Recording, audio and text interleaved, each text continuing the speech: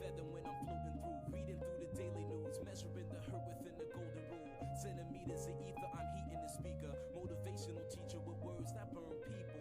Singing the headlines, line with discord. It's either genocide or the planet in uproar. Never good. The rules in paradise are never nice. The best laid plans of mice and men are never right. I'm just a vagabond with flowers for Algernon, an average Joe who knows what the fuck is going on. It's the hope of my thoughts that I travel upon. Fly like an arrow of God until I'm gone. So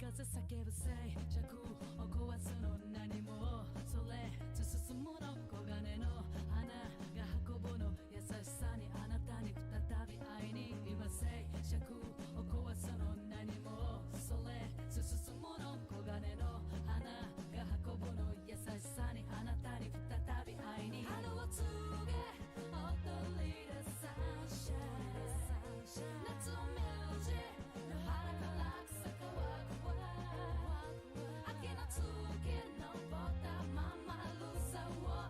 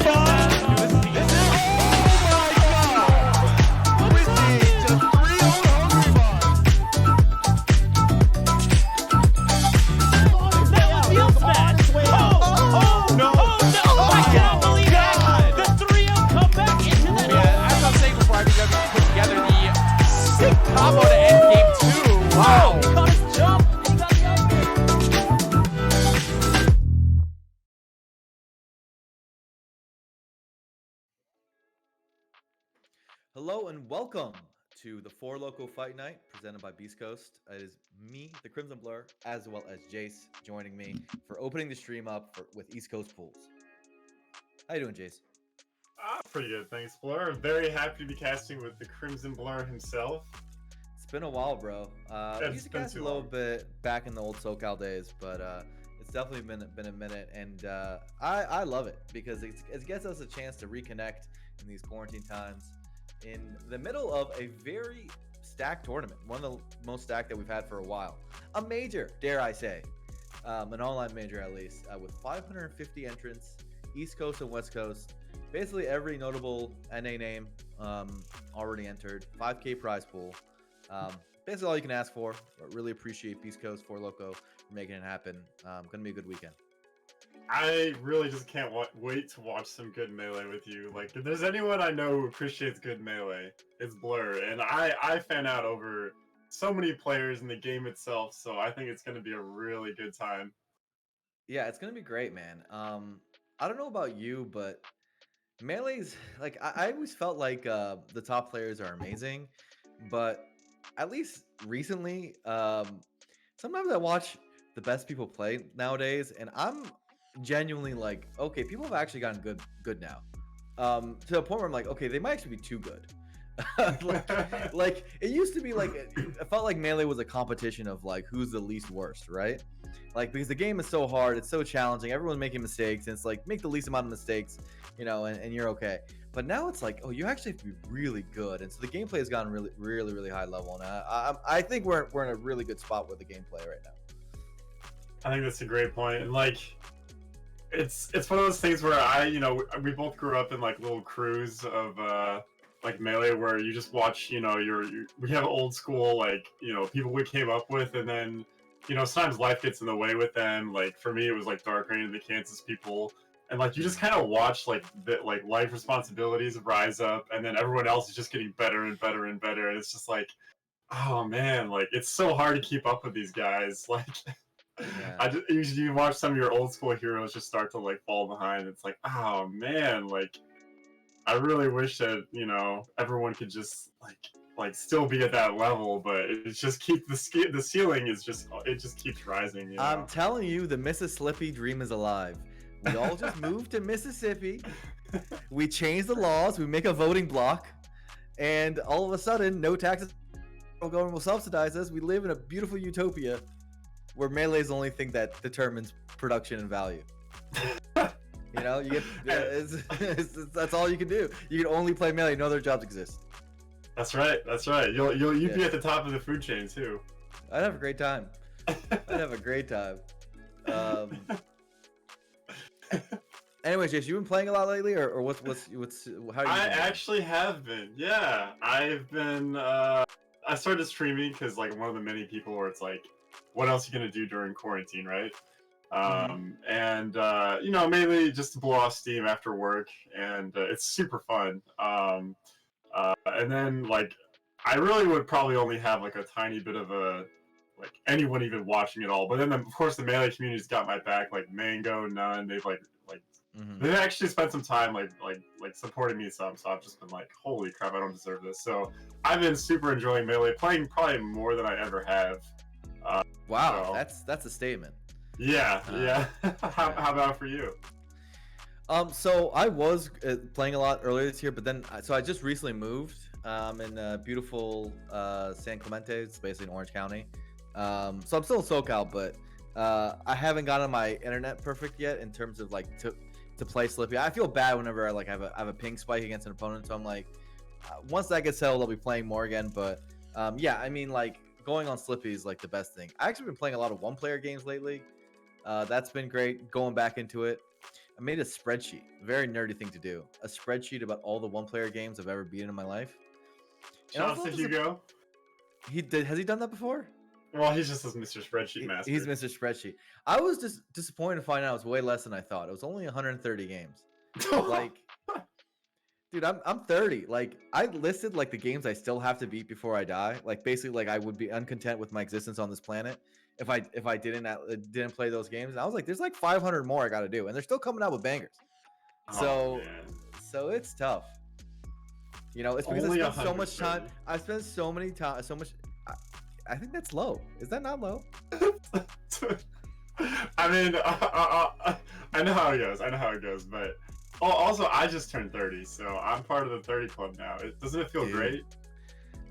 I guess I don't know. See, this No, is it where doesn't. the ticking clock. This is why the ticking clock was in the back of my head. I was like, I can actually plan out like what games I'm gonna go after for the rest of my life. And I know there's some games when I'm 70, I can't do those games. You know, I gotta save the strategy games for the back end, the RPGs for the back end a little bit, while I still have my youthful vigor. Gotta go for like the shooters and stuff. It's tough. Yeah, you know, I have been hearing some rumblings in my friend groups of, do you know Crimson Blur is like number 1 or 2 in the world and Slay the Spire? I'm just like, what? My Blur? Dude, I see. The thing is like my gaming pass is that there's certain games I've spent like probably like thousands, maybe 5,000 plus hours on. Like Melee's one, Slay the Spire's another, Guild Wars is another. Like basically like I love Guild games. Wars. You love Guild Wars? That's so sick. Basically, there's a handful of games which I've spent like insane amounts of hours on, and what happens when you do that, and any Melee player can tell you this, is that all the other games, like especially one-player games, which I still like, you end up playing less, right? And you know, end up missing out on a few things. And I think one-player games are really fun too. So, just trying to. Oh, Hey, I hear that we have our first match, so we might have an East Coast match for us. Zanya, the Sheik, versus Patti from Emom, the Samus. I believe that should be Patti from Alston Melee. I assume so, at least, from the New England area. So I can't wait to watch some Melee with the Crimson Blur. You all don't understand. Like, of all the people I can be talking Melee with, Blur is like top 3. Like, he's top 3 in there. So top 3. I'll take top 3. I'll take top 3. Top 3 is a good time. Especially with like Mango. That's Yeah. you know. Come on. You're my top 3 too, Jace. We'll top 3 each other. So it seems like it's Samus Sheik, which is a tough matchup for Samus. Obviously, it almost doesn't need to be said. But usually when I watch tough matchups for one side, I like to point out what the losing character has, because it's easy to see very easily. You know what Sheik has. She can needle through missiles. She grabs you, down throw fair. She's just a better character, like in every way. But Samus has a few things, right? So one of the major things is that a lot of the moves that Samus has are good off crouch cancel and have a lot of pullback. So forward smash is notably good. A lot of the Samus talk about it in this matchup. When she goes for a short hop forward air, you can pull back with forward smash, avoid the forward air, and then release, and you get the forward smash. Also, Sheik is really weak to crouch cancel. It's one of her like crippling weaknesses. And Samus is probably the best crouch canceler in the entire game.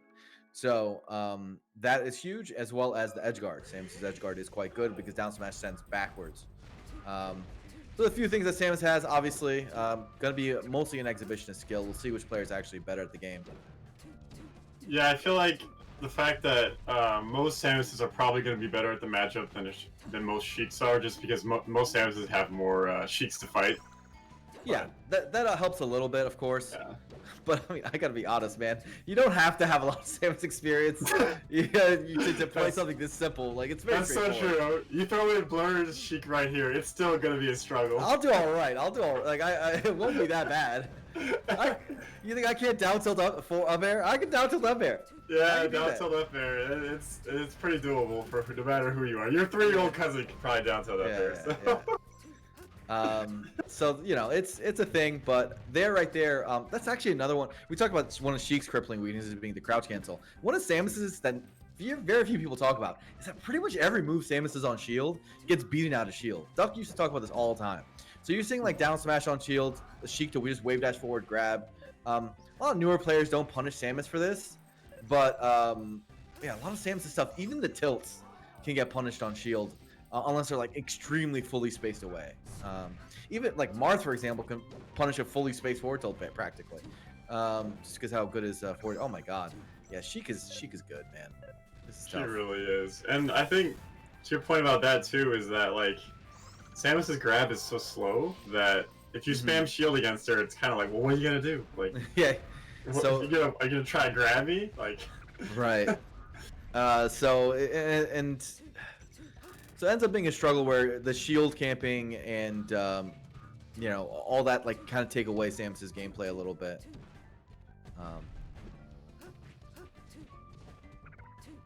Well, the Samus has got some heart. I can feel it in her. It's just the struggle is real. This matchup really is that tough. I'm not gonna say it does feel like the Sheik's the better player right now, but Yeah.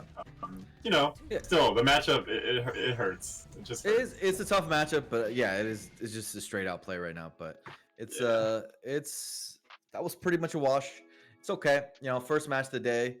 A lot of times, if you get washed in your first match today, you should just throw it away. Don't get too stuck up on it. Ego is the #1 killer. Yeah, everyone knows this. Jace, that's one thing. I'm like, why aren't you the best in the world? I feel like you are of all Smashers with the least ego, and I'm like, that's the struggle, dude. That's everyone's struggle naturally. You know, you don't have to worry about that. That's pretty good. I'm pretty good at hiding it. Oh, it's in there. Everyone's got it in there. Keep it there. There's layers that protect you, but it's there. Oh yeah.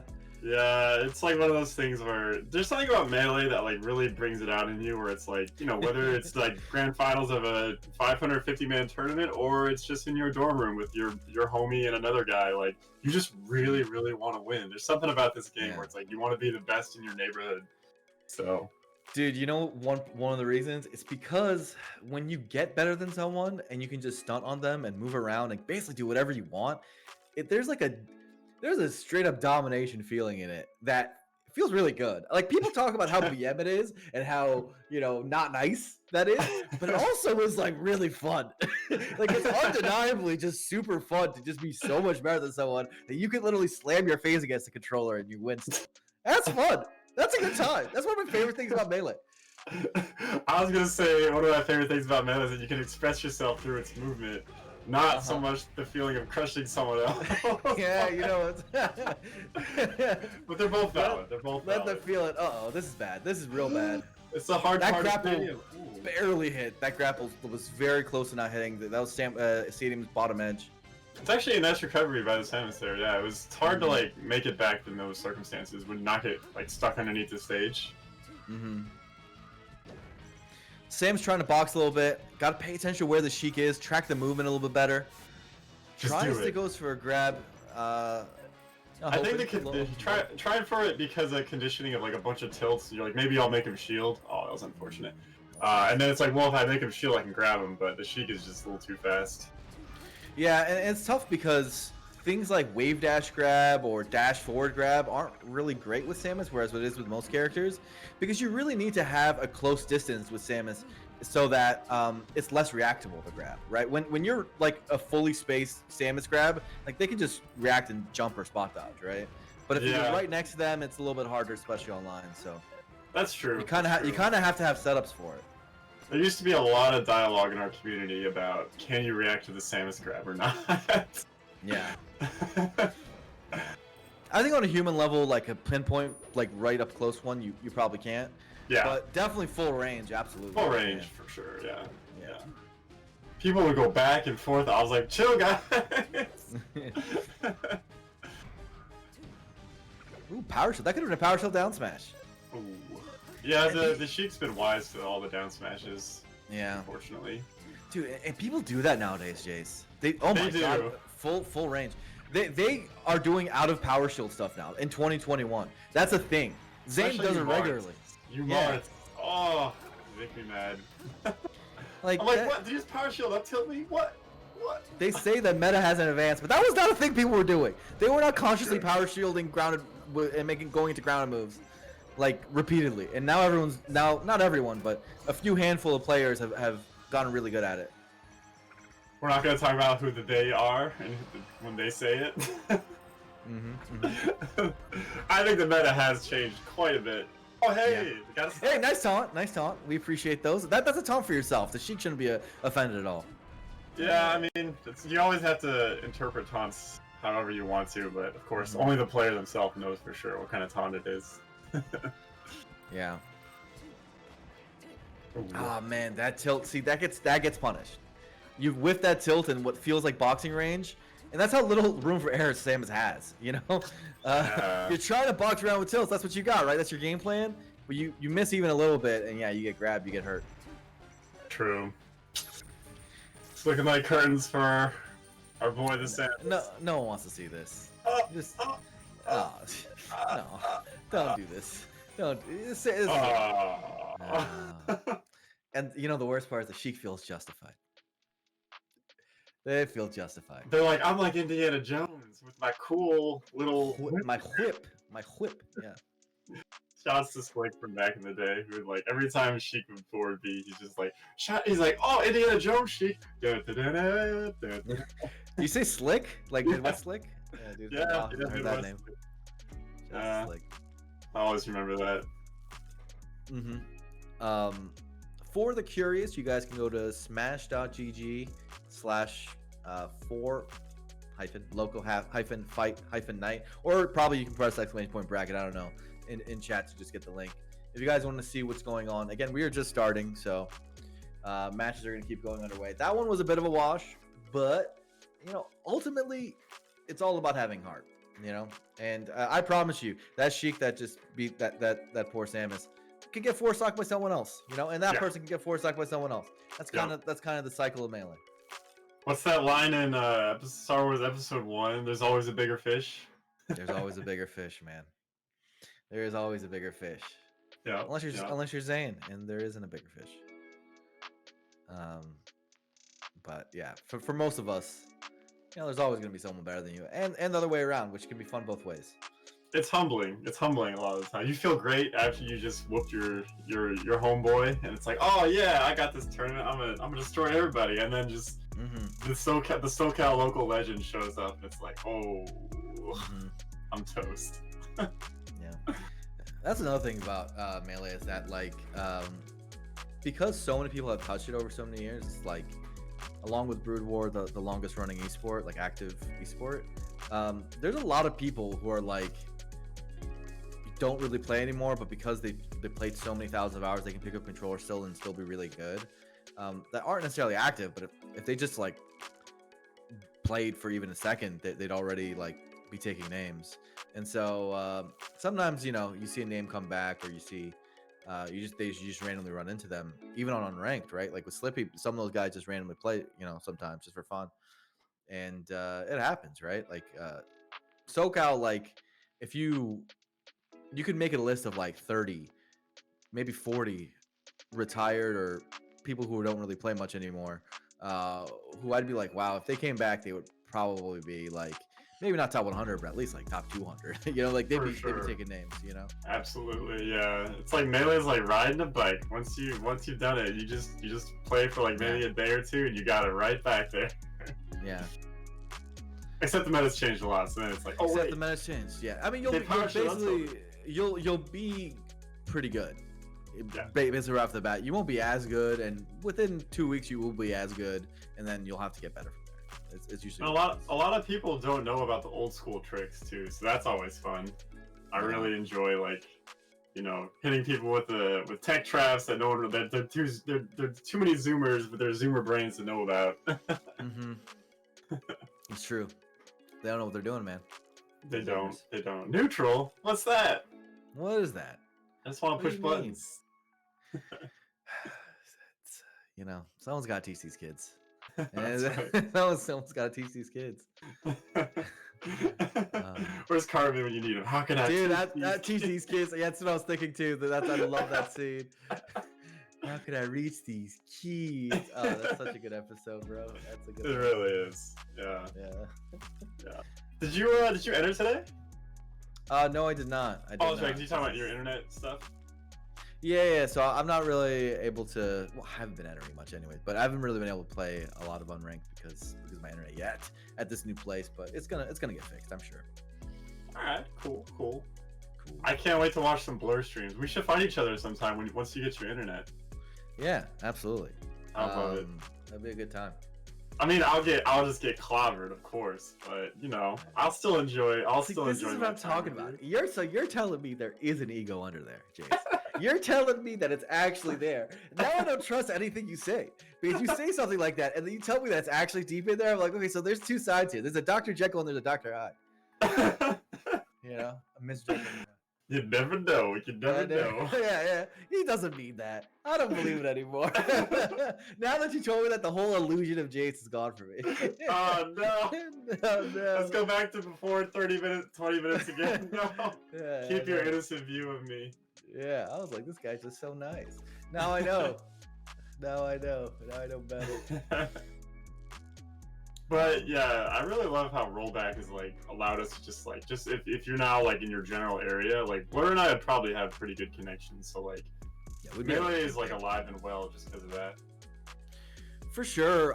Another thing that I think should be talked more about is, so quarantine hit, right? And if you follow Smash Esports, you know that roughly like 80, maybe 90% of our viewership traditionally has been tournaments, right? Like our people just watch tournaments, home streams do okay, but whatever. Ever since online tournaments have been a thing, home streams have been getting way bigger and way more watched, because what people do is they watch people's first person view of a tournament instead of what it used to be, where it's like, okay, maybe someone playing delay based friendlies with their homie. Like, it's just not that, interesting. First of all, because it was delay based and we all kind of knew it was whatever. Second of all, it's just friendlies. Like, who really cares, right? And now it's like, okay, I get to watch, Don't Test Me have a run, or I get to watch a first person view of Mango playing a major. All that stuff is really exciting. And I think it has grown the home streams a lot, to the point that we actually didn't decline. We actually grew in viewership since the quarantine, which makes no sense because that's crazy. Because we didn't have majors, right? We didn't have land majors, which shouldn't. To me, that's still the most mind-boggling stat, and it's the most encouraging thing ever. Because we for a little bit, like 2016, 2017 was like the peak of Melee viewership in terms of our total overall minutes watch, hours watch, whatever. But I think when we come back, we're gonna see a new peak. I actually believe that now, and I think that's insane. I didn't think that like 2022 or whatever would probably be the biggest year for Melee, but I at this point would predict that pretty confidently. I think it's almost guaranteed, because if we're getting nearly the same numbers without land majors, you just add land majors to it, and it's going to be a new peak in viewership in total. So I think that's one of the most exciting things, because I thought it was looking back at the past, I was like, man, how are we going to get back to that peak of 2016, 2017 in terms of total viewership? It's like, oh, it seems almost guaranteed now, and I think Slippy has a big part of it.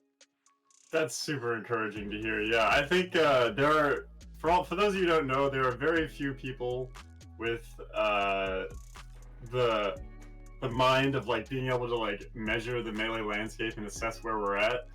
Blur is one of those people, like, really, real talk, like, he always knows. Jace is only giving me compliments today, but he said, I just want to say, now I'm still not trusting that. if Blur sees the sun on the horizon community, he's really good at assessing, like, accurately, like, where we're at. So I just want to say that's very encouraging for me personally, because that means I try to be honest with it, because I think like a lot of people are like, oh, Blurs is such a doomer, especially after 2017, because we were declining for a little bit. That's undeniable. Yeah, we were. But now it's like, it feels the exact opposite. I'm like, no, guys. Again, being 100 with it, I actually feel like the sky's the limit. Quarantine ends, and I mean, we're pretty close now. It does feel like, by 2022 we will have LAN tournaments again, almost assuredly. That's a pretty good time horizon. So and now we have a new match for us. It's going to be Ryobeat, who's in this pool, versus the Biggestbrain, a blue north. Humongous brain, a watermelon brain. Big enough. Mm-hmm. But yeah, I'm glad you mentioned, real quick, I just want to say, I'm glad you mentioned that with like, so it sounds like the cumulative effect of like a lot of players and like a lot of viewers feeling like they're part of the players' journeys with their little like homegrown streams, like that's like huge. So that's actually really cool. I'm glad you mentioned that. So yeah, like it solved a lot of our problems. Like we had a really hard time, for example, getting viewership on weekdays, but now we have online tournaments which get weekday viewership because there's genuine matches. And home streams are now like much more highly subbed and viewed, and like I think like the dynamic that will be to be a Melee fan, to watch people's home streams when they're doing online tournaments and be more engaged with that, and then convert it to major lands. I don't think people are ready for what that will do for people's like fandom. They'll like become much more attached to the players, I think. Let's see how big a brain this Martha really has. I mean, Ryobeat, yeah, he's a tough opponent. That much I know. He's insanely good Peach. Yeah, you can see it already. So he's gonna need a Hugo-sized brain for sure. Arguably the fastest Peach there is, and generally like Peach has become one of the most technical characters. Like generally the more technical players out there. So you need a little bit more than brains, honestly, to be Ryobeat. You actually need a little bit of brawn. You got to be technical yourself on the Mars side because you can't make mistakes against Peach. You gotta be like cracked at least some level to keep up with his speed for sure. Oh, all right. I love when they don't DI. I love it. I think Wobbles is the one who said it. Is that he noticed a trend.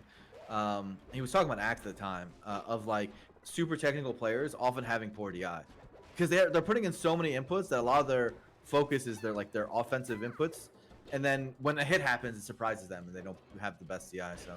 Not saying that's what happened there, but yeah, it's just a fun little Wobbles anecdote. Yeah, I definitely see that being true. Yeah, we'll see. I think so far this Marth looks pretty fundamental, pretty solid, so I think this will be a good set. Hey, keeping it even with Ryobeat, that's pretty good. Yeah.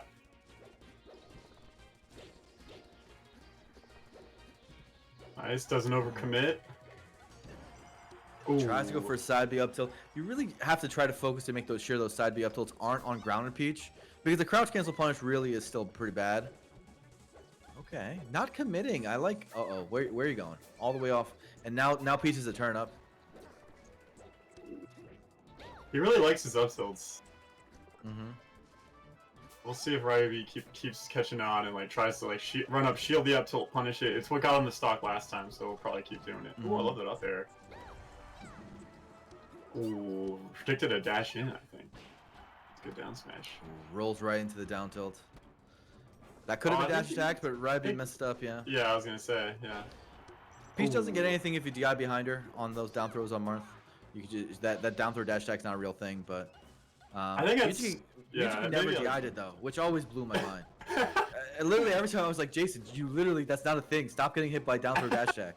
Model would get him every time, and I would just rage. He's secretly an Armada fan, that's why. Oh, dude. Yeah, he wanted it. He wanted to get hit by the dash attack. I don't get it. Ooh. Shouldn't be it. Yeah. Roy's up throw stronger by a little bit. I did not know that. Wow. I think Roy might have gotten that one. My favorite is the moment between you and Scar and Toph. Where one of you's like, it'll kill at this %. Yeah. And then you did it, and then they did it. And then... no. It just didn't kill yet. Dude, I'll admit that I think most people, even the best players, I think mostly just like have a general estimate. Like no one knows the real. Maybe you should, but it just doesn't come up enough to remember per character, per stage. Like that's a lot of memorization. I think there's only like a few exceptions to that rule. Probably like Mewtwo King, although he's like that probably in a lot. No, he doesn't know it. He doesn't know the percents. He knows more about it than most people know. If you ask Mewtwo King right now, up throw on Battlefield or let's just pick a character, whatever, on Battlefield. I don't think he'd know it without looking it up. I don't. Yeah, okay, that's fair. That's fair. Most people wouldn't know it. But he probably has a lot more knowledge of those things than the average Melee player, for sure. Can't do that in the air from edge for the Marth. Does a ledge jump. For the most part, I mean, this is really frustrating to say, but the Smart's just not technical enough. you can't be doing that forward air. There's just a lot of stuff. Sometimes it's a lot more about like what you shouldn't be doing than it is like what you are doing. Because there's just a lot of actions and commitments that the Marth's doing that you simply just can't do. And it's going to be really hard to win as long as those are things. Once again, tries to go for a roll up right when the Peach did have the down tilt out. Luckily gets shield up. Can't go for that forward air. That's a drift forward air on shield. Not good risk reward. Yeah, that's a thing. But you know what? This Marth does have a decent brain. This Marth thinking, having, legit thoughts. I like that. Dude, that's a high compliment because so many people don't even think. It's true. Look at that. That was maybe a down tilt, but if it was a real down, if that was on purpose a down smash, bigger brain than I've ever had. I'm gonna give him credit. You know what? I'm just gonna say he meant to do it. He meant to do it. I guarantee it.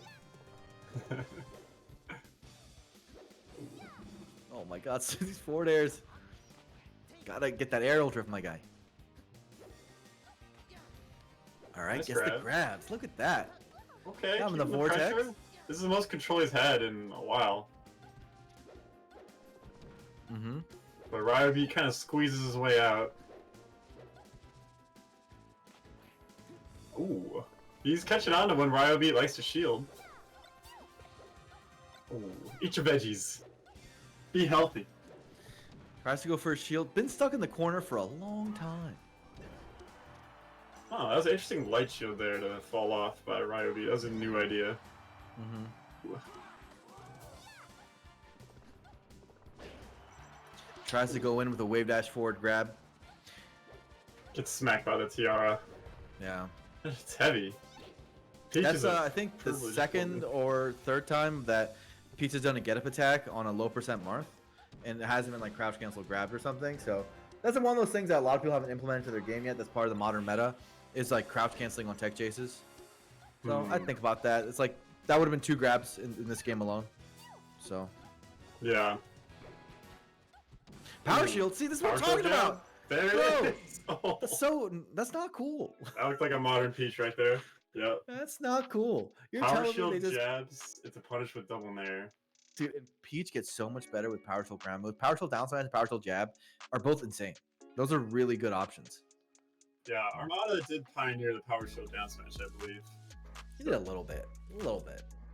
Before Armada DOH did it a little bit. A lot of other Peaches were like trying it out, but it feels like in this era, like it's just a thing you got to do.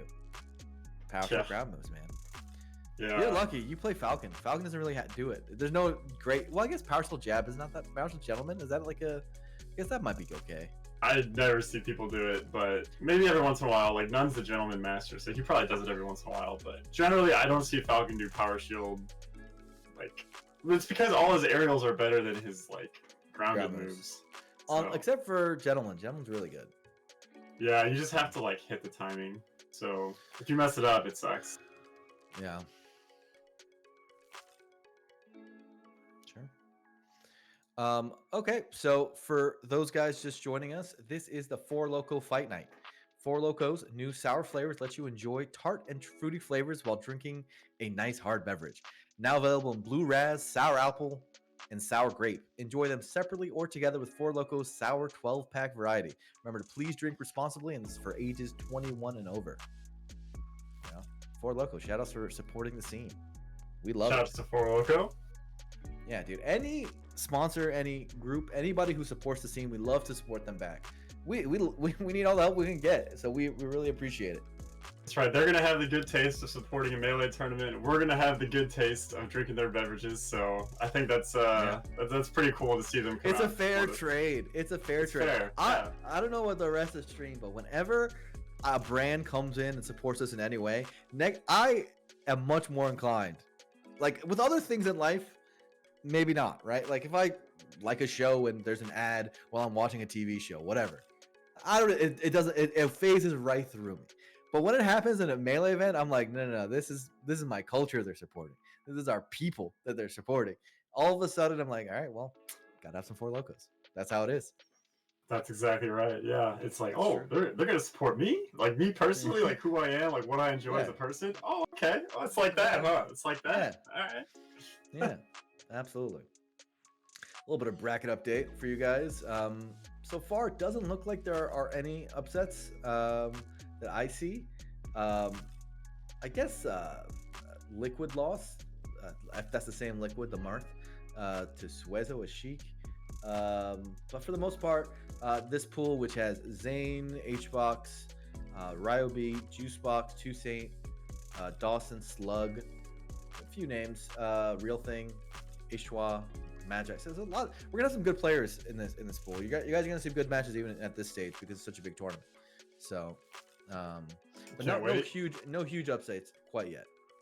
Yeah. Look forward to watching it.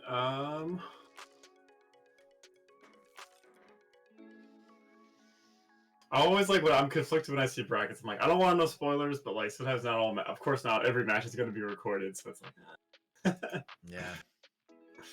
Dude, I can't wait for the day where we're gonna have tournaments where the entire tournament is going to be streamed in some capacity. It's just not that hard to set up. I think one day we will have it.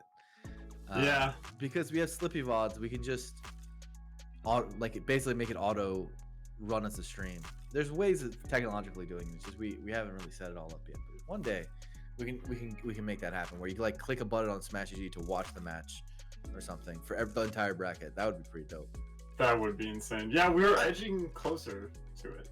I say it'd be pretty dope, but at the same time, like 90% of the matches I want to watch do get streamed, right? So it'd be like for like maybe the 10%. So yeah, it'd be a lot of wasted data on the internet. I'll be honest. There's also that. I'm not gonna watch. With all due respect, I'm just looking at a random bracket match.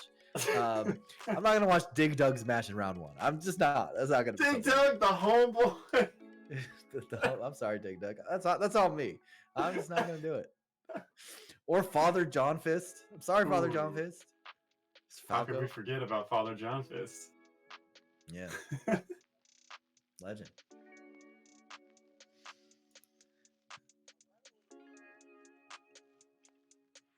All right. Well, anyway, chat, we will be back. We're going to have a minute ad break, and we're going to have more matches for you guys. Hope you guys are enjoying. Remember to share the stream, all that. We'll be back in a minute.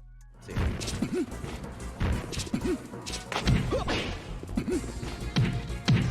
Ha!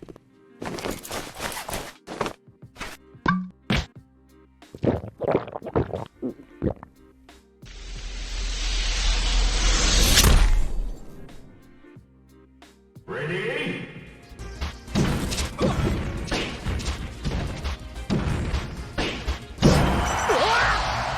Show me your moves.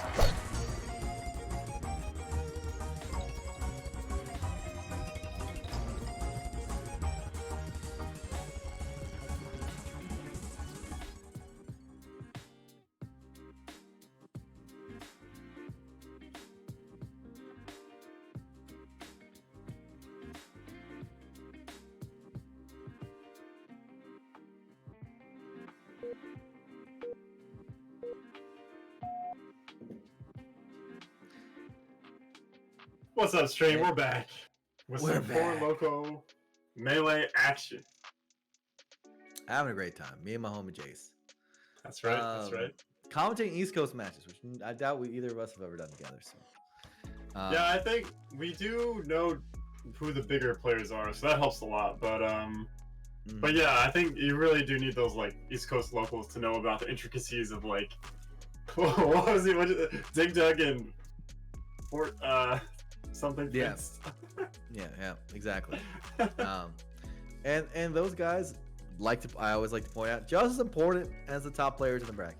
Everyone's equally important. Of the 550 players, everyone, we appreciate it. If you enter, you're are already superior to anyone who doesn't enter. So never forget that. You know. I think like with like more lower level players, the only like the few top players I've heard like recognizing their value is actually Mango himself. He'll be like the scrubs of Melee, like everyone underappreciates them. Like we're nothing without the scrubs of Melee, and like so true. I think he came up with the term Arcadian, I believe, and so he's like, don't forget about the Arcadians. Yeah, and that's stuck. We do Arcadian events a lot now. Jace, I'm actually gonna ask you an interesting question. Go for Everyone asked the question,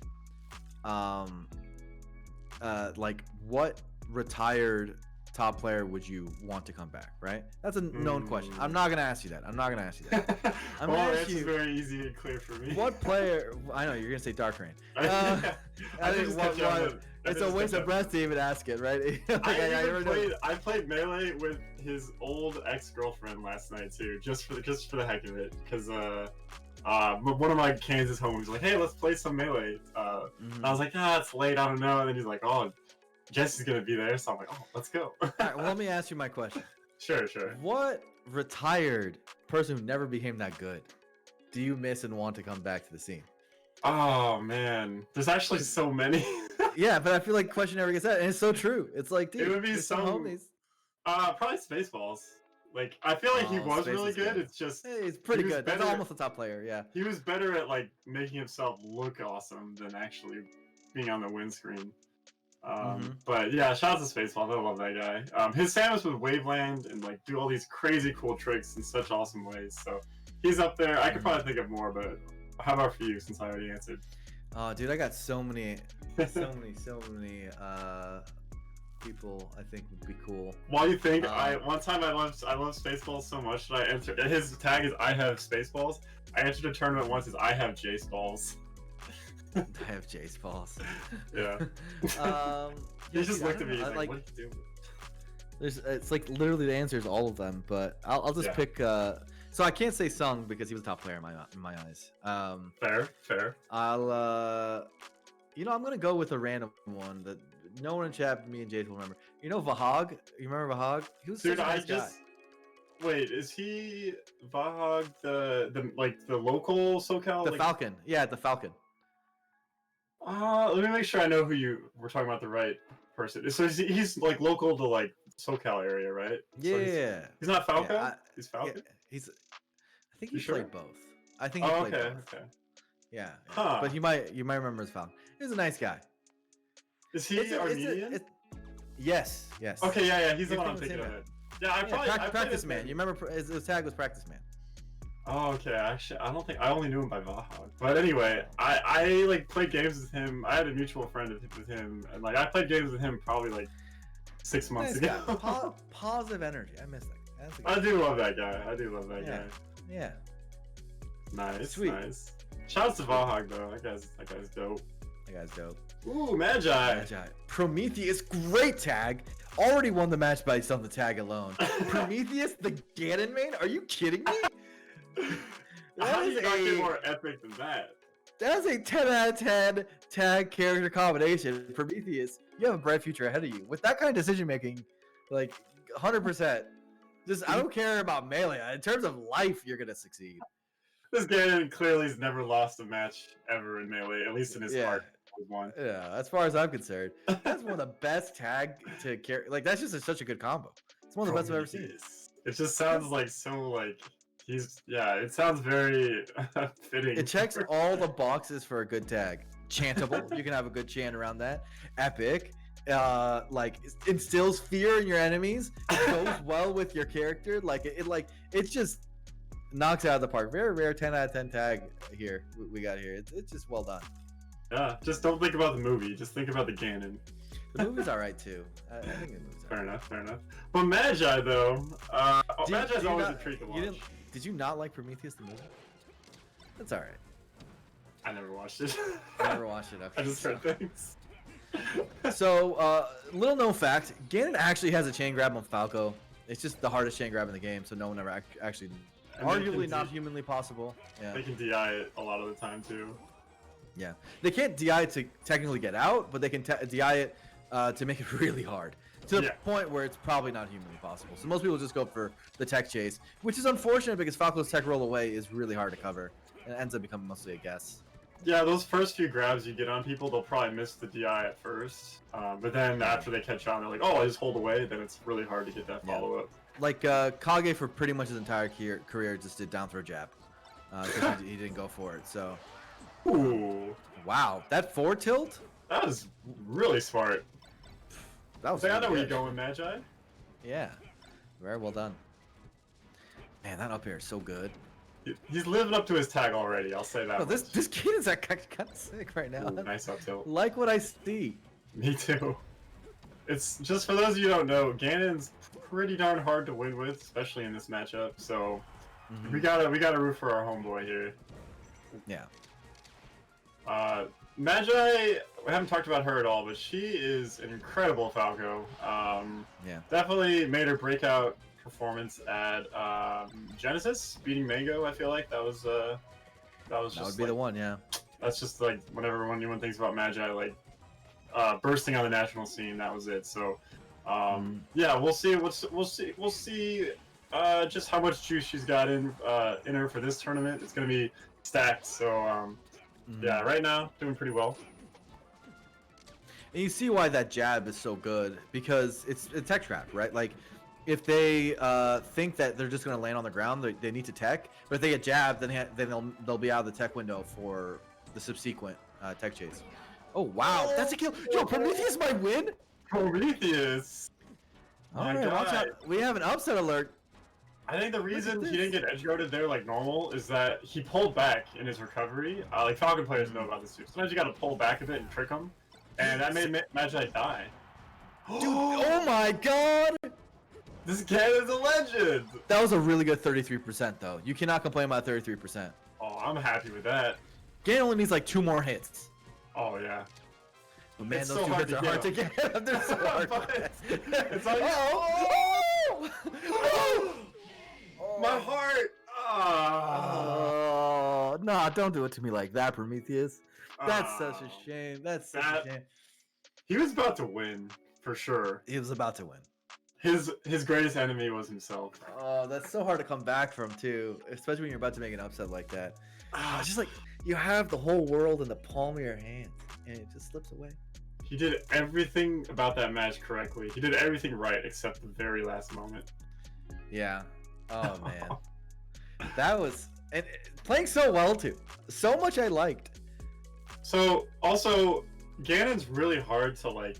Ganon tech skill like doesn't really look that fast, but it's actually really precise. So if you don't get your wave land on those platforms like perfectly, you will SD like that. Or like coming off a ledge, if you don't like come up perfectly, you will SD. So like, there's a reason that Ganon SD'd right there. It's like there's, it's just hard to perform that stuff consistently, especially under pressure. I think Ganon is one of those characters where, you know how they say like, it's crazy how like in Melee it feels like better people just move faster. Like Ganon, when you first touch him, it's like, oh my god, it's so slow. And then with the better people with Ganon, they go pretty fast. You get pretty fast as once you get the Ganon specific tech skill. Yeah, obviously still a slow character, but yeah, like but you can make do. Yeah, because maybe his running speed is pretty slow, but once you get a few wavelands going, it's actually kind of fast. Mm-hmm. Good choice to back here there. Tough spot. Alright, let's see if Prometheus can mentally come back from that. Tries to read a roll with a forward air behind Magi. Gets that. Wow. That was slick. I like it. Genius. Yeah. He knows the East Coasters love the edge. I can tell this Ganon knows what's up. Mm-hmm. Ooh, I love that dash tag. It's actually really smart. It did get crouch canceled, but still not a bad idea. Ganon actually, and I want to see more Ganons, has one of the best slide offs in the game. Because Ganon's hitboxes are so big. Post slide off, pretty much any slide off you can get a hit on the opponent. And also because of the heavy weight, you can slide off to much higher percents than most characters. I did not know that. He needs something. Needs something. Yeah, it's got some things, like you can't say his hitboxes are bad. Yeah, that's true. And got that up air, got big kill power, good shield drop, good slide offs like I said. Ooh, And so then there's much like a list of damage. 20 weaknesses that Magi is exploiting right now. Like shield pressure. It'd take like all day to list those out. yeah. I just keep pointing out what's good about Ganon. Yeah. Focus on nice the job. positives. Okay. He's getting smart, I'm telling you. He's making the right calls. Like, it looks rough, but he's making all the right decisions. And doing something very important that every Ganon has to do, and that's adding fear to the opponent. Like, that recovery that Magi just did with the side B, only possible if you instill some fear, and the Ganon is instilling the appropriate fear necessary. Oh, that's rough. That's just DI. Didn't expect to probably get slid off into grabbing the ledge, but instead landed, teched, and got hit by a second air. yeah, that's a good point about the Ganon fear. So that's why when you're a top player, you're used to not being afraid of anyone. So that makes it extra hard as a Ganon trying to like instill fear. Yeah. Try and grab. That is a rough spot now. Ganon's only can do so much here. Oh, but Magi misses. Shield drop. You got a shield drop there. Shield drop up air is so strong. Oh, great choice to up air. Oh, that almost worked. I love that down air. A lot of shine grabs. I'd like to see light shields. Forward B, just do it. Okay, just rolling. Just roll. Oh my god, let's cancel! Okay, another opportunity. This one's a lot harder, but Prometheus is still in the game. Come on, Prometheus. You can do it. Oh! Just a few more hits. Oh! Oh, no stomp out of shield, being patient in shield. Doesn't roll, gets a spot dodge. It's pretty good at not rolling. Yeah. Okay, is Magi gonna go out there? Does down B. I thought that the Ganon wasn't gonna down B for a second. Still lives at 165 from a backer off stage? Oh, that's it. Okay. Could have gone low there. Magi actually gave up ledge. Yeah, it's like one of those tough spots. You don't know whether they're gonna give up ledge or not, so he kind of picked the safe option. But Magi was just picked the conservative option, so yeah. Prometheus actually could have won that set. It's very close. I'd like to see a lot more from that Ganon. I want to see Ganon. Yeah, that Ganon's dope. I enjoyed it. Smart player. Like, I actually was thinking about a lot of the out of shield stuff. Rolled when necessary, didn't roll when not. I'd like to see one thing, because he got shine grabbed a few times. A little more light shielding. Not a lot of digital to light shield, transitioning. And the characters with really bad out of shield options benefit from light shielding the most. Because, hey, if they just push you off, push you away, and you grab ledge, for example, that's better than doing your out of shield option sometimes, because your out of shield options are so bad. I never thought about that light shield more. So I guess it kind of might mess up the timing too on like their aerials. You think, or is it mainly just like you have more shield now? So there's a few things. Might mess up their timings, and the hard shield to light shield transition is only 2 frames. So if you can buffer it, which is really good. So so they can't react. They can't react to you going from hard shield to light shield. And there are controller methods where you can hide a light shield. So you can have a light shield input and then let go of your hard shield button and you switch to light shield. And that makes it so that they'll miss shine grabs, for example, a lot of times. The best counter to shine grab for a lot of characters is light shield, because you hard shield the aerial or the previous hit, and then you light shield the shine, and then the shine you get pushed too far away to get grabbed, so shine grab just doesn't connect. And then for some characters like Marth, of course, you get a true punish because they whiff the grab. They whiff the grab, you get your own grab, or you get a forward out of shield or something like that. So. Oh, that's really cool. Yeah, and Magi was double shine grabbing, so that actually makes a lot of sense. So 100% would have worked against that, because you would have light shielded away the shines and then been out of range for the grab, and it would have been unreactable for Magi. It's literally 2 frames, right? So she would have still inputted the grab and would have missed, and then gotten owned. Thing to think about. Yep. Ganon, I'm sure they'll bring it back in losers. Aklo playing young Link, not normal Link. Weird. Don't know if this is like hey, I just want to have fun, or if this is just like Aklo goes regular Link in tournament pretty frequently. So, it is regular Link. Okay, so that makes sense. I thought Aklo was Fox, but Fox Link, but plays both in tournament. This is not a normal for Aklo. Why would he ever pick Link? He's good at Link, bro. What do you want? The same reason anyone else picks him mid-tier. Like, they're just good at him. What are you I've only seen his Fox, so I look forward to seeing this Link. So he goes Link on FD against Marth. He goes Link in some other matches, probably Peach and Samus, I assume, like the ones that Link's good at. And against Luigi, like, I don't know, maybe he's like, I can go Link. I think Fox obviously does incredible against Luigi, but it's more of a fair fight. I like when people do this, where it's like, I have a Link, and this is more of a fair fight, so why not? I think he wants to keep the spirit of Melee alive. Of like, oh, this poor Luigi's probably used to fighting and losing to Fox after Fox. Like, let's give him the Link, and like, maybe it's like one of those things where he goes Link when he can get away with it, and then he has to go Fox when he has to. That's the thing, right? I like to see it, because we don't get to see Luigi Link a lot often, and if YouTube view counts are any indication, it was always like these weird matchups which always had the most views. What? On YouTube, always, bro. Like it's a Redditism to say that people like hate watching low tiers or whatever. It's like, bro, just literally look up, like, go on VG Bootcamp's YouTube, for example, and look at their top like 20 matches, all like weird mid-tier matches. It's because like, they love it. The noobs love it, dude. And there's nothing wrong with that. I think our community is split on. Oh, that was weird. Our community is split on that. I think some people agree, some people disagree. I'm not going to talk about how I feel about it. Hey man, I like watching Don't Test Me. I'm on the train. Like, hey, why not? Screw it, bro. Like, I'm down. I just like Melee. We're having a good time. Just don't hop on unranked and play me with your Link, please. Just don't do it. But So everywhere you're else, one you of can go those. low tier. Jace, I didn't know you had this darkness in your heart. Links, you can play me. I'll have no complaints. It's okay. Especially for sick like Aklo. I mean, these guys are good. Yeah, I'm liking it. I'm liking it so far. All right, so Jace, let's figure out what this matchup's about. Ooh, putting a bomb in front of you. That's actually sick, right? Because gotta Samus store- does that against Luigi sometimes. You store one bomb for the winner, and you just come back and hit him with 2 of them. You're ready. Yeah, it's so nasty. I assume, oh my god, just damaging himself. Literally damaging himself for no reason. Well, you got some slick movement out of it, so, you know. Yeah, it makes looks sense. cool. It's only 4%, but like, it's just, like, you're just hurting yourself. Oh, bomb saved him. Wow. Jace, pop quiz. What is the total list of characters that can hurt themselves in this game? Obviously Pichu. Obviously, Link, Pichu. Link can do it, right? Roy can through his neutral B. That's right. Yeah. What about Kirby when he gets the neutral B? Right? You copy Roy's neutral B, don't you get? You also. Oh, that's true. That's true. That's Yeah. assuming it has a. It's like an asterisk next to it. 'Cause you have to Yeah, assume. I'm trying to think of any others. I don't even know the answer to my own quiz. That Spike. But there's probably a few more. It's definitely not many.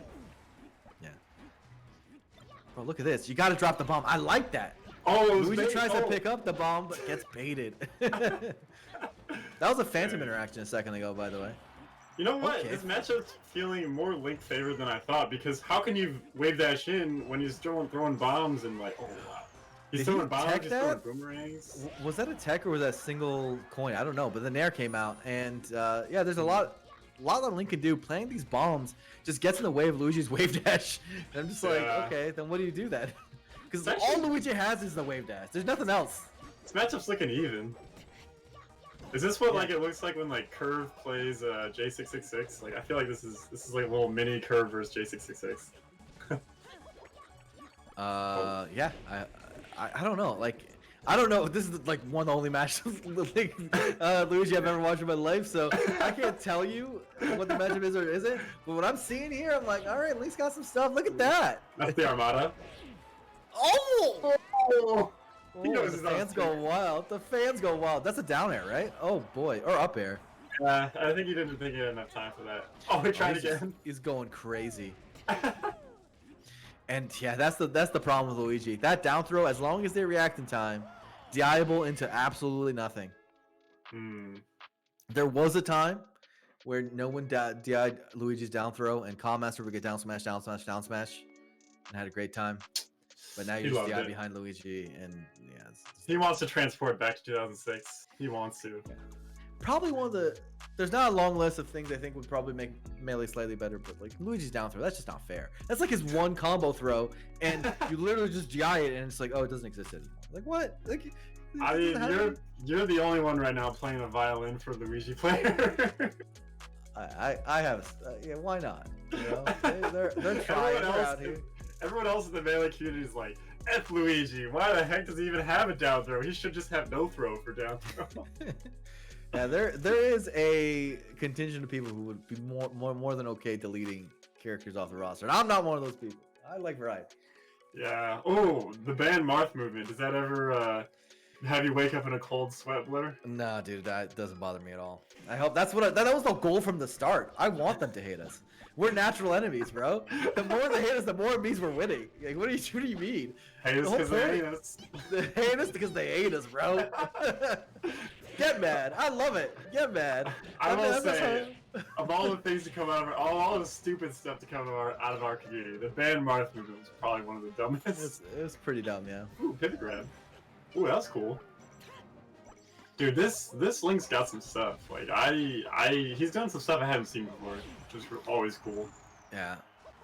Aklo likes to call himself the best Link. Link Discord disagrees. Oh yeah. Yeah. I do have one friend who plays Link and is in that Discord. Shouts to Penance. He's not watching, but I love that guy. Ooh, okay, a little down air from deep. One of the most fun things you do with Link is just down air from the sky. Yeah.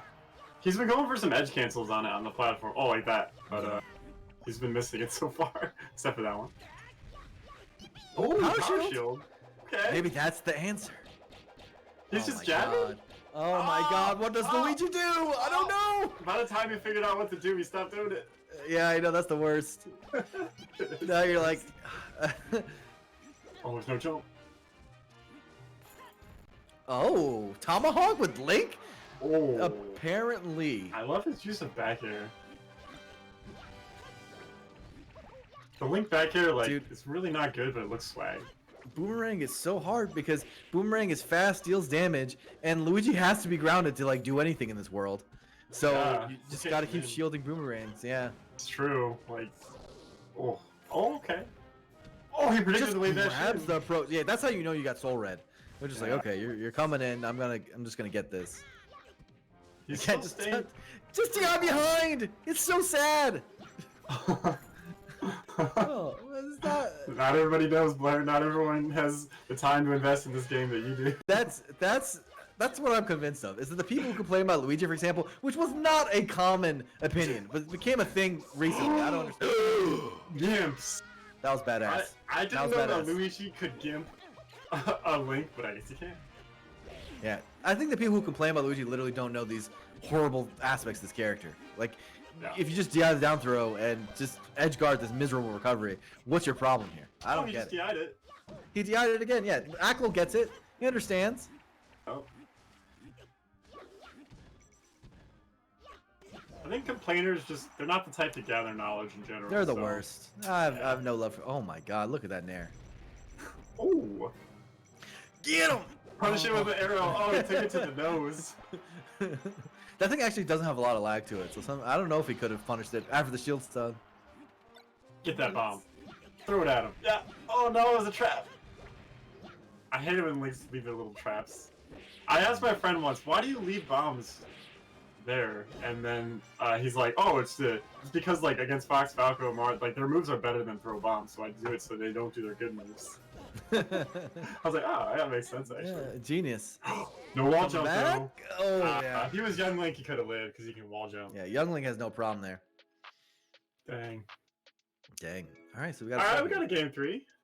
It was And all this is because of that where- gimp. This is yeah, the down air gimp. That was a true spike down air. Yeah. Luigi has multiple ways of hitting with the down air. You know, one of them's the most common one, which is the massive knockback one. Another one is the one you saw there, and that can get you gimps. Mm-hmm.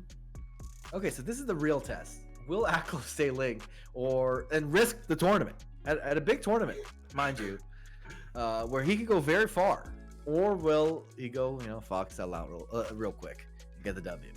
I think the Link could just win. You're not gonna get killed at 30%, and there are Twitter followers on the line. You always have to consider these things, Jace. The stakes have never been higher. Yeah. The thing is, he probably has some measure of Link ego, right? Like that's a factor here too. He's like, well, Yeah. my Link shouldn't have lost that.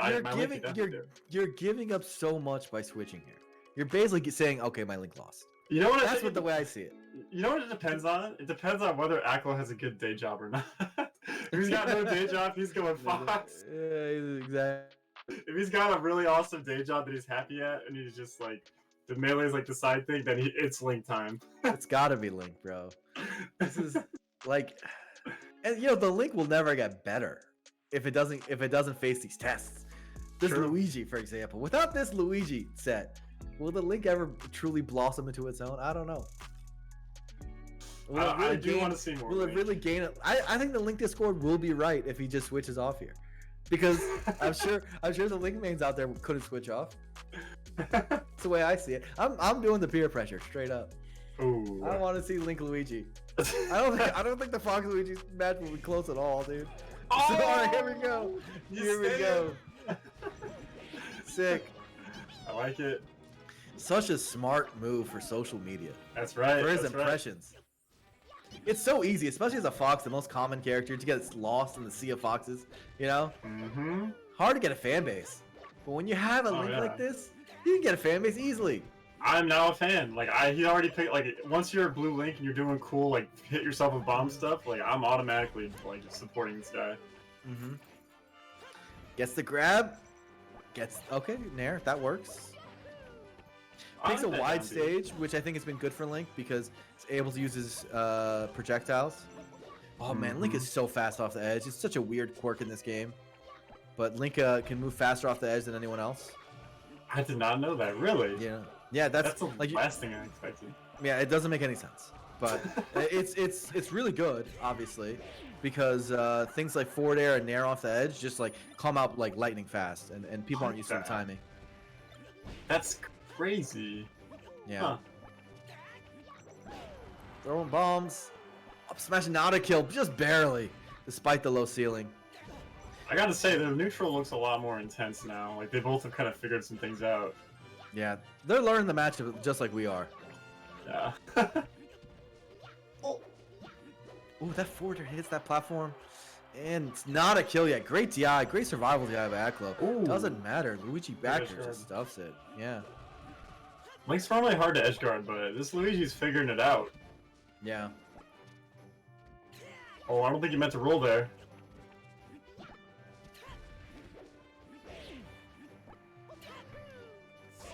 But, oh, okay. Ooh, wow. They're both doing. Oh, the bomb bounced off his shield, then it bounced off again. Yeah. Oh, is this a? Oh, he mashed out. I wasn't sure if that was gonna be a kill. This was a free punish. What do we have here? Yeah. Oh, is that boomerang to down air? That works. Dude, that was a big swing right there. That could have been at least like 40, 50, 60 damage on Luigi's side. Oh, just forward air. That was like 7 in a row, 8, 9. Dude, he was just playing like Marth, just forward air, forward air, forward air. I like it. He's forward airing more often than Marth do, even. Yeah. Oh, he doesn't care. Ooh, wow, things are just working out for this Link. That's not it, yeah. A lot of power in that down air, but that's not quite it. Wow. Dang. Forward air is the adjustment that Aklo's made, and it's paid off in dividends. Yeah. It's very hard for this. He's like, what, you gonna try to wave that shit about forward air? Just try. Just try. Mm-hmm. Ah, dang. And I think the adjustment, and I'm saying this with not nearly as good of a Luigi as this Luigi, it's probably just forward tilt, right? Just do a ground move. I I'm can see that assuming. working better. Yeah. Oh, caught a break. I think this larger stage choice has kind of made sure that he doesn't have any like smaller SDs like he did in the past, or like get gimped at all. And the So this projectiles stage- and the Yeah, forwards, this- everything is being walled out right now. This is an uphill battle, yeah. Yeah. You should go out there soon. Yeah, there it is. Oh, So sick. dang. So sick. That And was- you see that? Watch. Aklo retains his Link's honor Yes. and wins the set. See, I'm happy we got that. That was great. I Me had a too. good time. That was our best set so far. I had a good time. Aklo with the confidence to stay Link. Mhm. And I saw some new stuff that I haven't even seen before. Yeah, I mean, again, like I said, I don't know when the last time I've seen that match. It's probably been like 10 years. And it was a good one, you know? Cool. Like, for all I know from just watching that, now, Aklo probably a better player. But, you know, it felt like Link does well. That felt good for Link. I'd like to see other Luigis try it on just to see what it's more like with a little more even skill levels, maybe. But I don't know. Siddward did well. Shout outs to our Luigi friend.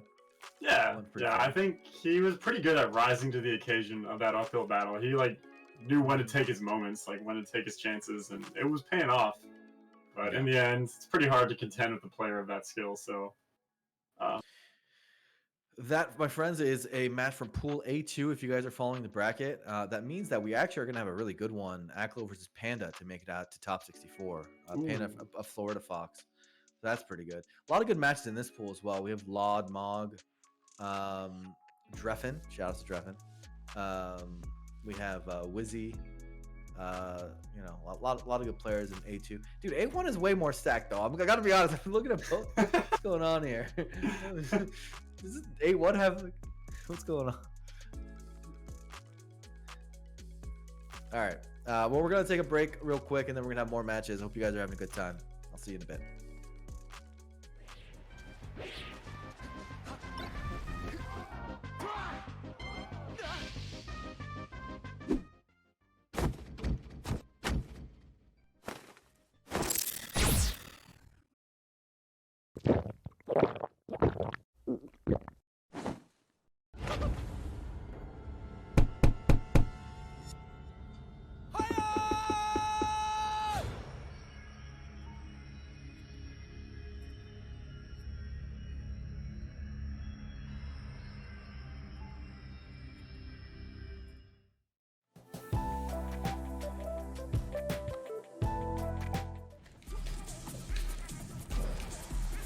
Blocked it.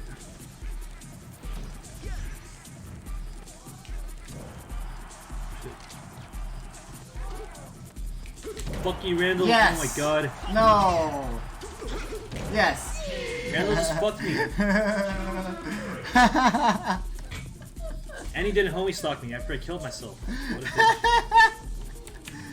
bitch. Get fucked. That's a bitch move right there. He didn't homie stalk me and I got grind by the stage.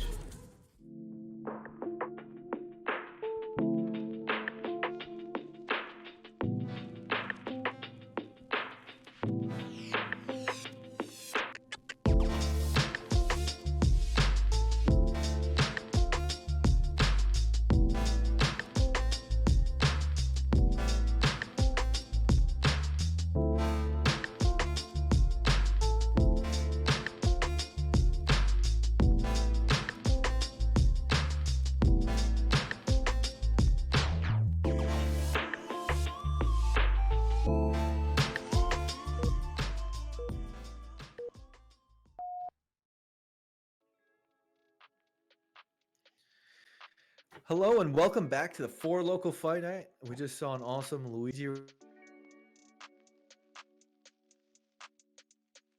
Ready to commentate some more matches? I'm so ready. What's also funny, I just read it as like before. I read it as 4 Local Fortnite, but thank goodness they have not infiltrated our circles yet. Fortnite might have infiltrated other circles, but not us yet. Not Melee. We're pure.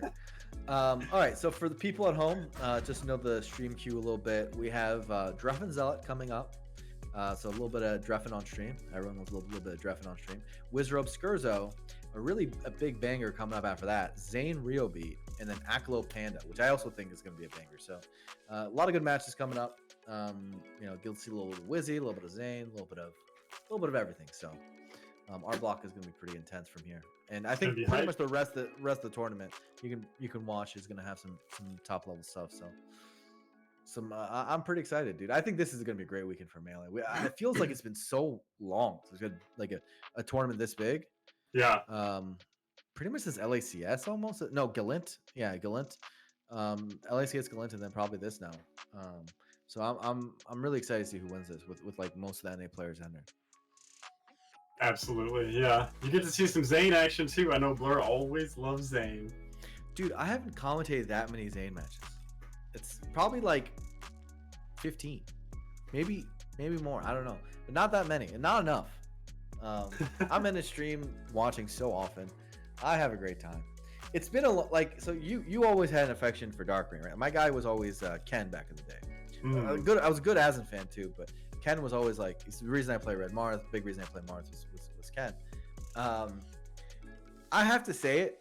I didn't think I would ever get to the point of being a straight fanboy for a player, like I was when I was younger. Like I was a 14-year-old kid, so of course I just was like, oh Ken, I was caring so much. This Zain guy makes my heart beat in a way that I didn't think was possible anymore. This old soul. I didn't think this rusty cage of man, that just dragging my body along this mortal plane would ever feel these emotions quite again. This is a good Marth, dude. Like, I don't know if it could be quite like this. And I need Zain to know it has nothing to do with his personality. Him as a human, whatever. Sure, whatever. Nice guy. Seems okay. I'm talking specifically about that sword. It brings out a whole different side of me. You thought that part of you was dead, but no. No, dude. I can still be a fanboy. I'm a kid again. It's a great time. I spent so many years basically being like, oh, they're both my friends, whoever wins, it's cool. Like I'm just watching for the good of Melee. I just love Melee, But now all of a sudden it's like, oh no, but this is what it means to have the connection. You know what I'm talking about, Jace. You are a Darkring fan. You get what I'm talking about. Yeah, I feel it with Mango the most these days, just because Darkring's been retired for so long. But I'm still trying to drag Darkring back. But yeah, there's something about like having a hero in Melee that's like really captivating, because like when they're playing, it feels like you're playing, and it feels like your heart is on the line. It's like, I gotta win. Like it's hard to describe, but you pretty much only people who've felt it can understand. If you've been in the scene a long time and you have like a lot of friends in the scene, that feeling goes away because you become friends with everyone. So you're like, I'm not gonna root for, let's say it's a Shroon versus, SFAT match. I like both those guys. They're nice people. Whoever wins wins. You know, Yeah. it doesn't really. I usually don't have a lot, much at stake there. Sometimes I won't want to win more because I feel like it would be funnier. But that's usually where it ends up. You know. But, That is one regrettable thing about what we did have with old school Melee is that people were like when regions clashed, it was huge, and it was like, oh man, my boy's gonna be your boy. There was real hatred. Yeah, exactly. And that's actually the foundation of the scene. Some people will be like, oh man, the scene is this way, that way. So some people are toxic, whatever. I'm like, bro, toxicity was what started it all. Chillin' dude was such a little twerp.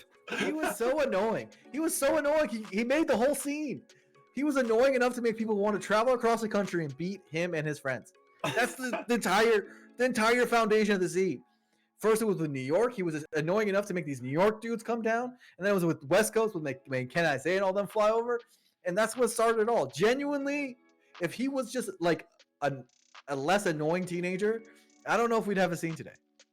Because getting it seems so normalized now for people to travel across the country. Well, I guess not during quarantine, but travel across the country to like go to tournaments. But there was an era, there was a time where that idea is just insane. Because first of all, this is before like esports boomed, right? So it wasn't like being competitive in video games and flying across the country wasn't like a normal thing. But second of all, like there wasn't a scene yet. So like, what are you traveling to? Like some garage? Like we don't even know what's the point. And the answer came when Chillin' Dude was annoying enough to be like, I'm traveling to this guy's house and to his area just to beat this 14-year-old kid at a children's party game. And that was all it took. That's what actually started it all. So I don't know. Regional rivalries are important. That's right. Big deal. That's deal. super true. Like I feel like I have a lot more regional pride than most people in general too. Like, so I think that when you do see your region clash with another one, whether it's like a crew battle or whether it's just our best player versus their best player, like it's just extra hype. And that still lives on today. It's just a little bit, as we all, as Blur mentioned, have become friends. It gets a little lessened, but it's still very much there. Yeah, for sure. I think like if you poke it enough, it always comes out of people eventually. Where it's like, okay, it's just been a while since we've done like a West Coast East Coast one, for example. Maybe Dude, West Coast East Coast crew battles. Those were that was so fun to watch. Yeah. Oh, okay, here we go. Let's see what Drephen's got. Drephen's got some fans who are like, just like the we were mentioning, he's got some people who were like little chic players probably who are like, oh, Drephen's my hero. So we'll see if they're disappointed or happy after this set. So it looks like we missed the stock, but considering the first thing I see when the screen comes on was 4 spot dodges in a row, I don't know how much we really missed. Let's be real. My boy Drephen still doing this, the same old thing. I love it. Since 2005. Yeah, dude. This guy's been doing it for so long, and I love it. I'm so glad Drephen's still playing. I will say he is over spot dodging right now. It is like he is getting actually punished for it. So watch out, Drephen. What's going on here? Also, the sky is blue. Yeah. But they're not even in good spots so far, so we'll see. He's usually really smart about it. Like the good, spot dodging always feels like a silly thing until you meet a really good spot dodger. And you're like, wait a second, he's just dodging all my attacks. It's like the Matrix. He'll get you. Oh my god. Yeah, I mean, I'm always a very vocal opponent of any spot dodge because. I think that if the other opponent does like read it or is ready for it, you get extra punished. That being said, Drephen is really good at it, so he does make it work for him. I don't know how he does it, but he does. So we'll see if it works. Yeah. He did die last stock for it though, so we'll see. Yeah. Ooh, nice up tilt though. Oh, and reverse. Reverse fair, dude. The difference between getting reverse the fair there and like pretty much any other hitbox is like insane. Like it's the stock hard. Or not. Yeah. So you have to get a reverse fair there. Gotta be precise. Wall jump actually unnecessary and just an S. That looked like an easy up B back to the edge. He just got kind of nervous. He probably thought the Fox would go for like an all-in shine spike or something. Yeah. But That was very uncharacteristic of Drephen too. Normally his recoveries are very solid and he won't SD like that, but you know, it happens. It Yeah, happens. Drephen looked rather rusty there. What's going on there, Drephen? So He partied too hard last night. Now he's just waking up. That's what it is. So we'll see more. Zealot takes game 1. You know, and Zealot actually just beat Ben the Sheik. Ben's been really good for a while. 2-1 over Ben. So that's probably our first upset of the event. Zealot's pretty good, you know, the Fox himself, but like then Ben now just won over Drephen. Yeah, Ben just beat Ginger like yesterday, so that's a good win. Good that's win. a big time win. That's for sure. A great win. So wow. Yeah, watch out for Zealot. Drephen. My old school Yoshi's. Midwest like heart really wants to root for Drephen here, so let's see how he does. Yoshi's though, I don't know. It doesn't seem like a standard counterpick for the Sheik, so we'll see. Yeah, this is traditionally way better for Fox, from what I've seen. Maybe not way better, but just better overall. Especially as like Fox just not counterpick material usually. So yeah, and like Foxes have just only gotten way better on this stage, whereas Sheiks, I don't really think they've gotten that much better here. Like that one they killed on lots of other stages. Yeah. See what you got. Good timing to quickly turn around and up smash there. Oh, we thought he would spot dodge, but Drephen, he's not like you. He spot dodged straight through the down smash? Oh, what? That never happens. That never happened. Yeah, what? That move lasts forever. Oh, we thought he'd taken place. Happens. Okay, full hop. So hard to beat. Zealot's starting to run away with it a bit, but I still believe in my boy. Oh no! I'm quickly losing belief. Right now, the neutral is looking heavily in this Fox's favor. Oh, why did he counterpick Yoshi's? He said 2 times he wouldn't have died. He just died at like 60 off the side from an up smash. That's no good. That's 60 good free hit. You gotta tip for that for it to kill. That was good. Oh no! Oh my god. He could have just grabbed ledge. Oh, and I really like how he just stayed on Randall there calmly. He's like, okay, I'm on Randall, I'm fine. Up air was the best option there, but gets an up smash probably instead of an up tilt. Dude, I don't know who the Zealot guy is, but I'm very impressed. Yeah, he's just outplaying by like a long shot. But it's also... this is not the Drephen I'm used to. Drephen usually plays better than this. I don't understand. So we'll see. We'll see how it goes. Quarantine life's been affecting us all differently, maybe. Yeah. You know, you're not always in the best of shape. You know, everyone ebbs and flows with how much they're playing melee, but yeah, Drephen doesn't look in super good melee shape right now. Yeah. Good to see competing regardless, though. For sure, for sure. Ooh, double needles. Good weight. Okay, tries to down smash. That's one of the oldest tricks in the book. Zealot doesn't fall for it. Oh, but she jumps to the back air. And right now, Drephen is sniffing blood. It is possible. This is very doable. Cool. Oh, yeah, just get it with the needies. Oh, but you can just do that on Battlefield. Why do it here? Like, it's just worse. It's a lot worse. It's just a lot worse. But he's starting to get a read on him. Yeah, oh, watch out. See, this is all the experience. Watch out! No, we ran over. It's still going. Oh my god! So solid. God. Brought it back out of nowhere. Yeah, he knows it's doable, and he knows that he can win this set now. He's waking up. This guy's played too many sets in his life to not know where the momentum is. Oh, he gets caught though. This is a tough spot for Sheik. Yeah, for sure. Up tilt beneath the platform. Zealot now playing the neutral game, making himself really hard to hit. Yeah, he wants him to shield drop into the up tilt, but Drephen's like, no. Drephen's not having it. Oh my god, the Fox almost got forwarded like 3 times. Dude, this neutral just got crazy. Yeah, they're trying so hard. They're about to pop blood vessel. Yeah, these guys are trying so hard. Barely reached. I thought it wasn't gonna reach. Okay, watch out now. There is a mix up here. Yeah, there just grabs the ledge. Oh, he goes Zelda. Wouldn't be a Drephen match without a little bit of Zelda. Pick. I don't know. You could still just go Sheik. Is he gonna switch back? No. Let's go Drephen Zelda. Oh, ride or die, ride or die. Oh, he is switching back, but he could get shined there. Not ready. Zealot was not ready. Could regret that. Oh, he almost got up smashed with all those wave dashes. Not an SDI, but oh wow. You gotta mash Nair after that SDI. She has a really good counter. After the SDI, just mash that A button.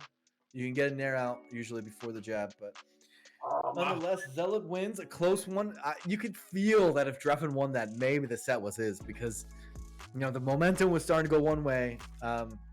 Started to feel like the Drephen of old, but nonetheless, bro, Zealot on a run right now.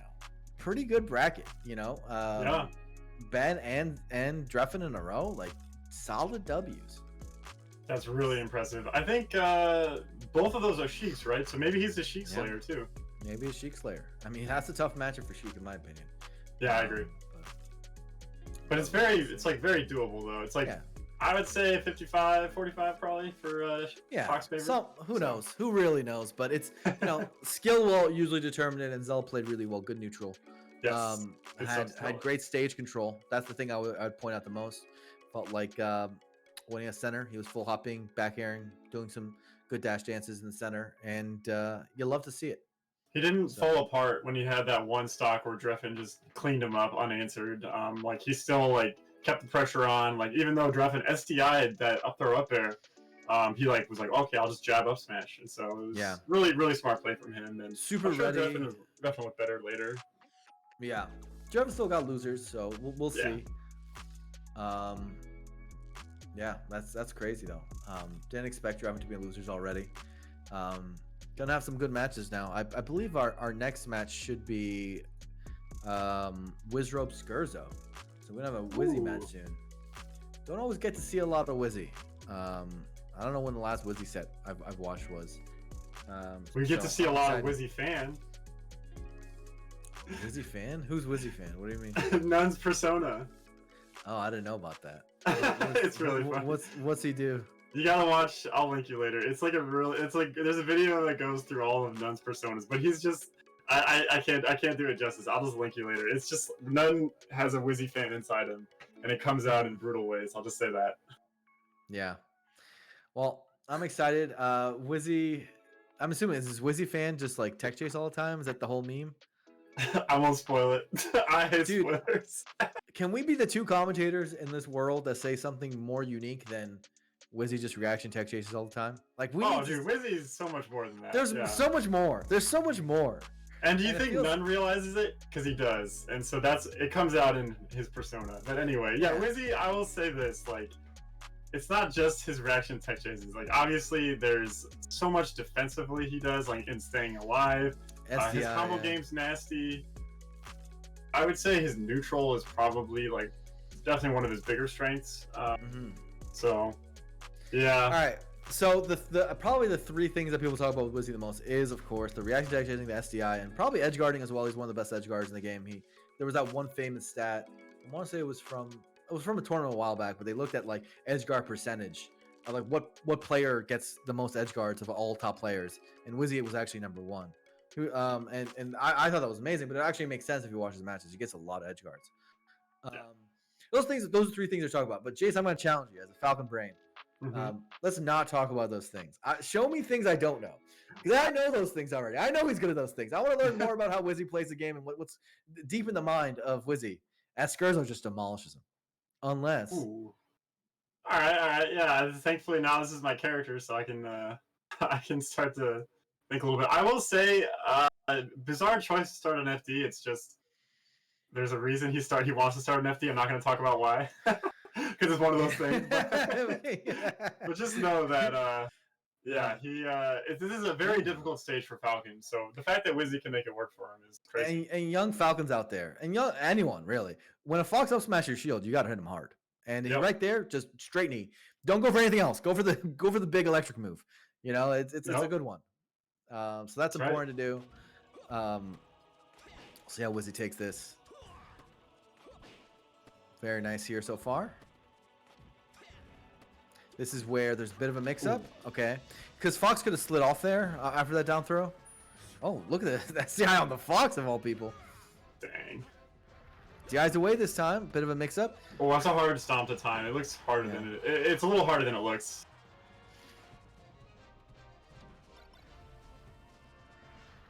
I like how fast this. Oh, I like how fast the Fox looks. Yeah, I wonder if this Fox is a tap jumper with the up B.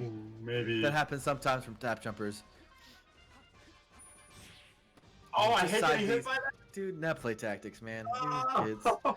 These kids have no honor, honestly. Can we just say it? Everyone gets one. Everyone gets one. But now that he knows he likes to do that, he might punish it. Yeah. Okay. But then it becomes a mix-up. We all like to pretend, oh yeah, well now I know. then it changes everything, man. I don't like it. It does. Right there, I like that knee Wizzy did to just like kind of take control of the stage again. And like he just predicted where Skerzo would be perfectly with that knee. Falcon would have gotten knocked over from get up attack, I'm pretty sure, at 140. He's crouch canceling like it means something. But It's Wizzy actually a knows better great than I spot do, dodge. so. Normally that spot dodge is bad, but Skerzo is smart there. Oh. Oh, up smash Tough leads to a spot. lot. Oh, he read it. That's huge. Reading the tech in place with the up smash gets a lot of damage, but Wizzy with the man. cognizance just come down with back air. For some reason, he just knew it would work. Down smash really smart. Up smash actually wouldn't have killed at that percent on Falcon, so down smash was a sick option. Yeah, that's like puts him in a way worse spot to recover. So that's true. Ooh, forward air. Oh, look at that. Oh my god, Skerzo going nuts. Oh, Just gets do the grabbed grab. though? He just dashes up and grabs? And it could be the game, we'll see. Oh man, Wizzy's just reacting to everything. What? Oh, except for that time. Spot dodge shine, baby. When all else fails, he tries to go for a dash back nair. Oh, he really needed to hit that. Doesn't get a tech, but gets decent DI. Oh, Oh, I that think he should have got a been knee death. there. He definitely could have need 100%. Oh, but there he put himself in the right spot where he knew the Fox was playing kind of nervous, so he did that perfectly timed double jump knee there. That was So really hard good. to maintain your nerves there. Yeah. A lot of weird, sort of panicky options near the end there. Had his opportunities. Skerzo, I felt like, had the world in his hands for a bit. Also, by the way, Skerzo beat Zuppy to make it here, and Zuppy has had some wins, so that's a pretty good win. Nice. I like Skerzo's Fox. I've never seen it before, I don't think, but it's looking good. Yeah. Yeah, I think Wizzy was like calling out Skerzo's like movement and just where he would be in neutral really well there. Like he had a few there was one time where he was like way down in percent, but he just kind of predicted either that Skerzo would hang around one area or up tilt or something. He just came in with knee and traded, but like it gave him stage control. So I really like Wizzy's choices there. He had his knees like placed perfectly a lot of the time. Yeah. So we'll see. You mentioned up tilt. I'm not sure if I saw that many up tilts from Skerzo, so maybe add a few more in. That's a really hard move for Falcon to deal with, but the modern Falcons have gotten really good at punishing it. Yeah, you want to wave dash down usually. Like you run up to the Fox, wave dash down. Armada, I remember I watched an Armada analysis video of Johnny versus Leffen, I think, or someone, and he's like, yeah, if you just run up, wave dash down, wait for them to up tilt, just like with Sheik, like you can punish it. So Wizzy's been like working around it pretty well. Ooh. So one thing I've noticed that Wizzy is probably the best Falcon at is he gets more raw grabs than most. So he like run up grabs and sometimes it's a whiff punish grab, but a lot of times it's just straight up a run up grab. And he gets them more often than most players. So yeah, I feel like that's a good point. A big part of his conditioning is he walls you out a lot. Yeah. And so when if you're constantly walling someone out with like some pretty effective like walling, then you kind of condition them to not worry about run up grab. So I think that's a big part of it. He like knows how to like keep them like kind of like off their like game a little bit in that sense. I wonder if that would help Johnny a lot because I feel like Johnny almost never run up grabs in comparison.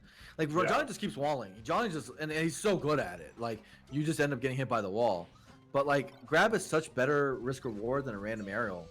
Like you get so much more off of it that I feel like Johnny conditions people with his wall and maybe slightly more run up grabs would do a lot for him. But you know, it's like you lunge your body forward with a grab. You never feel great about it because you know you're taking a risk.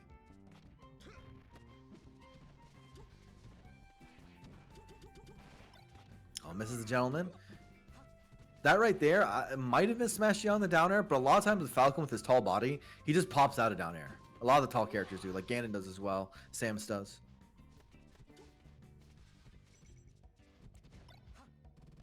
I don't know if Jace is frozen or if it's my internet, but we'll see.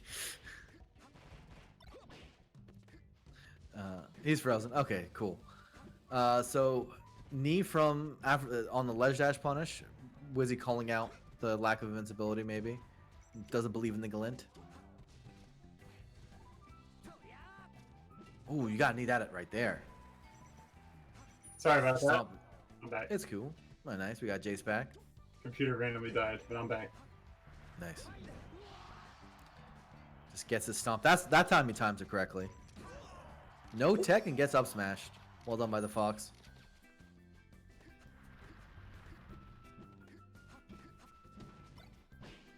Ooh, ledge dash that time had great glint.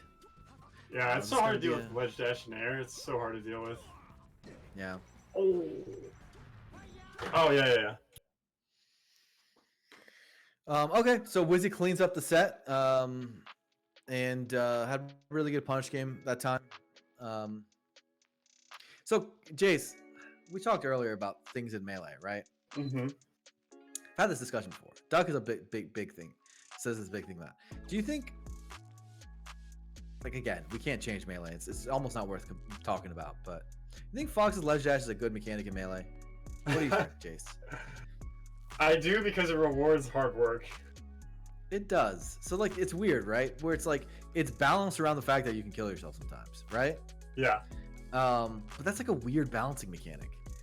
And also, like, I think the thing I'd argue with is that, like, the decision space for Fox on the ledge is so simple and so, like, obvious compared to other characters that it doesn't seem very deep, if you know what I mean. Like, like sometimes you have to think about what to do on the ledge with most characters, but when you play Fox, you just ledge dash. Like, literally, it's always correct. Because his other ledge options just aren't that good. I think about it sometimes. I'm like, just when Fox grabs the ledge, what are they thinking about? What's going through their brain? Usually it's nothing. It's like, I gotta hit this ledge dash, right? Like, there's nothing else. There's no other thought. It's just like, I gotta hit this. Like a freaking drug addict, bro. They're like, oh, I gotta. It's like the whole. I don't know who it was. It was like Evan Tice, the Iceman, says like, bro, I don't play Fox. That character is too. He's like a drug. And I feel that way sometimes too, because when you hit your text and when you hit all the buttons, it feels so good. But a lot of it's like, it creates that mentality where it's like, I just gotta hit this, right? And ledge dashing is one of those things where it's like, there's not a great decision space here. It's not like, oh, which option do I choose? It's like, no, I should ledge dash. You think about more about what option you should do after the ledge dash, but they're all pretty good. They're all good. So they're all pretty good. You're invincible. When I'm fighting a ledge dasher, I'm thinking, what are they gonna choose, and then how do I counter that? It's like those ledge dash airs that he was doing. I was like, oh man, how would I counter that? Skerzo was doing, like, I'd be like, well, I'd probably try to back air where the nair lands or something like that. So it creates some really cool mix-ups in melee. Yeah, and in most good Foxes, like, I don't think they choose the ledge dash option, like what they do after the ledge dash, when they're on the ledge, though. They do it, like, while they're ledge dashing, they're looking at the opponent and they pick something, right? So it's usually less, like, conscientious than I feel like, I don't know, some of the other characters have, like, they pick an option based on what, like, habits and things they've seen in the past, where it's, like, not always the same with Fox. So it's a thought. Like, I think about something. I'm like, you just ledge dash every time? That's the deal? And I guess the answer is yes. And then sometimes you die. And I don't know. It just never sits well with me. I'm just gonna make that point. The Jace Fox is to just do a Fox maneuver is just do a crappy ledge dash every time. Just do it every. Just hope they don't punish you. You're right, though. You have to work pretty hard to be, especially getting into a tournament. So, and it's not like it takes skill away from the game or anything. It's just a very high skill thing. It's just, you know, it's skilled in one way, but maybe less skilled in some others, right? Where it's skilled in the execution department and all that, but in the decision-making department, maybe less so. Yeah, I think so. Like you look at players like Leffen, of course, known for his ledge dashing, and it's like he's put in so much work to be able to ledge dash the way he does, and then he's like won sets just because he can do it so well. Right. So it's good to put in the work, man. People deserve to get rewarded.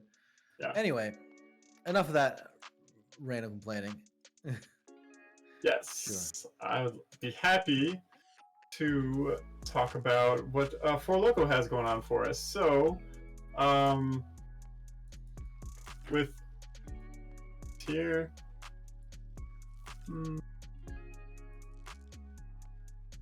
Alright, so Four Loko's new hard seltzer lives up to the name. Enjoy black cherry and sour mango flavors and get a refreshing hard taste of seltzer's newest challenger.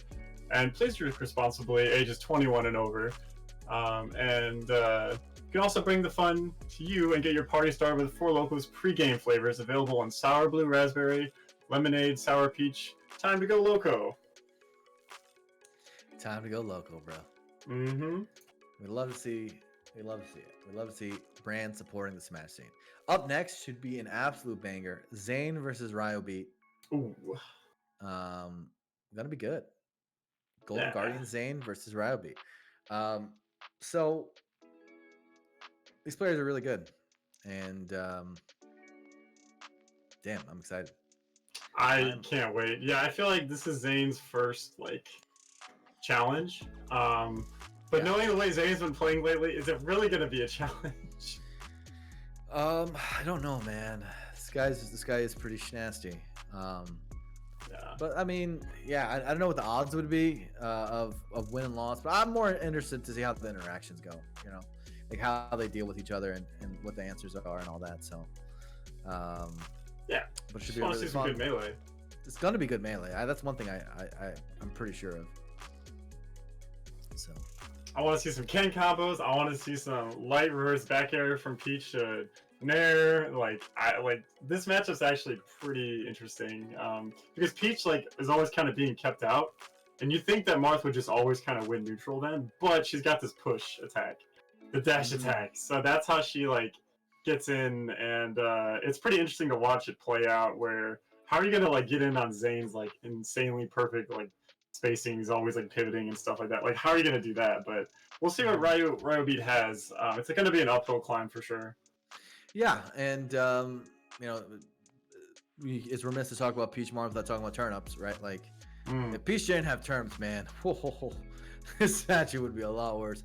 And it's already pretty Marth-aired, but the turnips keep it alive for Peach. A big part about playing Marth in the matchup is preventing the turnip pulls. That doesn't necessarily mean lunging forward. You don't really have to make large commitments because Marth from a very, very healthy distance can see a turnip pull, dash forward, and crouch down tilt, or dash attack, or run force measure, run grab, tons of things, pretty much anything. And the key is to have the comfort to be able to dash dance and stay within those distances where you can punish a turnip pull without making large lunging movements, and that can be pretty tough and challenging to have the discipline to do that.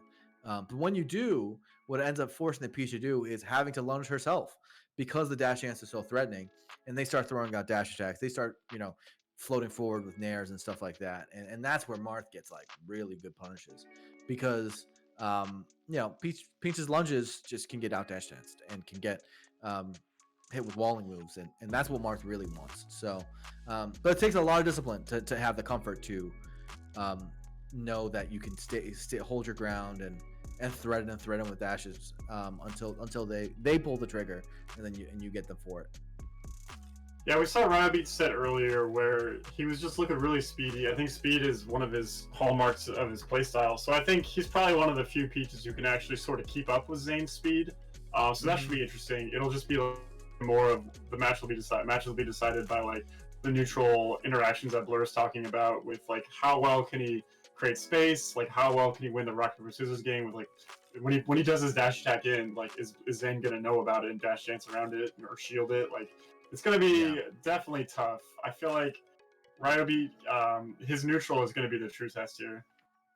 Yeah, for sure. So it'll be interesting, and it should be said, like I said, that you don't always have to lunge as Marth, because that's usually where Peach gets the most openings. If they read you're coming in and they get a dash attack or an aerial above your down tilt or whatever, you get hit, but it's still pretty good. Ultimately, Marth's down tilt is just a piece of move. It's just a monstrosity, and so is Marth's forward air. These things are good, so that's what Zane's gonna be looking for. To all the young Marths out there, there's a lot of things to get better at in melee, but get good at your forward airs and your down tilts. Yeah, because that's what makes your character good. Those are the things, and grab, I guess. But I guess the whole mix. It's a pretty good character. But I'm curious. Have you been watching Zain? Zain's how's Zain's mentality and how has he been looking lately as a player? Has he been felt very preparing a lot for this tournament, or what do you think? Yeah, I think so. So he's been messing around with controllers a lot. So I know he got a Goom Wave recently. I don't think he's using it yet. Because he had some issues with it. He's talking to them, and he's like experimented with a few things. I know he's really like wanting to have a big tournament, so I think he's excited for this one where he gets to actually play Marth. He's now it feels like 90% of his tournaments are like some other character, usually Roy. You know, so I think it's good to see himself tested. I think he's been wanting that. Don't test me though. Don't test him, right? And so I think that's good. Yeah, I mean, you'd expect he's the favorite here, but like, I don't know what the shape of the other competitors are, right? Like, I mean, there's Axe in this bracket after all, Ooh. who's always really tough. That Pikachu is a freaking rat. Are you gonna join the legions of people who enter Zane's chat and say, "Hey, what are you gonna do about Axe?" Or like, "Are you grinding enough versus Pikachu?" Yeah, he's been grinding a lot against Pikachu. So there's that going on, and then there's the guy that I think everyone should keep watching out for, Johnny Kim. Because at the end of the day, you guys can say whatever you want, but Johnny Kim has won practically every tournament this year, especially the West Coast ones, right? Like this guy, it feels like by and large, most East Coast locals are being won by Ginger, and most West Coast tournaments are being won by SJ. It's like been the general state of the world, right? And a lot of the top players aren't entering, of course, like the tippy top guys, but it's still really impressive. And Johnny, recently did have a Zain win, right? Like that was at LACS, and has been doing really well. Pretty much the only notable loss I can think of is he lost to IBW like a few weeks ago. Johnny, and he still took a set in that against IBW. Yeah, and IBW is like, I don't know if you guys don't know who he is. He's insanely good. So there's definitely, that's not even a loss. It's like, oh, he lost it, but yeah. So yeah. Oh, so man. That's the guy I'm watching from the most. I want to see like, okay, so Johnny's been grinding really hard and it's been paying off. Now when there's more competition, where there's like the IBWs, Mangoes, Zanes, Axes, some of these names that maybe aren't entering every tournament that Johnny is, in the bracket as well, like will he also still win, or how far will he go, right? Because I actually think it's not that crazy that Johnny could just win the tournament. Like it is possible. It's actually possible. First of all, he could beat Zain, right? He's taking sets off IBW plenty. That's enough to win the tournament. If he gets that, like, I mean, the Mango question would have to, be there though. The Mango question is always hard. I don't really understand how you Falco mains put up with the Falco matchup. It seems really hard. Well, you just lose to Mango. That's just kind of how it goes. But everyone else, I mean, I actually still think it's doable for Johnny. It's so ridiculously hard though, because that's also his training partner, and like Mango knows he knows how to figure out your habits really well. So yeah. But that's interesting to hear your perspective on Zain. Also, one of Johnny what came to my mind too is like, Johnny, not only does he win most West Coast tournaments or like every tournament he enters, but he does that while also being like really strong in Brood War, playing after he plays Melee. Like he's still someone like how do you cram so much legit gaming like ability into one human being? I don't know. And this guy has such good taste. Johnny like plays so many good games. Like if you look at like the stuff he plays, he's like the ultimate example of like the frou-frou high. It's like those like people who only go to like Michelin star restaurants. It feels like that's Johnny with gaming. He's like he just picks the most hard badass games and gets good at them. He just does that in general. When Ultimate was coming out, Mango and Johnny were just talking in Mango's stream, and Mango's like, I'll be playing some Ultimate here, and then we're talking about whether Johnny would like it or not, and Mango's like, no, of course you're not gonna like it, and Johnny's like, oh, why? Like I might. Like what do you mean? He's like, Johnny, you play Brood War and Melee. You really think you're gonna like this game? And Johnny's like, oh, okay, yeah, you're right. Yeah. Shouts to my Brood War homies. We got dealt a terrible blow recently with the ASL no longer doing English broadcast. Yeah. Such a bummer. Oh, it's such a bummer. It literally is the saddest news ever. It's sad. It's sad. I wish there was something we could do. I would donate so much money.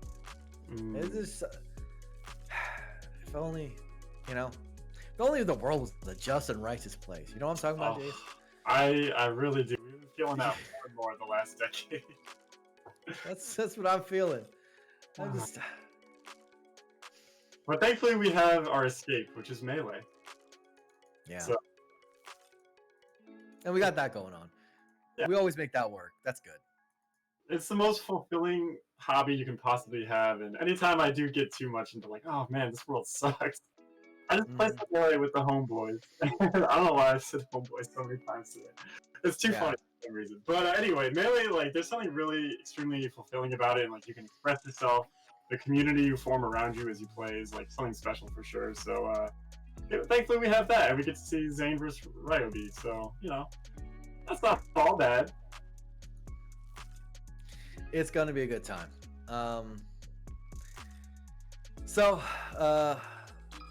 We're gonna have this set coming up, and should have one more set before our block is over. Again, after this should be Panda versus Aklo, so that'll be fun too. We go I don't Link. know, man. No, I don't. I don't think it's gonna it's go gonna Link. I don't think it's gonna go Link. Not against a fox, bro. Like, you're just asking for it at that point. Yeah, it's gonna be tough. Well, I'm glad to hear I don't actually go into Zane's stream that much, so I'm glad to hear your thoughts on Zayn, what he's been doing lately. Because I'm in Mango stream all the time.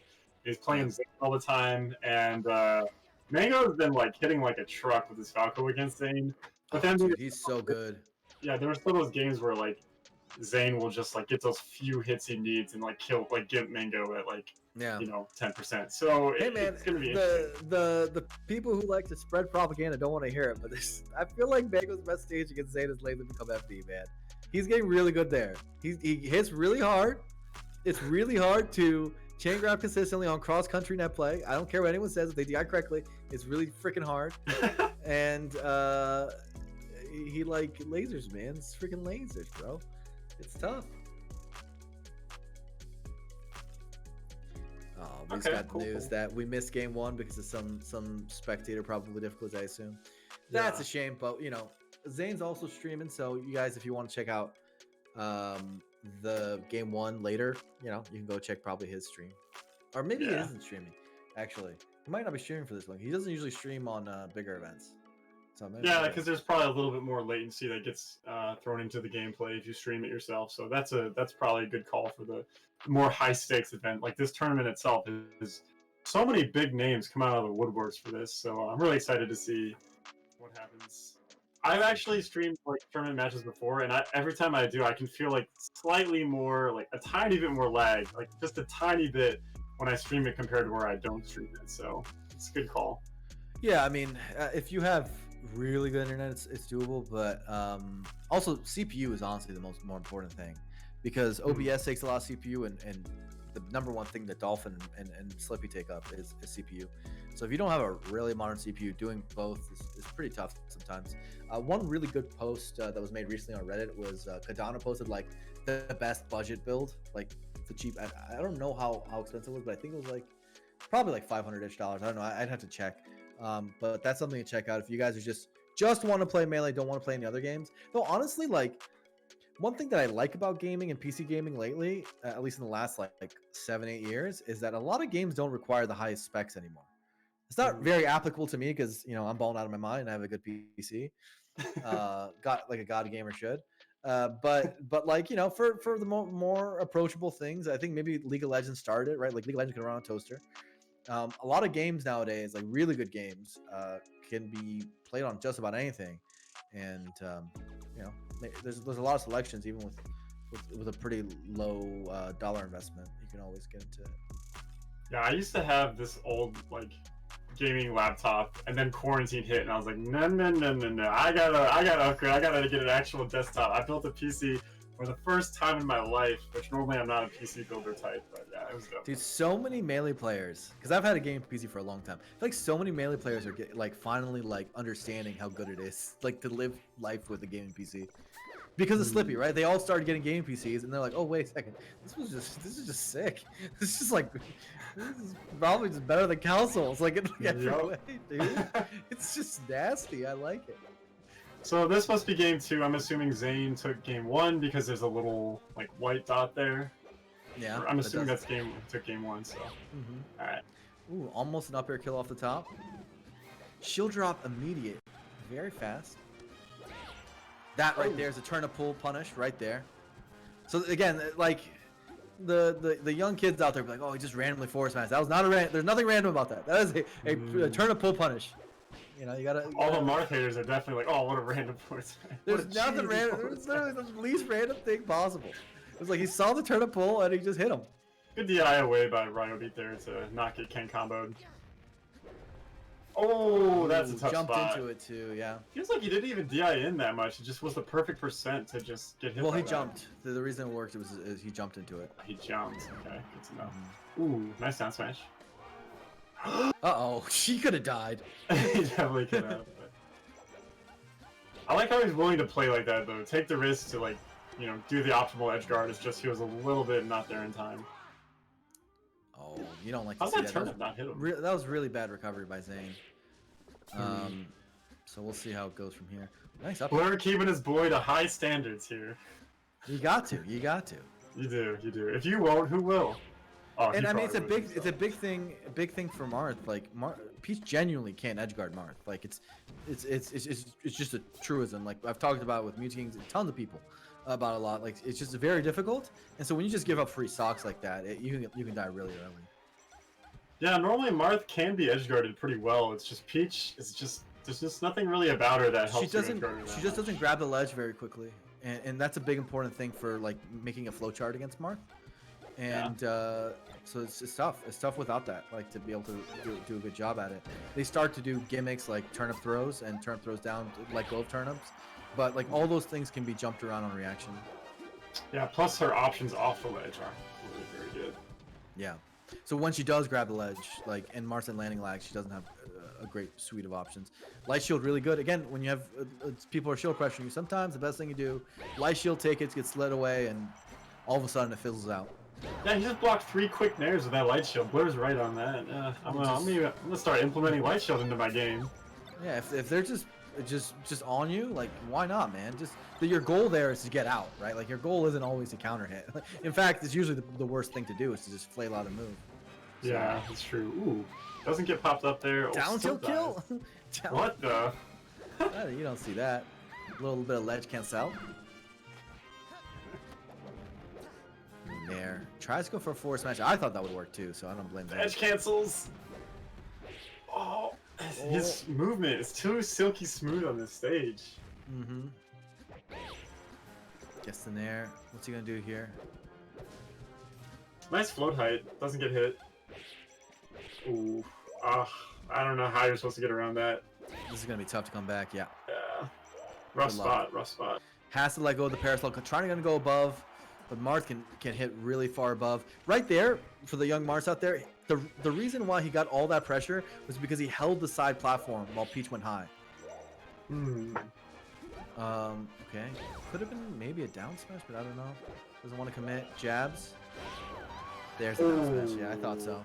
Down smash is one of the best options for when they parasol in, because first of all, it kills. But second of all, actually, it activates really quickly, frame 6. And it's just extremely hard for the Peach to float at a good angle that avoids a down smash. So good job by Zain. So I want to talk about that juggle situation that happened on the left side. So one of the things that, like, I don't know, I know for the first like probably 6 years of me playing Melee, like I didn't pay attention to his Marth, and I think like a lot of younger players, like newer players, don't know, is that your position before you try to juggle is like the most important thing. So like focus less on the fact that he forward aired and you up aired him when the Peach like went over Zain. Focus more on like where was he positioned, and watch VODs for this. Where was he positioned for the Peach's position, right? So in that position, Peach was high on magnifying glass levels and was in parasol, right? So what's Peach trying to do? Peach is trying to probably go all the way across above you, or like mix in going towards the ledge, right? Or like going diagonally in. Mostly go to the ledge, or 9 times out of 10 they're going to try to parasol all the way across, right? And the best place on the stage to be there is on the side platform. You don't want to be on the ground. If you're on the base platform, like base FOD platform, now all of a sudden your full hop and your full hop double jump don't reach as high, right? So you want to be center of the FOD platform there in order to have the most options possible. And so like, I don't know, it's a minor point, but basically a lot of juggling comes down to like your pre-move positioning, your positioning before the fact, and knowing when to hold and when you're in actually the optimal position. And the more you play out the games of like, where do I want to be for them, for where they are, the better you get at juggling. And that's like a big part of Melee, frankly. Definitely, yeah. I feel like as for most players in general, all that stuff is like extra important. For fast followers like myself as a Falcon player, that's not really how we think about the game as much, even though it still applies. Like, yeah, but I think that's like clearly you can tell which character Blur mains here. Dude, here another thing I didn't learn for like a decade plus, and I feel like a fool for it, is that different characters teach different skills, right?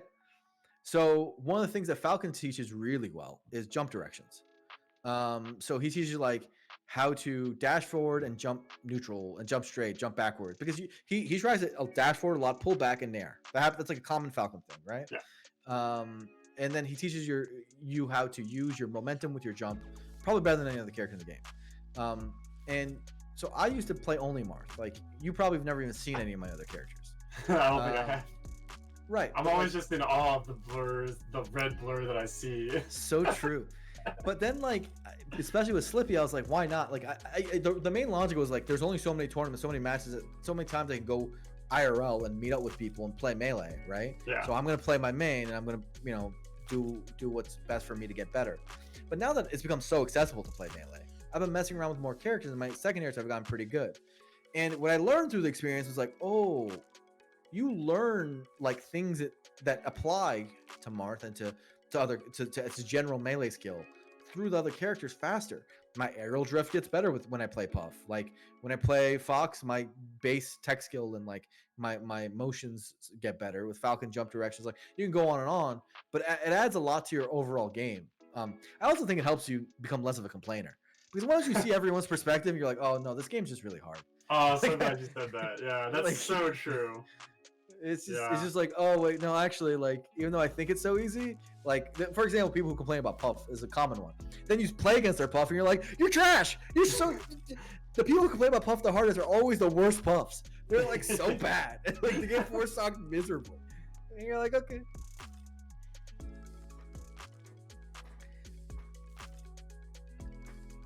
All right. Well, we just got word from production. That was the end of our block. Enough of my rants. And Jason, it was a pleasure. I had a great time. We had a lot of good matches. Yeah, I really enjoyed just talking melee with you, like I knew I would. So thank you, stream, for checking out some melee with me and Blur. Really enjoyed watching with you. Mm-hmm. It's a good time. Thank you guys, and can't wait to see more of these matches. So see you guys. Peace.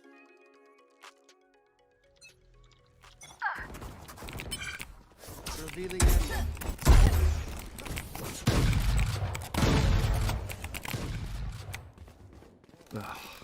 I can't stand this Phoenix. Aw, how'd that miss? Alright, give me a sec. I'm gonna need a drink. Okay.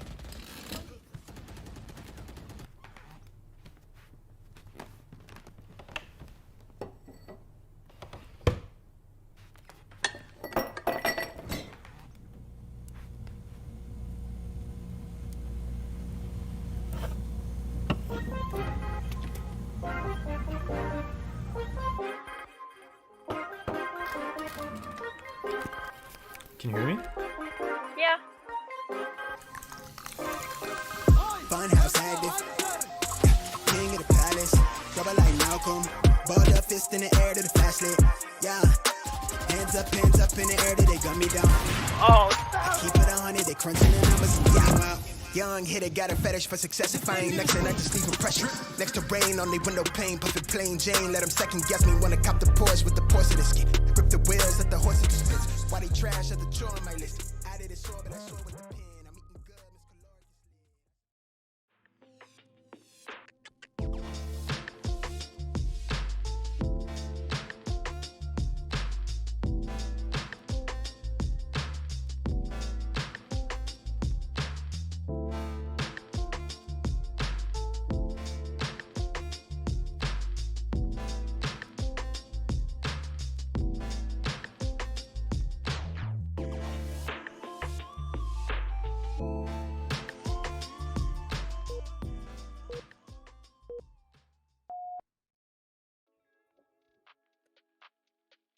Welcome back to Four Loco Fight Night.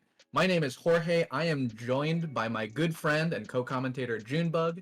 Thank you so much for joining us, and thanks so much to Jason Crimson Blur for hosting all of you good people that last block. Now June, here we are. Isn't this kind of weird? Yeah, we're normally commentating different event, but now we're commentating for Local Fight Night. Wild that this is happening. Like, if you were to tell me 5 years ago that there was going to be an event for Melee called For Local Fight Night, that'd be very, very crazy. But I'm excited to be here. Excited to be. Shout outs to Beast Coast for throwing this, and shout outs to all you lovely viewers out there. That's right. And I have not read some of the, the stuff that we're supposed to say about. I have a For Loco right here. Jen. Okay. I'm prepared. So I can't wait to read that in a smooth and sultry voice. Much like the way that For Loco apple sour green flows. Is that right? Yeah. Keep going, because I'm trying to locate the stuff. I will not keep going. You can keep looking, but I am so excited about this event as we're moving forward because it randomly got super, super stacked, and I can't remember a single event that had this many of the recognizable top players in the online era. This is really stacked. I'm super excited to see who you got winning besides Zain. Besides Zain? Besides. Who do I have getting second place? Yeah. Zain's probably gonna win, I heard Mango was sick today, so he might not be playing well. I don't know if he's even entered, really. Or like he's entered, but I don't know if he's still competing. Who do I think is up there? Axe has been a little tough in the online era, so is Hungrybox. I think maybe one of the Falcons. Okay. One of the Falcons is a really good shot. Yep. Or Ginger. Falcons and Ginger, definitely solid against. I mean, Falcons could theoretically beat Zain. Ginger's gonna have a little harder of a time, unless he pulls out that Dr. Mario and Zain pulls out his Roy. That's right. That is right. I do remember. Or he's also been practicing a lot of his Fox. We saw the Ginger Fox in a couple of Xanadu's. It's pretty solid. Pretty solid. I think it got second last week. That's right. Beating Drephen. And then losing to Moky. But had a good showing. I don't think he will go Fox in a tournament of this high stakes, but who knows how he's feeling today. Ooh. So we have Aklo versus Panda. Panda's that. You remember Panda? I recognize Panda. Panda I think is a Florida Fox player, if I'm not mistaken. Been pretty solid for a while. And Aklo, of course, the New York Fox legend. Also very multi-game legend. Very good from a young age. So let's sort of get into this. Yeah, absolutely. Ooh, Aklo's really big, and it's a Fox. Yeah, that's Fox that knows. And he's dead. He's dead. That's right. Aklo also known to go for like the stuff like that. Definitely a fan of the early kills. Also, I want to talk about this fountain first stage for a second. That's weird, right? Like, I feel like the Fox community is still pretty anti-fountain. Actually, Spaceys in general, right? Oh, I thought you were saying fountain was a weird stage, and I was gonna be like, yes, but it is weird. Also the fact that Andy's dead. Also the fact that they start here first. Yeah, you don't really see it. You don't really see it too often. That's right. Pretty evenly matched. It's hard to. I think neither player has really gotten a feel for how their opponent plays yet. It's only been about a minute and 15 in, and 2 kills were just like some of those low percent, like Gimps. Oh, Panda's actually super nuts. Oh my god! Getting the tech off the stage as well. Oh, they're both very crazy. They're both the back throwers. Like there's Fox that are up throwers, but both these guys are going for the early kills. That's right, and we see Aklo. Hey, Aklo needs to ride the wall here. Okay, exactly. Aklo is riding the wall, so he has an opportunity to tech. Panda cleans it up with the back air though, and that's gonna be it. But what we were seeing Aklo try to do was the anti tech off the wall technique. where he was rising drill for the semi-spike instead. Yeah. Very Yeah. smart from Aklo, but then he messed up. Yeah. Panda was doing the counterplay to that counterplay, which was up being much lower. So Yeah, that he Aklo was couldn't reach it. varying the up B heights and timing, so it wasn't just like the same rinse repeat rise dare every time. Very smart from Panda. Mm-hmm. And it works out for him, right? Like Aklo has to go way lower, and then he messes up, That's working and then out. Panda gets the stock for it, and it works. And it's working out for him. It's working out. And he's dead. No, it's working out for him. Oh my God, that was... I can't believe you made that back. Oh no, this could be it. Oh! Fox Dittos. Literally one spot dot shine just ends the match. Yeah. Wow. That was so fast. They're even fast on their rage quits too, right? Like, we just saw the reversal, and as the shine confirmed, it's like, I'm done. Quit out next game. Right. Yeah, no, it was very impressive. I think both of these Fox have how would I describe it? I don't want to say cheesy energy, but that's what's rolling off. There's definitely a no honor among thieves style. Yes, that is a great way to put it. Thank you, Eric. Yeah. Both know the terms, right? They're both agreeing to like this is a business engagement right now. And guess what? Money talks. Yeah, some Foxes, you know, if you're playing like if Moky and who's another? Think of one other honorable Fox. All right, back to the mesh. Oh, I was about to say really good tech from Okay, Aklo, Moky and Mango. Moky and Mango. Okay, Mango, yep. While playing Fox. Yes. Was about to say really good tech from Aklo, but he like does a little too fast and gets a down air, like a drill coming out with him. So really bad tech from Aklo ends up being an SD. I was looking to clean it up right now. Oh my God. Oh, you like that pressure, Jim? Yeah. I actually don't like that pressure because of how committal it is. I know, it was actually very unsafe, but I like that he went for it. I think Aklo's sort of like respecting it a bit. So Panda gets to do those early nair shines as opposed to like the late nair shines, which are actually safe.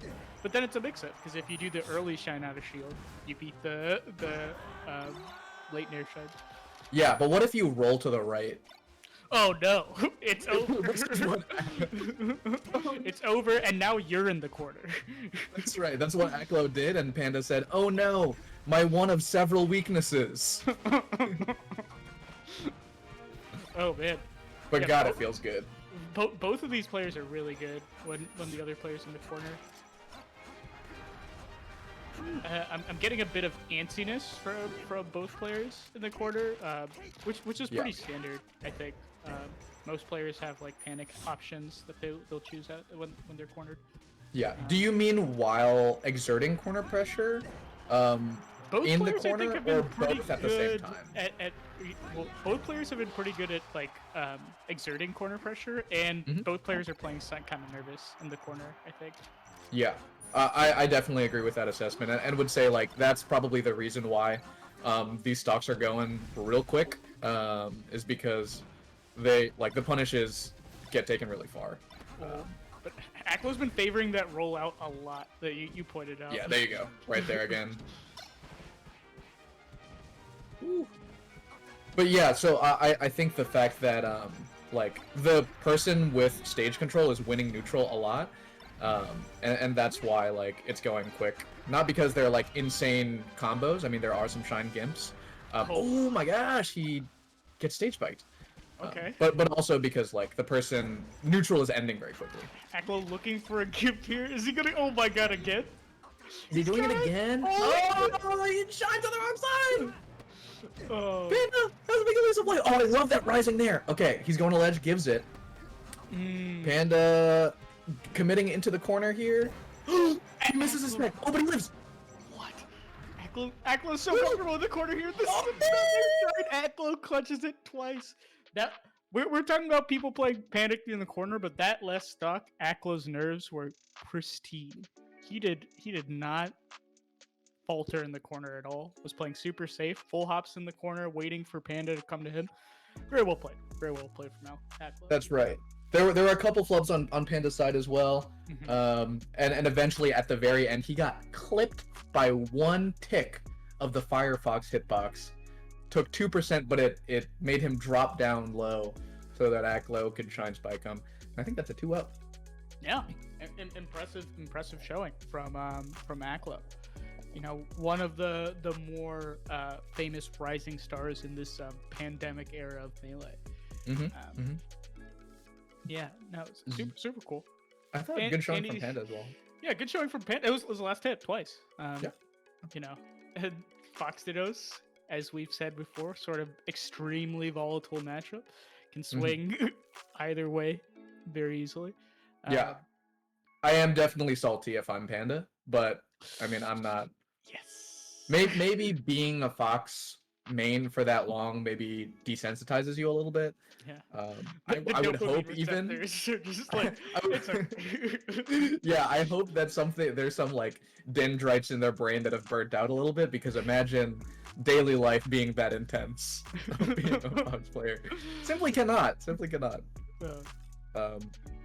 But yeah, Panda drops down into losers, but he's pretty far along because I think that was winners quarters of that pool.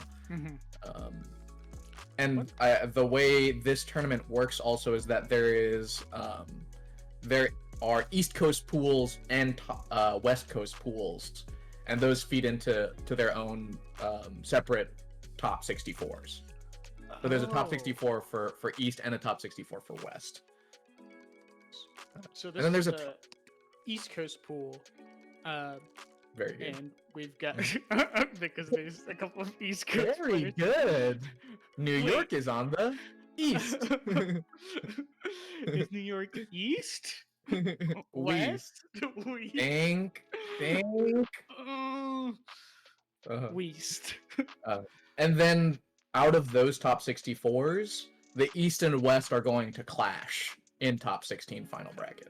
So I guess we can take a look at that pool that we were in. Sure. Unless we're going to be commentating another pool. Yeah, let us. Oh, we have Studkip and thetones, or thetones. It's gonna be a Falco versus Captain Falcon matchup. I'm not familiar with either of these players, but conventional knowledge will have you believe that Captain Falcon is on the back foot here. Laser's really shutting down his movement, which is really horizontal and grounded, and the punish game is a little bit brutal from Falco onto Captain Falcon, who is so comboable. Yeah, because Falco's combo game starts off like Shine and Dare, and it's gonna lead to like his full combo, potentially death. It ends up being a little bit stronger than Falcon's combos, which are gonna start off grab, because like grab is like tech chase and then another sort of reset situation. He has other combo starters, of course, knee, stomp, but those are harder to land. They're laggier. Like So, and I think like the approaching short hop knee or an approaching short hop stomp are just like they just get stuffed really hard. Yeah. So like Nair, of course, Falcon's like main approaching tool. So like Nair grab we'll probably see a bunch, but then the Falcon has to win neutral and then he has to guess. But if the Falco player wins neutral, he gets his full combo. So that's unless he's getting grabbing or something. So. Yeah. Falcon, pretty good for Falcon. Yeah. I think also platforms will change the game a lot, which also means that I don't think we're gonna see it at this point in bracket because it's a best of 3, but that's why FD is really hard on the Falcon side. Yeah. FD. I feel like Falcon can't really. You got some feelings about FD, don't you, June? Oh yeah, FD's a horrible stage. But if you want to get into it, I guess you'll just have to check out Junebug's YouTube channel at youtube.com/ARJunebug. It's if you look up Jmook FD, you probably should find it. But it's Okay. like Jmook Smash. I think it's I got like that weird link on the YouTube, but anyway, FD. If the long short of why I think FD is bad is it just like incentivizes a style of play that I don't necessarily think is entertaining or healthy for competitive play. That is an opinion, and I'm sure other people have other opinions. But lately, the FD is bad train has been very popular, so I'm happy that I was able to get ahead of the train on it.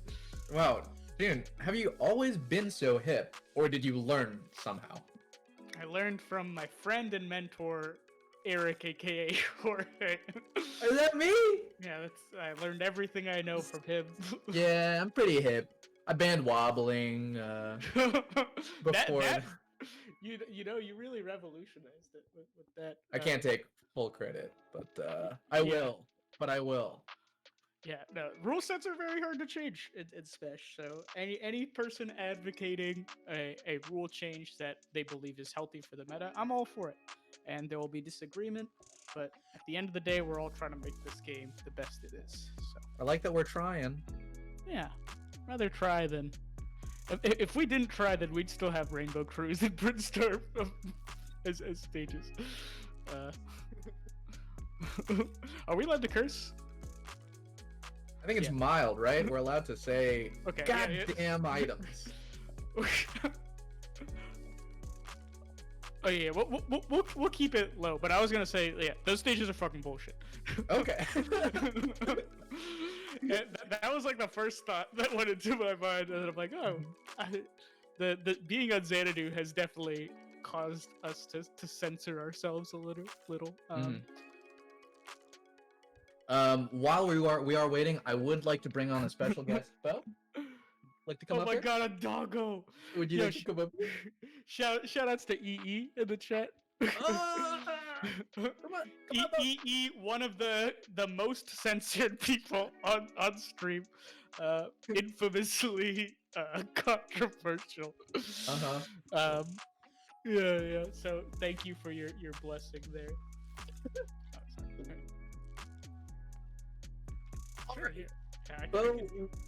Bo and I are going to do this read for a sec. Okay. Bo, just help me out.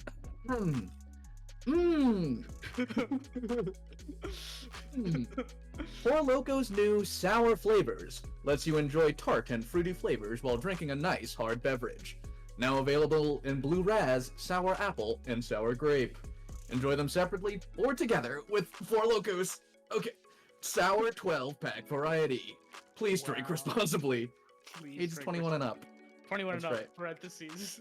That's right. Thanks so much to Four Loco for bringing you this event, and thanks also to Beast Coast for putting it on. Please make sure to head over and follow Beast Coast on Twitter for all your Four Loco Fight Night tournament updates. Yep. Okay. All right. Yes. No. It's a very good ad read there, and you're kind of getting mobbed by doggos. So I am. I hope they will let you commentate. Now that you've given them attention, I don't think they will back down. Yeah, it was for while we were waiting for Studkip and the tones. Is like, oh, they were asleep. They were okay with being asleep, and now I've roused them. So that one's for you. That one's for you all. Dog champ, very funny. The dogs are very popular. Dogs are very popular. Oh my god. Yeah, they're taking that. They're doing something.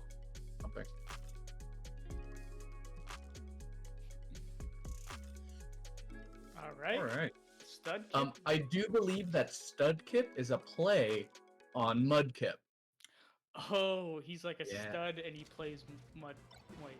No, he doesn't play Mudkip. Studkip, a notable Mudkip main.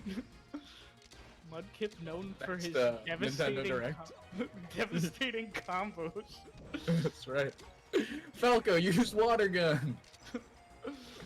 Oh, I think that's it already. So this is sort of how it goes. I think on that first stock, it's important for the tones not to get discouraged because of the way that Falcon's Punish operates. It's gonna be like it's very brutal against Falco once he can open up. God, but you gotta open that up. Side B. That was crazy. Ooh. Oh, the read there. It's kind of looking brutal. It's over. You think it's over? It's over. Dudes be 50 seconds into game 1 and be like, it's over. I mean, Studkip's pressure is kind of insane. He's understanding what angles Falcon needs to approach at. He rolled out of a tech chase, which is like super good against Falcon, I think, because Falcon that's true. cover the same location, and he's dead. And yeah, he did a late nair too. He did a late nair to catch the jump out of shield, and that was super sick. And it's over. No, you know what, June? No, it's yeah, the set is over. It took me 20 extra seconds, but it's over. Yeah, no, I mean, that edge, the covering is really good. Falcon has a bit more trouble covering that sweet spot. But what if the tones just makes us come back? I think actually that stock that he took right there is really important for the tones, because if you get 4-stocked, it's like, it's way worse than getting JV 4-stocked for like your mental, right? Yeah, the mental damage definitely highest with 4-stock. Like JV 5-stock, the highest, obviously, and then there's yeah. But I think there's a jump, you know, like it's not just like obviously like getting 4-stocked is getting beat harder than getting JV 4-stocked, but I think there's like a significant jump. Oh, so it's like an exponential curve, and then like 4-stock is higher on the curve than a JV 4-stock. Like if like the psychic damage you take from getting 4-stocked is like an 8 out of 10. Then a JV 4-stock is like a 5 or something. You know what I mean? Yeah. I think the tones can make it back because I think there is still a glimmer of hope for him in this set because he took that 1-stock there. Yeah. Never mind. Okay, so a few things that the tones could be doing better in this matchup. Like whenever Falco is hitting his shield with like an aerial, it seems like he's getting hit by the shine right after. So I don't know if he's hitting a button or like mistiming his roll at a shield.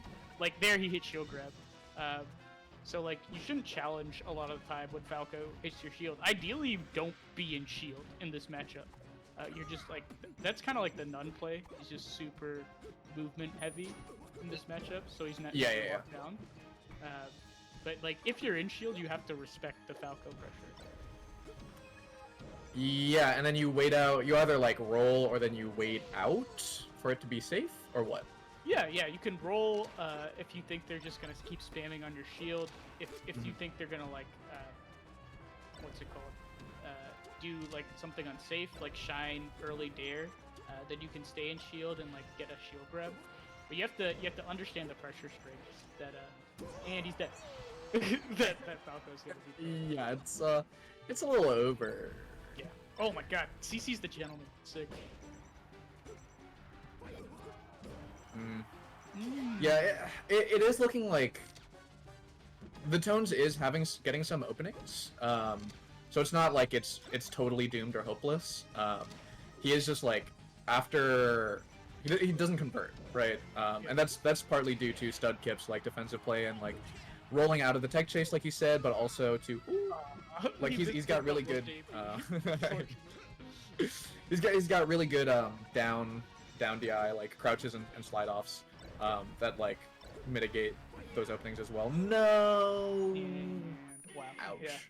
Ouch. Very, very brutal showing from Studkip there, showing why Falco wins the matchup and why he was particularly well versed in that matchup compared to the tones. Just liking his pressure, liking the way he undershot hitboxes versus Falcon. Falcon really has trouble with that too.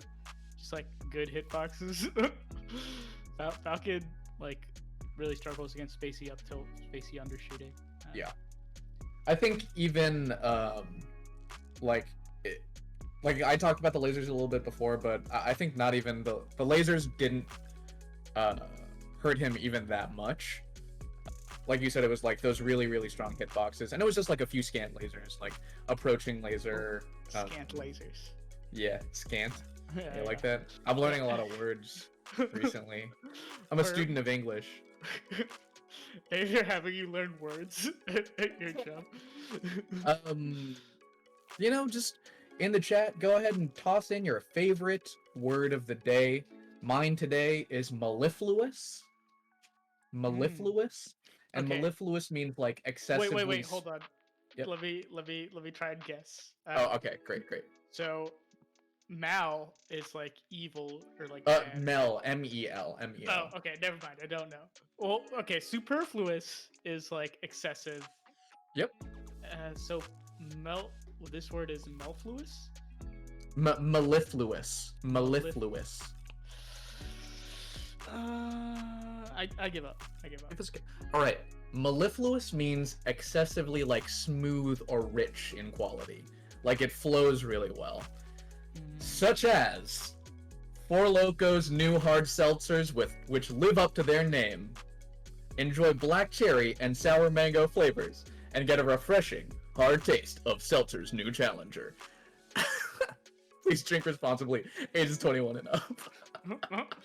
Man, that was really fun for me and my party. Kind of like Four Locos pregame flavors. Bring the fun to you and get your party started with Four Locos pregame flavors. Available in sour blue raspberry, lemonade, and sour peach. Time to go loco! Please drink responsibly. Ages 21 plus. What do you say? Is that your pitch for the new slogan? Yeah, no, that's what it says. Time to go loco. No, it said what flavors make you go loco. Oh, that's in the Rito. Okay.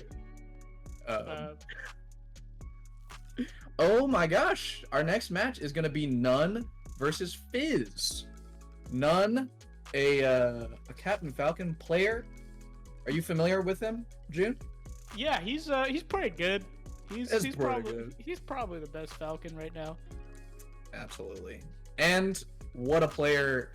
The content and his stream is it's incredible. I'll say it. Yeah. He's one of the more. I think he's the most entertaining to watch in terms of a gameplay perspective.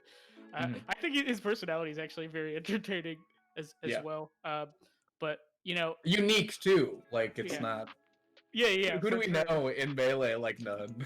No, there's he is a there's no one even close. Unique specimen, and he really takes like Melee being a sandbox fighter to hold you levels. Like people say Melee's like different every time you play it, but None you never know what he's gonna do. He could win the game. He could get force stuck. He could force stuck them. He could SD last stuck. That's right. He could get the coolest combo in the world. He could do stomp knee. You never really know. I think the thing that people would often say about None is that he is one of the only players, and probably the only top player, who always looks like he's trying to lose. Yes. He definitely doesn't look like he's trying to win. Yeah. The game that None is playing is not what other top players are playing for sure. Yeah, I think maybe none of us, maybe Bab activated might have tapped into this like different reality that the both of them. He has a nipple there. He doesn't do anything else. He doesn't knee. Nope. That's yeah. I think we'll have to consult with Bab to see what possibly he could have been seeing there. But I think it's just a different reality that they live in. Yeah, that's. Yeah, I can't even begin to contemplate what's going on in their brains. So we'll talk about the match. Nun's going in with a lot of overshoot nears. Oh my god, just rush. What? Oh my god, it's charged. And I don't know how Fizz power shields that either. Yeah. A lot of like overshoot nears stomps from Nun. Okay. Mixed in with some in-play snares as well, I'm seeing. Yeah, he did undershoot there. It's very hard to predict for sure. Up there, tries to cover ledge. Oh, it doesn't get... Yeah, he is feeling kind of stompy right now. I think he gets the trade. He grabs the side beat. Go out there. Yes, of course. You know it. I know. I love the up air edge cancel there. So sick. And another thing about Nun's playstyle is it's so intimidating to play against somebody like this because they're gonna do something to you and you're gonna be clipped. You're not gonna understand. Yes. and everyone is watching. It's like you go to a party that has Four Loko at it. You're just sipping on your sour grape, and suddenly someone walks up to you and goes, "Ugh," and everyone laughs. At you! I don't get it. Why is he doing that? Why is he doing But that? everyone's watching. Why is it working? That is also like one of the craziest person on a tech chase. Like he'll just get these crazy reads, and even if he misses the read, he has enough under. Oh my god! Oh my! He has his What jump the still. fuck? Oh, he went and just opting it. Oh my god! What? Nobody does that. Who does that? Nobody can do that except him. It's unnecessary roughness. That's 5 Unnecessary yards. roughness. 5 Uh-huh. yards. Oh my. Oh my gosh. Okay, I think, well, one thing I did like about Fizz's play is that he was trying to, I think, buy himself a little bit more time. I think it's really important when you're up against like a really top seeded player that you just don't get run over. Yes. It pretty much eliminates any chance that you have of figuring anything out, and your success is going to come from like playing it slow, in my opinion. Yeah, I like the use of up tilt in this matchup too. Fizz seems to be throwing out a little. Nice. Up tilt gets all this damage. Oh, and the stack. Yeah, up tilt's so big in Falcon. Mhm. Shoutouts to Chillin' Dude. One of the best players, or he used to be one of the best players versus Falcon. That's right, having a Wizzrobe win. solely because of his use of up tilt. Yep. When he told me that he beat Wizzrobe, I was like, oh, how? And he goes, found a way. And then you watch it, and it's up tilt. That's his way. Oh, this is the dash back there. Yeah, now Fizz is like outspacing. Overshoot nairs, catching a lot of them with up tilt, not getting tech chased as hard. Like, Fizz is playing this well. Oh my gosh, he gets a wow. Okay, really trips him up there. At that low percent, you really don't expect to get the combo, have the combo end there with a knee, and you definitely. Oh my god, it's crazy. Stomps over gets over the shine. Is he gonna? He tries the nipple again. Oh man, crazy. So we have really good spacing here from lloD. Tries to overshoot again there.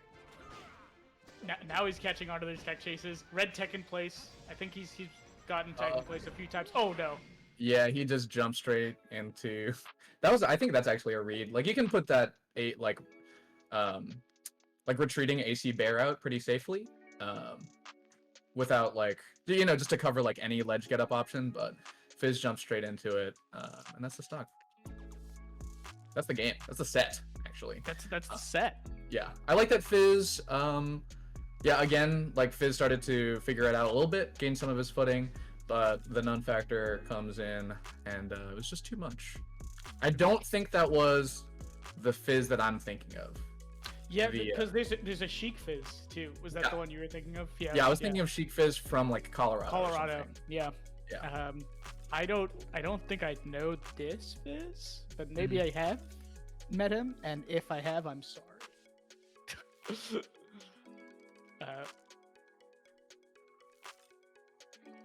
A production.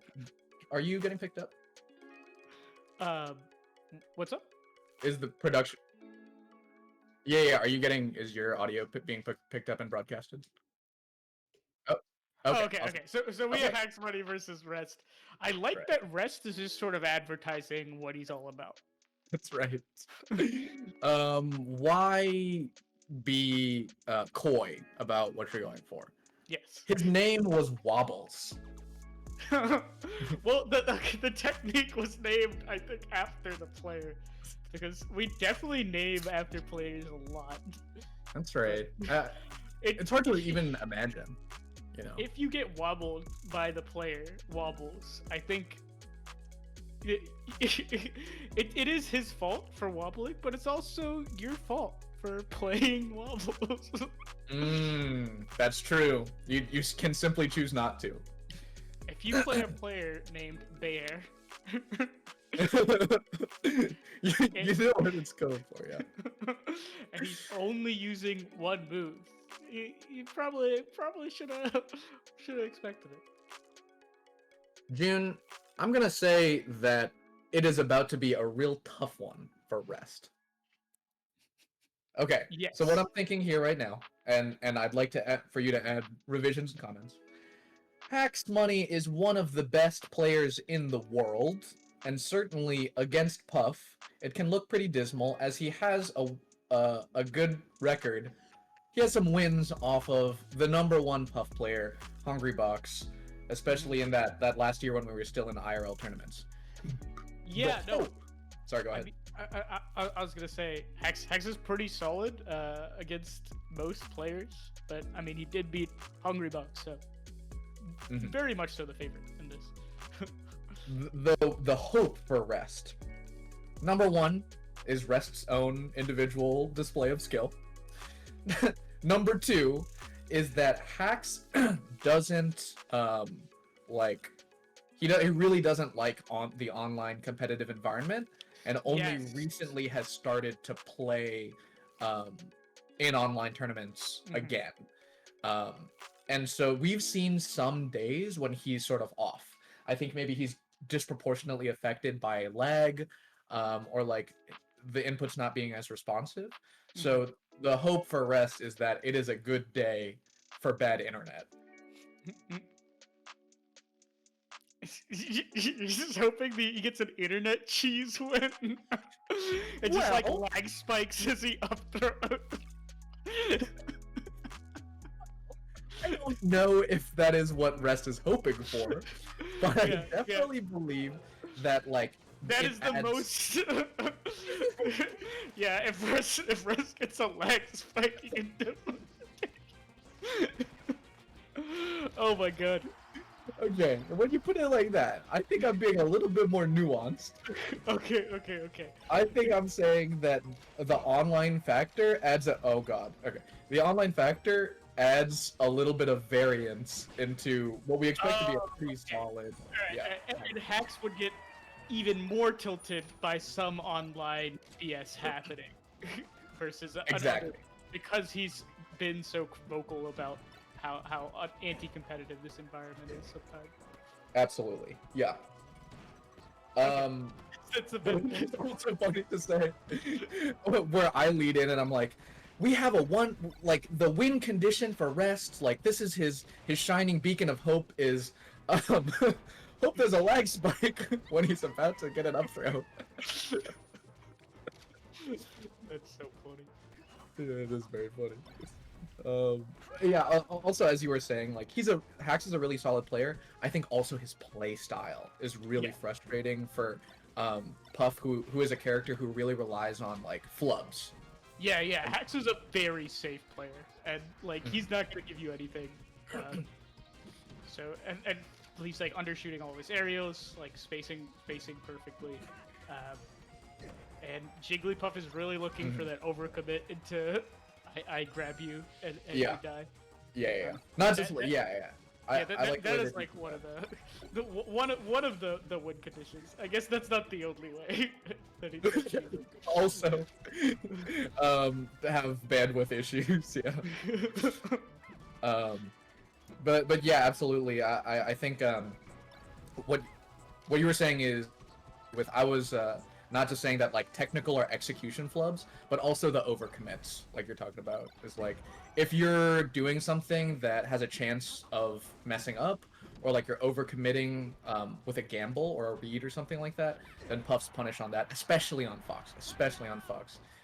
It's gonna be more devastating. Yeah.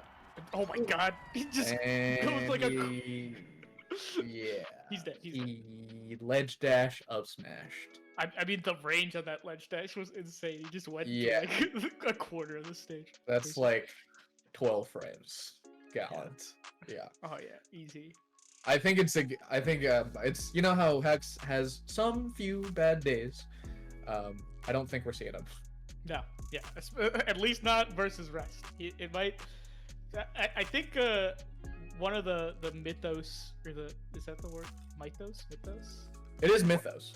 Yeah. Some of the legend or yeah. Some of the mythos about like optimal play or like, oh, I was playing really good is you can be playing really well, not for an entire day. Like I've seen people play really well in a set and then play like complete doo-doo the next set. Like yeah. And then if you say you're playing badly that day, then that's just gonna like snowball. And I've seen that happen to so many players too. It's just like, oh, I'm playing bad. Yeah. I'm playing bad today. Self-fulfilling prophecy. Yeah, it's like, of course, if you keep saying it, you can play good in a set and play bad in a set. It's like, yeah, normal. Yeah. That's performance. Yeah. It fluctuates. That's right. Game to game, even. Yeah. Game to game. Let's see if Rest can make that fluctuate from that last game, because it was indeed a 4-star. Oh my god. Perfectly spaced dash dance there to catch that there. June, you talked a little bit about how he's acts as a safe player, doesn't really like to overcommit. Would you want to break down like what it is exactly, some of the things that he does? Yeah, sure, we can do that. Like he's staying center stage, kind of undershooting hitboxes a lot, so that when Rest comes in, he can kind of reactively, sort of like that. That wasn't like super on reaction. I think that caught Rest's full hop, but like. He was landing with Nair, and then Hax is like, okay, I'm just gonna call out whatever he does afterwards. Like he's not gonna shield or something. And that's why he up smashes there. He got an up smash stock 1 because of that too. Yeah. Rest Naired in, and then he got up smashed. Yeah. So you're saying he's like playing a lot for the counter hit? Yeah. He's not necessarily counter hitting. Because like Rest isn't getting the hit to counter hit. Yeah. Really safe. I understand. Yeah. I would say like some of the way that we see that safety being expressed is like he's really low to the ground and he has like a ton of wave dashes down. Oh yeah, like Hex loves the wave dash. Yeah, he loved wave dash down and a shuffled nair or something. Like sometimes we'll just see him wave dash down and shuffle nair like a couple times in a row, and that boy, like he's still moving and still pressing buttons.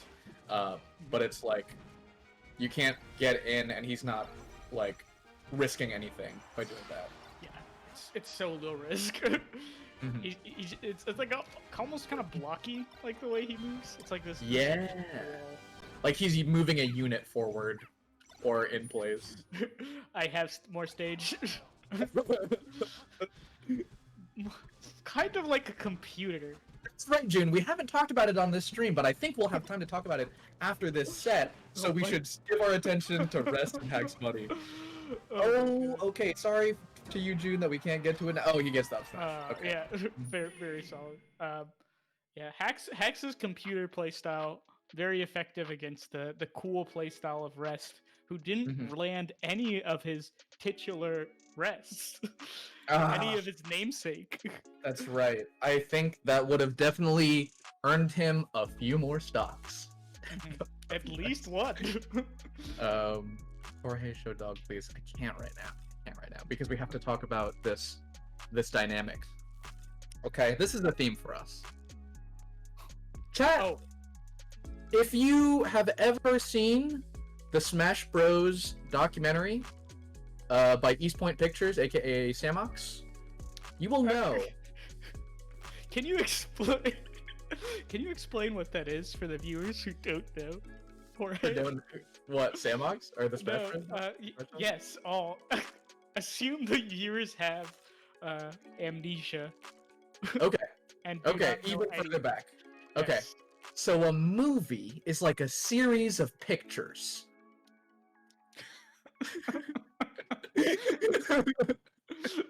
Okay, yeah, that makes sense. So it's like Twitch, except not on Twitch. Okay, yeah.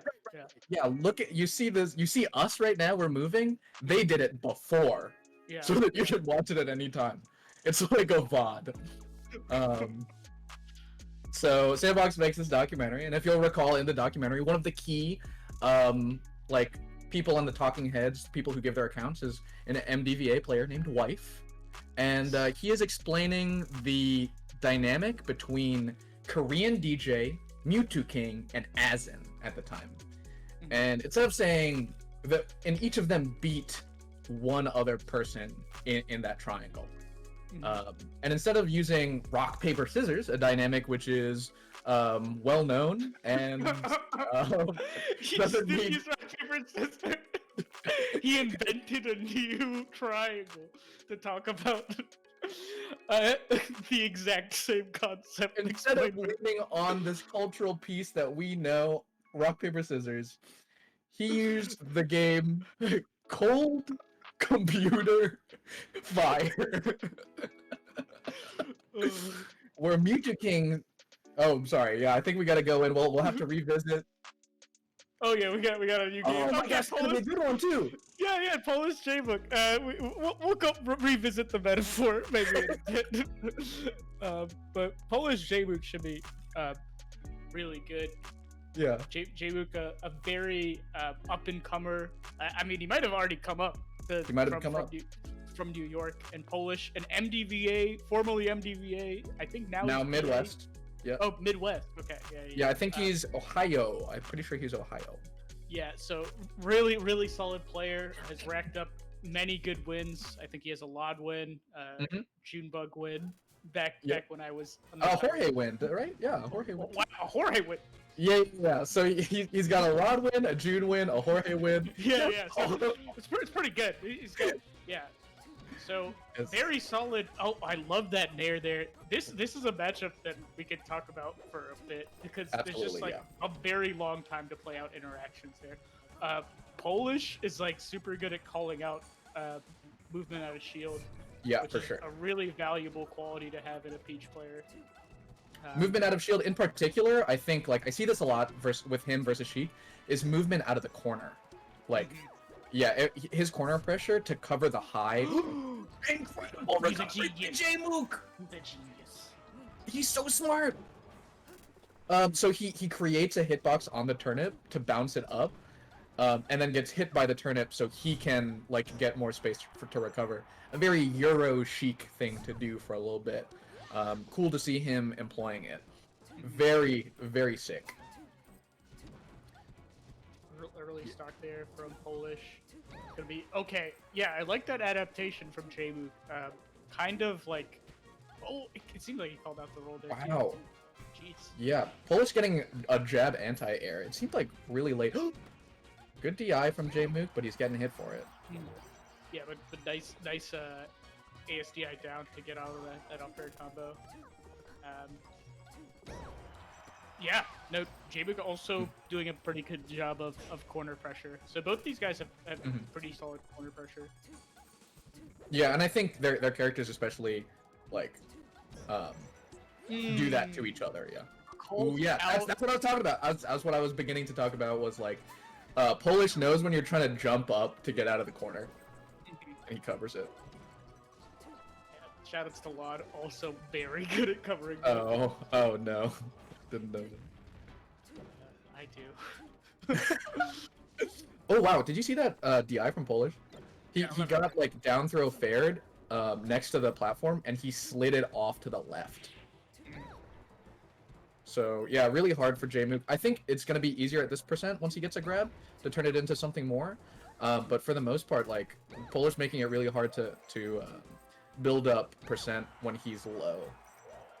Yeah, I like that forward air from Jmook. Very strong. Oh, it looks like he tried to go for it. Okay. Did you see that DI from Polish? Actually, edge canceling off of the platform saves him for just a little bit. And good coverage from Jmook. Yeah, these guys are both playing pretty solid, I think. The early down airs are gonna, like, I wonder if Jmook knows the counterplay, because, like, you can back air that pretty easily, or, like, F tilt. Oh, all this damage. Yeah, Polish got that just from wave dashing back, a really far boost grab from Jmook. It, like, Jmook already was basically doing an overshoot, but Polish, over. He did it again! Oh my god. mixes up the DI there, crosses him up before hitting him with Nair. So it looks like he was DIing the other direction. Oh, I didn't even notice. So you're saying he floated past to do a cross up there? Oh, That's so sick. Overshoot Fair, another lloD classic. Oh, and Polish also recognizes that he's not there to punish the up beyond platform, so he does a waveland, grab on the stock or on the platform. Yeah, good overshoot grab there from Jmook. A down smash on the platform. Why not? Why not? Why not? If you hit it, you're dead. What is he gonna do? Like soft bury you? Just do it again. We're seeing the influence of another MDVA Sheik, aka Mog. Yes, the messenger of God. I think he's in this bracket as well. I hope he does well. Oh, you see this movement from Jim? Yeah, crazy. Is it gonna be enough? He's down like almost a full stock at this point. I think he can comebacks in this matchup are very hard for Sheik. For Sheik, for sure, yeah. You have to play really tight. First out her damage in this matchup, has trouble winning neutral. Sheik the other way around, like wins neutral slightly more easily, but has trouble racking up damage. So the fact that Polish has the lead is pretty huge right now. That's right. Yeah. He's got to play like really, really tight. I like that he's going for, short hop aerials, but that's only when against like, I think that's like better against Sheiks that don't move around as much as Polish does. Ones that like sort of just crouch in front of you. And yeah, trying to challenge Polish Peach at that low percent. Yeah, that's a counter hit, Eric. So he got a hit on him and then immediately hit him for it. Now that is a count. Yeah, you're right. Yeah, that's why Fair isn't as good at that low percent. You want a Bear because Bear's like puts a lot of distance between you and Peach, so she can't get out that Nair. If you happen to anti-air at that low percent, if you F tilt, I think she can Nair. If you Fair like that, I think she can still Nair. So yeah, you definitely need to hit those bears or like needles or something. Yeah, I think. Let me think, because I'm imagining myself as 100% Sheik versus a 0% Peach floating at me. I think you're right. Back air, needles, and then maybe like you could find a shield drop, like shield drop aerial or something like that. Yeah, like you have to play so safe at these low percents. Grab's good. Like nothing. Okay, now it's good. Now you can start aerialing her a little bit. But even that, where like Polish got his back air or Jmook got a back air against Polish on a platform. Polish was immediately like, okay, my turn, and like floated off the platform and started approaching Jmook. Yeah. So it's very hard. Sheik has to wall Peach out really hard in this matchup. Yeah, and I think like sometimes Sheiks are like reluctant to do that because there's like some turnip pressure, and then if you also decide to projectile back, it's like I'm throwing needles and they're throwing turnips. But oh, wait, that was super sick. Ankles got broken. Yeah, that was a huge juke actually. So not only did he not go for the aerial and landed on the platform, but suspecting that Polish would do the counterplay spot dodge, he does a shield drop up air. Falling up air to kill instead. Super sick. Oh my god, okay. Yeah, I actually jumped into that. Yeah. Yeah, Jmook stronger than I. I know. Oh, the edge cancel. I'm sorry, I could hear you considering whether to spare my feelings or not, and then ultimately deciding not to. Yeah, no, I don't. I mean, playing Messenger for long enough, you just get conditioned to never ever jump into a platform ever. Yeah. Ooh, that is sort of what you were talking about. That is what makes it hard.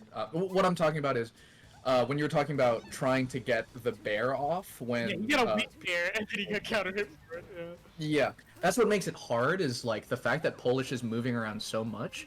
It makes the spacing, which is really important for Sheik in the matchup. It makes the spacing way harder because you're gonna get the right move, but you're not gonna get the right spacing, and that's not gonna work either. But it's like it's a trade-off because we saw a bad DI on a bear there because Polish was trying to float away. So if like you catch the float away, then you just get horrible DI on a bear and can set up edge card state. But if you catch the him, then you get weak bear and could get counter hit. So it's your hope is that Polish isn't DIing correctly or moving correctly. Yes, but if he's just coming in for no reason, then there's other counterplay. Yeah. Yeah, if he does the right thing and spaces his float, then oh my god! But I mean, he just out there. That's crazy. Yeah. Oh my gosh. Oh, Jmook faking out a little bit actually goes to ledge. Polish's callouts on like Jmook's movement out of shield, like out of the corner, so strong. Oh, you got it. Ooh, kind of a big punish opportunity for Polish here. He hasn't had one of those yet this game, and it's kind of showing for Jmook. His lead evaporating a little bit, but the fact that he was up. Oh, I like that wave line back. Oh my god. Yeah, Polish. You see Polish like floating just above needle height. Yeah. Like the needles are grazing him. Yeah. Oh, okay. Yeah, good dash So that dance percent grab work there. confirmed. Or sorry, what did you say? Good dash dance grab right there. Mm. Full hop there. It's such a good move. Oh. Oh, he's turniping. Oh, there was so many turnip shenanigans. Jmook flew under the cover of vegetable to get back to the ledge there. Did you catch what Jmook did there? He did fair. It's gone. It's gone. Yeah, he did fair, then shield immediately after down throw. He did down throw fair and then shield, catching Polish's counter hit in air. Oh. Did he get a That's shield something- grab? Yeah, he got a shield grab. That's another thing that's really good against like Luigi, Peach. Like you can wait out the counter hit. As if to say, I know what I have, and it's slightly less than what you think I think. I know you want to do this. I know you want to. I know you want to because you know I want to. Floaty mains just want one thing. It's nothing. Wow. Yeah, Jmook played very, very, I think, he played really reserved and really safe. And I think the fact that he stayed in the corner and didn't get called out pushing in too hard, which I think is Polish's strength, showed and got him that win, to be honest. Oh yeah, this is my favorite set that we've done on this. Okay, we don't have to play favorites. There's no law. Honestly, Studkip versus G-Tone. Tones. Yeah, there's no law saying that we have to play favorites with our children, but there is a law saying that you cannot consume alcohol if you are under 21, which we are, so we can enjoy the smooth and sultry flavors. I didn't realize mine was out of camp. Where do I put this? Do I just hold it? I think I just hold it. Yeah, you have to hold it for the rest of the stream. Zain would taking the whole thing! I'm just also holding it. I don't know where to put it. Okay, I'll do it right here. It's right next to my mouse. Shoutouts to all of you guys. We got 1,800, not 18,000. 18,000? Oh my god. Yeah, our first game 3 set of the block so far, and it's going to Pokemon Stadium. Interesting counter pick. Polish's down air pressure has been looking solid all set. Peach's down air is like notoriously lagless. So like if you get in with down air, it's already like a bad position for you. You gotta get out of there. Where do you go if you're in the corner? I guess you roll in and get nared? Roll in. I mean, if they're not covering roll in, you can roll in. But you can wave dash back. You can roll it. But so often they're like just doing the dare pressure on the tip of your shield, and they're like weaving in and out, right? Yeah. You like if it's space dare pressure, then you can do some stuff to it. But if they're like inside, then it's like really hard to deal with. Oh my god. Now Jmook's slowing it down. I like this from him. The wave dash grab every sheep main. Well, do you see this? Like, this is like peacocking, you know? Like he has stage control and he's just like shield dropping down and back onto the platform. Yeah. Both very willing to play their advantage, which I like. This is what you should do in this matchup. Both just get so much reward off of cornering each other. Yeah, a little bit of a drip back from Polish. Really smart to like really well executed to just like not get hit by that. Okay, nair. see, that there was bad because it was like outside of Jmook's range, so Jmook could sort of reactively swat it. Yeah. Okay, I understand what you're saying. Gets the shield grab. Ooh, almost a dangerous situation there for Jmook if Polish DIs onto the platform. With the right DI, he actually does. Falling up air? Did you see that, Jun? And he's cornered. Yep. Okay. Another dare punish there from Jmook. Yeah. Neither really has advantage right now. Both just kind of vying for stage. Yeah, and I think after actually like Polish having been punished for those dares like twice now. Oh, it was a battle for the who could get their down smash out first. Oh my god. That should be a kill here. Okay, we've actually seen that twice. That is pretty hard for Sheik to get at this percent. Is the down throw up air? That the dash up air. It is pretty hard.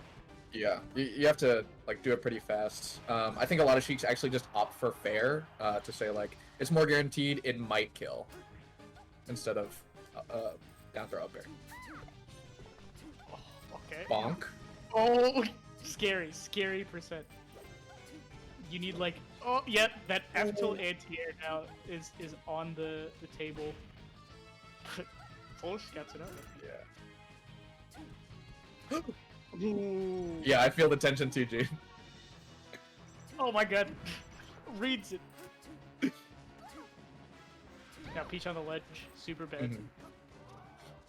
Okay, he gets back. Jmook gives shield pressure there. He just tried to cover ledge and instead gave stage for it. Yeah, really tense moment for both of them. I don't think this... Oh, he actually does get... Jmook hitting that again. That was very good. Really...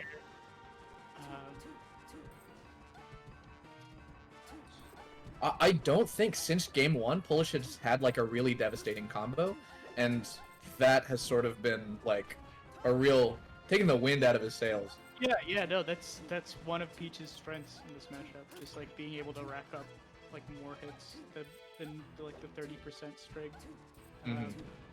Now Jmook is able to win neutral and match punish game, and that's right. Yeah, working out for him. I think he's winning a lot of that neutral because, like, how you've been saying, like, he's not committing very much, and then he's been scouting out those, like, reaches from Polish. Punishing the float in, and then, like, F-tilting when he's at the right percent. Yeah, now this is really a good percent from Jmook.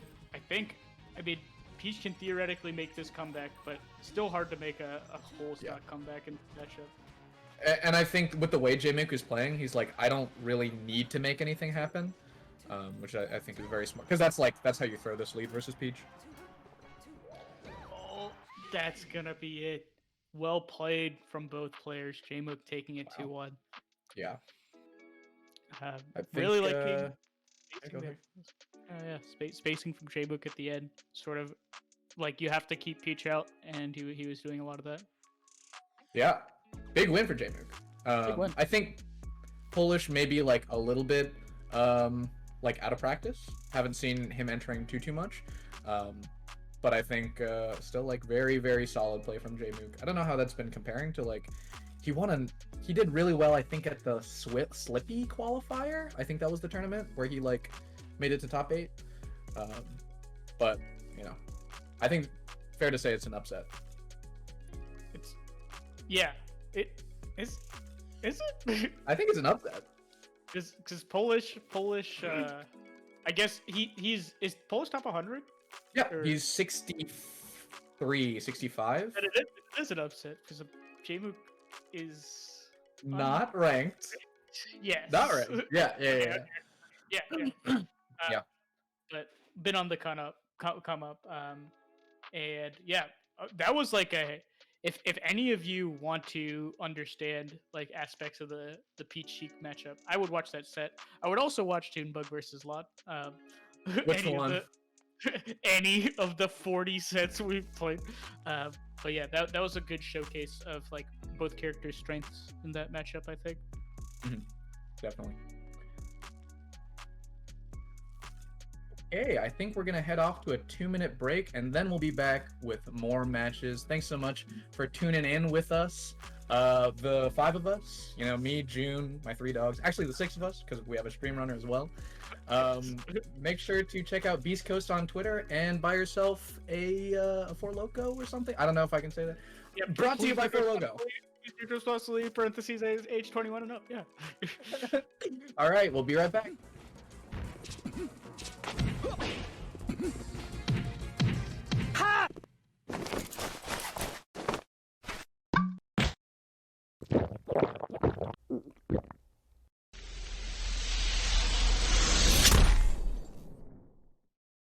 Ready?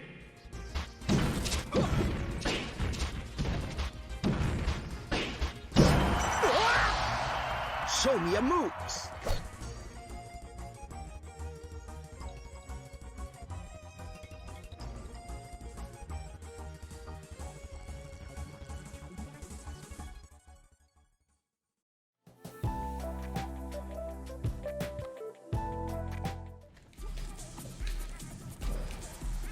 Locked it.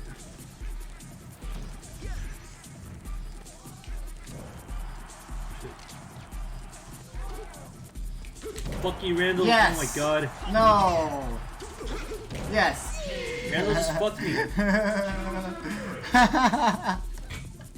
And he didn't homie stalk me after I killed myself. What a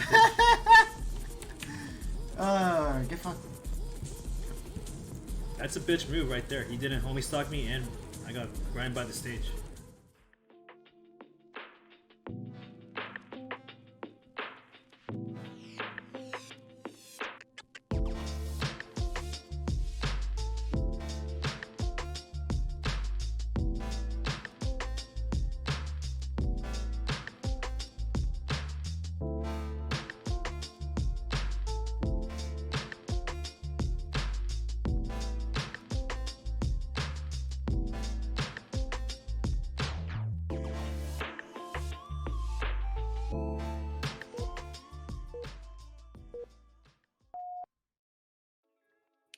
What is up, guys?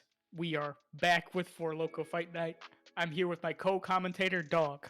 Dog, what do you think about this fight? All right, he's a little shy. He's a little shy. He's gone. And put the dog back on. Put the dog back on. Come here, Woody, come here. Okay. There's some you know, stuff going on. I'm getting dogged. Woody, come here. Okay, he's getting dogged. Okay, so we have a pretty exciting match coming up. Oh my god, there's triple dog. Pretty exciting match coming up. Moky, Whiskers. That's right. Tell us about Moky, and maybe I'll talk about Whiskers? Yeah, sure. I actually know more about Moky, so that works out. Yeah. So Moky is a Canadian Fox player, top 20, I think, and very stylish player, known for his flashy Twitter clips and his pog reactions to said Twitter clips. And he's reacting like he's viewing his own clips. I think. So yeah, pretty solid player and very exciting to watch. And yeah, and he's gonna be facing off against Whiskers. I think definitely less well known than Moky, but a really impressive player on his own right. I think unranked, but he's Whiskers is from New York. I think attended Columbia. If not attending Columbia, then just at least playing on the Columbia crew battle. And Whiskers, most well known, I think, by most people recently for having an Hbox win. that sounds crazy impressive. Yeah. One of two Yoshis to recently beat Hbox. The other being Bizim. Bizim has an Hbox win? Yeah, as of like last week or something. Oh yeah, I think I remember seeing that. Yeah, that's wild. I mean, Yoshi Puff, I can see being pretty good for Yoshi. I'm not like amazing, but Yoshi has to get hit a lot for Puff to kill him. Mhm. And I know Jerry used to complain about Peach, and Mhm. I know HBox is not a big Peach fan. Similar concept, the heavy floaty archetype. Yeah, Um, yeah. Very hard for Puff to deal with because one of Puff's main strengths is how easily she can edgeguard characters, and Yes. really edgeguard like the heavy floaties like as well as you can edgeguard Spaceys or Marth or something. It's like so, the punish disparity. yeah. Or like- It's a lot more neutral interactions. It's brawl, baby. Floaty matchups are just Yeah, you're brawl. talking June's language. Talking Nah. June's language. Let's commentate some brawl. We actually that means there are 3 Yoshis that have beaten HBox. Oh my god. Yeah, I feel like that's more than like every Huh? other character besides like Fox, maybe. Fox. Fox has beaten him. I think Falco, for Falco, there's- Mango, Mango, Peepee. PP. Yeah. So 3. But At like least? three I don't know for, if like Westfalls or something early on. mid high. Like what is Yoshi like a mid? Mid high. High? Oh, yeah, it's for like a mid high tier. I guess it's pretty good. Like How many who's- Cheeks have beaten HBox? like Oh, Albert beat HBox, and then and Bobby Big Balls that one time. okay, yeah. So actually a bunch of Falcos. So who Falcons haven't beaten HBox for I think since that Wizzrobe set. Wizzrobe beat him at like Optic Arena, like in one set, or did he win both sets? No, he won. There Yeah. was one that he won, but didn't. One Optic Arena both sets. Yeah. So yeah, no, it was super impressive. What else? I'm trying to think if any. What's it called? Sheiks haven't been doing hot. Sheeks have not been doing as well as Yoshi versus HBox. Oh my god, we got a Leffen raid coming in. Oh, really? Well, let me get control of some of these dogs then. You're coming here from Leffen stream. Welcome. My name is Junebug. I am joined by my co-commentator Jorge, and we are going to be commentating Whiskers Moky. This is Yoshi Fox matchup. That's right. And the connection should be pretty good. New York Yeah, to New- Canada. It's not that far. I guess Canada's really big. I don't know what part of Canada Moky lives in. I think the most populous part is towards the east, at least. Okay. Look at. Snipes. You know, is Whisker sick? Okay, really, really good side B by Moky to avoid like he just knew like the Firefoxes were gonna get snuffed.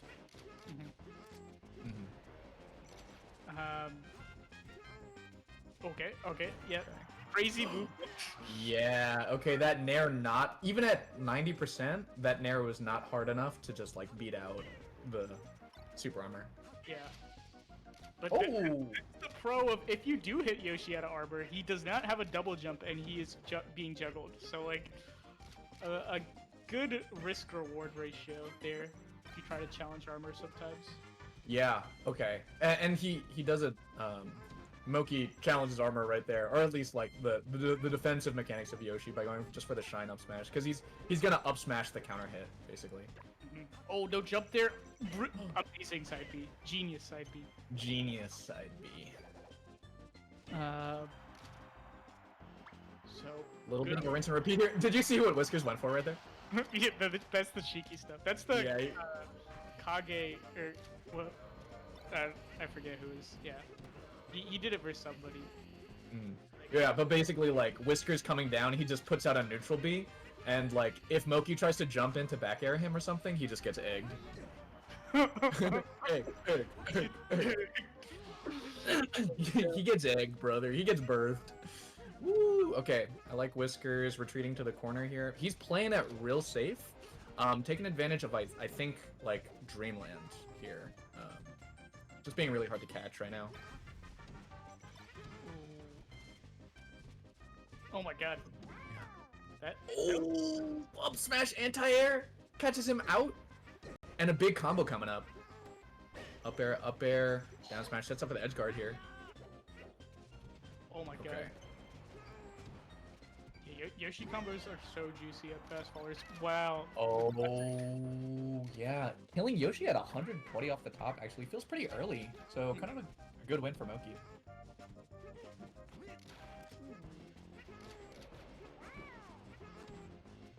The spacing here. I like that. He didn't challenge the double jump. He didn't want to get armored, so he just like waits and shields. Yeah. Waits for Yoshi to hang himself, so to speak. I see. Yeah.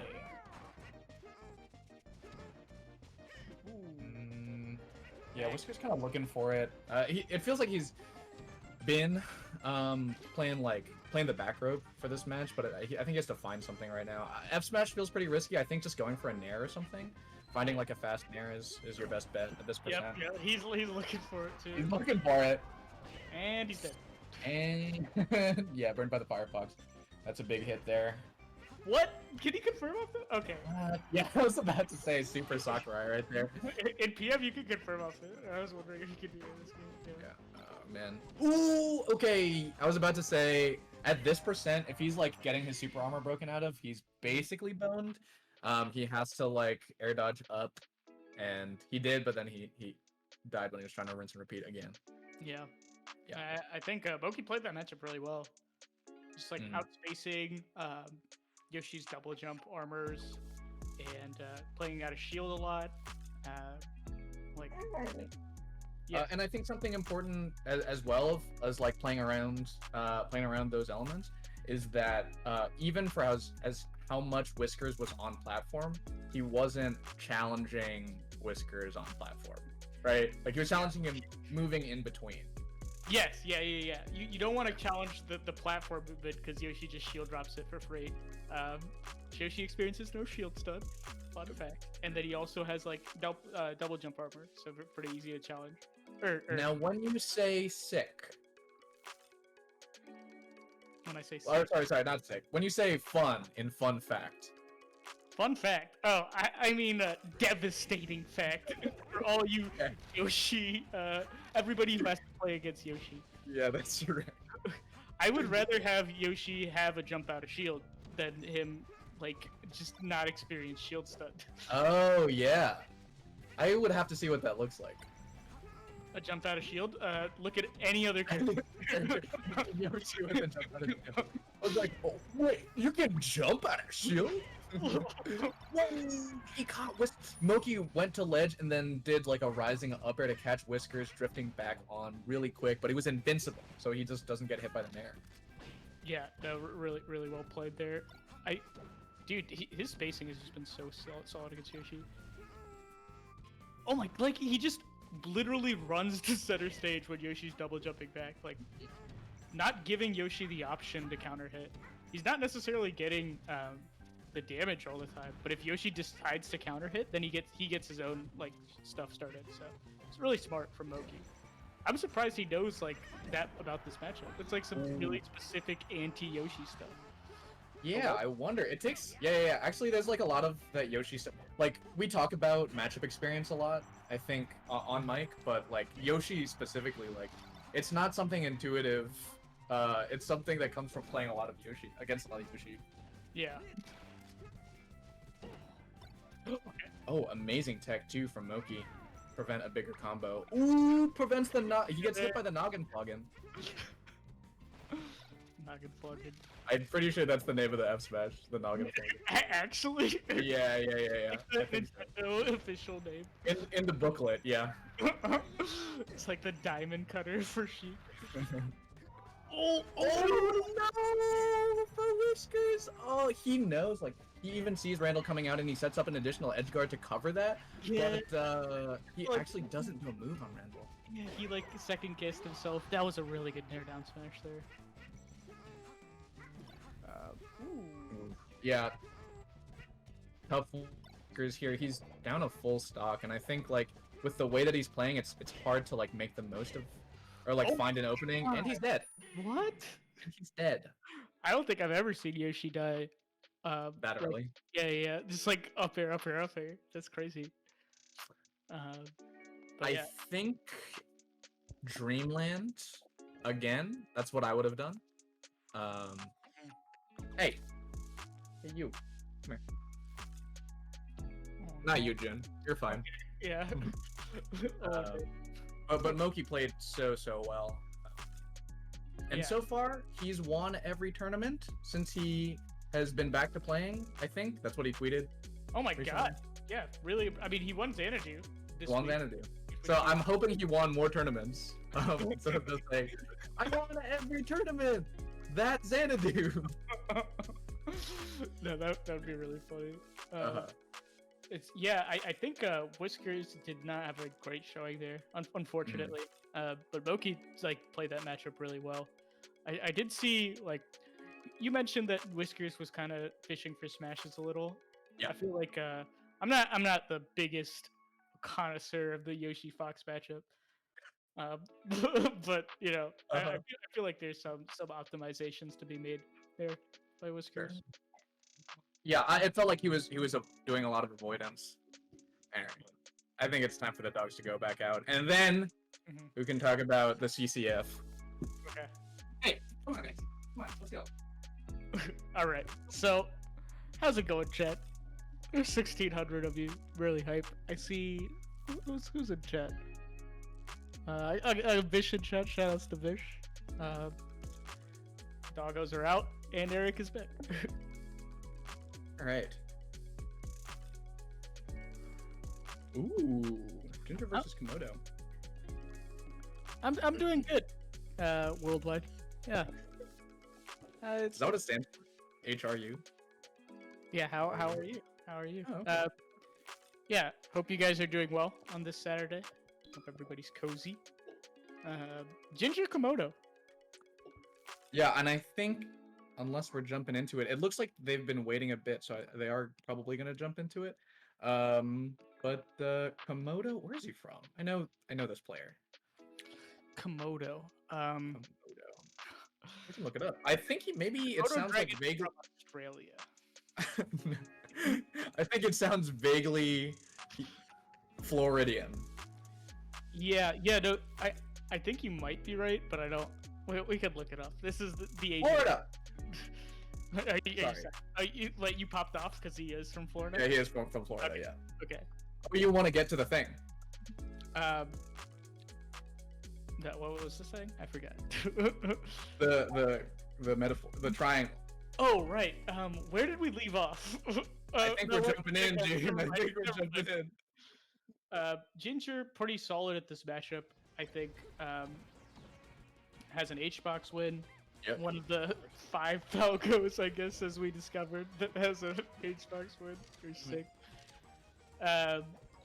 So Komodo's really gonna have to work hard here. Like Ginger. And Ginger. Sorry, go ahead. He's the most methodical of all the Falcos that have beaten H-box. Yeah, I was actually. Oh, and he's dead. But now he's dead too. Oh, up smash kill. I wouldn't have thought of that. Yeah. Yeah, I was about to say the same thing. Like, not only is he good versus Puff, but also like his play style is very like compared to the other Falcos, it's gonna be way more consistent. It says down air, down air, down air, down air. Yeah. Crazy. I was like, he's not like other Falcos, and then he just immediately down air. But actually, the thing about those down airs is they were all really smart and methodical. Mm. You just can't understand. Oh, he gets the tech trap. Dude, I feel like we haven't seen that up air tech trap on platform for like years. I know, years, because Xbox has been not as good lately. I feel like he was one of the guys who would always hit that. But even like in the few years, like maybe like a year or two of IRL tournaments before the pandemic, we hadn't seen it for a while. Whoa, a Ginger. But I was about to say that like I feel like it was beating everyone, and then we all learned how to just like wait out the up air to get the tech. Yeah. And then it's a lot harder to tech trap if everybody's just gonna try and hit the tech after up air. Yeah. So like, and it feels like maybe we forgot. Like it ebbs and flows, that up air tech trap. So Ginger got hit by the ebb there, because Ooh. he's so used to nobody using it. That's that, right. Ginger also flowing into the edge to get just like a wave dash in up tilt. Yeah. Ginger's like cross ups on shield have been like really strong in this matchup. Ooh, but Oh my gosh, that actually could be it. He was in position for a rest there. Oh, that now this is. Oh, Komodo really second guessing himself, which I think I like, but he gets it twice, and it doesn't work out for him. it's not working out for him. Not working out for him. Oh, now this. What is going on? Yeah, he just missed the DI up to 3 times in a row. Yeah. Yeah, Komodo, really solid there. Sort of scouting out those grabs. It's possible that I think I saw on Smash on the bracket that they had been waiting for a while. So, yeah. Well, you know what I'm about to say. Oh yeah, I think I do. Go into it. Go into it. I think you should take it if you know, and then I'll tell you if you're right. Okay. Falco is a character that needs to be warm. Correct. And Puff is not one of those characters. Puff wants you to be as cold as possible so she can up throw rest you. Was that what you said? Okay. Yeah, basically, right? Like, if Ginger's just making regular old execution clubs, I think it might be like, he might just have been sitting around for too long, like in preparation for the bracket, and that might mean that he's not executing as well as he wants to. Oh, and Komodo clearly is preying on it, or is like ready to exploit that. No, Komodo's playing pretty well. Yeah. And like I also guess pretty defensive and also pretty well. He's really mixing up, like his combo trees have been super hard for Ginger to predict. Like that's why he's getting these tech traps and is that up there? All these like weird setups. So that there's like 2 guessing game components. There's the neutral and then there's the punish. You know? Yeah. And that's like the case with Puff because of how much fewer guaranteed like combos and strings there are on her. Oh, I like the edge cancel. Oh my god, what? That falling up air was so crazy. Yeah, falling up air to pop him off. And that means like, that was like super deliberate, right? Because like immediately goes for the rest. Oh yeah. And it's like, the change of pace is also really frustrating, or like hard to deal with when playing against Puff, because like, it feels really slow, but then like Puff really wants to rush you down. Like her win conditions like up throw and rest, so she will just come in randomly, and then you have to be ready to deal with it. So like the pace can change at a moment's notice. That's why some people call like Fox Puff one of the most stressful matches of the game. That's right. Yeah, because like she's not quick to kill, but you'll still die really fast. Yeah. I think Ginger's starting to slow things down a little bit, which is gonna work out, or which worked out from before. We saw like he had really nice punish there. He had corner pressure, and Komodo was shielding. He just drops down, shines, and then jumps back up. That baits out a roll from Komodo, and Ginger gets a jab back air from that. So I think like that first game really woke Ginger up. Yeah. He's playing a lot better. Oh my god, these grabs, super strong. Where'd you think Komodo goes here? Fountain? Oh yeah, you're right. I like the. I think it's got to be Fountain. Oh, scouts him out at the top of the top of the stage. I think FD's bad. FD's like bad. I want the space if I'm Komodo, but I don't want the lasers. And I mean, Ginger's definitely gonna ban Dreamland. So yeah, it's either and you want on Battlefield. Yeah, so it like has to be Fountain. Fountain has to be Fountain. He's not gonna do Yoshi's. He's not gonna do FT. He's lost on Stadia. What I also think is going on is that Komodo is thinking, I am playing the better player Ginger. I win game 1, and he's starting to heat up. So like, how do I stem the momentum of Ginger? Like heating back how up do I make it lag spike real quick so I can get my rest? Well, I don't know, cause like, does Komodo want to play it slow, or does Komodo want to like press his advantage, which is riskier, but I think has a higher chance of like tripping Ginger up and like getting those mistakes that you get to exploit that he did in game 1. Yeah, I feel like he wants the pace of the game to be slightly faster because Ginger plays, 1 is heating up and 2 plays so methodical. Like That's right. Yeah. I feel like you need to take those quick kills. Okay. Yeah, I dig that. I dig that. Yeah, but this was literally the only possible counter pick if Ginger banned Dreamland. Yeah, I think if you do go for the really, really slow play, you could go for FD, but it's really annoying. Yeah.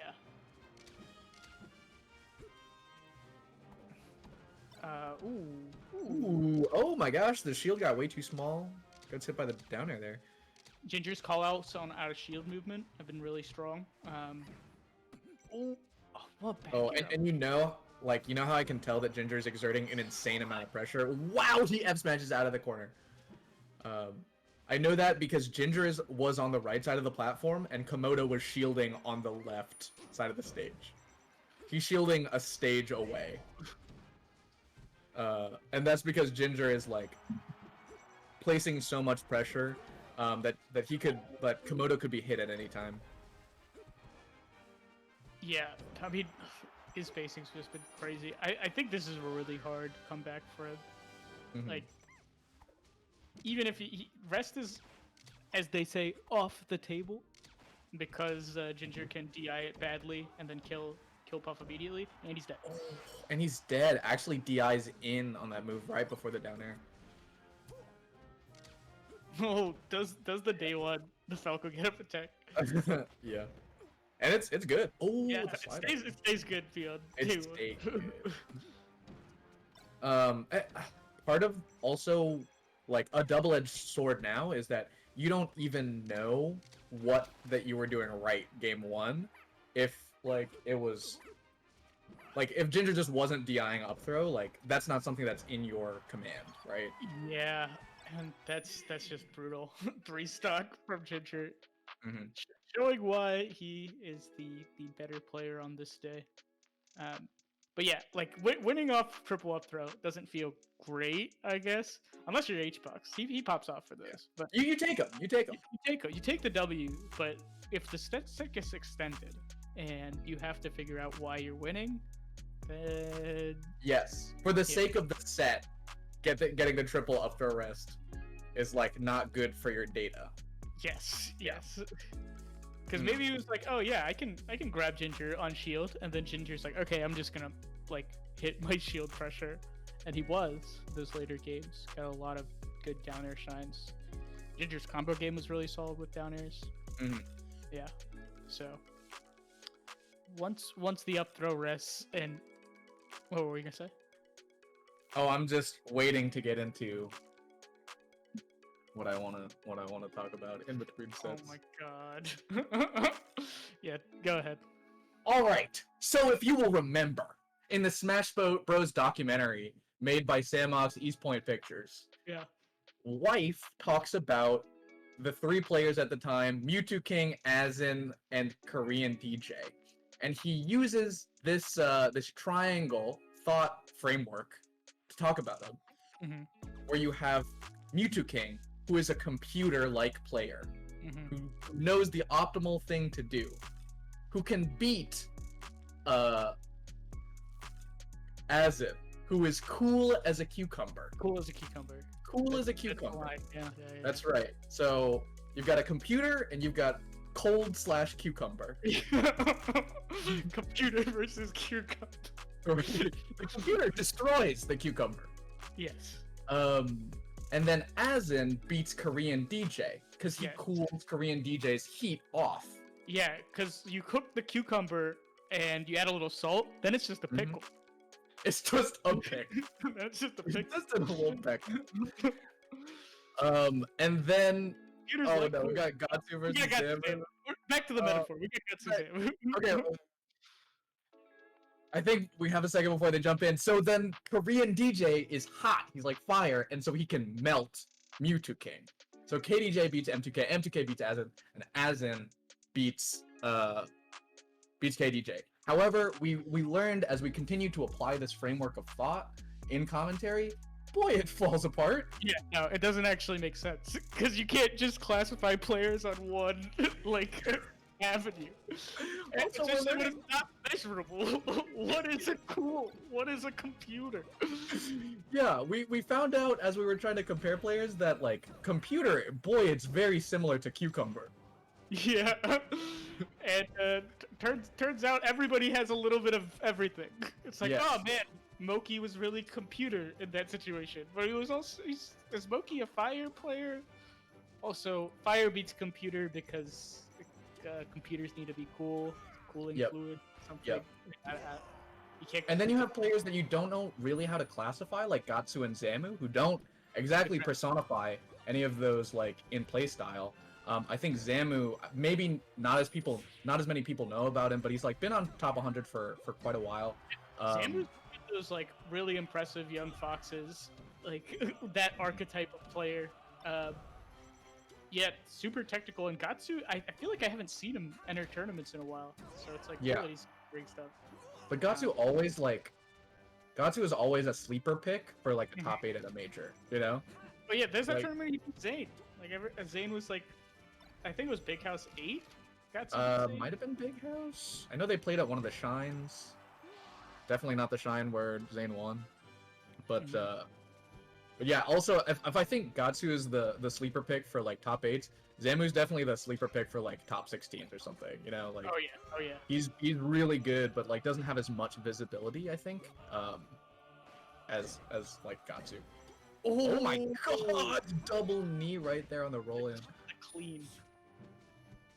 I respect it. He didn't really feel comfortable covering that recovery there. But that texture is so clean. Oh, just the double knee in your face. You can't shield grab that. I also briefly want to touch on seeing Gahtzu side B, Zamu light shields so that he gets hit by the side B, and the light shield expands the hitbox, and that causes Gahtzu to die. Oh my god, the DI there. Oh god. Oh my god. Yeah, erase that stock. Actually brings it back after being down a full clean stock. Gahtzu's movement has been so insane. Yeah, you talking about that waveland out of like away from Zamu shield? Yeah. The edge cancels. Oh, tries to get like a physic grab there. Yeah, tough moment for Gahtzu here, but like if he gets an opening, that's like he's been punishing really hard.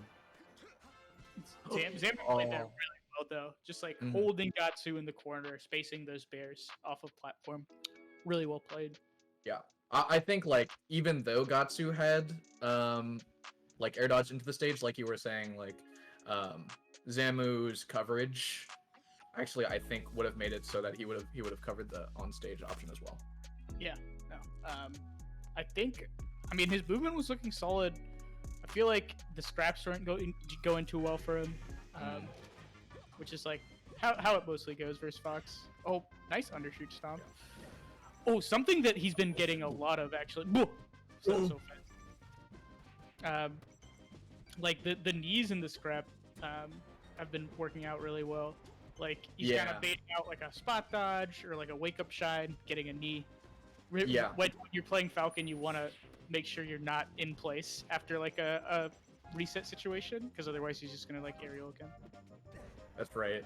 And like even when he hits the knee, like he knows that Zamu's holding down, and he got like two double knees because Zamu was like holding down and rolling back in. Oh, just runs. Ooh, okay, he runs center stage, and Zamu's like, ah, and he double jumps instead. Does not compute. This guy, he's so computer. Yeah, you know, Zamu's just cool as a cucumber. Too cool as a cucumber right now. A real cuke style play. Oh, spacing. Oh, yeah, Gahtzu's platform movement is like, we haven't really seen many other Falcons go for this. Like, Wizzy's pretty 60-40 in his neutral. So like this movement heavy, like edge canceling all over the place. Like none's kind of going in, but Gahtzu's using it to be like more safe and defensive. So it's very unique playstyle. I think he's doing a lot, especially at like when Zamu's at low percents, as like an avoidant strategy. But I think for the most part, like especially at this low point where where his aerials are going to not get crouch canceled or whatever, he's playing pretty grounded, like a more conventional Falcon neutral. Oh, reading the roll actually, or at least moving to the right. He threw out a move. A move. What a read! Oh my god. Great tech chase here. Ooh, that trade too. Yeah, I can't believe. I feel like Gahtzu's kind of missing his, as a fellow dashback out of croucher, I can see Gahtzu missing his dashbacks out of crouch, makes me sad. Yeah, big identity group there. Dashback out of crouchers. Shout out to all the other dashbacks out of crouching. Hey, where my D-box at? I see face roll in the chat, he knows. Yeah. Face roll a D-box. Ooh, I like this from Zamu a lot, like... Zamu's so, 5% game. Yeah. I think honestly it's probably not too dissimilar from his low percent game, but it works out a lot better at high percent. In what I'm seeing and feeling, like he is really in your face, like low rushdown, like heavy on like running shines, low drills, and like nairs. But let's see if that's actually that's what I'm feeling. I feel like he's pretty good at those things. I feel like he's good at that. No one checked the logs. There's no observable data to say whether he's good at that, but I feel like he's pretty good at that. So I said drill, and I was like, have I seen that many drills? I don't think I have, but I definitely the nairs. Definitely the nairs in the shine. I'd say he's pretty nairy. Likes his up tilts, likes his berries a lot. Okay. Whoa! Okay, he gets a back throw here. Gahtzu nair back onto stage. Yeah, very solid edge guard state. Now Zamu can transition to these bear walls that have got him so much mileage these last couple of games. Yeah. He even like doesn't get an ideal one there. He trades, but it sets up for Gahtzu back to the edge. Oh, that was big moment for Gahtzu. He's got him in the corner. I think is that it? Oh. They're both so scared. Oh, the DI in on the up air. You're in a really tense moment there, because if that's like a really hard hit of up air and you don't DI that in, you're at a terrible edge guard situation. You're far out. Yeah. But because it was weak, he scooped him. He gently scooped him. That's what we call those low up airs.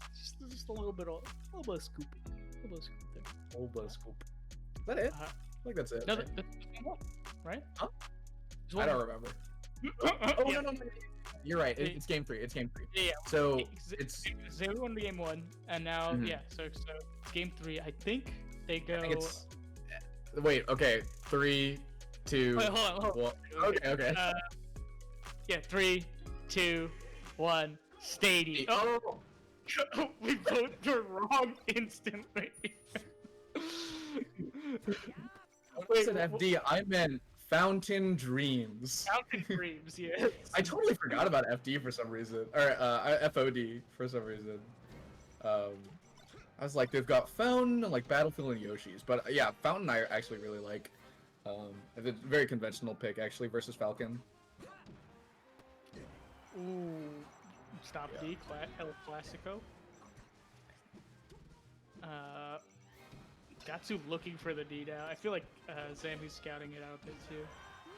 Never mind. Oh yeah, Gahtzu actually really quick reaction to see that Zamu misses the tech. He's just like a knockdown on the platform. Crouch tech chase.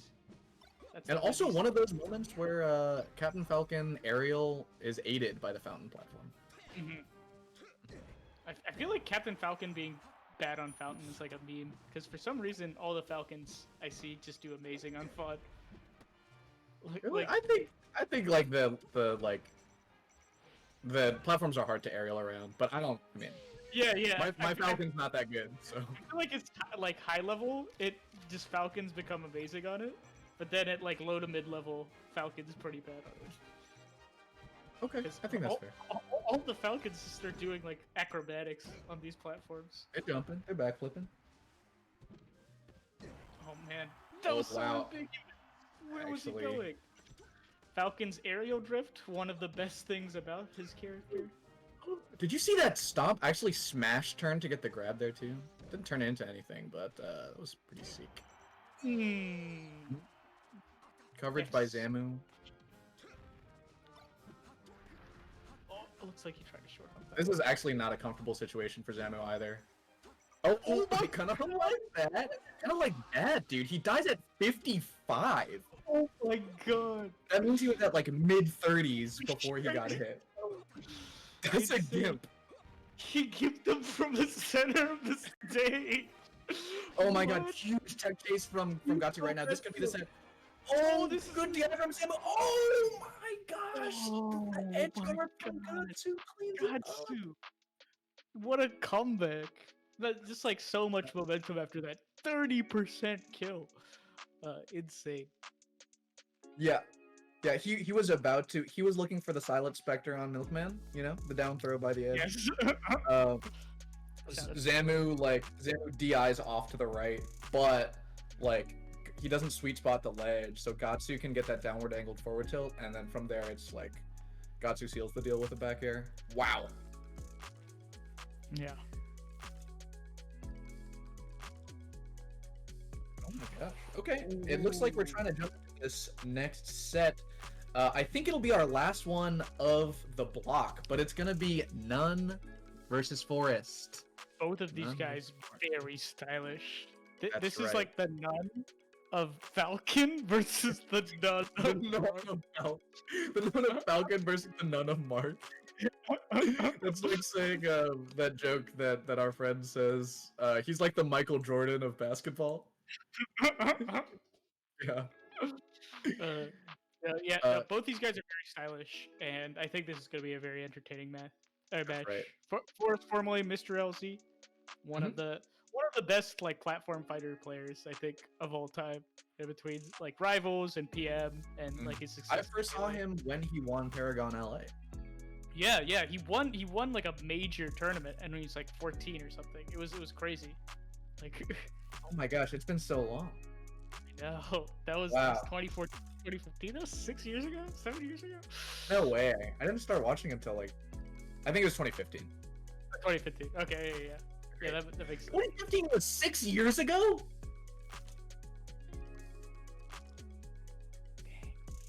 Forrest is like 20? Yeah. What? Crazy. Chat, Yeah. let this be a message to you. Time comes for us all. God, I was in college back then.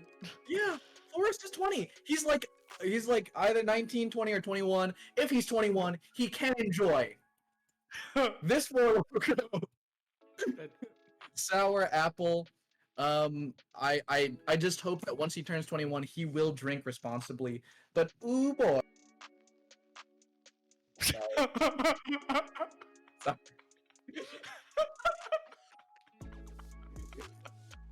Jump around to the text. Ooh boy. Four Locos new sour flavors let you enjoy the tart and fruity flavors while drinking a nice hard beverage. Now available not just in sour apple, but also blue raz and sour grape. And I'm sure that Forrest will partake when he is legally able to drink responsibly. Yes. Please I drink don't- responsibly. Oh. Oh. Wow. I respect. Yeah, I think that is one of the few, like, the fringe cases where a lot more people are on board with homie stocks. Yeah. It's like, he actually literally died, not because of, like, pressure or, like, some game state, and it's, like, one of the first stocks in the set as well. So yeah, we actually know a good deal about this matchup since Yes, especially Red Marth. Yeah, Red Marth. I used to coach Zain in this matchup, and you coached Zain recently, in physically. That's right. Thank you so much for bringing that up. Yeah, I played Gunter in Zain Gets Trained. I wrote that sketch and was German. Yeah, I mean, but Marth Falcon is like one of the most fast-paced matchups in this game. Yeah. Falcon is really looking to overshoot Marth's dash dance a lot. Yep. Marth looking to stuff Falcon. That's why Nairs are really strong in this matchup. Falcon has a hard time dealing with Nair. And I think sort of that game between like the down tilts and the stomps is like a sub game in this matchup. Yeah, that's a fun little mini game. Unfortunately, Nair beats that mini game a lot of times. So Marth can like space Nair in place and beat the Falcon overshoot area. Like the risk reward for going for a down tilt in this matchup is usually pretty bad because Falcon wants to jump over you. There is a fun mini game, but then the mini game can only. Oh my god, Jesus. You gotta. It's only good when there's a like significant amount of conditioning because you have to play the aerial game first and make Falcon sort of more grounded, and then once he's grounded, that's when you can start going for down tilts. Otherwise, he's just gonna jump over your down tilts with Nair, like we saw there, or grab him, like we saw there. and I don't think Forrest is actually even going for it that much. It looks like he's either just trying to grab, like dash dance grab, like forward aggressively, or just like F smash. He's been swinging a bunch, and I think especially at that high percent, like getting a little bit desperate. Yeah, Marth kind of wants to dash forward. Oh, we stuck again. Did you see him think?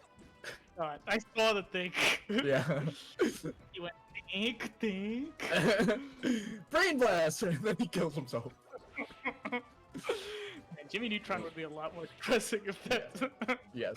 Oh my gosh, none holding down. He's crouching these aerials and like. God. Jeez. The rush down from the... It's so hard for Forrest to get an opening, especially at this low percent. I feel like Marth will go for like the down throw tech chase, to build percent.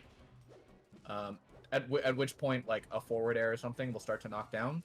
But like even the tipper forward air, none is crouching that, and he's getting his openings off of it. I feel like low percent game's pretty favored for Falcon, and he's dead. Oh. And he's almost dead. Oh, he almost cut his toes. It's looking really tough for Forrest. Oh my god! What? He's so crazy. That was very unnecessary. Does he think like I'm about to hurt someone when he does that? Not just like. I'm pretty sure Chillin' and Bish joke about how Nunn plays like a sociopath. Yeah, that's right, right? Surely he knows that what he's doing is doing psychic damage to his opponent. Yeah. But it just doesn't calculate. Yeah, he just wants to do that.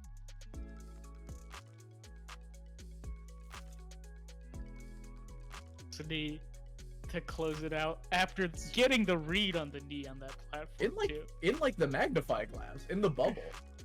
How do you hit like multiple reads in a row? Just like he knows the opponent's soul, and he toys with it. No, shout outs to Nunn though. He's actually just like a very cool person. Right. Yeah. Well, June, I had a ton of fun this block. This was very fun. Thank you all for joining us. Yeah, thanks to the viewers, thanks to the competitors for putting on something for us to talk over and watch together. Thanks to 4Loco for sponsoring Beast Coast and bringing us 4Loco Fight Night. And I don't think we can do plugs. Follow us on Twitter, I guess. Follow. Oh, sure. Okay. Follow us on Twitter. Subscribe to my YouTube channel. I do a lot of analysis videos, especially if you like that. Jorge, you want to do your plug? Yeah, follow us. Follow me on Twitter at StarFoxFreshman. Keep an eye on Golden Guardians. We got something big cooking. A couple things big cooking. That organization that helping support. One of those small things is that they're supporting local MDVA tournament, Your House, a tournament that I'm putting on March 27th. It is free to enter, and it's got a $500 pot bonus. Just search up SmashGG /Your House to enter. It's eligible to East Coast players, similar to the East Coast pool of 4Loco Fight Night. What else we got? I think that's it, right? Or watch Xanadu. If Watch you like Xanadu. me and Eric doing commentary, if you had a good time, we do commentary on Xanadu's every Wednesdays. It's a free tournament. You know, last week we had Moky and Ginger in grand finals. We usually have pretty exciting grand finals. We might do something special for Xanadu number 400 because we're approaching 400 like Xanadu's being run for Melee, which is an insane number. I think it's the like largest recurring series in Smash. But yeah. Other than that, thanks so much for joining us. We're gonna hit you with a 2-minute ad, and then we will put you in the loving arms of, I think, EE and WAF. Oh my God, EE and WAF. Yeah, shout outs to Phil. So you definitely don't want to miss And WAF. the next block of commentary. Thanks so much for joining us, and stay tuned.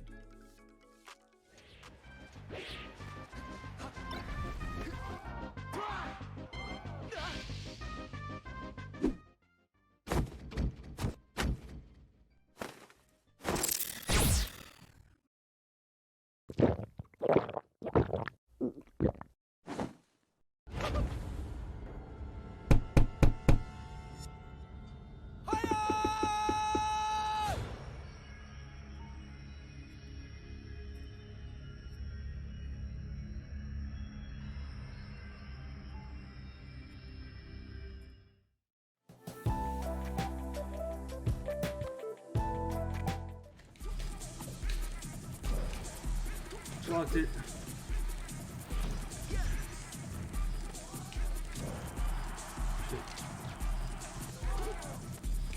Fuck you, Randall. Yes. Oh my god. No. Yes. Randall just fucked me.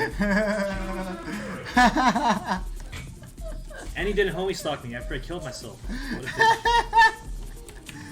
bitch. Get fucked. That's a bitch move right there. He didn't homie stalk me and I got grind by the stage.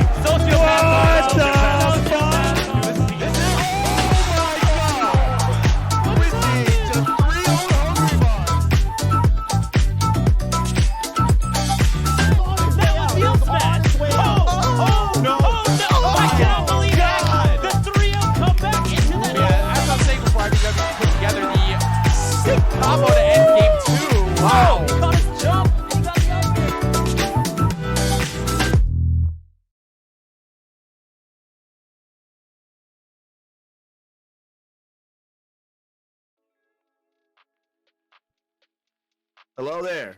Greetings, everybody in the world out there. Hope y'all are having a good day. I'm joined by the legendary Black Brethren.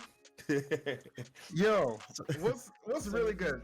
So we was chatting, right? And we deduced that we have not been on the mic together since like Evo 2014, 2015, something ridiculous, some ridiculous throwback like that. And you're probably thinking to yourself, on Melee? What is this?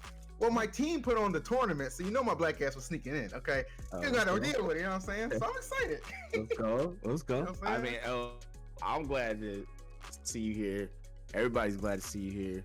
I'm also glad to see some Melee. Thank y'all for having me as well. You know, it's funny that I don't know if y'all have ever heard this, but y'all ever heard that song? I forgot who sings it. It's on YouTube. Just type in like Four Loko song. And it's like, I'll get 250 about the copper for Loko. You remember that? Have you ever seen that song? I like the free promotion you just handed out there. That's the main thing I'm keeping. When I thought of this tournament, I was like, bro, are they gonna use that song? I doubt it, but it would have been hilarious. But anyway, if you would have copped the rights off of that, that would have been something special. Yeah, just type, man. Hold on, I'm acting like I'm not at my computer right now. It's called Four Loko at Loot Like Money. Loot Like Money and Fifth Boy. Lord. I should put this shit in the chat. Hold on, man. Do it, man. Link it up. I got y'all. Listen, it's a Saturday. Bro. This video has like 2 billion. It's 10 years old. Damn, is that gold? Yeah, this was like when Four Lokos like first came out. Four Loko, the homies, by the way. Thanks for putting on the event. Appreciate that little fight night action for you guys. You know what I'm saying? Good ass way to spend a Saturday. All right. Now look, I'm not supposed to put it on stream, but you could probably guess what's in my cup. I'll leave it at that. Okay. I mean, hey. Leave it at that. Gotta get how you live. First match. Here we go. Ginger and Colbol. Ooh, what's up? Ooh, okay. All right. Okay. I'm liking this. These Colbol, two are classics. Yeah, dude, he's like an old school dude. You know what I'm saying? From Florida and stuff like that. My man Ginger, kind of out the new school. If I do, now I'm dating myself because I'm actually old as hell. But that just goes to add to the influences. You know what I'm saying? Of what we're about to get right now, and I'm cool with that. I'm with it. Yeah. Ginger too. He recently got sponsored by Luminosity. I hope I said that right. You did say that correctly. Yeah. You did. Shout out to Ginger for the sponsor. You know, shout out to Luminosity for sponsoring. So, you know, he's been like going on a tear, like just, you know, getting like a bunch of tournament wins, just sticking them up. Like he's been beating Hungrybox and stuff too. Like it's kind of crazy. So, dude, I knew Ginger was a problem. I couldn't tell you what tournament it was. But I knew Ginger was a problem when I saw him beat Westfalls. I was like, really? Because I specifically remember that because I remember I bet like $20 on West. I'll never do that again. But that. Oh, why you gotta do it like that? That's my guy. I just keep it a buck. You know what I'm saying? Yo, if West is on this stream, I'm putting bread on West, bro. I got you, West. I like West too. I'm just saying. I'm putting bread on West. In the moment, my wallet was surprised. As was. All right, so here we go. We got Fox Falco, the classic. Yes. Yoshi story.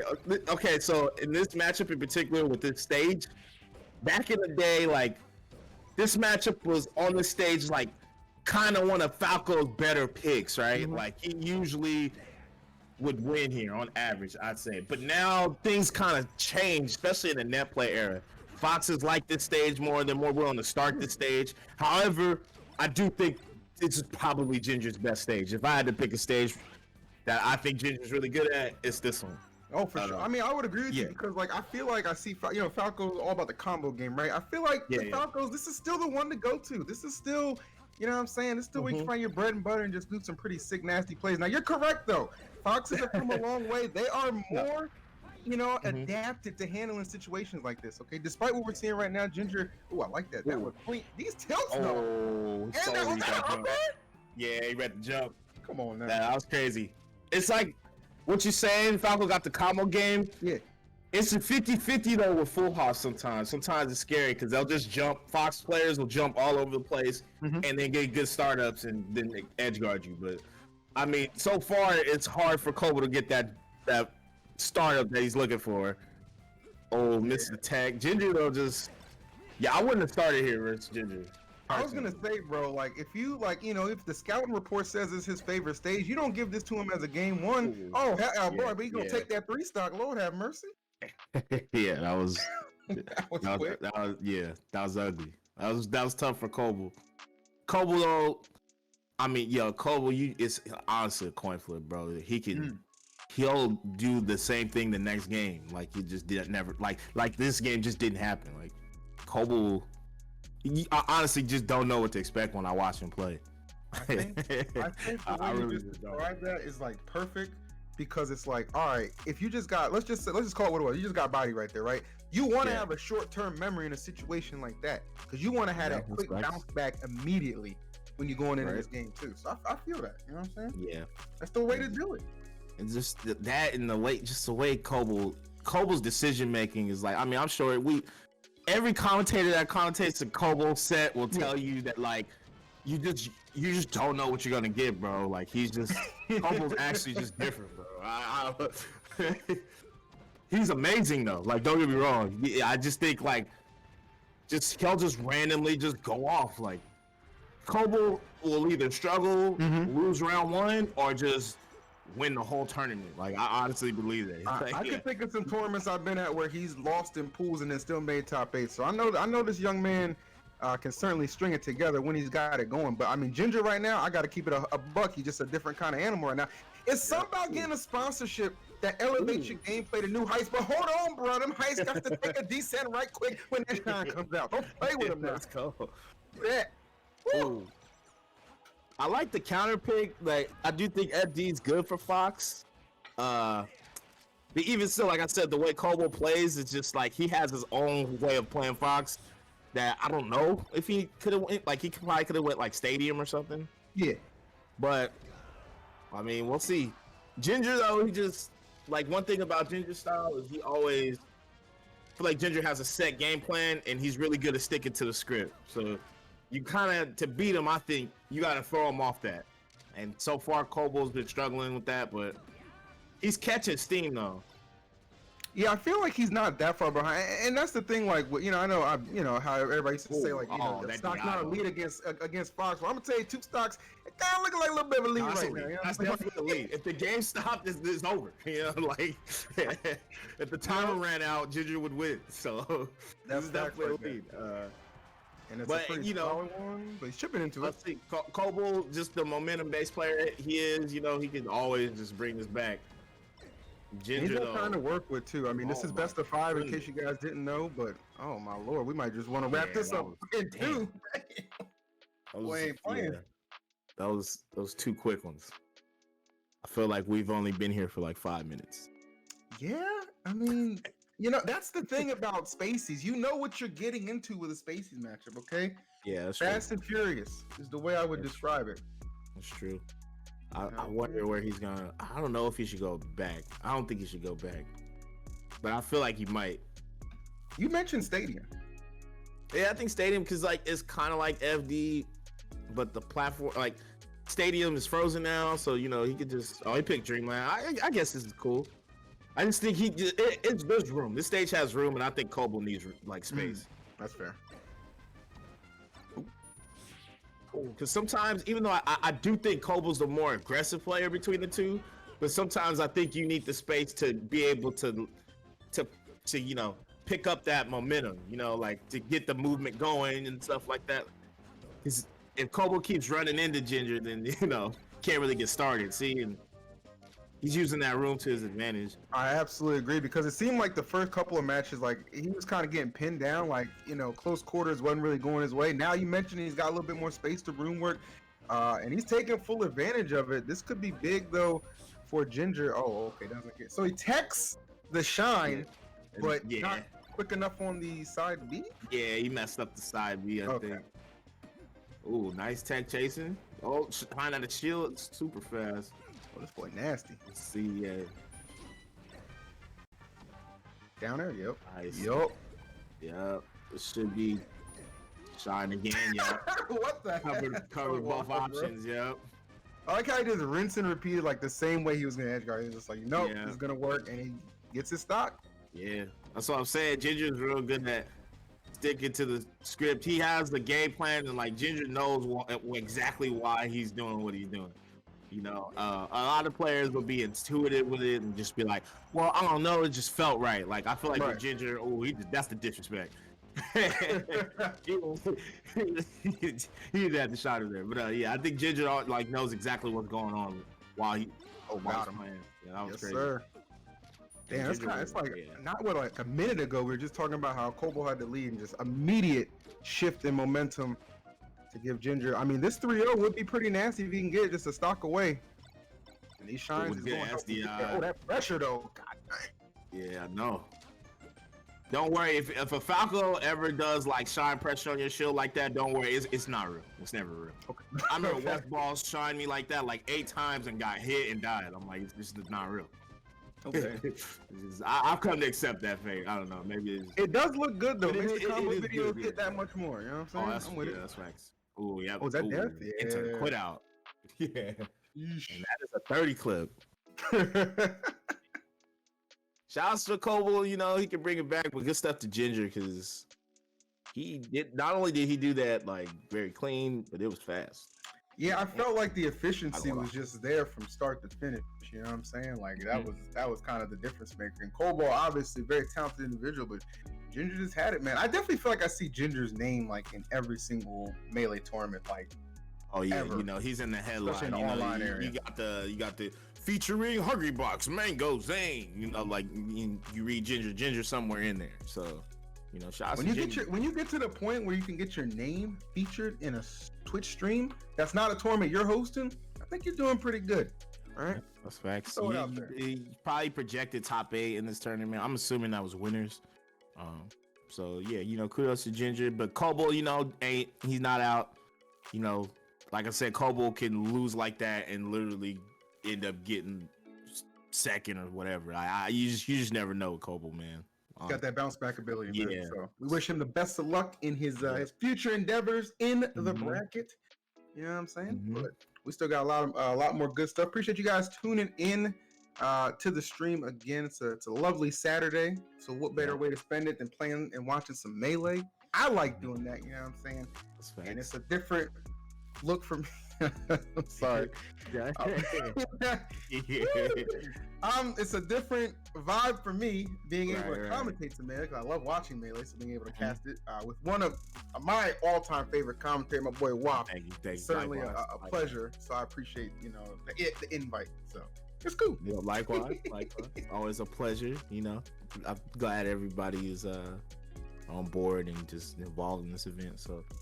Should be fun. I'm just I just want to see some more dope matches and just I want some game 5s to happen while we commentate too because those are always fun. I feel we're definitely like everything's not gonna be a 3-0. There's just no way that's gonna be a thing. You know what I'm saying? But that right there kind of sets the tone for the level of play I want to see.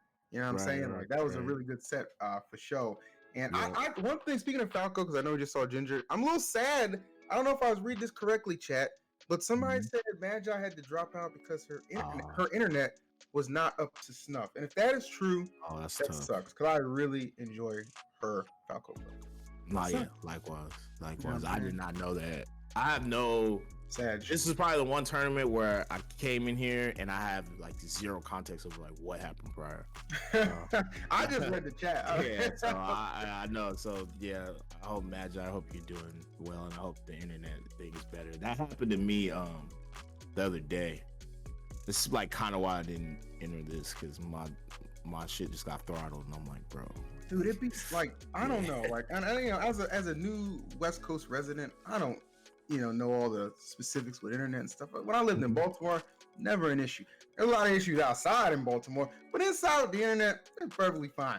Here, I don't know. Cox and Spectrum, y'all playing around, bro. Y'all playing around. Y'all charging way too much, and you're not doing enough, okay? And I don't think that's one of our sponsors, so I can talk some shit, okay? Get it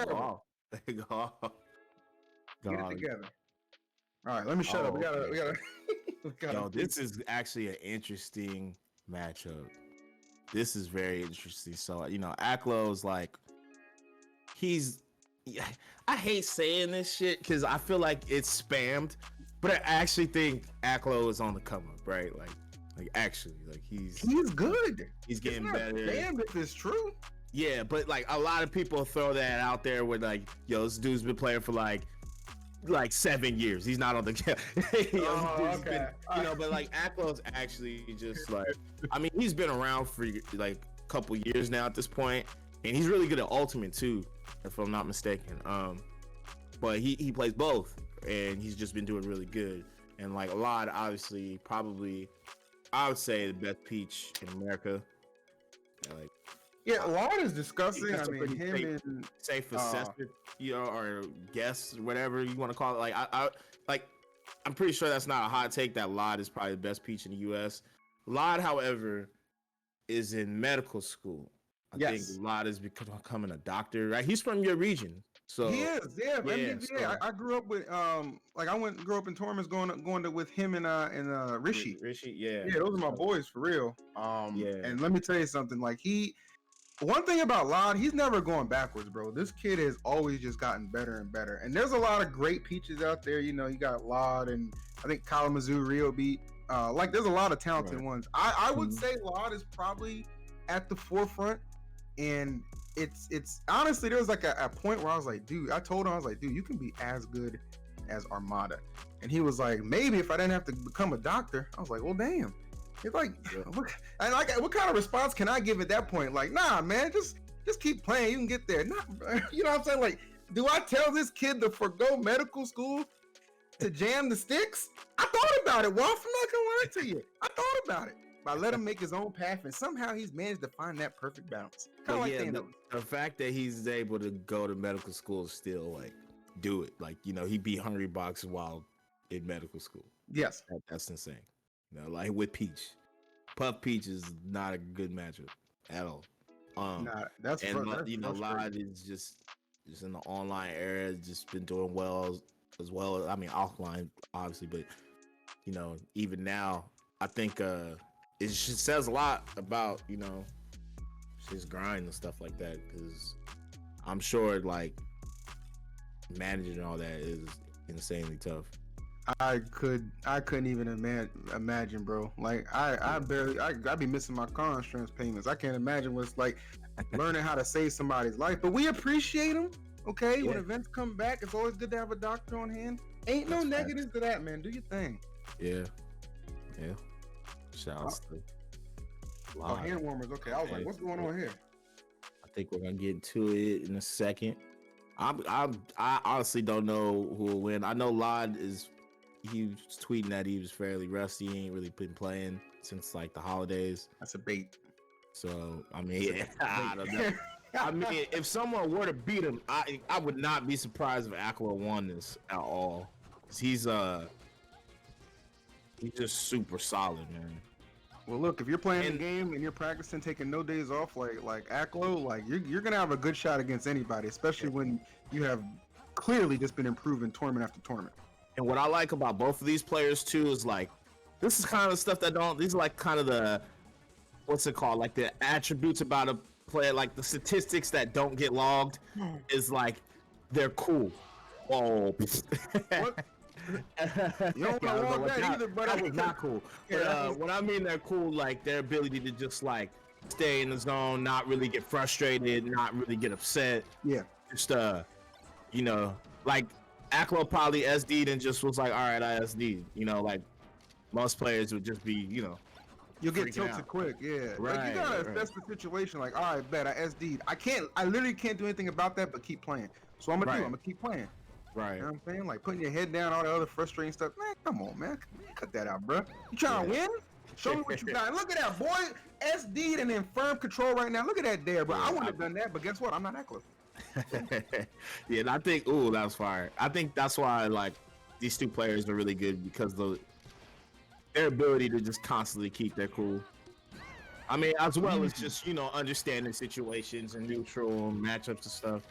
Aklo doing a pretty good job. Another thing about Aklo too is he doesn't give a damn how you feel while he's playing. Like, he's gonna play how he plays, and if you can't beat it, you can't beat it, bro. You know? Straight up. Oh, that was nasty, bro. Shield? Yeesh. Feel like that's Aklo, the mentality, though, right? Like that's the mentality you should have. Like that's a winning mentality. Like, I'm not worried about what you think. I'm not worried about my opponent thinks. I'm worried about this bread real quick. Right.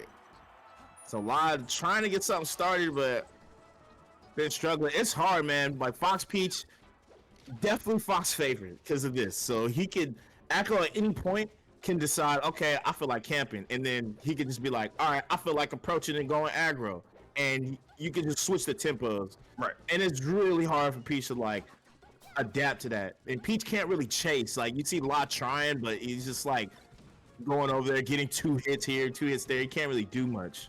Yeah, But the wait a follow-up minute. burner is maybe not as strong. She's too slow of a character. However, Peach hits like a goddamn tank. So, okay. Ooh, with the taunt too. I need to give you context. Talk to me. If you never watch, he always does it. Doesn't matter who he's playing. He keeps that same energy. Like I said, this man doesn't give a damn about how you feel while he plays you. He plays. It's not disrespect. It's not like I guess it is, maybe, but it's more like him hyping himself up. Yeah. Because he literally does it to everybody. Like everybody. I can't think of one person he hasn't done it to. If you're not your own best hype man, you're already messing up, bro. Yeah. You're already messing up. That's the way I look at that. You know, it's like you watch a battle rapper, and then you know you got his man's in the background saying "talk that shit." Like that's Aklo's taunts. Like that's him doing that. Right now, lloD keeping it close ever since the taunt. Oh damn! Hold up now. Let's see that taunt to get bodied. Yep. Shout out to you and TK. That been a real combo for years. Okay. I know. Don't let it be you, Aklo. Don't let it be you.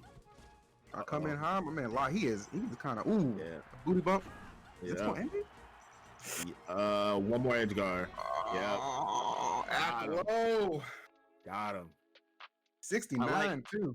I like what lloD was doing though with those back airs, because a lot of the average Peach would just after that back air would just down smash and just keep doing back air down smash, back air down smash. Back air is like, I don't know if it's plus on shield, but the frames are good enough to where you can back air and then wait and then like do it again. And so lloD just kept doing that because he knew like there was nothing like Aklo could really do about it. Right, so it's one of those situations. It's one of those situations where it's just smart to kind of rinse and repeat, and inevitably gonna lose that stock real quick. Right, and Peach is one of the few characters, in my opinion, that has like true pressure on shields. Like I think Nair is like +3. Like having plus frames in melee is insane because, like for example, like Falco's down air shine beats a lot of stuff, right? And like I think that's what like -6 or something like that. Chat, you know, the people who actually know frames can correct me, but having plus frames in melee is like ridiculous because that shit is usually very uncommon. What's another move? I think Falcon's knee is plus on shield. So when you know you got a plus frame move on shield, that means they can't do nothing out of it to beat your shit. So you wanna spam that. So I don't know if back air was plus, but if not, it has enough pushback to keep lloD safe. So all right, so we go stadium too, so we out. Yeah, I like it. It's a good pick, even though the stage is there's no more transformations. I still think it's a good Fox stage. Ceiling still dumbass low, like, and you still like you have all this room to run around, but you can get quick kills. Right. So, oh, he should have shined right there. But okay, all right, never mind. He hit him with the hezzy, came back. Up smash, all right. See what Aklo's doing though. He just get the lasers out, go in, and then repeat. And then he builds the lead, and then lloD got to chase him the whole game. I'm saying, bro, but lloD just kind of he closed that space so quick, and there we go again. Now in the last game, he SD2 kept it close, but he didn't win it. This game, another SD. Listen, you take those SDs off the table. This could be a different set, but you know that can be the difference maker at the same time. I don't know. Yeah, composure, bro. You have to keep it there. It's like in the NBA, bro. You can't be turning the ball over. You know what I'm saying? Oh Lord, don't give me turnover. I know. Yeah, turnovers pile up, bro. Started off that. James wait a minute. Oh, see? Don't be a fourth quarter warrior, bro. Don't be a fourth quarter warrior. Oh no. Oh, he letting it get away from him. Hold up. The Warriors, man. I'm gonna get an aneurysm talking about the Warriors. Don't worry, y'all make the playoffs. Oh, okay. We might. Count him, yes, sir. Yeah. All right, with the up smash to go. 2 SDs though, so. Ooh, caught him slipping. All right. Ooh, it's pressure that this man is stringing together. I really like that because it's like, it's just consistent, right? Like. Okay, nice turn throw by lloD. Ooh, that was nice. He like barely got out of his zone to hit that down smash. That was clean. Right. lloD's micro spacing is crazy, man. The up throw up air. I'm actually shocked that hit. All right. Aklo looking all right this game. I was gonna say, but you know, lloD could easily. Yep. Oh, damn! The nair. There, yep, that'll do Beautiful. it. Bro, it's like you get the lead, but you can't maintain it. You know what I'm saying? Because, like I said, Peach hits like a tank, bro. Right. And I call her, you know, like Fetty Wild Trap. She's a trade queen. So all her moves trade, everything trades. So you can't the moment you hit Peach, you just get hit back. You know, you gotta be super careful with how you approach her sometimes. Facts. But her downside is she's just slow as shit. So, and you can do this. Yep. And that's what he needs too. Like stacking it up. Like this is probably where he's just looking to just close it out with up smash. Yep. Up smash percent, right? Yep. Dude, it's crazy how nair up smash is literally good in every smash iteration. It's insane. Oh, the back air though. That was nice. I know I'm changing topics, but no. That's fact, bro. Like I can't think of a game where nair up smash just doesn't work, or just up smash in general. Yes, one of the more consistent things throughout Smashverse. That's facts right there. Good stuff to Aklo though. Able to tie it up. Right. Never really that bad to you lose the first game, but you don't want to fall behind like 0-2. So. Oh yeah, you don't want to play like 2 games on a counter pick. Exactly. I'm speaking of counter picks, I'm thinking lloD's probably gonna pick FD because he gets the chain grab, but it's also a slippery slope. Even though, it sounds crazy to say, but he can do what he's doing on Stadium just as well, if not even more so sometimes. Aklo could just run to the other side, laser, make lloD chase him. So, I mean, I don't know. But, I mean, FD's just probably the best because, you get the chain grab. That's pretty much like auto kill. That's bread and butter right there. Yeah, I think she has one of, if not the easiest chain grab in the game. I'm sorry, Peach, man. That shit, it's not hard. Shit is not hard. I can teach you that shit in 2 minutes. I feel like it's not an insult if it's true. Yeah. Some people just keep it real, bro. Let's keep it a B, bro. This shit's not hard. That doesn't mean that playing on that stage isn't hard. I think neutral versus a good Fox's Peach is hard. Getting the grab is the hard part, not the grab itself. Sure. So that's fair. Keep your space. Maybe Aklo.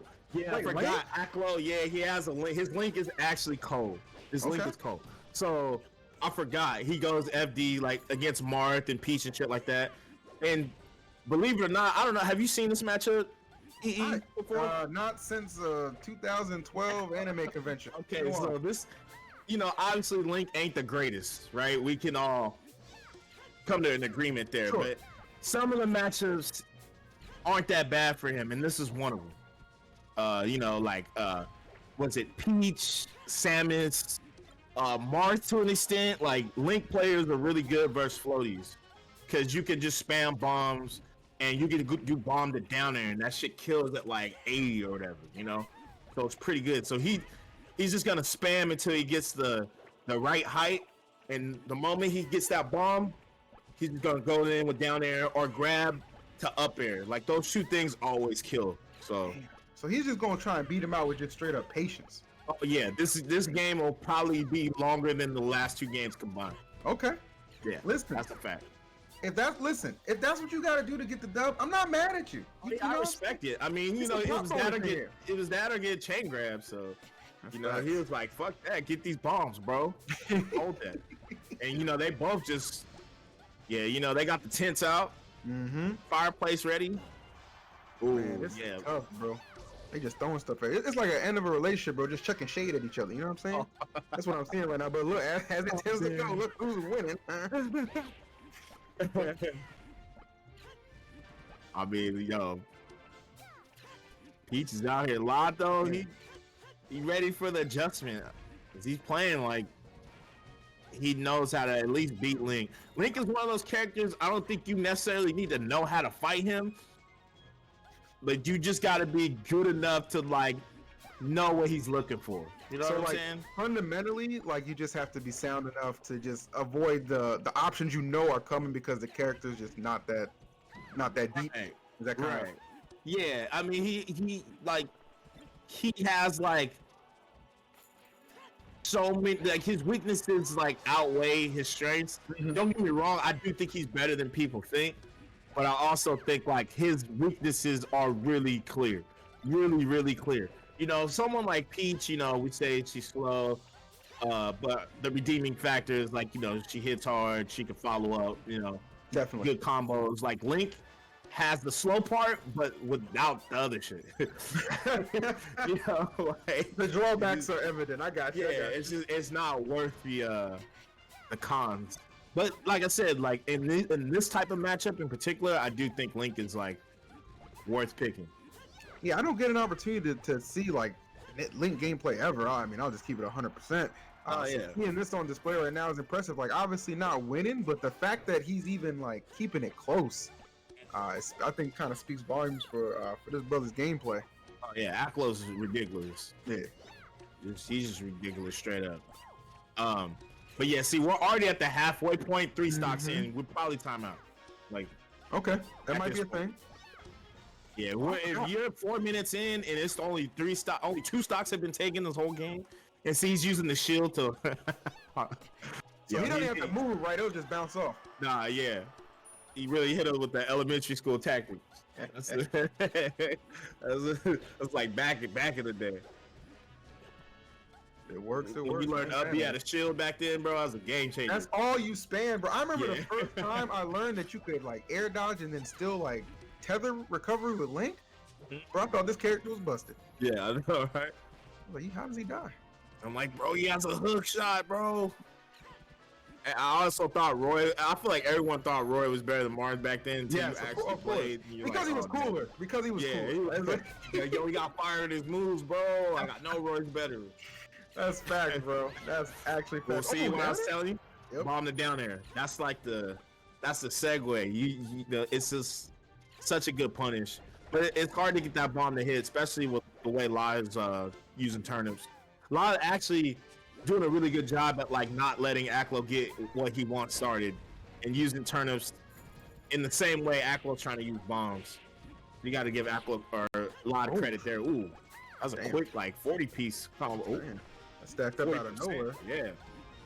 Yeah, a lot of Peach players wouldn't have like the mental fortitude to do what Lod's doing right now. So Well, I've seen Lod play. He can do the same thing when he needs to. Like, oh my God, just drop his ass down. Did he get? I guess he got bounced off the lip from the turn.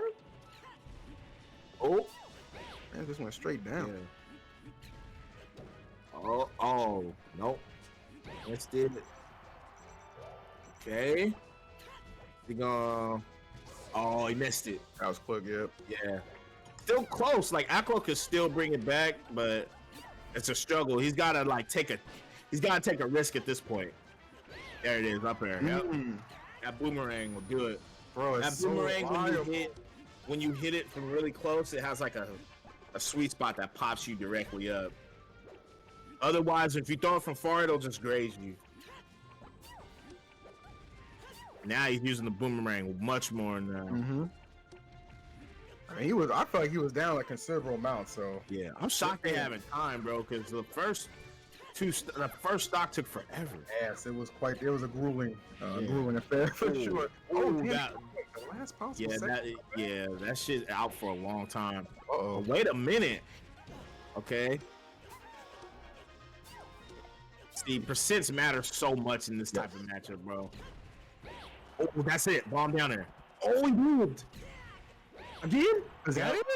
I'm telling you, bro, that shit is the killer. That is how you kill Peach in that matchup. Because without it, Link can't really kill Peach without that. Like, that's probably he won that game, actually. I was winning the whole game. Well, I was ahead like a considerable amount and just attrition. You know what I'm saying? Like, he just would not let it go. Like, you got a stock, you got a chance, and that's facts right there. That's what I was saying earlier. Like, a lot of Peaches don't have like that mental force because like you gotta just stay like just bomb after bomb after bomb. And, you know, I think most people in general would be inclined to go in at that point. Like a Fox player or whatever, they could do that. But since Peach is so slow, it's like she kind of has to play that back, and then they just go back and forth throwing shit. But Peach doesn't have she has better moves, but she doesn't have like a true kill confirm like Link does in this matchup. Yeah, It's like the one thing was the Link has, difference, though. because you kept pointing out like, you know, at the very least, like you know how he's gonna reliably get off the stock. So, and that 40-piece combo like you talked about too that he hit that just really kind of closed the gap too on that second stop. That was equally as huge. So that was a really solid comeback from Aklo. Good stuff. Nah, yeah, it was fire. I hope. I wonder if lloD's gonna go back now. It's like, do you want to play another like 6 to 7 minute match to get the win, or do you want to just go somewhere else? But then see, lloD or Aklo might go back to Fox. It's tricky too. Yeah, okay, so he goes back. All right. So actually, he could have maybe tried to mix it up and go Fox, but I mean, you got the result you were looking for in the last one. Why not try and do it again? And this is a hot start already. And he got the counter pick lead too. Yes. So Aklo is like big chilling. Obviously, he wants to win this, but he tried to go for the downer right there. Aklo looking clean this first time. Yeah, he's definitely kind of waxing lloD at the start, but I mean, just like Aklo made the comeback, very possible for lloD too. It's just, it seems like it's just so frustrating, just knowing you're gonna have to play so slow just to try and even it up when you're that far behind already. Okay. You know? Yeah, I agree with that. And then so you know how we were saying that like Aklo is pretty much behind most of that game, so he was throwing a lot more. But now Aklo's in the lead, so he could just really be degenerate with it. And then this is where like Link is just much better. See, oh my god, I can't say it. That's the Aklo, bro. That's the Aklo. He keep that same energy, bro. I respect it. I like it. So you know, now Aklo really just does not have to commit ever at this point. See, like lloD just has to run in and chase and run in and chase, and it's harder when your opponent's throwing like 6 fucking projectiles at you. I mean, not actually 6, bro. I'm just see. Look at all these, you know. It's like, do you really want to take 30 damage just to approach once? See, right there. Yeah, and the thing is too, it adds up just so quickly. Like I'm just watching this, I'm just like, all right, Aklo is actually building, like he's kind of put himself in a better position than lloD was in that last game that he ended up losing. Right. Despite being in the lead, so Aklo definitely, clearly wearing him down. Is all I'm seeing right here. Yeah, this shit looks just annoying to deal with. But that's the whole point. If you're a Link player, that's the whole point. Oh, damn. Smooth. This is like all Link has, so you got to use it to the fullest. But see, this is why he's like not that bad in this kind of matchups, because slow matchups where Link can, nice, like see Trey Queen, bro. When Link can, when he has time, when he can't get like just mauled for interacting, he's a much better character. Hey, I can see why was crazy. I can see why you put him in like, you know, just a solid counter pick type character. Like this is this is like the perfect blueprint for that. And yeah, in essence, it looks crazy, but it's like, you know how everybody picks like I'm sure it used to just happen to Ultimate where someone picks clearly a worse character for a situation that, you know, it's like a good matchup. I thought he killed himself right there. Yeah, sometimes lower tier characters just have a good matchup. Yeah, they can give hell to those higher tier characters. I mean, this is about as good an example as you're gonna find. Aklo himself, I mean, this guy is he's kind of special, bro. Like I never imagined I was gonna get on the mic, I was gonna see a Link just out here bodying lloD. Like that's just not something I expected to wake up today. Nah, that's facts. Ooh, bomb down there. Yeah, and then lloD, you know, like we said, you know, he's been busy with medical school, right? Yeah. I'm sure warming up for this event, he did not expect to fucking practice against a Link. That was probably the last thing. Ooh, he tried to do some next level stuff. So I think that's another thing that throws people off is, you know, you don't go into a tournament thinking about this matchup. So when you run by it, you're like, oh damn, I'm actually fighting Link. Like, I'm saying, and this isn't like, you know, I'm saying like round 1 pools. Like this brother knows what he's doing. He's been in the lab with it. Oh yeah. My God. Well, props to him. I mean, he is definitely putting on a showcase right now. lloD, I mean, certainly down. Don't want to necessarily say out because I've seen some crazy comebacks in this game before, but it's going to take a hell of an effort Not only to come back, but just make it back to the stage. God damn, just Right. keeping this man. Yeah, he's probably dead here. I'm assuming, but Hold up. he high though. Link also being one of the heavy characters too. Oh, that was. I feel like he finesse baited though. him to come up. I feel like he baited him to come up and around. Yeah, you're right. He did. I don't know what he's trying to like. He's taking damage. Like he's blowing himself up to try to do something. But yeah, I mean, lloD could bring. He really needs a Stitch, bro. I actually think he needs a Stitch to bring him back. At this point, with the way neutral's been going. Oh my lord! Grab, oh, he should have grabbed it. Just threw him. Bro, he would not relinquish this stock. Yeah, he should have Oh, my grabbed him because he knew he was gonna tech that. I'm saying. Yeah.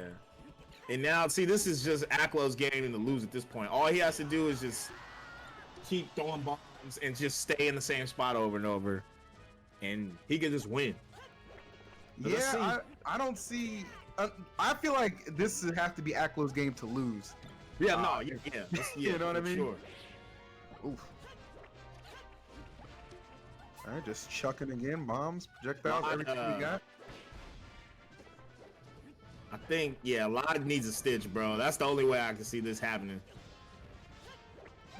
Stitch would be goated. I mean, just to make up the damage at the very least, Mike. My Yeah. God, but then you still got a whole nother stock to work with, so you gotta hope you can save the Stitch. Oh, okay, pressure. But it's like a little too late. You know? He's so far behind. I'm saying. Be out of shield? Oh no, I thought he was gonna do it. I wanted to see one for the fans. Oh no! Wait a minute. Can he get a Stitch? He's trying to get one. If he gets a Stitch, We can difference negotiate. maker. I'm saying, bro, the difference maker. We can parlay. Ooh, Play, make a nice. deal real quick. Yeah. Oh, that's the game. That's game. GG's, bro. Yep, that'll do it. Followed it with the talk to the consistency of the play and the disrespect, if you want to call it that. Yeah. I'ma call it a dub. Usually it's time to get body, my man. He Not today. He said, Yeah. "I'll do the body." Don't worry about that. yeah. Don't worry about that. Damn. So lloD moves, wonderful. lloD moves, loses bracket. Aklo moves on.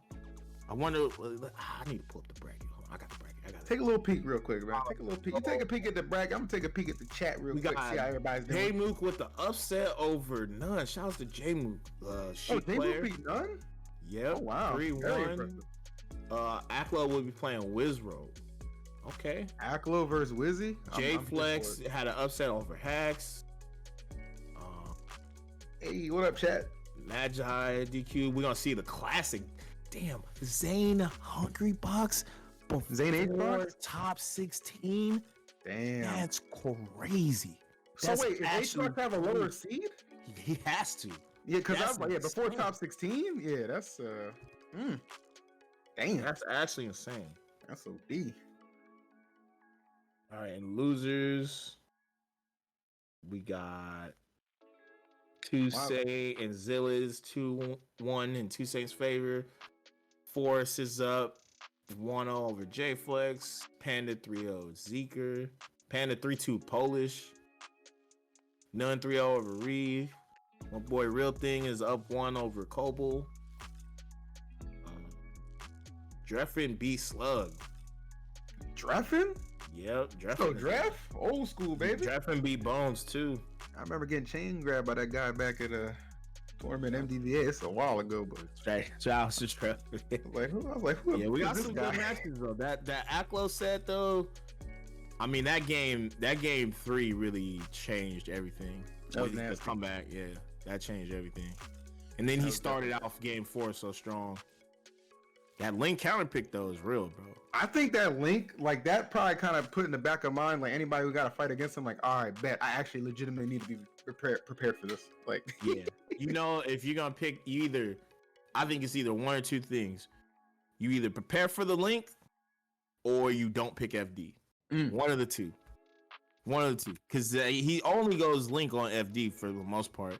I mean, I'm sure he picks Link in other situations, but it's either you got to be prepared to fight Link on FD or just don't pick that stage, which is huge when you're playing a Fox and you can't pick FD. Like that's crazy. it makes you think twice.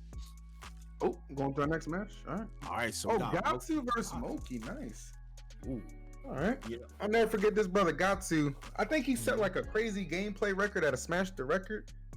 Is that the one where he was up for like 3 days straight? Yeah, and I remember walking over there and I was like, damn, this brother's still playing. And I had a energy drink in my hand, and I remember I set it down because I went to go get my controller. I left at a setup, and I came back and he had drunk it. And I was like, you know what, man, you needed more than me. He was like, my bad. I was like, brother, you ain't got to apologize. Just get that record. And he damn sure did. He damn sure did. Bro. So Gahtzu, you got a special place in my heart. All right. Gahtzu, I remember watching that stream after like the second day, and he's just zombied out. Like he's not even playing the game at this point. Like he's playing the game, but like there's no concrete decision making. He's just trying to stay awake. You can tell he's like not trying to actually play the game. It's hilarious. I'm with it. Now I'm excited for this because Moky, I remember like towards the end of before we got all stuck in this pandemic crap, he was making some moves. Oh yeah, Moky he's from Canada, if I'm not mistaken, right? Mm-hmm. Oh yeah, that's the same. That's the same From dude Toronto area. Yeah. I mean, Moky him is like nasty. speaking of that, he's versing this matchup. You know, him and Nunn played of course. play each other in practice tournament quite a bit. Like you know, live near each other, so I mean that definitely helps. But I mean, I Gahtzu. Yeah, I know he's getting kind of washed right now, but you definitely can't sleep on Gahtzu, man. I always, you always about how slept on Gahtzu as a player.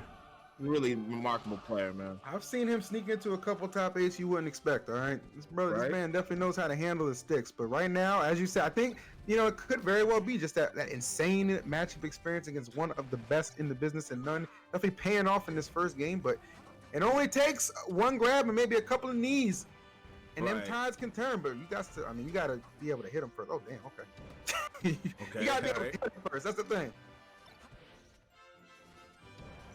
Oh, nice. okay. Clean. Yeah, Moky, the light shield, the light shield toggle. I love doing that. Yeah, this matchup, bro, it's like I was playing this yesterday with Vish. Shout out to my boy Vish, by the way. GOAT. I think this matchup is probably one of the few matchups where you actually take turns. Like it's more like Street Fighter-esque. Like so. Well, I mean, taking turns like when Falcon. Damn, that's crazy. I don't mean to cut you off, but that last 10 seconds seemed extremely disrespectful and almost unnecessary. But I see you, Moky. Yeah, sometimes you just gotta establish dominance. You let them know. That's what my boy Phil he always says.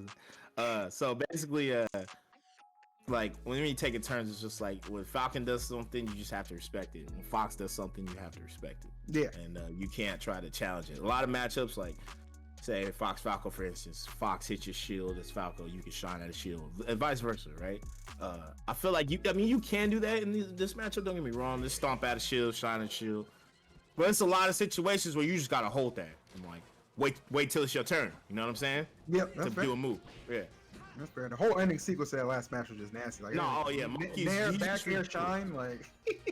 Moky's different, bro. Yeah. And the way he plays Fox is so orthodox. He's like on some, I don't know, like some Southpaw Manny Pacquiao type of shit, bro. Where he just, you don't see how you do that every day. Yeah. By the time you realize you got hit, you on the ground. Like, that's off the stage in this case. He just yeah. With it. I mean, Gahtzu gotta stop the bleeding, bro, because it's my man's is going off right now. It's tough. I don't really like to call things after just one game because a lot can still change, especially when you got two very talented competitors like that, and the ability to convert in the blink of an eye. Gahtzu striking there to close this gap up. Right. I mean, Gahtzu's always just fundamentally sound.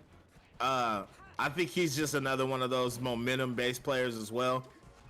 I mean, I've been coming up playing Colbol a bunch. Mm-hmm.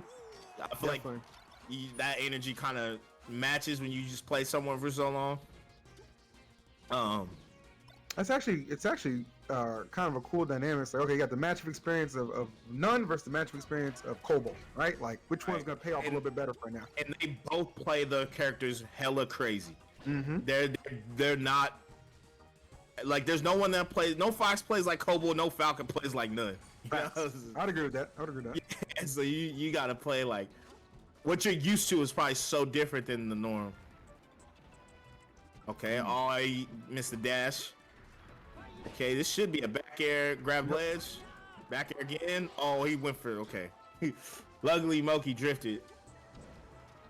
Yeah, Gahtzu looking better this game, but Moky kind of just foxing him, you know, just doing what he needs to do. Dude just plays out of his mind. Like, Yeah. Look at those hands of youth. Right. For real. Jab, no jab reset. Okay, never mind. Oh, whiffs up smash.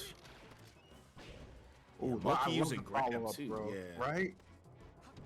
It's like he's got a GPS on your ass. Like, look, this boy See, just that's coming through. it's tough for Falcon too because Moky could just do moves, put him in shield. The moment he gets on the shield, just grab him, and then start doing what he was doing. You know, it's like Fox can beat Falcon in the scrap and off the grab. So it's like that might Falcon do it. has the grab.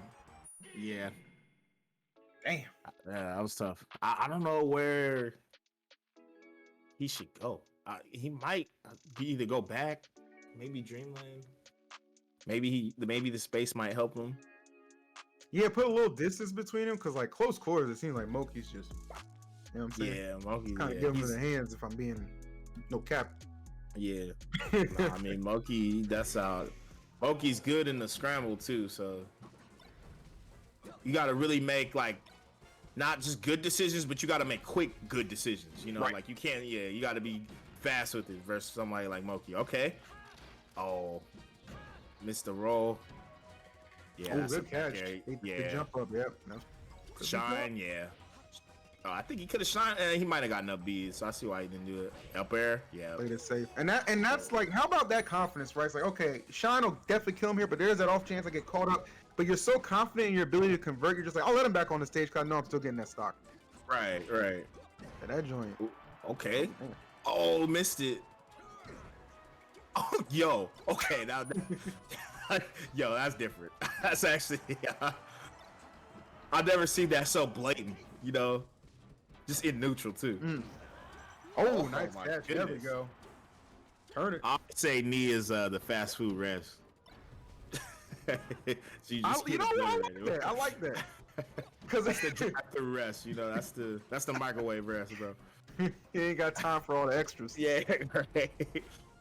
Oh, okay. With the turnaround on stage. Okay, Gahtzu. Oh, damn. You know, He's trying to make sure he's off stage. Tech. Oh, he missed up air. Should grab ledge, my friend. Yep. Ooh. Yeah, that's some Ganondorf edge guarding right there. Leanly executed. Okay, Right. Gahtzu. You got them hands too. Let them know. Oh, Wrong trying way. to go for something extra. I think he could have just like forward smashed him or something. Yeah. Everything that Okay. need to be a highlight, but you know what? We Right. still get those stocks. Yep. 17%. And you notice, like, I feel like I'm commentator cursing, but anyway, Gahtzu progressively has gotten better throughout each game. Yes. Yeah, he's just been playing better. So he's adapting. It's just, yo, you reach, I teach. Oh, you reach, I teach. He reached for the stars with that back air, bro. That man went Dawson with the reach, bro. I was a little much. I don't think he needed to do it. He wanted a lot out of that. Like, yeah, he did. And I get it, you know. But it looks like he'll be able to close this one out. Yes. Oh, with authority too. Like, just let him know you is not coming back, sir. Not at all. Final stocks here. Very critical game 3 for Gahtzu. Got to get himself on the board, or he is heading to, I believe, losers. Right. That ain't where you trying to be. Uh-oh. Back though. I like it. Something different. Stomp. Okay. Fourth throw. Ooh. Oh, put this away. The drip by Moky. I think he could have back aired there instead of stomp, but he thought he was gonna do a different angle. Up air. Oh, them angles is nice though. Yeah, yo. One thing about East Coast players and Foxes, they always go for ledge, bro. They always go for ledge, but guess what? They get hit just the same when that knee come through, bro. That's They true. hit just the same. Go ahead, Gahtzu. Go ahead, The thing Gahtzu. is like East Coast players tend to go for the ledge. West Coast players always go high. It's one thing if you ever, depending on who you're playing. If you're playing Mango, he's probably gonna go high. You play IBDW, he's going to ledge, bro. Right. I don't know why. It's just cultural gameplay tactics. We don't even. I like the different styles of East and West though. That's good. Like that's been and that play that's been a theme for like years. You know yeah. Just in every fighting game for real. All right, so he goes to Fountain. Yeah, this stage is not the greatest. It's pretty small, and like we were saying, like Gahtzu be struggling in the close quarters. So this stage is like he really don't got no room to go anywhere. Right. Platforms really body Falcon's movement too. Okay, we got tech chases. All right. Oh, okay. Oh, he messed up. He fucked the bag. I thought he had that one, bro. He fucked up the knee. He didn't jump. Oh, gets back though, Moky. Okay. Oh wait, what is going on? Okay. You know what? Pay it back. Pay it forward. All right.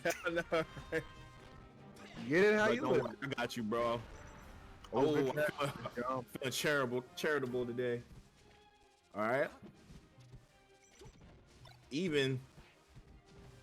Oh. So far, Moky is also like a momentum-based player too, and I do think Moky, especially when he's down, I feel like sometimes it can be hard for him to get back into the game. Mm-hmm. But when he's on, he's just like on 10, It's so a problem. Yeah.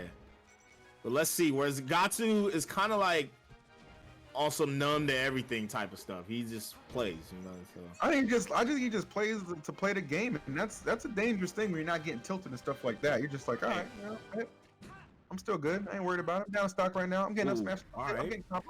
A lot of fox shit's happening right now, but I'm still alive. Yeah, right. All right. Scoop.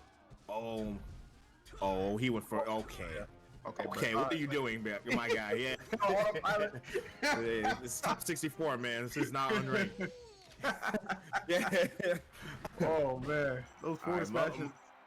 Moky looking clean though right now. It's just a matter of just keeping up what you've been doing, stick to the script, and you should be good. Now let's see if Gahtzu can. Gahtzu's need a huge swing where he's got to just demolish him in one of these stocks. Yeah. And Falcon more than capable of doing that. You get a good, get a grab, little tech chase. Some magic can happen. Hold on now. Don't make a run out of me, Gahtzu. Oh, don't do that. The reversal. The classic grab to get off, Falcon is definitely known for it. That up tilt was gross. Yeah. Up there again. Yeah. Oh, platform cancel. Yeah, this is looking like Moky's game right here. Yep. 3-1 and a handshake. That'll do it. Good stuff to Moky. Yes. Very impressive. Gahtzu, though, he's still in the tournament. Just in losers bracket, unfortunately.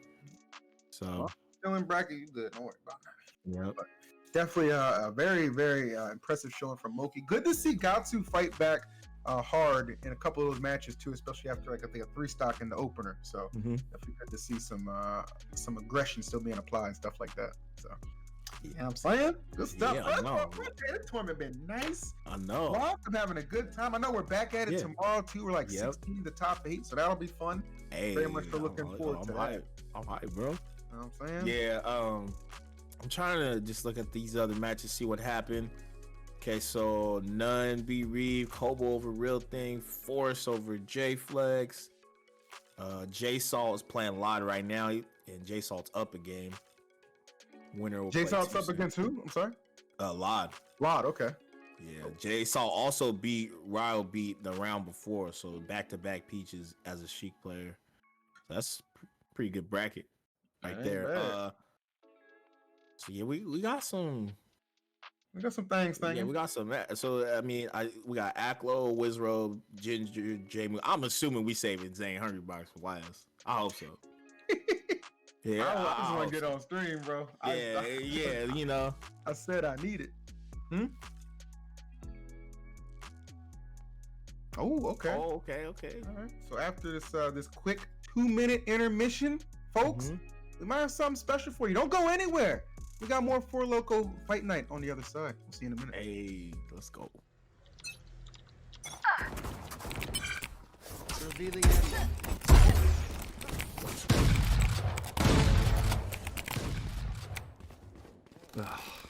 I can't stand this Phoenix. Aw, how'd that miss? Alright, give me a sec. I'm gonna need a drink. Okay.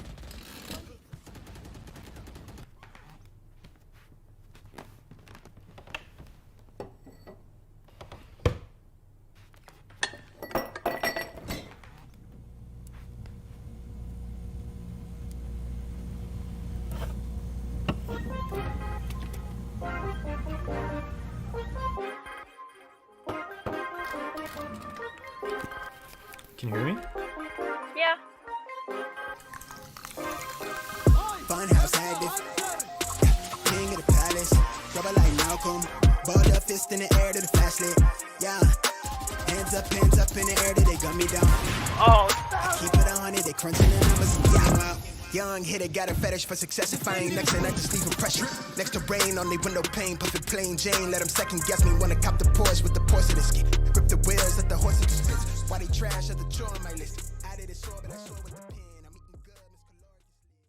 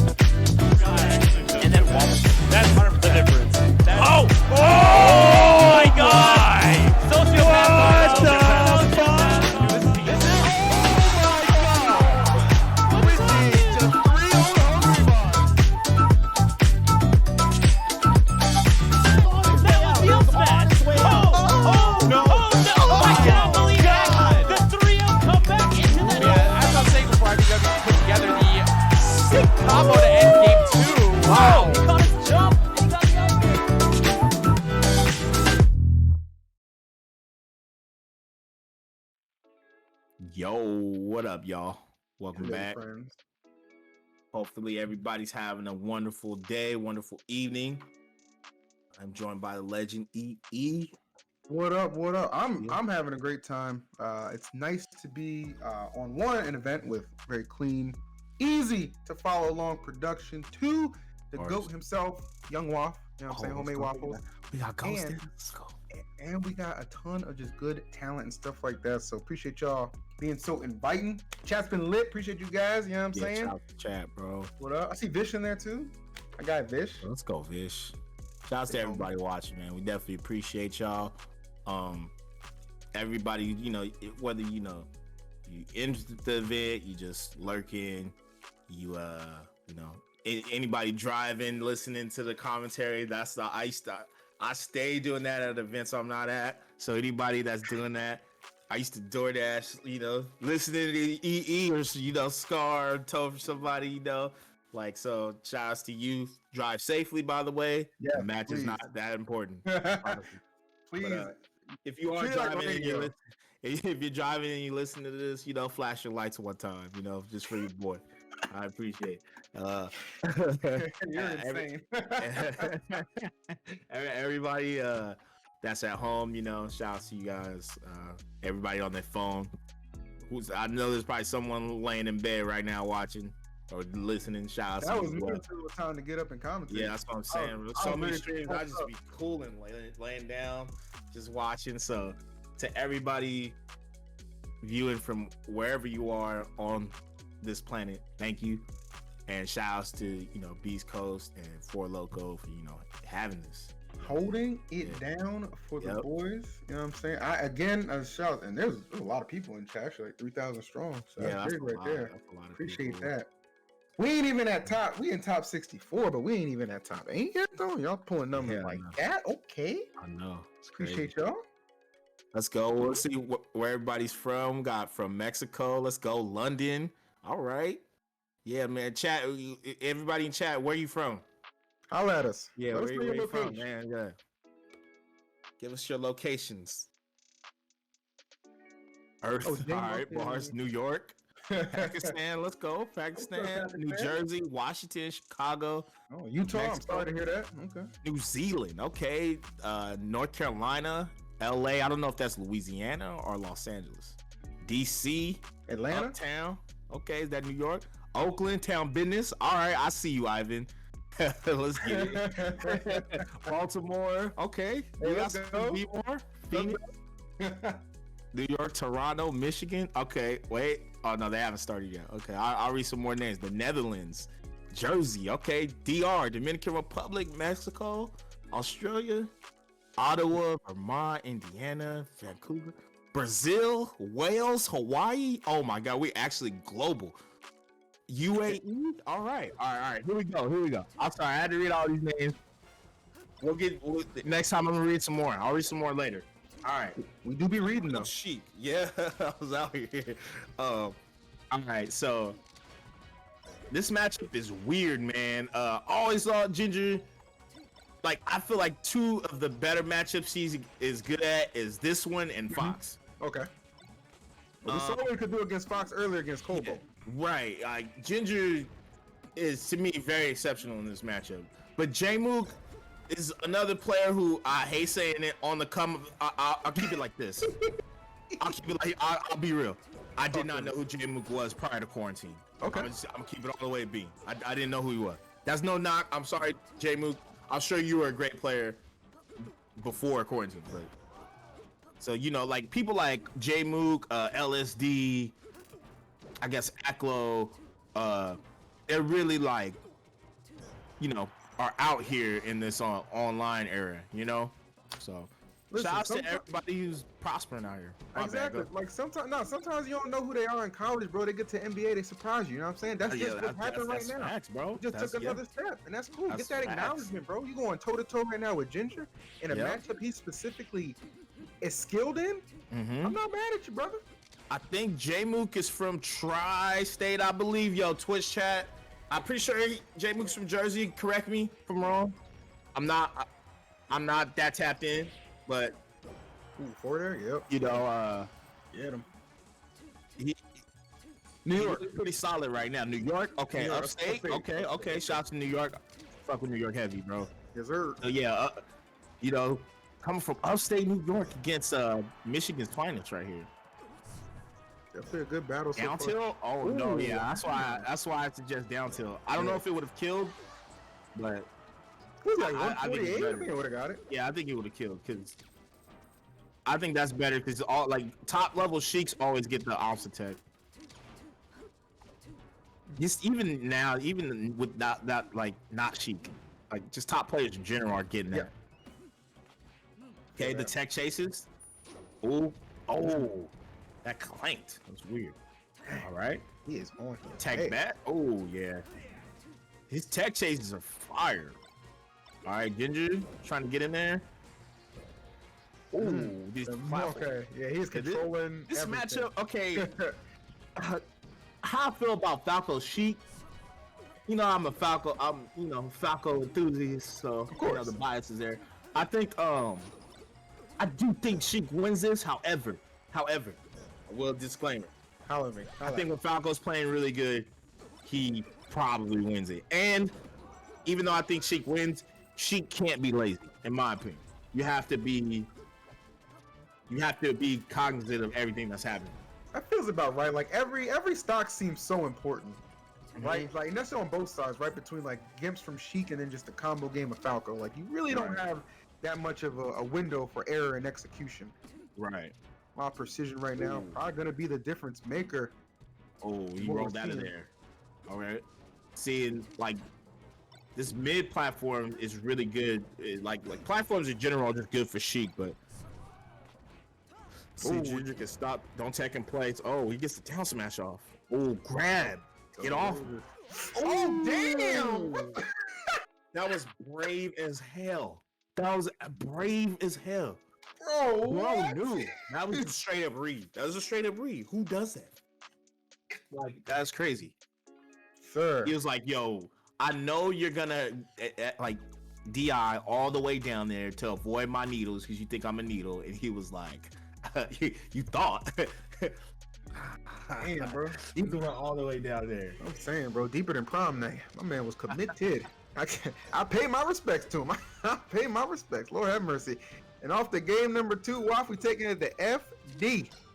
Yeah, this stage is it's pretty bad for Sheik because like I was saying, like, you know how Sheik has platforms that Sheik's really good with the shield drops. You know, if you watch any pup game ever, yeah, Ginger gets 0-10, but yeah, there's no platform, so can't shield drop. Makes it really hard for Sheik in neutral because she kind of just has to stand there and like get hit.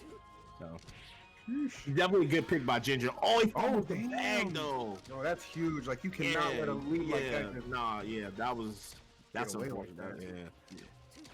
But I think Jmook, if you just a full hop needle, turn around, grab is probably your best bet. If I'm Ginger, I'm definitely just trying to wait till Sheik lands, and then I'm gonna just, you know, go back to resuming my combos. Mm-hmm. Ooh, nice recovery with the wall jump. Yeah, take a little bit extra time. I don't know if he's coming back from this. Oh yeah, this is grab ledge. Like this is the rinse and repeat, right? Yeah, Ginger was fumbling the bag with the edge guarding though. You have to like in this matchup, you gotta bait Sheik to jump before she actually up B's. A lot of Cheiks do it, and he kind of wasn't doing that. Usually Ginger is pretty good at it. Maybe he just messed up there. Nice crouch into down tilt. Down tilt is so good in this matchup. That's why I keep saying it over and over. Oh, you gotta preach. Is that the tournament winner?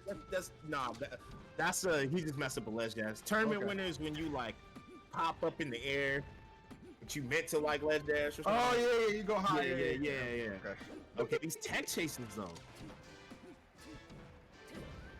Yeah, to me, one of the hardest, if not, nice.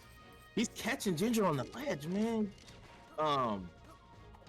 One of the hardest things about this matchup as Sheik to me is just, you know, the reaction tech chase. Like, just playing Sheik in general, it's one of the hardest things about the character. But she's so good when she can do it, you know? Like, Ginger, get off me. Nice that slight SDI in the tech in place. Okay.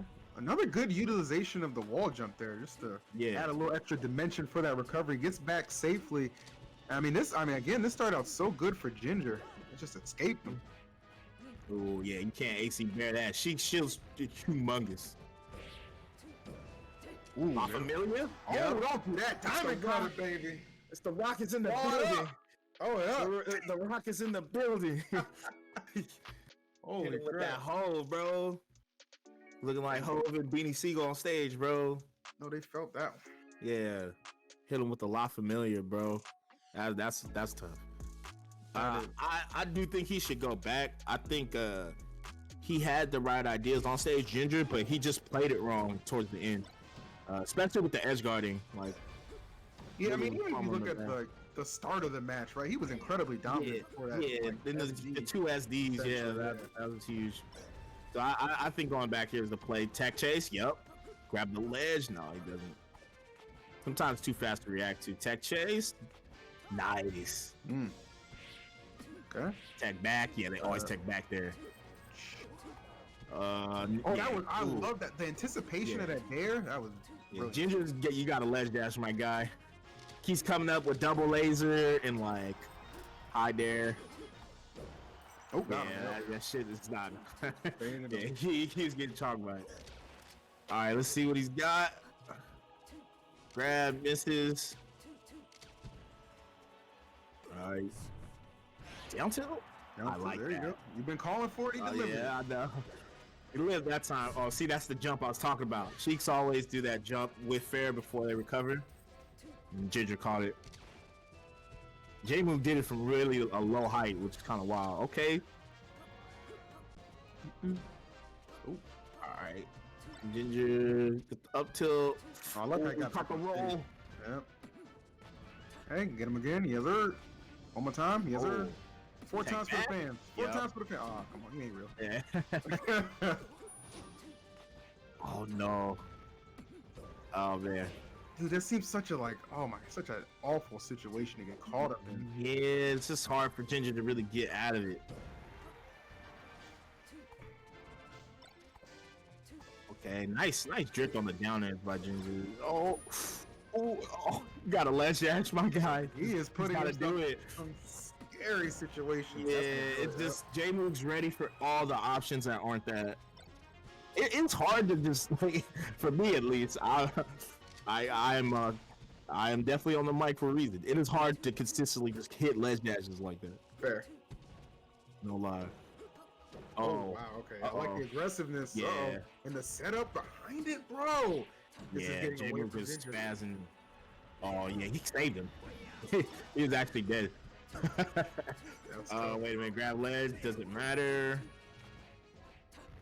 Yeah, this is tough. Follow up, yep. There. Up there. Oh, up there to the heavens. All right. Lined it up perfectly. Damn, Yeah, bro. this is. All right, let's see. I believe. Oh, okay. Wait a minute. Jmook is a non-believer. Yeah. Damn. I'm not sure. I'm not sure exactly. Okay. Yeah, that was. That's Yeah, and that that's was- tough, man. Because the last time I see my man's on Yeah. stream, he's delivering the 3 stock. This time, or the 3-0. This time he's taking the 3-0. It's like, Yeah. Falco Chic, bro. Like I said, when you not on your square, that shit is rough, Yeah. bro. And you like that case in point because it's like it's hard to hit her because her shield's so big, and in neutral sometimes she can just like randomly interrupt your movement and then get a grab off it. And what Jmook was doing really well was once he got the grab, following up, he was guaranteeing like 50%, which like a lot of sheiks, even high level sheiks, like will mess up at some point, and Jmook was just getting him. when you're on, you're on. That's it. When you're on, you're on. Good stuff, Jmook, man. Keep on making a name for yourself, kid. Good stuff. Yeah, I don't know. Did Jmook? Let me look at the bracket. I mean, he upset none. Yeah. He upset Ginger. Who's next? Yeah. You know what I'm saying? Beat My man built a little Polish. mini hit list. You know, 404 Cray. I mean, this is a hard bracket. And kind of just going through it. Like, so you'll see Jmook on winner side top 16 tomorrow. Winner side top 16. Nice. Yeah. We'll be back for that. Yep. Chat. Yes, he did beat none as well. Yep. Dude's been on. He's got Mango next. Okay. Well, we see what listen, you just saw what that man's capable of doing against Falco, so Yeah. I'm liking it. Yeah, he's looking solid.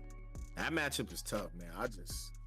I'm done trying to be the Falco enthusiast on Sheik. I just be going Fox for the Sheik, bro. I'm not even gonna hold you. That shit is because of that. It's rough. It's Everyone's rough. so like just polished at everything now. You know what I'm saying? Nah, Like, yeah, man. Yeah. And even going Fox won't necessarily save you versus someone like Jmook, because that dude is just different, clearly. But yeah, man. Salute to Jmook. Ginger, though, I believe, man. Ginger, you know, I've seen Ginger in this situation before and bring it back. So the losers bracket is never a death sentence. Like you still have plenty of time to recoup, recover, and get. It's tough though, because you don't want to go there. It's good. It's clearly harder, but right. You know, sometimes you just like aren't playing good in that moment, and then you know when you get into losers, you kind of sometimes losing helps you, you know, because you're more anxious. You know, at least from my experience, like be more anxious thinking about the outcome of losing, and then once you lose, it's kind of like almost like a weight off your shoulder. Like, well, I already lost, so worst case, I just lose again, and then you just. So you're just chilling at that point. Right. Chilling at that point. Ain't no big thing. What up, guys? What up, shouts everybody? to you guys. Shouts to chat. Again, chat, hit me with where you guys are from, man, so I can read some names, some locations off. And if you in Atlanta, be safe during that All-Star weekend. All right. Oh yeah, that's facts, actually. Gotta throw that disclaimer out real quick. Okay. France, Portland, Detroit, NorCal, Honduras. Wow. Norway, Tijuana, Spain, Ontario. Texas, Scotland, Boston, Tokyo, AZ, California, Rhode Island, Portugal, Virginia, Kansas City, Quebec, Puerto Rico, Oklahoma. Yo, I'm loving the diversity where everybody's from. Gainesville, be more, LA, more LA. Oh, Venezuela. Hall. Yeah. Oh, you see, I didn't even get to Venezuela. Okay. Arkansas, Indy. What the hell? Australia. Oh, Sweden, okay. Northern Ireland. He typed Nigeria. I was about to say, hold on, brother. Texas, Indiana, Washington. Oh no, yeah, Jacksonville. Man said Mongolia. Montreal. That's crazy. Yep. South Bend. What's up, Dean? I see you. And shouts to everybody. All right, we got the classic. We got top the 32, bro. This is actually insane that they're playing this early. It's actually insane to me. Damn, like, bro. What seed is Hungrybox? I told him on him ultimate. I mean, he's not. That means he's not a top 10 seed. Well, you gotta make some top 10 plays then. All right, you gotta listen. I mean, hey, listen. You gotta get that respect back. All right. We know what you did, what you done lately. All right, no disrespect to the homie. No disrespect to the homie. You know what I'm saying? But a lot of these cats is out here every single day. They streaming, they grinding, they doing their thing with Melee. Okay. Yeah. You gotta win it back, baby. I mean, he's more than capable of doing it. He's probably a very, very talented individual. But Zain, he gonna test you. He one of the favorites to win this whole thing. Right? Zain will test you, but you can't test Zain. Don't test him. I like that. I like that a lot. Don't test. Okay.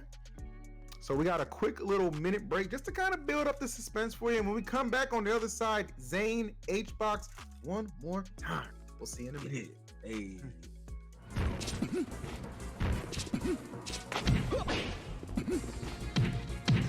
Ha!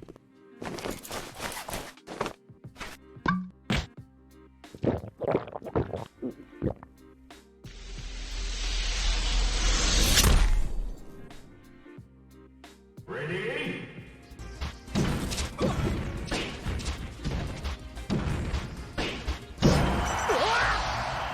Show me your moves.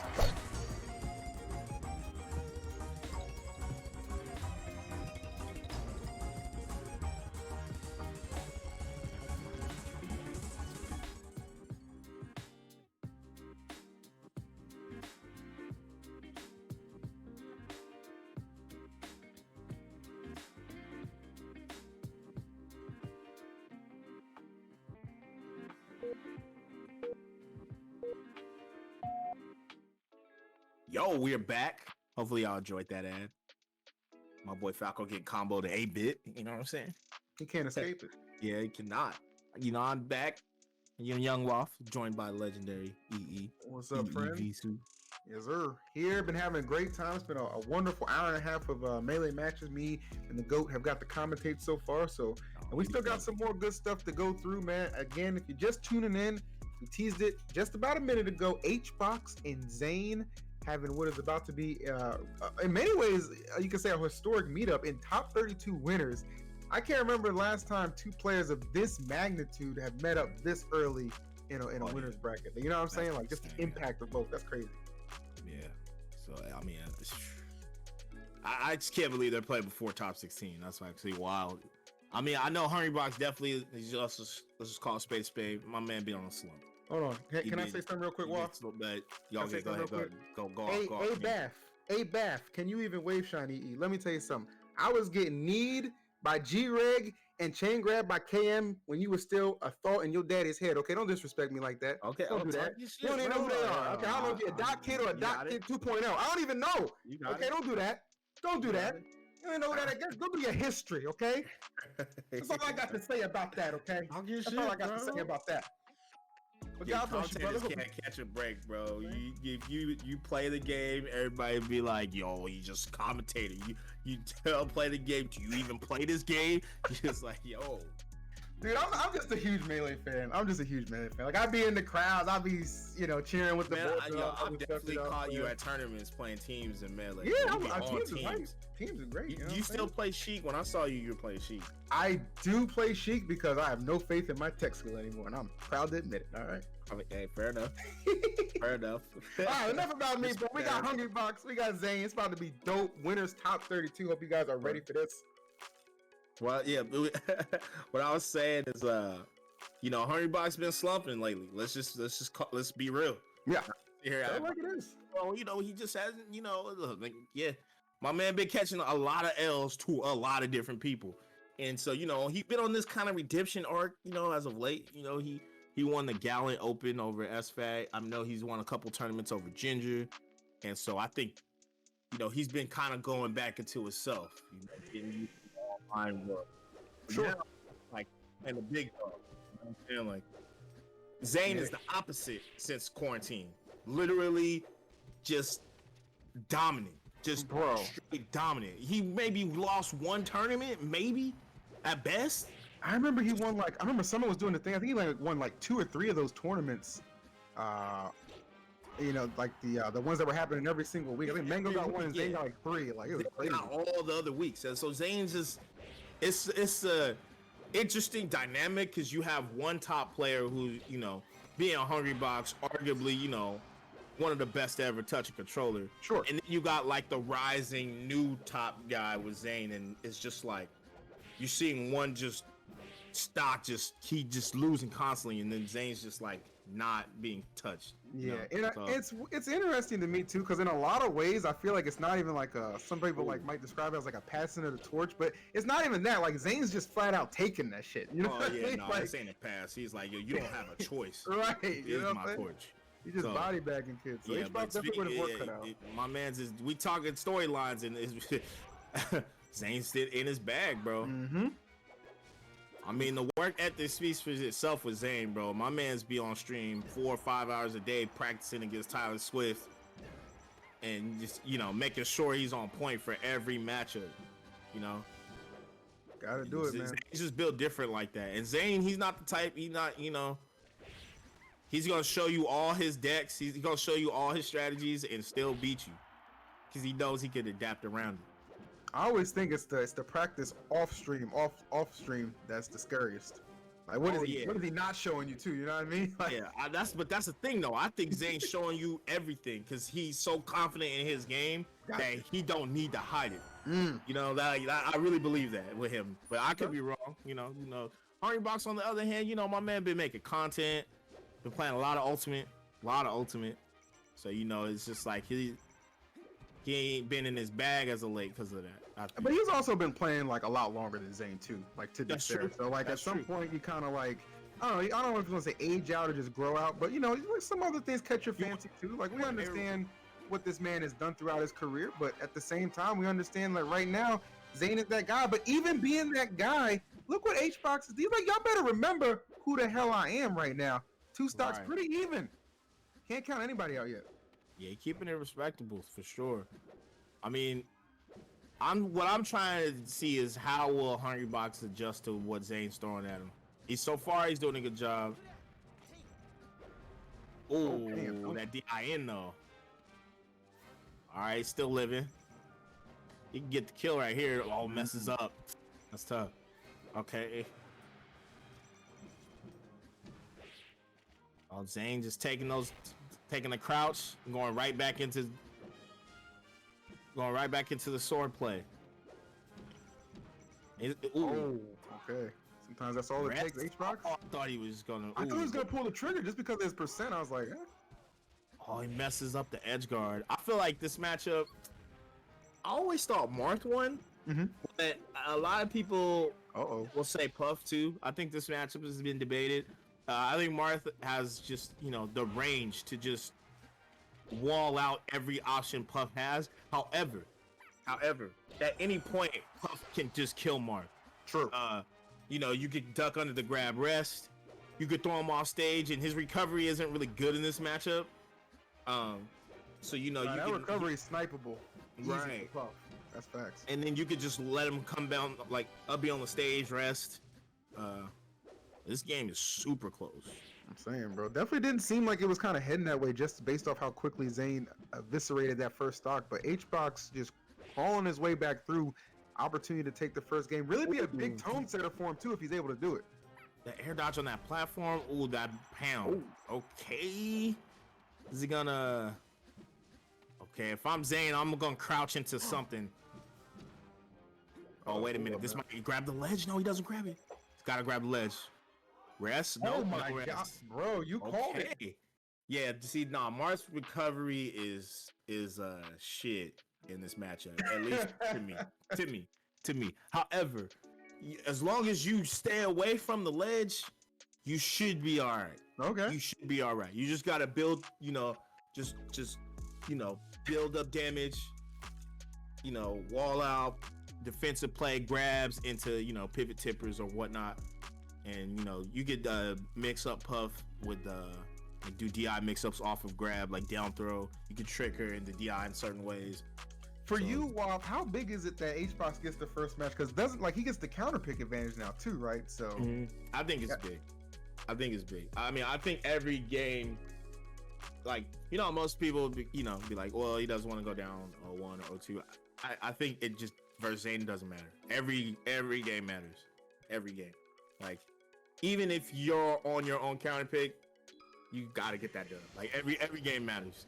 So just him, I agree with you though. Setting the tone is huge for some, especially for Hungrybox. Big facts. Because it can give him the confidence he needs to be like, all right, I can still beat this dude. You know? What about you? What do you think about it? I mean, for me, it's just like it just seems like it's such a big deal because I know what he's capable of doing on Dreamland and stuff like that. So it's like. And then again, too, it goes back to what you just said, like the confidence right out the gate. Like, I don't have to struggle with hoping I can do this. I know I can, but this game, too, could very much so erase whatever confidence that built up, depending on how this goes. He did instant 0 to death, and Hungrybox just rested in neutral. I don't know. Right now, it's looking ugly. Eddy is... Oh, you're dead. Yeah. You're dead. Eddy's tough. I mean, this stage is... I don't really know a matchup where Marth loses on the stage. Being real, it's definitely an uphill battle. Right. And in this case, I mean, my lord. Okay, able to dead knights, yeah. Get the start K up too. Definitely needed that.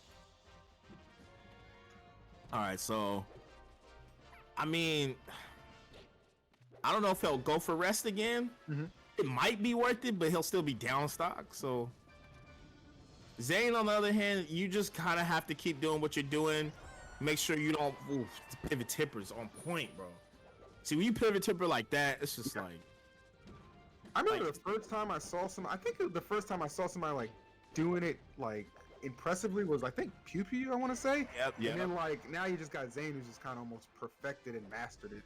Right. To another extent, it's pretty insane. Hbox able to get the stock off, but unfortunately, he's already trailing 2, so. I mean, if he can maybe keep his percentage. Tipper just comes such a long way, too. Shouts to Kevin for putting it to the masses. I'd say shouts to Arch Got Game. He started that shit, I feel like, but Lamar's just took it and just went all, and he kind of just bodied him in that game. There was no, without a platform for Hungrybox to go to get away from Zane's sword, it's tough. That's why it's it's just really rough for Hungrybox in that situation. He didn't have nowhere to go. It was the stage and the sword. You know what I'm saying? That's all that was around there. And you don't want to run it to the stage. He was tracking you down everywhere else. But here's the potential difference maker off winning that first game is being able to take this ish to Dreamland. Right, and here's why I say every game matters. Because Zane's gonna play good here. He's not gonna be like, oh, Dreamland, I get a freebie. Nah, that's not gonna work on Zain. That's why I just think just getting on the board matters. And so the fact that he did it without having to counter pick is huge.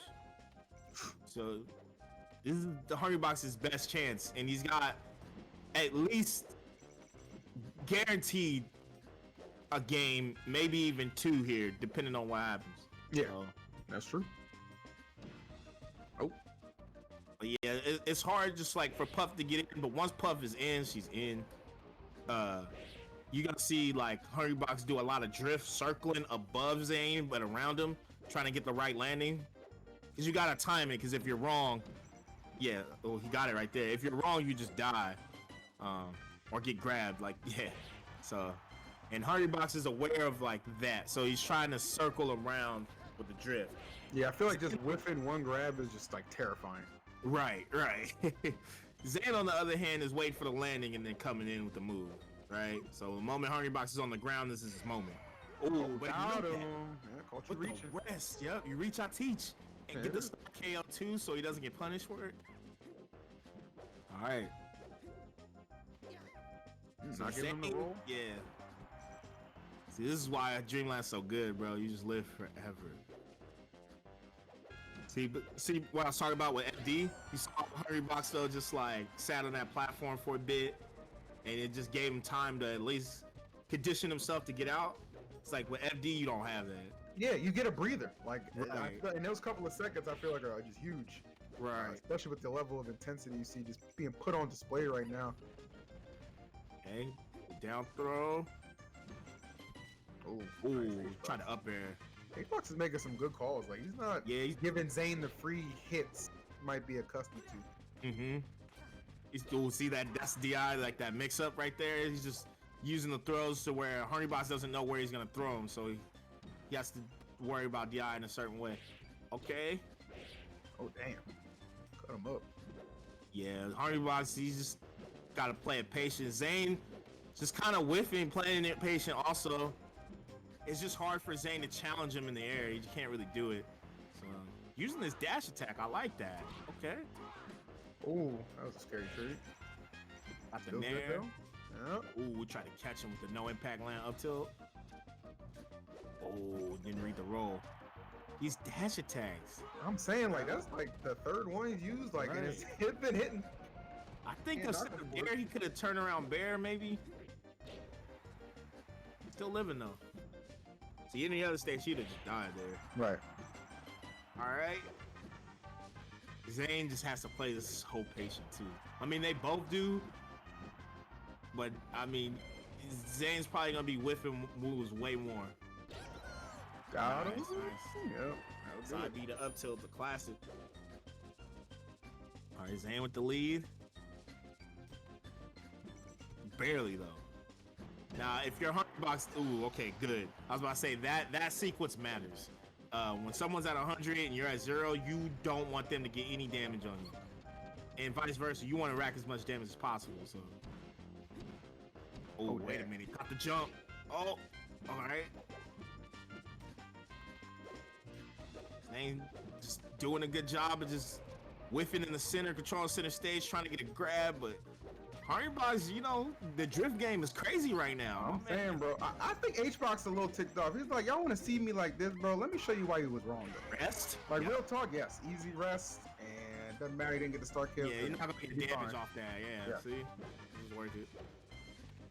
Dang, H-Box really about to go up 2-1? Maybe? I don't know. We got dunks. He can still, We got options. he can still bring it back. Wait a minute. All right. He's above the stage, so he should be fine. Back throw. Oh, I thought he was gonna rest right there.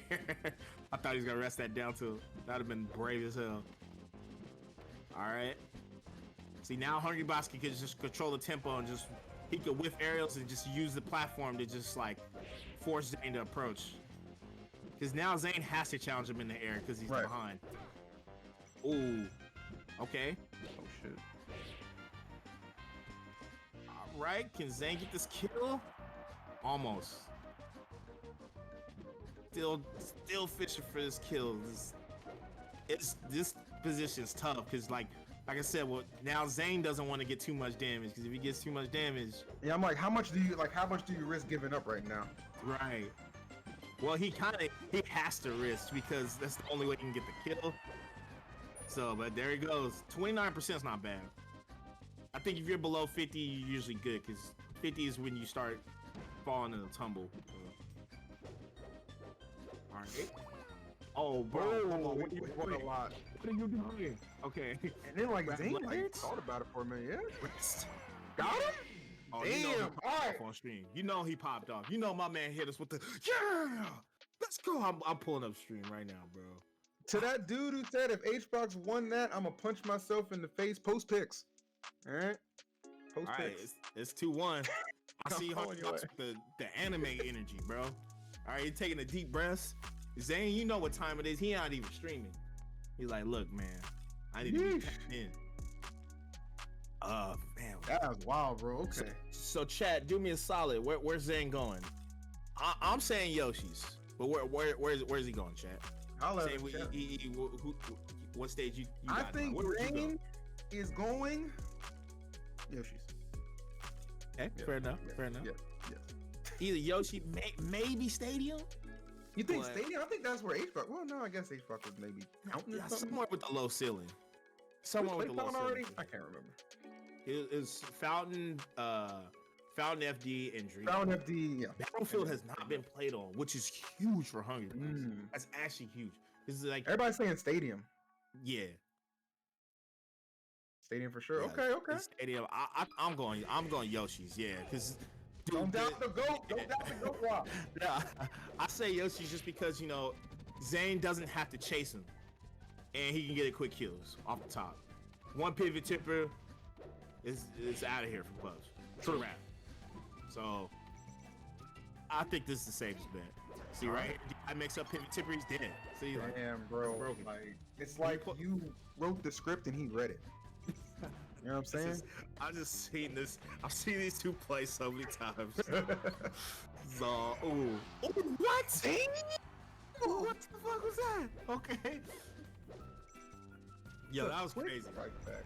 I'd be mauling if I was there. Oh, I'd also be mauling if I was Hungrybox. That didn't make any sense. Was he 34 after the hit? Like, Yeah, bro. Like, yeah, this is why the stage is just—it's literally this stage is the opposite of volatile, Dreamland. bro. Yeah, it was Yeah. just volatile. 1 minute in, this game is almost over, What the hell? and like no fast followers either. No, not at all. That's dead.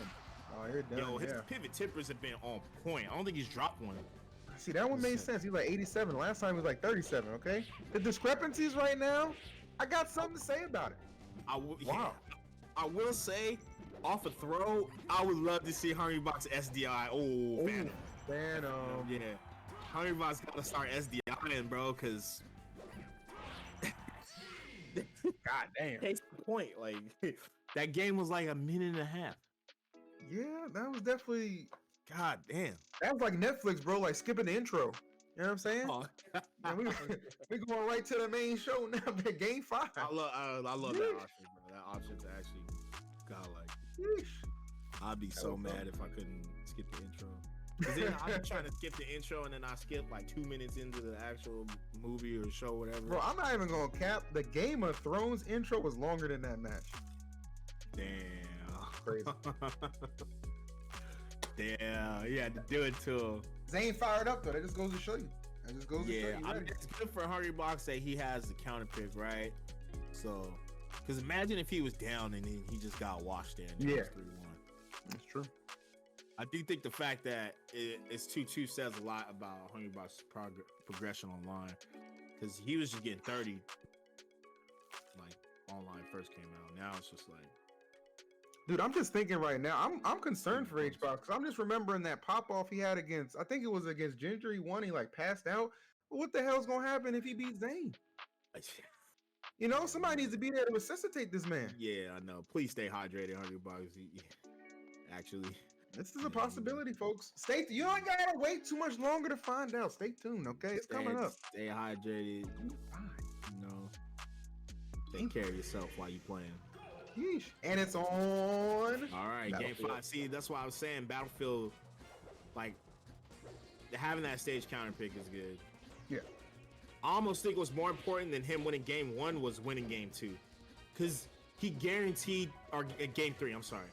He guaranteed the fact that if there is a game 5, it's on his counter pick, which is good. Because now he has space to move and, you know.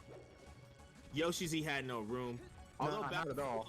is one of the he fumbled the bag on that pivot tipper. Very rare execution miss, yeah. Although he Battlefield's still like smaller than like a Dreamland or FD even. It's still, the platforms are really good, the heights are good, recovery is really good for Hungrybox, so definitely not a bad stage. Oh, damn, that Damn. extra extension, Yeah, the bro. extendo. Yep. Yeah. Tipper fair kills at that height where they were really high in the air when that happened. And that's a big plus for Zayn to get a kill like that, because, you know, contesting with Hungrybox in the air is like very scary. So Yeah, the for fact that sure. he did that. Is Hungrybox keeping it respectable though? Absolutely is. Ooh, he's kind of trying to play these platforms, but Zayn still putting the pressure on the space and being immaculate. Give HBox his credit too, though.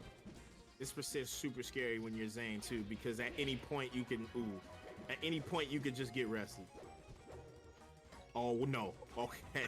Not like this. Please. Okay. Oh, caught him in the sky though. But we swinging though. Zayn just being Yep. super aggressive, forcing his way back to the ground. All right. Bro, this is so scary. Mm-hmm. Oh, wait a minute. I thought he was gonna up air. Oh, Grab. Nice spot dodge. Oh, I thought he would grab there too. he loves these dash attacks. Right? It's doing a good job because it's so fast. It just comes out so quick. By the time you want to react to it, it's like halfway out. Right. Especially after aerial. With Puff, she's not the quickest, so just having a quick move is really good. All right. Ooh, I see what he went for. Zayn was trying to be different right there. Mm-hmm. Yeah, Hungrybox knows what he's looking for at this point. Back air? Oh, that was a bear. Okay, to the heavens, to the skies. Oh, up Yeah, air went for mixed. Nice by Zayn though, knowing that he wouldn't get punished. I know it's like a slow counter, puff. yeah. Yeah. Nice. And I'm thinking like I know HBox would have liked to have like the last 10 seconds of that back just because I feel like he could have got that stock off a little. Had a chance to be a little more efficient there, but I mean he's got him 133, so Yeah. as long as he doesn't let this thing get too out of hand. Yeah, he's Should got be he's alright. had moments. He's got to get this right here. Oh yeah, see, Zayn. I don't know. He probably meant to down tilt. Should grab that ledge. Yep. That'll do it. Alright. Nice. Woo! Super close, man. Super close. These two Damn. have the classic right now. This is probably their best set since quarantine. It seems HBox is just in way more practice too. Like he seems Oh, yeah, kinda yeah, he's- more close yeah. to his old self than anything, and that's Mhm. definitely give anybody a run for their money. But Zayn slowly pulling ahead, got the stage to Ooh, himself. Zayn challenging from the air. Ooh, he almost got arrested for it. Uh-oh. Rapping. Yeah. See, Zayn knows Puff can't get up there in time. It's too slow. All right. Hungrybox down, but not out. Not at all. Just needs one good aerial hit to confirm a rest or something. Side B up tilt so godlike. If I'm Hungrybox, I'd actually want to rest or get a quick hit. He's got to get this. Yep. Yes. Yeah. Oh, HBox! He fumbled the bag. Oh my god, bro. Zayn kind of did too. Oh, Way more on the part of HBox. that is Oh my god. shit. Oh man. Okay. Damn, bro, that's tough. He just put all this damage on the table for Zayn, and he's just eating, bro, straight feasting right now. Man. Oh my god, thank you. And Coming in. Zayn takes it. Damn, 3-2 over Hungrybox. Oh, that edge. I know he's that edge guard. Bro, literally on the edge of your seat until that last moment. You're just like, the fumble out. Just you don't expect that. Yeah, You're not fumbled at the 1 yard line with that one. and Zayn is not one to give it up. Oh no, yeah, Damn. Zayn definitely took that and ran it for a touchdown. That's tough, bro. Yo, good set though. Good set. Great GG's set, to both honestly. players. That was some well played stuff right there. Zayn moves on. He will be. Let me see. Tomorrow he will play in top 16 winners. Especially as Hungrybox. early as they met too. Again, that was top 32. If you guys weren't aware, winner Mhm. side. Like that was very, very early. Hungrybox will play Panda. So that's a Florida. Damn, Forrest just played Panda too. They play a lot. So Florida versus Florida, they're just taking each other out right now. So yeah, that's unfortunate for Hungrybox, but I mean he's still in it. So keep fighting. That would give me even going to losers. Like the fact I went that close with Zayn, like I'll be yeah. like, oh, I'm good. I mean, I'm gonna just keep practicing. At that point, I feel like at this point you could just win the tournament. If you're doing that good against Zayn, you could just win the tournament. Yeah. For real. There's nobody that you can't beat to me at that point. Obviously, matchups are different and how styles are different, but I mean, with someone at his caliber, you know, Zane's probably the favorite to win. And, you know, took him to game 5 last, you know, well, I don't know if it was last stock, but second last stock, you know. It's pretty good for Hungrybox, especially given, like, you know, his outcomes with, like, online recently. He's doing better, though. He's doing better, and, I mean, that's proof, right? I would say certainly so. Yeah. Like, you know what I'm saying? Certainly so. So good. I mean, really, really good stuff to both.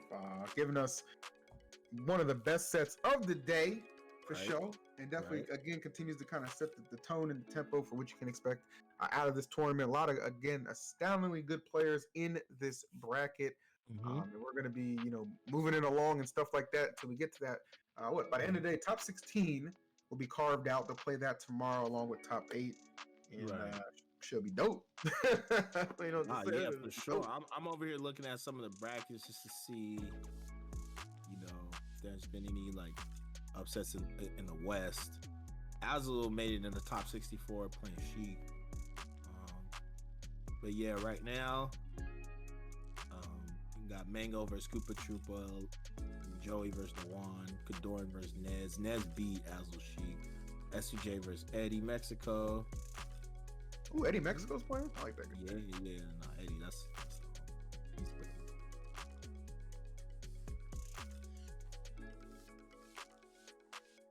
Cool. Right, okay, so, well. Looks like our time is done. Yes, been informed. You're a legend. He's always fun. Hey, listen, you're the GOAT. I'm just trying to keep up, okay? That's you, bro. That's all that is. But we should tell the people. Yeah. We should tell the people we will be back again for top 16 tomorrow. Me and Waff will be doing top 16 tomorrow. Very, very excited for that. And yeah, we've got top 16 to top 8. And honestly, loved commentating Melee. I personally want to keep doing it. Just, you know, kind of get the rust off and learn more and more, because this Melee community is dope. Games are dope. Players are dope. And of course, the fans first and foremost. So shout outs to Four Loco, Beast Coast putting on this event, allowing me to have an opportunity today. I really appreciate it. Waff the GOAT. Back at it again tomorrow. Anything you want to plug? I know you got your channel and stuff like that. All right. If you want to follow me, EVC on all socials, man. That's it. Well, I'm glad to be here. Thank you, Beast Coast, for having me. EE, you're the GOAT. You know, production team, everybody. You got the merch, I guess. Plug some shit. Rollback Rumble. We do local tournaments. Expect something from us, because your boy's trying to finesse. Let's go. Plans. I lightweight might try to talk to the Beast Coast people. I don't know. I need help, but I got ideas. Let's go. I got ideas. But anyway, regardless, man, thank y'all for having me. Again, E, my guy. So yeah, for sure. In chat, everybody in chat, thank you for telling me where you're from. I'm looking at the chat. You love y'all. Everybody listening, lurking, love y'all. And yeah, let's get this top 64 stuff pushing and enjoy some more matches, man. And to whoever who's coming on commentary, you know, best of luck. Yeah. Chillin' and Vish coming up. Chillin' and Vish will bless the mic. Classic. Leaving you in good hands for sure. So don't go anywhere, guys. We'll see you tomorrow. But on the other side, coming up, Chillin' and Vish holding down the rest of top 64, top 32, and we'll see you then.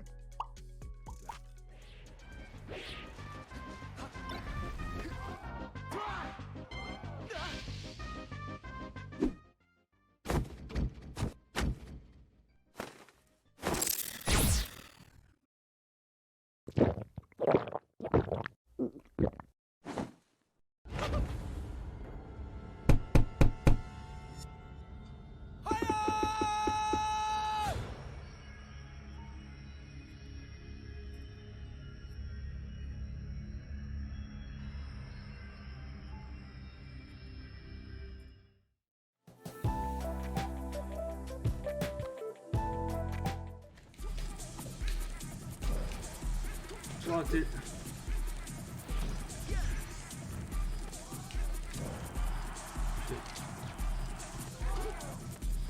Fuck you, Randall. Yes. Oh my god. No. Yes. Randall just fucked me. And he didn't homie stalk me after I killed myself. What a bitch. Get fucked. That's a bitch move right there. He didn't homie stalk me and I got grind by the stage.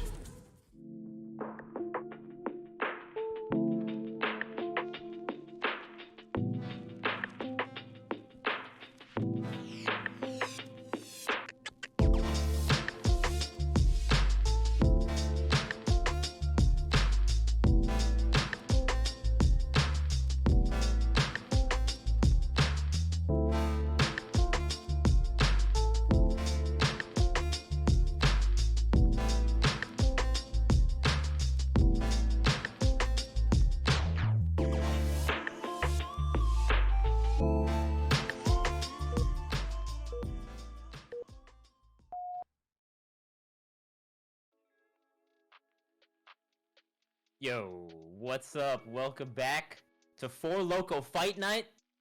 It's, Indeed. Vish and Chillin. What's up, Chillin? How you doing, man? Good, man. How have you been? Pretty good, pretty good. You know, I've just been watching Melee and enjoying my Four Loco and going loco over some of these crazy Melee matches. Yeah, no, it's definitely been pretty loco.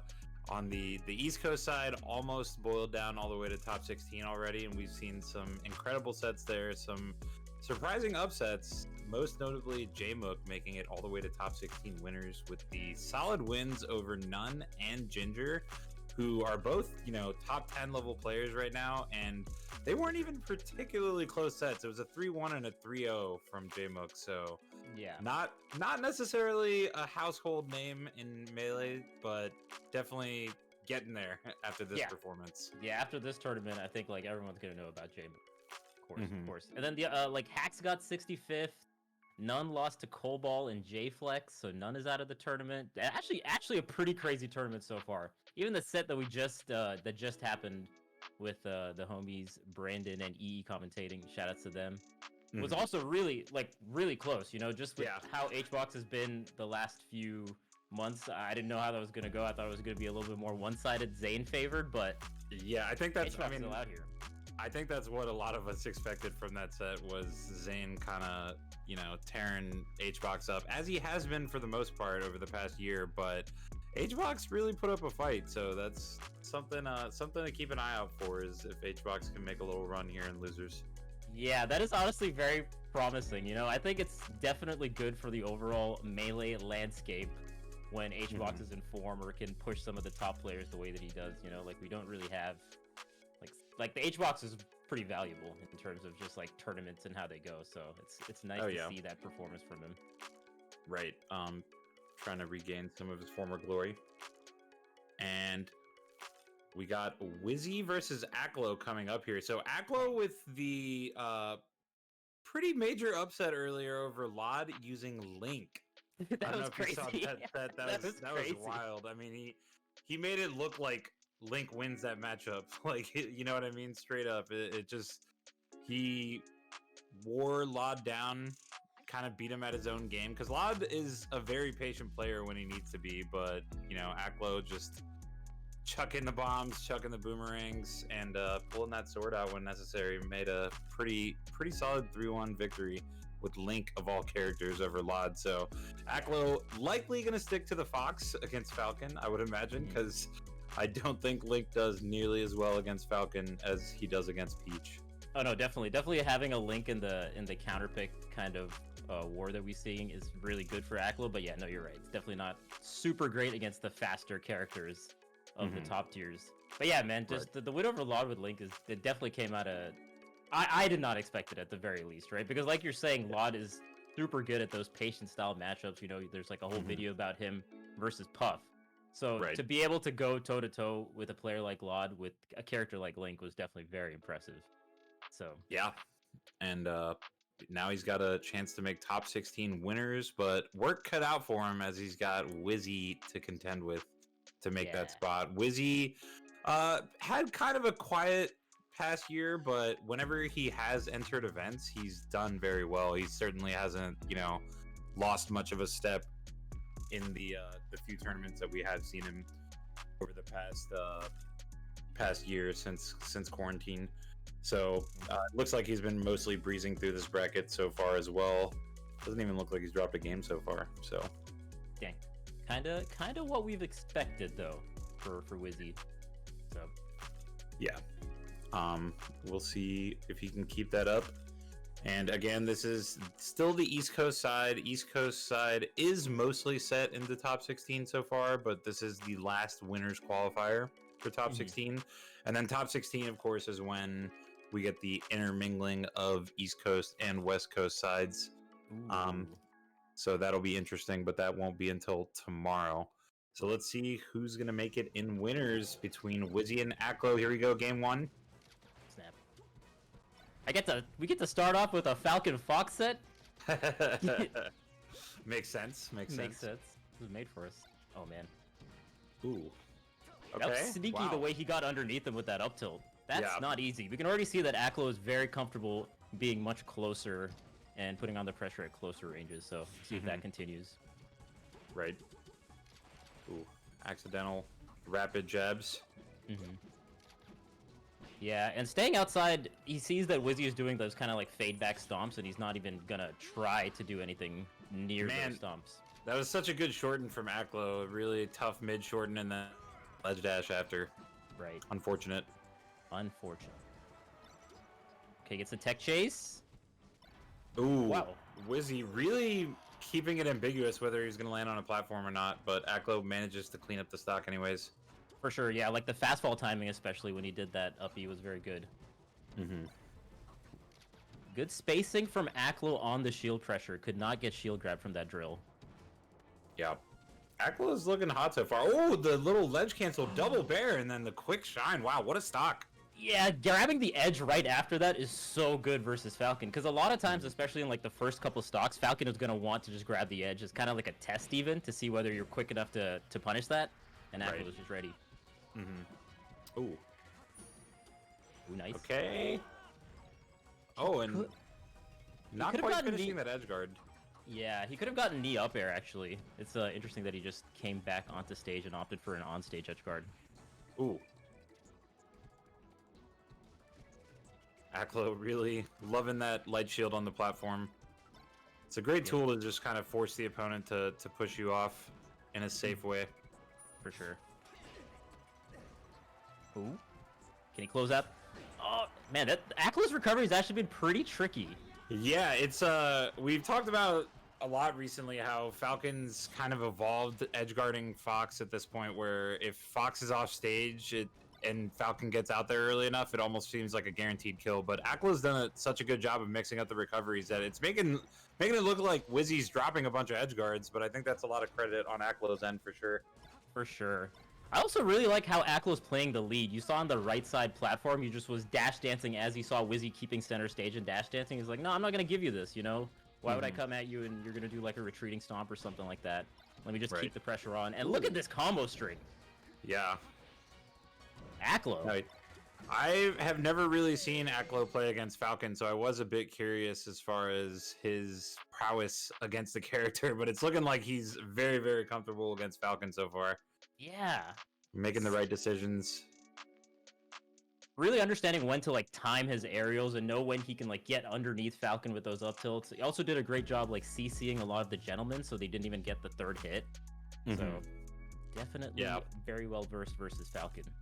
Yeah, and just the move flowchart that he's picking is very, very good. You want to get Falcon off stage as fast as possible generally, so you see when he gets like an up air and an up tilt, he doesn't opt to try to keep juggling him upward. He tries to just push him off stage, set up that shine or that edge guard scenario, which led to a lot for him. He got a few early kills in that game 1, so... Yeah, especially with the double back air that he did on the left side and then immediately grabs the edge. That kind of stuff is so good versus Falcon, because at the very least you're going to force them onto stage, and then typically you can get a hit off of that, maybe continue it, or you get the juicy just KO if they you read them going to the ledge. Yeah, which Wizzy loves to do, and Aklo is ready for that. So we'll see if Wizzy makes some adjustments defensively. If he does end up in those off-stage scenarios early on his stocks, he's going to have to do some different stuff to try to keep Aklo guessing. Right. Yeah. It really is gonna be how Wizzy is gonna adapt to this, because Aklo is definitely keeping really composed in his game plan. You know, he's not crumbling at all. It seems like. Yeah. Ooh, that was a crazy stomp. Oh my god. Okay. Ooh. Ooh, nice reverse wave shine at a shield. Nice. He goes for the single jab that time because he sees that all of them are getting CC'd. So that's a good adjustment so far from Wizzy. Yep. Oh, the jab! Yeah, that almost set up a shine situation. Was he able to get out of it? Oh my goodness. Aklo is moving. Dude, if you read that roll, because Falcon out of shield is not the greatest, right? And if you end up catching that roll as Falcon, it feels so bad, man. It sucks. Another really solid edge guard from Aklo. Smartly just stays on edge, knowing that Falcons love to do the fade back, and then obviously if he gets on stage, you still get some kind of follow-up, if not a direct kill. Right. Ooh, okay. Good smash DI from Wizzy. Ooh, that stop, the Wizzy stop, and he gets the spot dodge read. Oh. Oh, no. And Wizzy tries to... Okay, luckily for him, he doesn't end up dying for that, but... Yeah. Very risky edge dog attempt. Oh my goodness. The Silent Wolf? Attack on top tier? Oh, and he gets that shine. Very underutilized shine when they're kind of below the ledge like that. It's it works in more scenarios than you would think. Yeah, for sure. Oh man, and even when he's high percent, he's perfectly comfortable staying in the corner. And just taking his time when he's coming out. That being said, Wizzy's still keeping it even. Okay. Oh Great man. spot dodge. Oh wow, that is a well-timed stomp, and yep, The classic. He actually missed. Wow. It's got to be laggy. There's no other explanation. Yeah, Wizzy doesn't miss those, especially when you give him that much time. Dang. Yeah. Ooh. Oh man, he's calling out all the jumps. You saw it like and the taunt too. He's been taunting all day, even in the long set. That's the Aklo classic. Like it doesn't matter. If you see Aklo play, you're probably gonna see some taunts. He had that. He could have just reversed knee. I think he just doubted himself a little bit whether he wanted to go for like up air and then knee or back air knee or instead of just doing reverse knee. But get the stock anyway. It seems like Wizzy is a little bit hesitant on some of these, especially the edge guard scenarios, like where he would be a little more confident usually. He's kind of, just taking a little extra second, which is all the time that you need to kind of throw him off as a Fox player.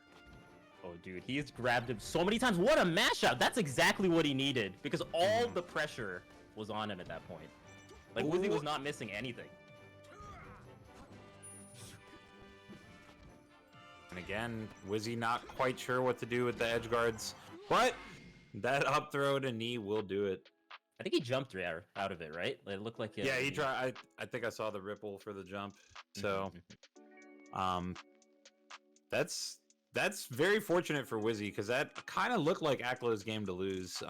Obviously, Wizzy had the tech chase, but then Aklo got that shakeout, got Wizzy in a bad spot on the edge, and then Wizzy manages to turn it around and even the set at 1-1. For sure.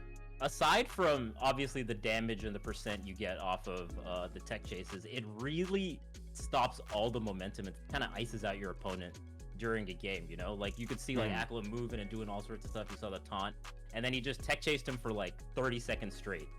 Right. And then suddenly all of it was on Wizzy's side. So yeah, definitely good on Wizzy.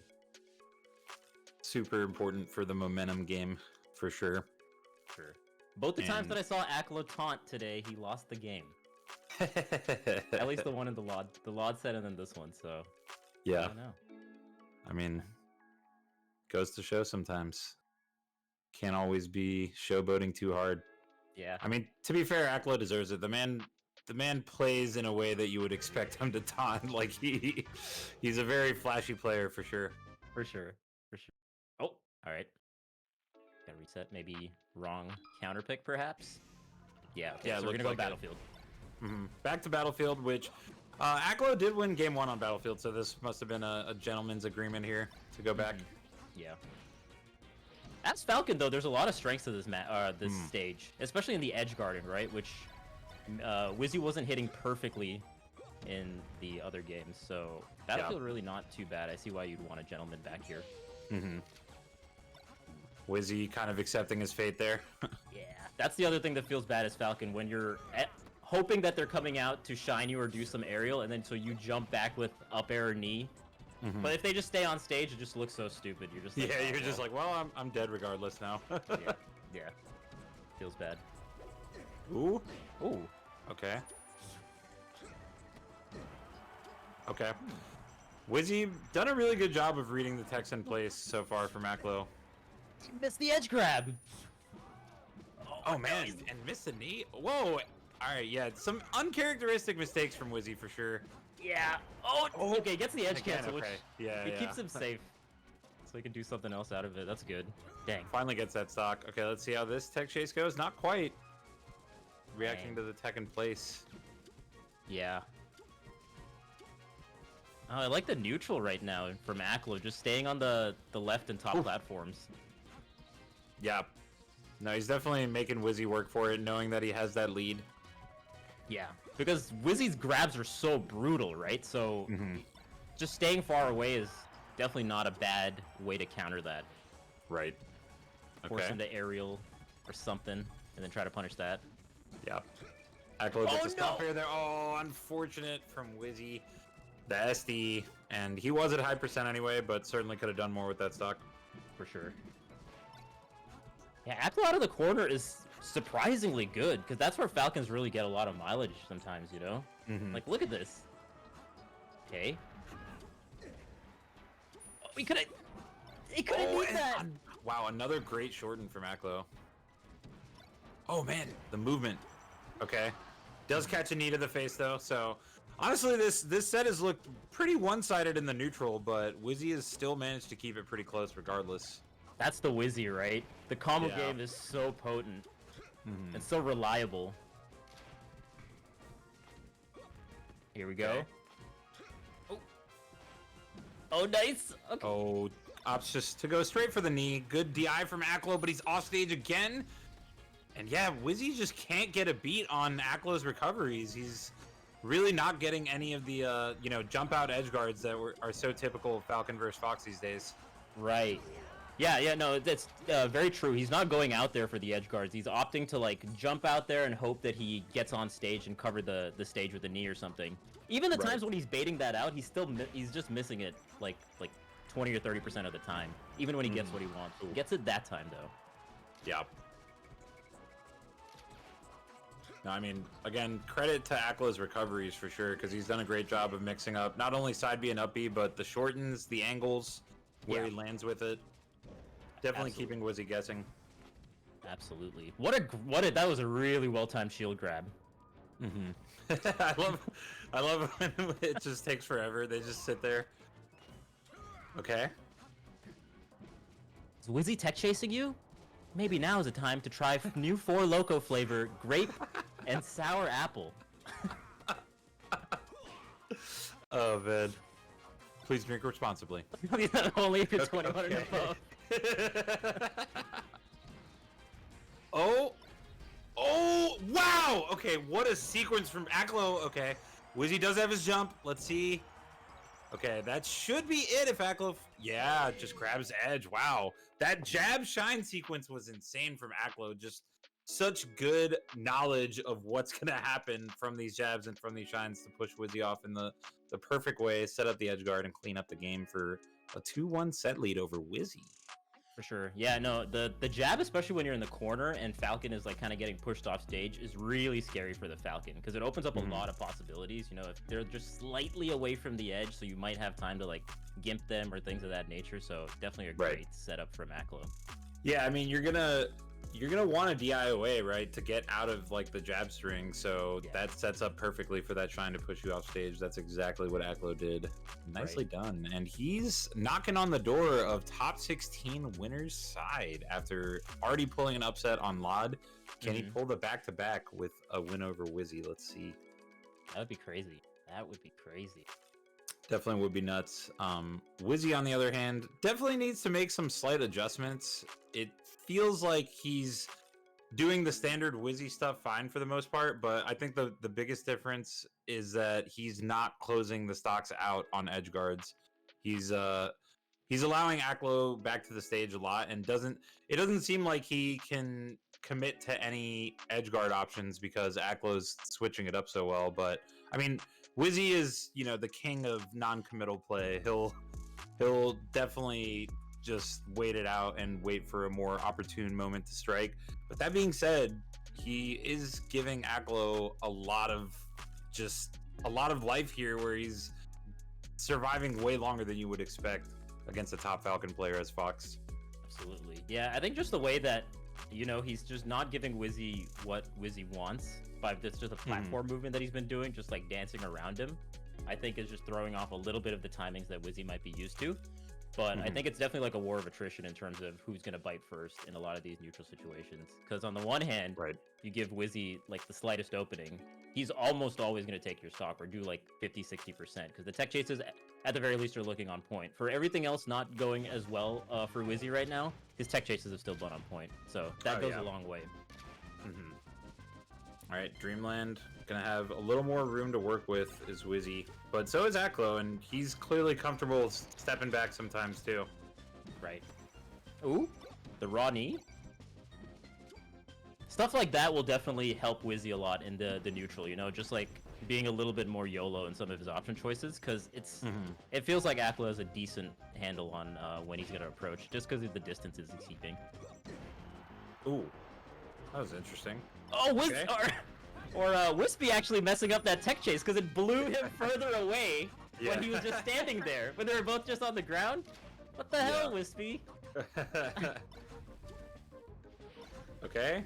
Wow, great shine, and let's see if you can finish it off. All right, soft bear. Once again, soft, but that should be good enough. Oh. Rinse, repeat. Oh. Wow, the smash DI from Wizzy was insane, but still off stage. Should be it now. Yeah. Dude, yeah, I was with you. I thought he was KO'd like 2 back airs ago. Yeah. Wizzy smash DI cannot be understated. Holy moly. Again, Wispy! Let him tech chase! Dude. I mean, it's Wizzy's own counter pick, so, you know, he's got to hold that. Yeah, I guess so.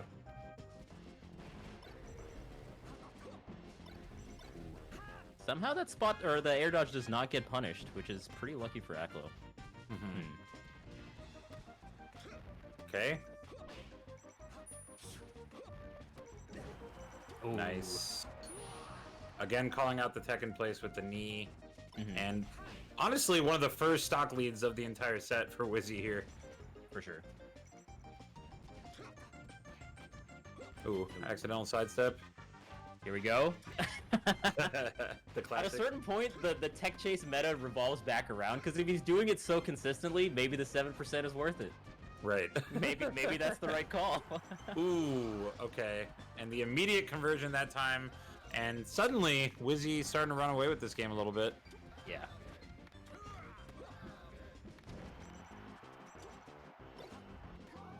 Oh, great side B. Really threading the needle there, because he jumped out and he avoided both him and that shine. Wild.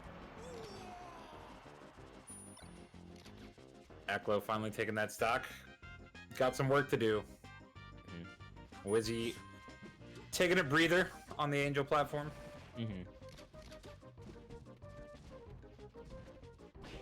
Ooh, that's a big opener. Yeah, all of a sudden 92 damage. Yeah. Far from over. For sure. Keeping good distance. Staying outside the nair range. That's wow. That reverse strong bear. Don't see that too often. Ooh. He grabs. I think he just got a wave shine up smash, right? That probably would have KO'd. I guess it's Dreamland and it's Wizzy, so maybe playing it a little bit safe. Gets the stock. Uh-oh, the taunt. Uh-oh. If your theory is true, Vish, then this game's going to Wizzy. Let's see what's gonna happen here. Oh man. Oh nice. Realize that the mix-up is going for just one jab and then grabbing afterwards. Aklo smartly spot dodges that instead. Ooh, the crouch cancel on the nair leads to the grab for Wizzy, and this scenario once again. Oh, he does get the dash back at a crouch and the knee that might do it. Yeah. Oh wow! Wow. Okay, that's so unfortunate for Aklo, but I mean, really good job DIing down to even have a chance to get that Omsa tech. He had so much momentum though that it made it kind of tricky afterward. Right. I think maybe he thought he was gonna end up on the ledge and he was trying to input a ledge dash, maybe. That might be the case, yeah. But instead went flying off stage because of all the momentum still. Yeah, that's unfortunate. That is definitely unfortunate. But I don't know, man. The taunts have not been too fruitful in terms of how the games go after. Very true, very true. Yeah. Especially against someone like Wizzy, man. Just one hit. Yeah. Go so far. And that was pretty close, though. I wonder... Close. Yeah, so both games that Aklo has won have been Battlefield, so I have to imagine that Wizzy wouldn't allow that. But maybe if it's, you know, faced with that or an even worse stage potentially for Falcon. Okay, yeah, he does allow it, so... Yeah, I really don't think it's bad. I've seen Falcons even counterpick this sometimes against the Spaceys, you know? So... It really helps out the edge guarding, and that's one of the things that Wizzy isn't getting 100% of the time, or as consistently as we might be accustomed to seeing him get. That being said, like you said, Aklo's recovery has been so good. That and, yeah, I don't know. Even if you consider a fine stage for the matchup, if you've already lost here twice, you know, I don't know if I would allow the person to go back here again, regardless of how neutral the stage is. Right. Yeah, no, that's true. Given how the set is going, you definitely have more current relevant information than matchup stuff. So yeah, I do agree with you. Wizzy actually missing a dash back out of crouch there. That's rare. Yeah. No FOD though. That's a little bit of a surprise. Yeah, that's what I mean. He probably kind of gave Wizzy the option, right? Like either we go back to Battlefield or I'm taking you to FOD. I imagine that's how that went down.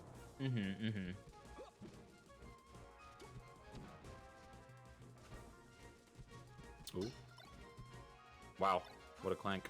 Yeah. Oh, and that shield was getting small, but Aklo, I feel like maybe he wanted to keep up the shield pressure, but kind of accidentally jumped out of there. Oh, man.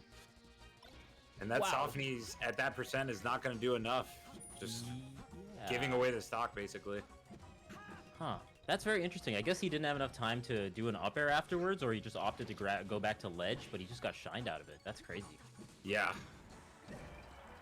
Okay. Oh, and again, see, I feel like that's happened so many times this set where Wizzy has kind of looked like he's committing to a jump out there type edge guard and just pulls back, and then Aklo survives. Yeah. Part of it is Aklo's doing like a side B at like a very quick, unorthodox timing, and I feel like it is like throwing off Falcon. At least like I'm trying to see it from the Falcon's perspective. It looks kind of off timing. Yeah, he's definitely mixing up the timing on it, and he's shown that he's really good at the shorten, which also makes it very scary. True. Oh, the late up air, that's a good choice. Oh wow.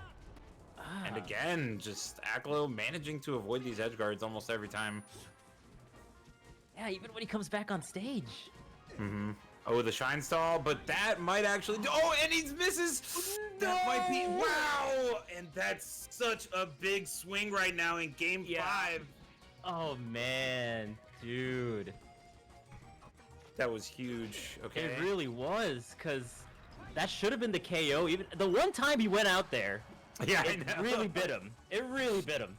I know. I've been saying this whole set, like, maybe he's pulling trigger a little bit more there. Maybe not. Yeah, that's going to definitely scare you off. You know, like the rest of the set, you can be, I don't know, you're going to be a little bit more scared doing that. Because it's also a really crazy angle from Aklo. Ooh. Okay. Big chance from Aklo right now. Okay. That tech chase was so good, the way he stopped to get that grab. Oh, but he's off stage. Okay, I think he could have gotten great shorten. I think you can get double knee there. I think if he had committed harder, yeah, he at least would have been able to catch the recovery, if not like combo it. Oh, the stomp. Those jump back stomps from Wizzy, so good. And yeah, that'll do it. Wow. What a comeback from Wizzy, just not only in that game, but in the set overall. He really managed to make that work when Aklo was on point and doing the most in both the neutral and the punish, honestly. Playing very well. Yeah. But Wizzy, that's the thing about Wizzy. He makes those hits matter so much more than most players do. And he's able to bring that back, barely take it 3-2 over Aklo. I also like, even though he missed that one edge guard and got KO'd for it at like 35% with the shine, he still opts to go for that pretty offstage edge guard in the last sequence there to close out the game. You know. Yeah, I mean, you gotta pull the trigger when you know for a fact that you have a guaranteed follow-up like that. And there were maybe some opportunities earlier in the set where it would have been guaranteed if Wizzy had, you know, immediately acted on it. Like you mentioned, that double knee on the stock prior. But the fact that he still squeaked that one out says a lot about Wizzy as a player. You know what I mean? If you just watch that set without really paying attention to the specific, you know, winners of each match, you'd probably figure Aklo is going to win this set, but Wizzy makes it work, and top 16 winners side for Wizzy. Dang, who does Aklo have to play? Let me refresh this bracket. Yeah, let me take a look as well. I want to say Colbol. Looks like Colbol. Yeah, it looks like he's playing Colbol. Another player who's kind of made a little bit of a comeback during the Slippy era. There's a few old school players who have been kind of taking some names a little more quietly. You know, Drephen being another example. Drephen also did pretty decent in this event. Right. But we'll see if Colbol can make top 16 over Aklo. That should be a good set as well. For sure. Yeah, Colbol's definitely like a wild card in a lot of senses. I've seen him like do extremely well, you know. So just kind of random. I mean, taking a set off of none is really good. Beating the real thing is also really good. So yeah, definitely out here. But that's the East Coast side. I believe we're gonna maybe start getting into some West Coast matches. Let's take a look at how the West Coast bracket has progressed. Yeah. Let's see. Mango Koopa Troopa. That's there. Lucky Shroomed is going to play S2J Eddy Mexico. That's going to be... S2J Eddy Mexico is going to be a really fun set. I feel like they've had a lot of sets just over the course of Melee history.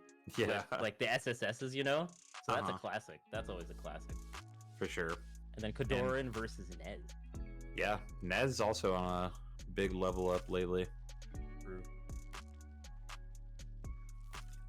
Oh, Toph? Let's go Toph! Toph! Oh, right. Snap. This is winners round 3 of their pool.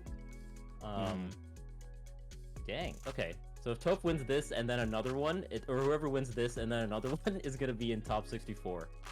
Right. So this is still relatively early in the bracket. Yeah. But let's see how it goes. Dang, Let's we go got a lot Toph. We got a lot of Toph fans in the chat. Oh, snap. But Krizski. It's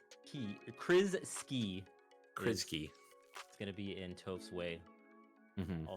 Also making it 2 over Scrubby. See what goes on here. We're gonna get a nice Fox Ditto. Yep. The classic. Every Fox player is well versed in this matchup, obviously. Have you played Toph in the Fox Ditto any time recently?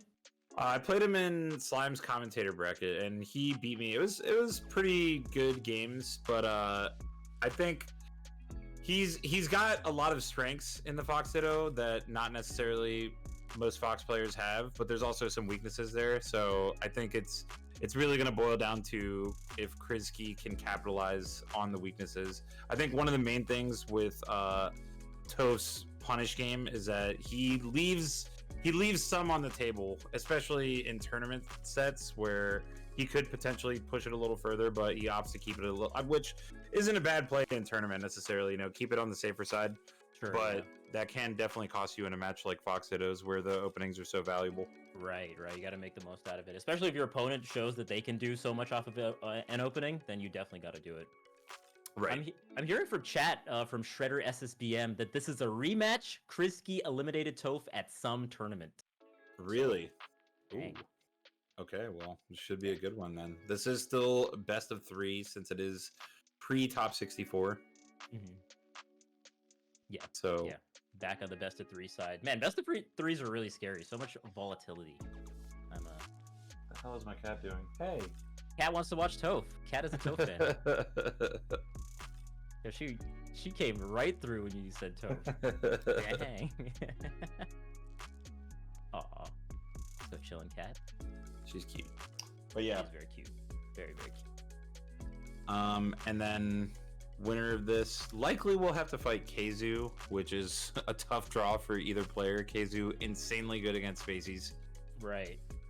And this pool is definitely hard. It's got like Aura, Fat Goku, Smash Daddy. Oh, Scar's in it? Scar's in it? What? I didn't know Scar entered.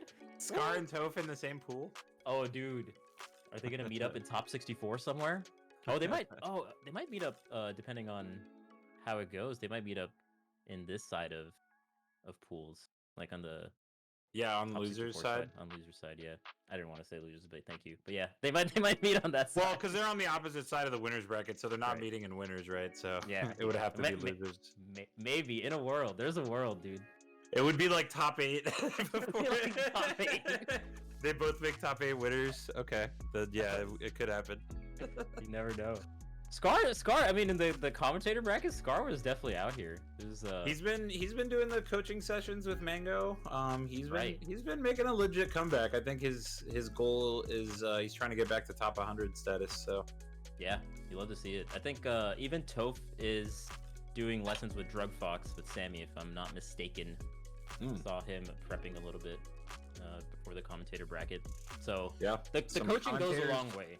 Coaching goes a long way, man. Yeah. Definitely recommend it. Really does. And have you gotten coaching yourself? Yeah, I've done. I've done a couple lessons with Johnny, and I've done a lesson with Cody, and I've also done one lesson with Kadoran. So you're just mixing. You're trying to shop around. It's kind of interesting to hear like each person's perspective. You know, I think it's it'll give me some insight onto their gameplay. Is what I was talking. But I think the value you get out of it, because it's like $20 an hour or $25 an hour, even if you do like 1 or 2 of those sessions, I think for most players you'd see like a significant level up if you haven't done it already. Definitely would recommend any of the players that I just mentioned. For sure. Vish, another commentator who's been putting in work, and I'd say Vish is a little closer to that top 100 level than maybe a Scar or a Toph. I see it. Thanks, dog. That's my dad. But yeah, no, coaching, I do agree with you that mixing it up is really good for just different perspectives, even if it's like a vastly better player / better coach, because there's people who are better at analyzing the game and breaking it down and picking up on patterns and stuff like that, like Drug Fox being a great example of a very analytical player like that. But if you get coaching from, S2J or Kadoran, they're going to tell you something completely different that Drug Fox might never have thought of, you know what I mean? So it's just different perspectives, and if you get multiple sources of input, then you're going to get a lot more different ways to think about the game. For sure. And I think it's definitely like a buyer's market right now. If we're talking about coaches, like a lot of people are doing coaching. Oh, yeah. Like LSD, Leffen, Spark, I think. I want to say Spark. Don't quote me on that. But there's a lot of people that are doing coaching right now. Oh yeah, there's a ton. I know M2K is doing it for multiple games. I think Zain as well. Yeah. So I mean, there's there's a ton of like top level players that you can get coaching from if you're so inclined. But here we go, game 1 on Battlefield. Toph, traditionally the green fox, so I have to imagine he's green here. Yeah, I think you're right. Oh, off stage, not gonna get the rinse and repeat type edge guards that we might see in the Fox Ditto. Not there so far. Good up tilt. Yeah, you love to see it. Ooh. Okay. Side B through, so potent on net play. Yeah. Actually, yeah. Especially when they do that side B where it's like a little bit ambiguous whether they're gonna land onto the stage or they're gonna catch the ledge. That's always a little tricky to try to edge guard. Ooh, and Toph with a nice little string here. Okay. What a grab. Yeah, that was a sick grab. See if he can finish the edge guard. Not quite. Okay, this time does get on edge. And not that time, so Krizski has not shown a great deal of he's leaving the edge open a lot, basically. Toph is taking advantage of that, going to the edge as much as possible. Krizski's gonna have to represent that edge hog a bit more. For sure, yeah. At least scare them a little bit so they just don't keep going. onto the Right. ledge. Krizski, a player from Calgary, Canada. Oh, Seed okay. 36 here in this tournament, so see how he does in the set. Also, shout outs to Hugo for the raid earlier. I forgot to shout that out. Thanks, Oh, dog. nice. Let's go, Hugo. That was the least enthusiastic. Let's go, Hugo. You said the words, but there was no meaning behind the words.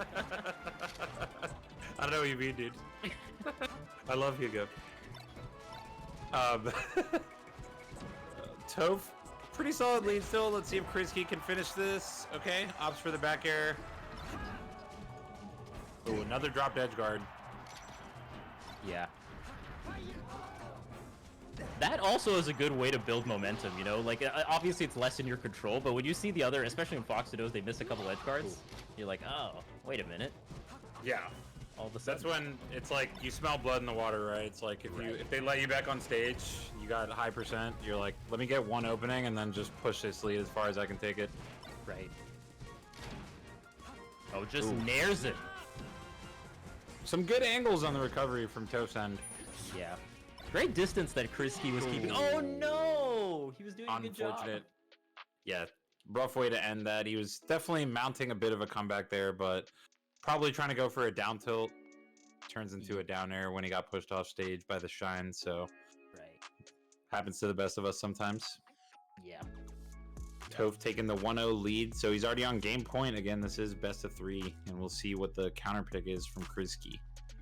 Yeah. What do you like counterpicking here against a player like Toph if you were in the position? It varies because it depends on how well I feel like they can chain grab on that particular day. You know what I mean? Like, sure. Because I like FD aside from the chain grabs, so I would probably opt for that most of the time. But I feel like most Fox players do not have that mentality. It's funny because I feel like most Fox players grind the hell out of chain grabs, but even if it's the most confident Fox player in their chain grabs, they still just don't go FD. Like, they just don't want to go FD in case they get chain grabbed themselves instead, you know? Yeah, it definitely like simplifies the punish game. Not simplify, but you know, like both people can do much longer strings. So right, it's almost like you're kind of leaving it up to chance of who gets the grab first, as opposed to, well, I can outplay this person, you know, the entire time or whatever. Yeah. The combos are just so much more dynamic on a stage like Yoshi's. Right. Nice stock from Toph. Yeah. Toph's tech skill has always been so good, man. From the entire time I've known him, he's just been so like crispy with all his stuff. And yeah, more in practice recently. I know he's been streaming a ton of Melee. He's been grinding in general, and some pretty good showings in recent net play tournaments as well. Yeah, great choice with that reverse up tilt there too. Dang, Toph is moving. Ooh. Nicely done. Okay. That kind of stock really takes so much momentum. Krizski's got to make that throw count for more than that, you know? That looked like a definite flub with the forward air. Ooh. Oh boy. Read. Okay. Yeah, I'm seeing a lot of just confidence in Toph's gameplay, which you don't necessarily always see, especially when he's, you know, if Krizski did beat him the last time they played in bracket, it's certainly not looking like the same story this time around. It's looking like Toph is ready for this W. Yeah. Ooh, okay, good choice with the back throw. Again, man, he's just got to really make him hurt right now. He wants a chance to make this comeback. Okay. Finally gets that stock. He's definitely still got a chance. It's Fox Pseudos. Yeah. But momentum super in Toph's favor right now. For sure. Specifically, like, the way that he's comboing when he gets him on a platform. Like, he is on him. Toph is on him. Yeah, and vice versa hasn't been the same story. Oh, but that opens the door for Krizski. Toph with the super unfortunate SD. Okay. Catches a tournament winner. Yeah, I'm glad he didn't go to the edge there, but offstage again. Oh, the platform kind of messing him up.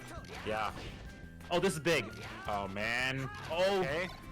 Oh, the counter shine. For the shine. Okay, so I kind of like the idea from Krizski, but I think you just have to know at that low of a percent that that's not going to fly. Yeah. He also just kind of like it almost looked like he walked off the platform rather than getting. Yeah. Sorry, you know what I mean? Like if he had maybe like done a little bit of a dash, he might not have had enough room to get a dash in, but he needed to do something different for that to be a possible shine. It was there was something there, but it certainly would have taken some finesse. For sure. I think you can. Yeah, I think either you like stay on stage. I think you're absolutely right. Like he messed up the timing on something, because typically when you do a throw like that and they DI off, it gives you a lot of options. You know, like with drop zoning with a lot of characters, kind of works out in that particular scenario. But I think he like hesitated just a hair, and Toph was on it. Toph was so ready for that slight hesitation in the counter shine. That's crazy.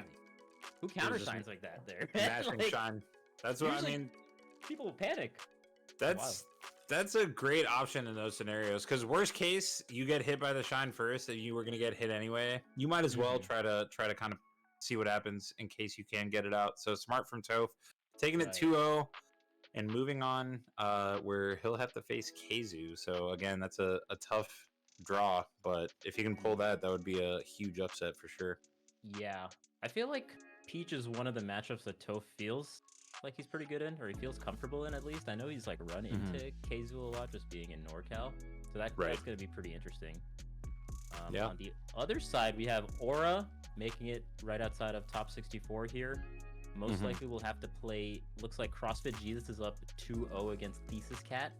And then you also have Fat Goku, who's going to be playing the winner of Elliot and Quack. Right. Interesting. Oh, Scar's down 2-1 against SDJ. Ooh, I think that it's best of 3, so I think that's a set. Oh, that's just a set. You're right. Yeah, but that's respectable taking a game off SDJ. SDJ, a very good player, so for sure. And yeah, that can be a tough matchup too. Tough Falcon. Yeah. But like you said, still on the loser side, so can't count out Scar. I wonder what we're gonna get next. Okay, so this is an interesting one. Bobby Big Balls and Trap Lord. Two very flashy Falco players on both sides. I've had a couple opportunities to play Trap Lord in the past year or so after being completely unfamiliar with him before that, and he's really good, man. He's really good. Yeah. He's a fast Falco player, makes good decisions. Yeah, I've also had the opportunity to play him a couple times. Yeah, just he'll overwhelm you. He'll overwhelm you. But against a player like Bobby Big Balls, who kind of has the same type of like Falco, like high pressure Falco, I wonder what's gonna happen here. Whose bird will reign supreme? I mean, a lot of people talk about how prominent Falco is on net play, so you got to figure Falco players are super ready for the Ditto in this day and age. Yeah, and it's a fun Ditto. It really is. Yeah, it's one of the most fun Dittos / least annoying Dittos, depending on how you look at that. Right. Ooh. Okay, taking the first stock. Yeah, I think Bobby's green. I think so too, yeah, that makes sense. For how crazy Bobby's been playing, I think there's certain situations where he really shows that he understands, like, certain situations. Like, doing that laser to grabbing the edge right away, you know, I think is pretty disciplined. You might not see that all the time from Bobby, but it's nice to see that he has that there. I do agree that you can see that slowly but surely he's making more mature decisions as a melee player. Not always, but you know, he's mixing them in more at least. For sure, for sure. And off to a pretty juicy lead right now for Bobby. Oh man, and that's gonna hurt. Yeah. His reaction's also really good. Oh wow! Like he sees that he goes right below the stage there. Stage spikes him with the back air. Wow, this is pretty one-sided. Yeah, not as one-sided. I definitely expected this to be a potentially close game. Not a 4-stock by any means, but yeah. Bobby on the verge of pulling one off. Man, just respecting the edge pretty well from Trap Lord there. He gets the back airs. Yeah, this is rough. I mean, like we were saying, there. Oh, okay, that's something. That helps. That does help. You'll take those. It's tough when your style is kind of like overwhelming the player, and then you run in against an opponent that just does that a little bit better than you, or a lot better, and just it feels tough. They just do your type of game plan a little bit better. That was a sick recovery. Oh! Oh! Oh, wait a minute. This is suddenly back to doable. Yeah. Nice tech. Oh my god. Is it possible? Wait a minute. Down tilt? Oh my goodness. Oh! Oh goodness, I take it all back. happening? I take it all back. Traveler's Legend. Oh my god. What's going on? Dude, Oh he my can lose goodness. this. He can He lose really this could. very easily. Oh! Oh my god. Oh! Okay. This is anyone's game. Yeah. Oh. Oh, the... Sorry, just Bobby going from a near 4-stock to barely winning the game is the most Bobby shit ever. It really is. We were just praising him about making like better choices. Oh man, that was hilarious. That was really funny. Very entertaining player, to say the least. For sure. Keeps the Bobby fans are always on their toes. They never know what to expect. They never know what to. Bobby doesn't know what to expect. All right, Okay. so game 2, we'll see where Trap Lord takes us. Yeah. From when Bobby gave him a little bit after that side B SD, Trappler definitely took it to the max, right? Like he took that one opportunity and really pushed it to almost a game win, which is definitely nice to see, even though he was down so much at the start of that game. So right. Typically after games like that, you'll see the higher tiered player like really wake up or like stop kind of being silly. So we'll see if that happens here, or if Trappler just keeps going. Yeah, I mean, Trap Lord picked up a lot of momentum toward the end of that game by, not getting 4-stocked, which I always say it's, even if you're definitely going to lose a game, just giving up completely is not the play, because you want to try to at least build some kind of momentum, something in your favor. For sure. And this is already starting off much closer. Yeah. Ooh. Okay. I like that down air. Just did it such that the feet were just a little bit below the platform, and so it allowed to hit Bobby there. Good follow-up. Yeah, oh, almost gets the double Yeah. dip off that edge cancel dare. Not quite. Ooh, up smash. Great choice. Yeah. I wonder if you want to do like reverse up tilt or something. It might have been on purpose. It's Yeah, it might have been. surprisingly good choice in certain scenarios. Yeah, especially at like the mid percents, it combos really well in the fast fallers. Fast shine back air. Yeah, like you're saying, it does feel like Trappler really got a lot of his composure back towards the last couple stocks in that previous game. So yeah, this is definitely a set. Ooh, very similar edge guard to the first stock there. All right, and back to even.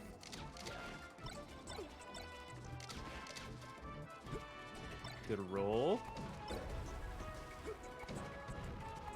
Ooh. Oh wow! Trappler got out of there. Yeah, Even after the up tilt, that's that was crazy. a really good slide off. It just it felt like it was pretty far away from the side of that platform to even get the slide off. So that was crazy. Haven't seen Trap Lord do quite as much with shield drops as Bobby has been. Some more shield drop shines might benefit him a lot. Ooh. Oh. Probably an accident there. You never know. You never know. Okay.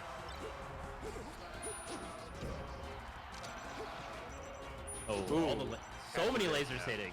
That was good. And first stock lead of the whole set. Double And jab there KO. goes- double jab KO. Cool. Sick. He's gonna get the first opening. Oh. Oh, he gets the jump read, do it again! Okie doke. Oh my god, and then he gets battlefielded. The team What combo a- you love to see. What a wacky end to that game. Trap Lord and Battlefield can't be beaten. That's Did- crazy.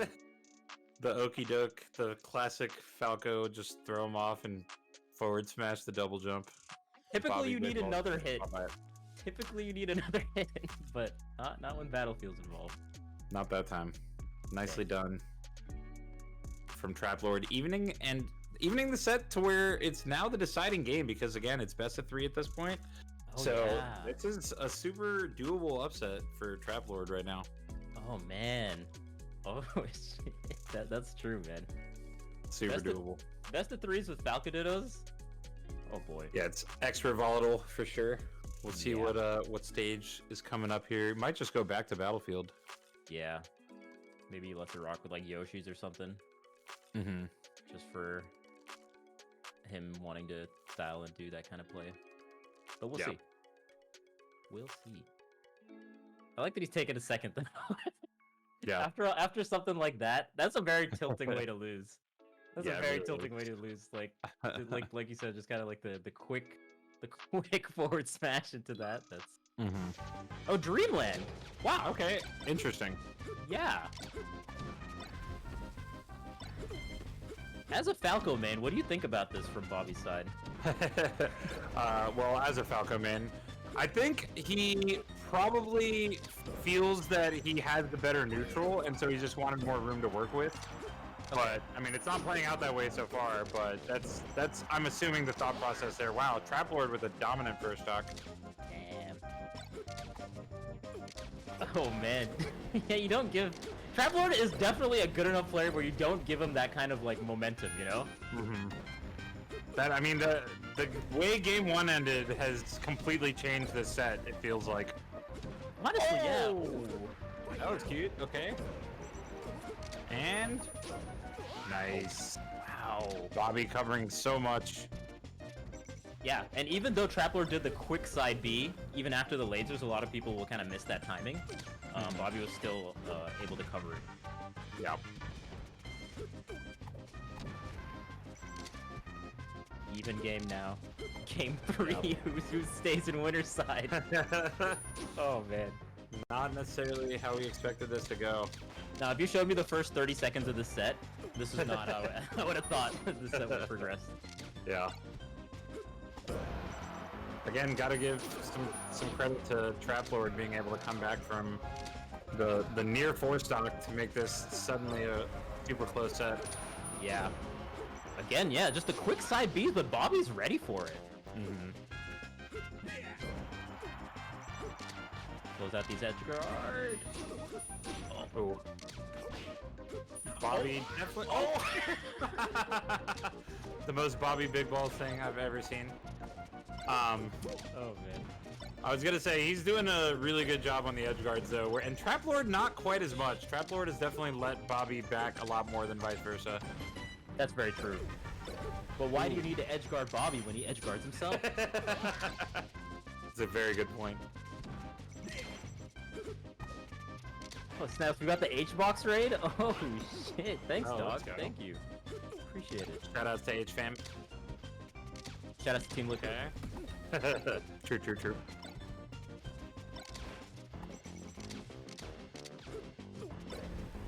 Oh. Well, yeah, those side Bs are actually definitely hitting a lot more than they're missing from Bobby's end. He's definitely been mixing it up pretty well in terms of going to the edge or going on stage. Right. Ooh, not that time though. Probably trying to go for the platform with that side B. Yeah. Not quite getting there. Traplord needs his kill soon.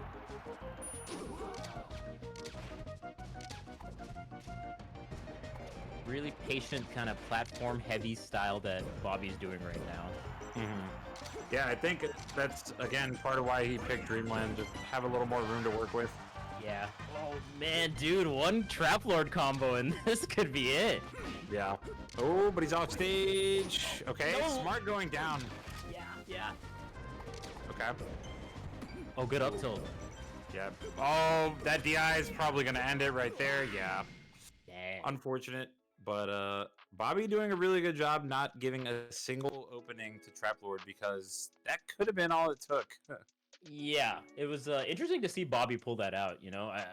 Just the way that Bobby plays, I don't know if I would have thought that was where the counterpick type of style was going to go towards, but you're absolutely right. Like, he just played pretty platform heavy, kind of pretty defensive style, not giving him anything, and really made him work for each neutral interaction that he got, so... Yeah. The Bobby. Yeah, definitely good stuff. It's a style that he doesn't get much credit for because people kind of expect him to be like this crazy aggro Falco, but he does a very good job defensively as well in terms of just positioning himself to where the opponent struggles to get openings, as we saw in that last stock for Trap Lord. For sure, and it's good to see. I mean, that's what's really cool about seeing top players. You know, like they can show that kind of playstyle difference within the set because they know that this is going to be a little bit more, going to bear a little bit more fruit against a player like Trap Lord because they were both definitely kind of balls to the wall in the first couple of games, and Bobby Big Balls definitely like slowed down the pace a bit. So, for sure, worked in his favor. Trap Lord will still be alive in losers. Bobby moving on to top 64 West Coast side, which is starting to fill out a bit more. We got Quaff making it on winner's side. Marth from I believe BC. Yeah. Quaff also super good. And then, like you said, Bobby Big Balls. Yeah, definitely filling out a little bit. What else do we have left? Smash Daddy SDJ or a CrossFit Jesus. Okay. What a sick tag, by the way. I love saying that tag. CrossFit Jesus. It's a good one for sure. Ooh, and then Scar has got to beat Be Rich 19. Ooh, is that for top 64? Or is there more after? Scar's got to win 1, 2, 3 sets to get top 64. Ooh. Scar's got his work cut out for him. I believe. Yeah. Can't count up. All right, so we're going to kick it to a quick break, but stay tuned. We'll be back in just a couple minutes with some more great Melee action here at 4Loco Fight Night.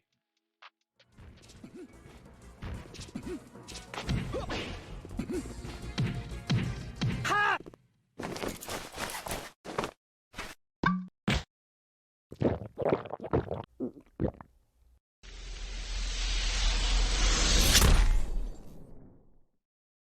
Ready?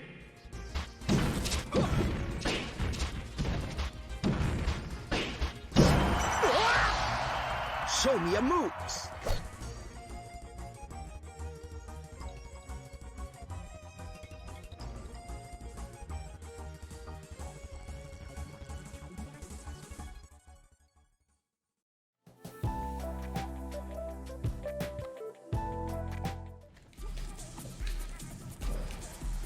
Blocked it.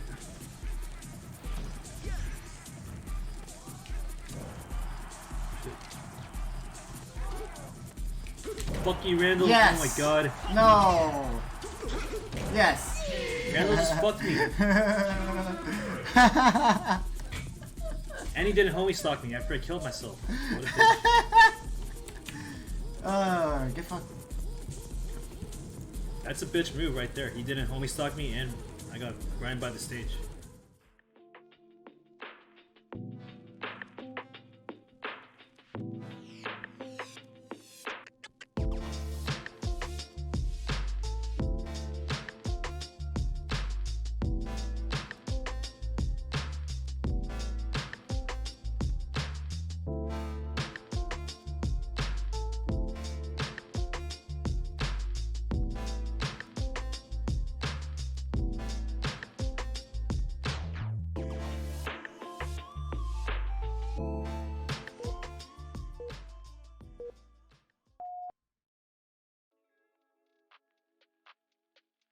All right, welcome back to 4Loco Fight Night.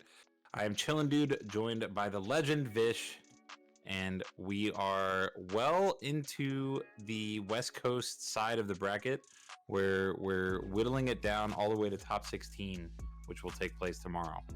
Dang. Yeah, definitely already some crazy sets we've seen so far. It's, man, this is like one of the most stacked Melee events we've had in a while. Like, a lot of people came out for this. Just seeing some of the top 64 and even outside top 64 matches could have been like top 16 in a lot of other tournaments or top 8s, you know? So, yeah, definitely kind of crazy. I think everyone was kind of fiending like a Melee tournament. So, It's been a bit of a quiet year so far in terms of major Melee events. So, this is definitely feels like one of the first really stacked events of the year, and a lot of people got a lot of stuff to prove.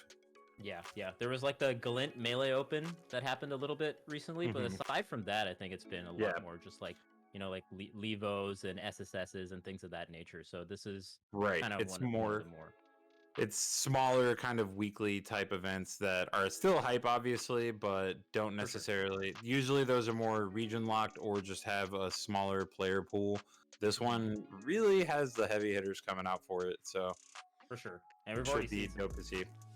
some crazy upsets, which is always fun.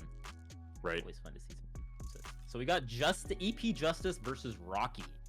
Dang. EP Justice, a Fox main from Texas. Got third at East Coast Fridays 151, 9th at the one prior to that. Fifth at like Rollback Rumble, that's doubles. Got 13th at the Training Mode Tuesday, making it a bracket. So definitely a strong player. Right. Could be potential for an upset. But I've definitely seen Justice around in some of these tournaments, Like you get a feel for who's entering a lot of tournaments, and Justice is definitely someone I've seen just from watching like the locals and stuff that happen weekly. But it looks like they're already getting in. No, okay, this is still a button warmer. But yeah, Rocky certainly still the favorite here. Rocky hasn't done a ton in the net play era, but he's obviously still a really good player, and I'm sure he's still been practicing, even if he hasn't necessarily been entering a ton of tourneys. For sure. I think on the low, everyone has been playing unranked. Like, at the very least, the amount of playtime for the average player has gone up simply because you're just going to be playing unranked at least, like an hour a week, I think, at the very least, people are doing, if not more. Even like the old heads see playing. Yeah. They'll still do, like, something on unranked. It's so accessible, man. Like, what a beautiful time. That's the crazy thing about it, is just how easy it is to just fire it up whenever you feel like playing Melee, and within seconds you're playing a match. For sure. I mean, honestly, like I've seen people play it at work during like lunch breaks. You can just put it on your computer, like it's so easy, and it's like perfect. You can play like 20 minutes and then you're done, just like a little session. Right. Yeah. Definitely a lovely time. But yeah, if you look at, I've been using smashdata.gg. If chat or anyone else wants to pull up just like players, like history and things of that nature, you could see that Justice has entered like in the span of the last like 3 days, or like the last week, they've already entered like 3 events. So definitely like a hardworking player, which is always nice to see. And then, like you said, Rocky, probably still the favorite, I would imagine, but you never know. You can't count out anyone. Yeah, not in this day and age. Big shout outs to Fizzy, of course. If you guys don't already support him, he's got a Patreon and certainly deserves all the support that he gets for basically single-handedly creating this new era of Melee with Rollback. It's so sick. It's honestly like a blessing. I don't know what I'm doing with all my free time. Yeah, and it's just like, even if you put like $5 on Patreon monthly, I don't know, it's definitely worth it. Super worth it. For sure.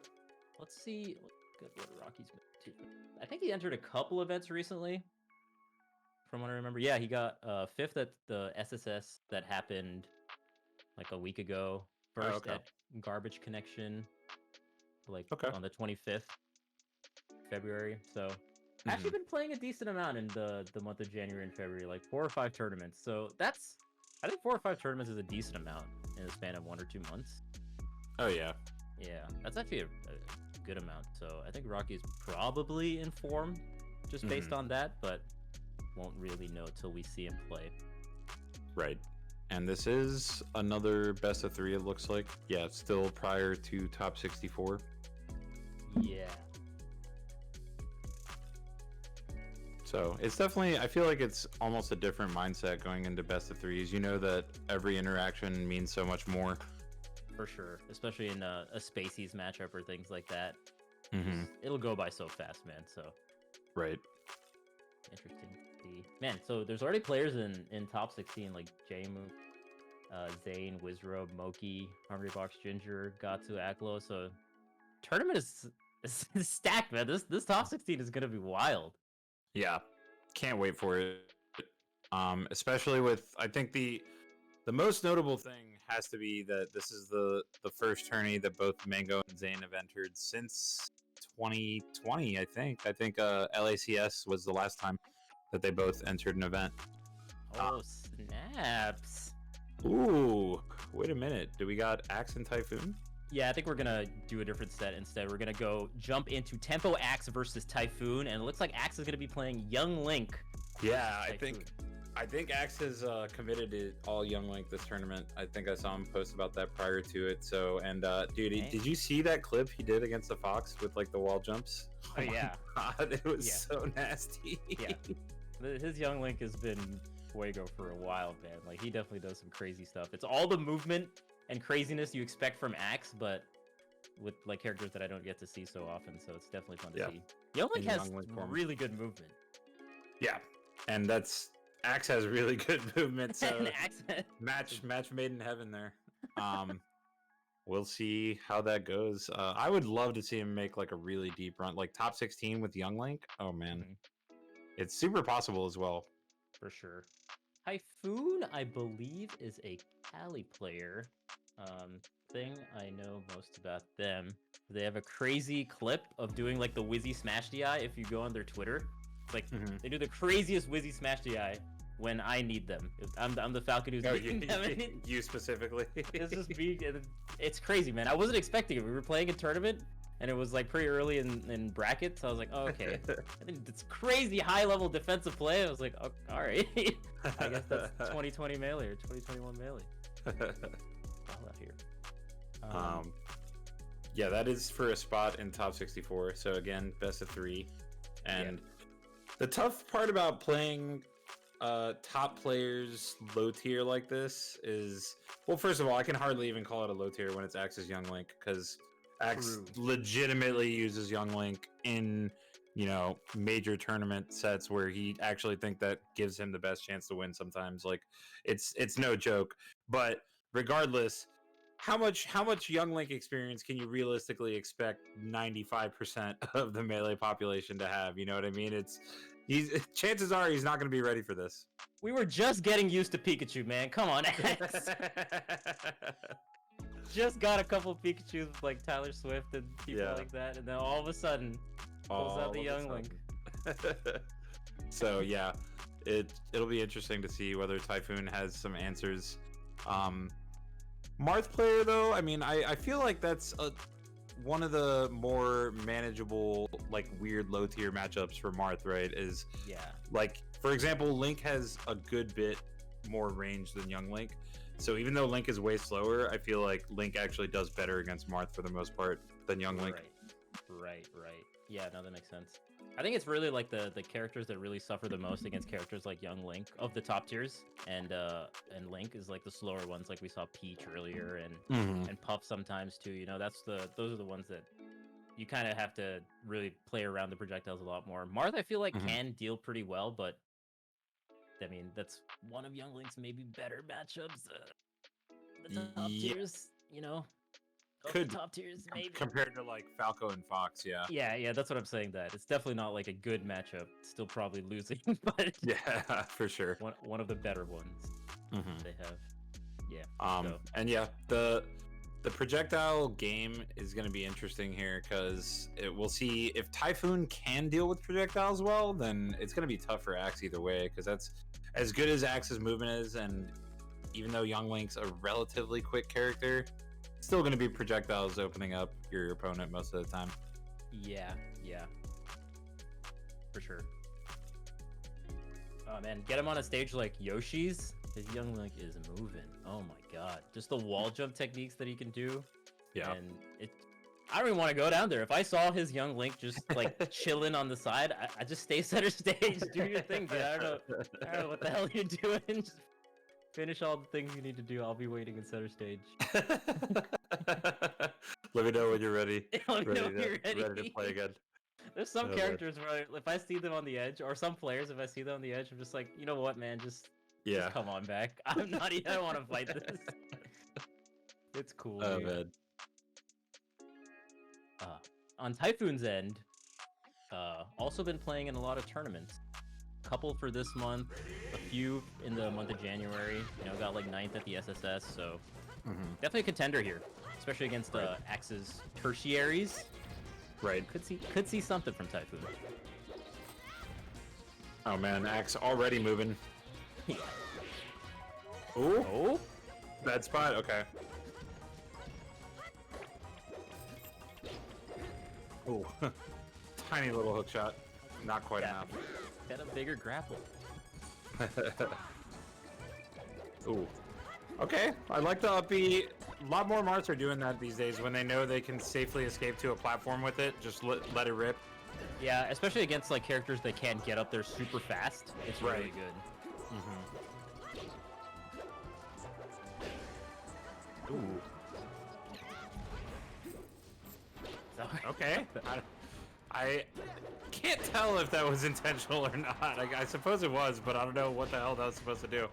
But I'm sure there was something. Oh wow! Did he jump off the bomb? I didn't know that was a thing. That's yeah. Oh shit! Oh, dang. Okay. Typhoon taking the lead though. Okay. The defensive play from Typhoon has been really good. We saw that crazy tech off the down smash in the first stock, and overall playing pretty well. Oh man, Typhoon kind of distracted himself with the bomb that Axe left on the platform there, wasting Sometimes his invincibility. If you're not super well versed with using the items, it can be a detriment, because then you're like, what am I supposed to do? You like hesitate just a little bit, right? And then you just have a bomb in your hand. Right, in that situation, I remember at Summit Online, for some reason we talked about it like 3 separate times, but Oscar was playing a lot of Link, and we asked like why do Link players like leave the bombs on the platforms in between stocks? Like it doesn't really do anything. If anything, it gives your opponent a projectile to work with, right? But they often just like get distracted by it, and we saw right there, literally Typhoon wasted. Oh, nice tech. Typhoon wasted his invincibility off of the Angel platform by going for that bomb on the platform. So yeah, that's an interesting point, because by the time you get it too off the Angel platform, like it's gonna explode soon, so you don't really get too much time to do much off of it. And Marth not with the best item throws either, so yeah. Okay. Even game. Yeah, completely even. Typhoon definitely doing a good job, holding his own. Yeah, he seems at least somewhat familiar with the matchup. Ooh, what a combo. Yeah. Oh no, that was like a full 110%. Oh god. Oh, this is a minefield of bombs. I guess when you put like 2 or 3 down, then all of a sudden it's like playing MODOK. MODOK. Oh man. Okay. That's cute. I would have liked to see a counter edge guard from Typhoon when Axe does the higher up Bs. Like it's one of the few options that you have, because it's surprisingly hard to edge guard Link and Young Link's up B. Yeah, it can be very scary too. You don't want to get like stage spiked or something, man. But this last stock, these last couple stocks, Axe has just been popping off. The projectiles have been like very ambiguous as to where they're going. Specifically, the boomerang, he's gotten a lot of mileage off of. Yeah, no, Axe definitely kind of turned on the heat on the last couple stocks there and turned it into from a very, very close game to a pretty solid 2 stock. Yeah, that was crazy. Jeez. Nicely done. Up within 1-0.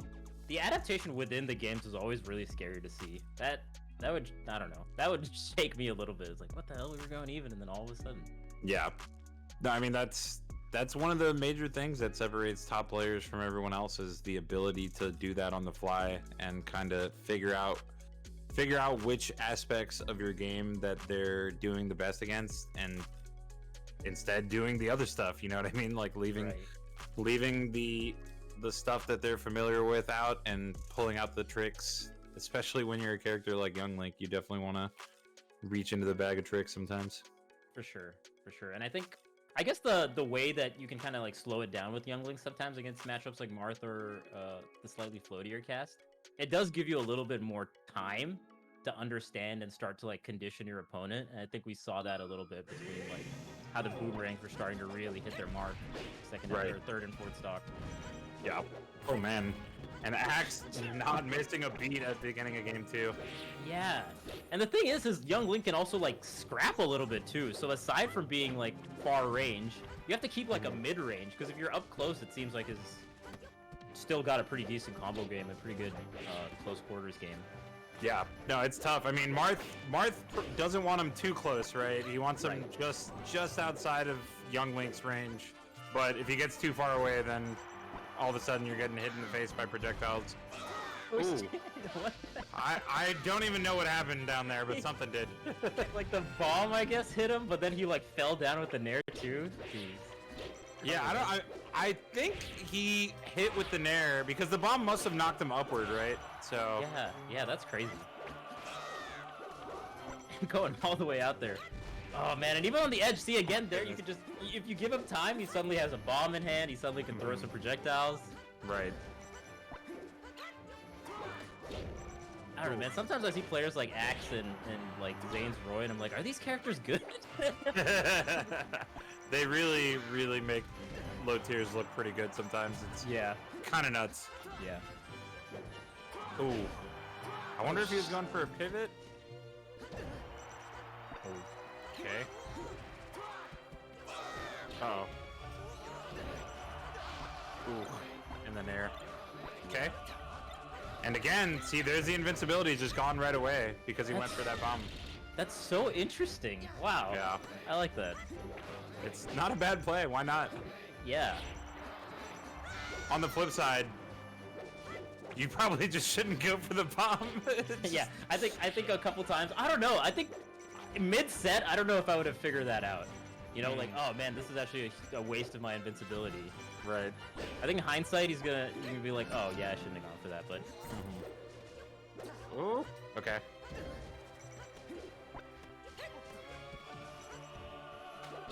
Oh!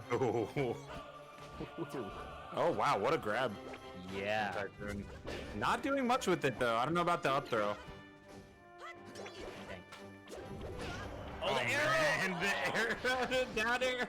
Oh my god, it's edge canceling all over the place. Each time he combos off a different projectile. Ooh, okay. Wait a minute. There you go. There you go. Harpoon still got a shot here. Yeah. Ooh, good crouch cancel. Is he gonna get off this grab? Oh! I like the edge cancel too. That would have really made that edge guard work out. Oof. Get hit with the down air.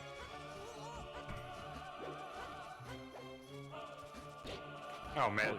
Oh, One of At those least terrifying things. Typhoon's not getting intimidated by that dash dance. The first couple stocks, he was just kind of holding his shield, but that time he just attacks out, so I like that. Yeah. Definitely making some adjustments, but gotta wonder if it's too little, too late now. What? Wait? Oh. Once again, taking the bomb. Okay. Didn't pop him up. Didn't pop him up. Is that it? No. Gonna do it. Next One more strong hit.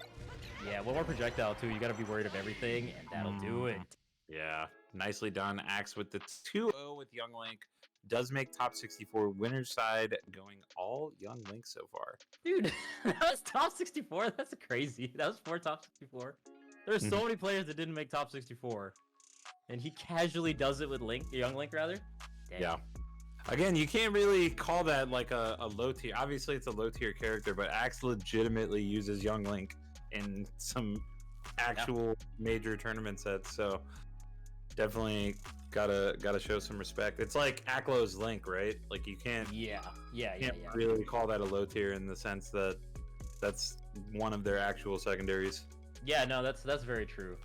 Definitely true. But all Young Link in this tournament might be a tough look just based on some of the matchups that we're gonna see later on. I think, like you said, it's a pretty cool counter pick to have in the back pocket, like Aklo's Link and Axe's Young Link.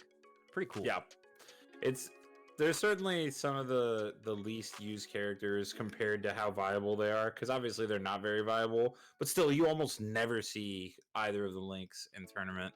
Like not as much as you see like Donkey Kong or Mario. Like there's characters that are kind of on the same level that get a lot more action in tournaments. So can be tricky to play against a Link or a young Link, and Axe is gonna have Quaff next, so another tougher Marth. Marth, yeah, to contend with. We'll see if he can pull some more magic.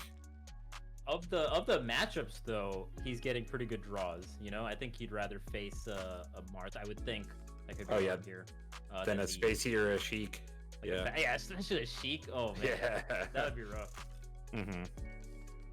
Not as many Sheiks with in this tournament. Ben actually, where's Ben? I think Ben got knocked out, right? If I'm not mistaken. Possibly. I know Jmook is doing some work Oh, yeah, on Jmook is the East Coast side.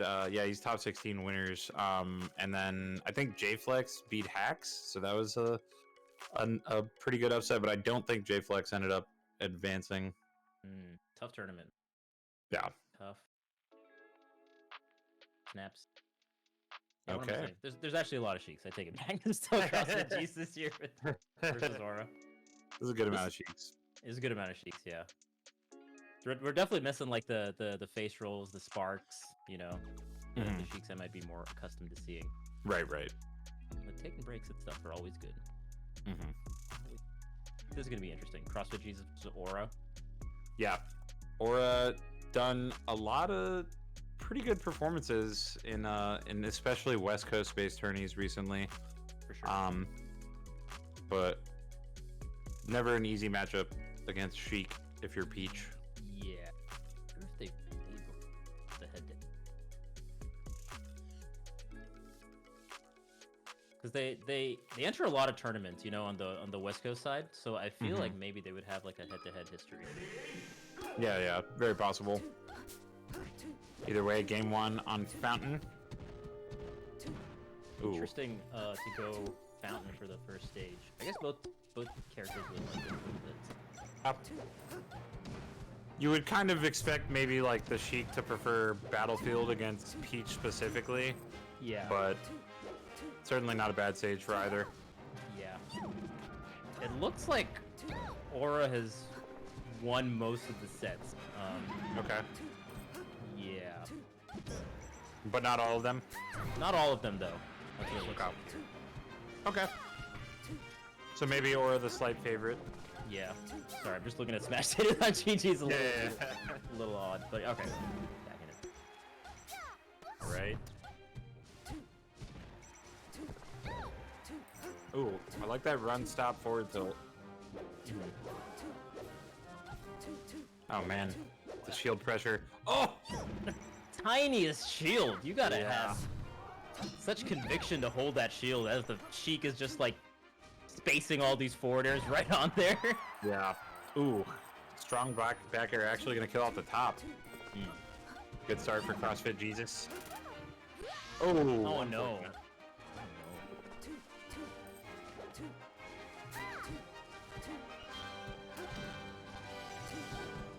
Yeah, CrossFit Jesus is definitely doing a lot more like double jump heavy style. That allows Aura to go a little bit below him sometimes. Yep. And it doesn't seem like Aura is too scared of like the forward air pressure that CrossFit Jesus has been doing. Right.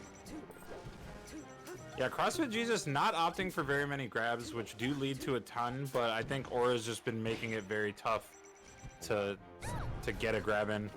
Yeah. Really good dash attack, was not able to close out the stock though. CrossFit Jesus do it? No. Ooh, that time does get it. Okay. I feel like there's definitely some missed edge guards from both Oh ends. wow. That kills just barely. Oh, and the... I don't know if he threw that away on purpose. Yeah, it might be just some muscle memory. I imagine you want the bomb, but maybe at high percent. Well, it's, at high percent, you're gonna basically just get, worst case, you kill yourself while doing a ton of damage to them, right? So I feel like that would still be worth it, but maybe not. That's so big! Ooh. Wow, what a down smash. That's crazy that he was able to hit CrossFit Jesus while CrossFit Jesus was coming from above like that. Yeah. All extra credit right now for Aura, and he's getting a ton of it. Okay. That up B's actually gonna kill off the top. What a kooky first game. Yeah. Definitely a little slop from both sides as they're getting used to each other.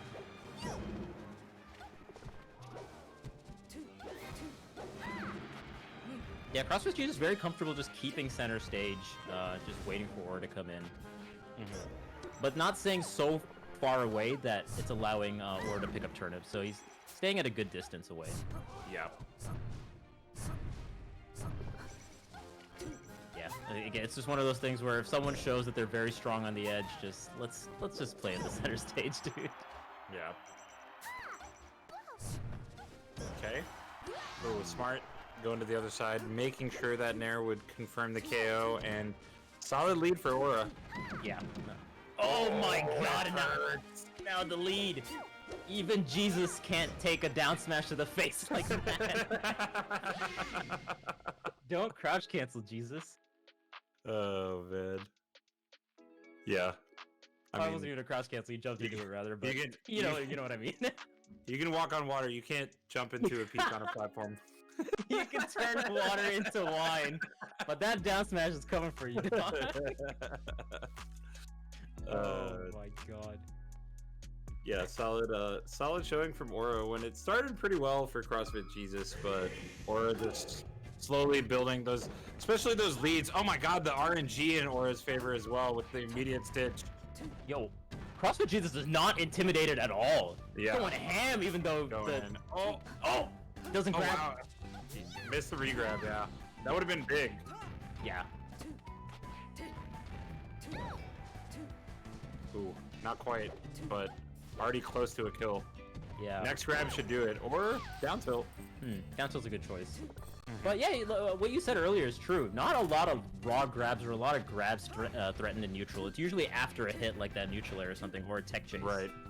Yeah, which, again, I think part of that is Aura has a really good ground game, and Aura covers that space in front of, like, directly in front of Peach very well with down tilts and stuff like that. Ooh. Yeah, no, definitely true. Or is definitely another one! Oh my goodness. Oh my god! And doesn't get much off it again, but that's not a great feeling. Even when they don't hit, just seeing your opponent get that lucky is a little bit tilting sometimes. Yeah, bomb plus 2 stitch faces. Not all of which have connected 0 times, but that's true. That's true. Ooh. Needle into grab, that's good. Yeah. Oh, kind of a missed. I think that was a missed input there from Aura, or they were trying to cover the cloud. I'm not sure. It's a little bit of a mistiming there from Aura. Good nair. Yeah, that should be it. Oh, that still really worked. well timed. Yeah. Yeah. That looked like it was a little bit early for sure. Oh, a little bit of a flub from CrossFit Jesus. Probably wanted the turnaround grab. Oh, what a dash attack. Oh, that's big. Okay. Oh, good choice. Seeing the crouch cancel opts to go for a forwarder there. Edge guard. Oh yeah. Oh, another stitch! Are you No way, serious? dude. What? How is that 3 possible? in one game, and none of them hit. But again, it's there's some mental damage there, if nothing else. What is going on?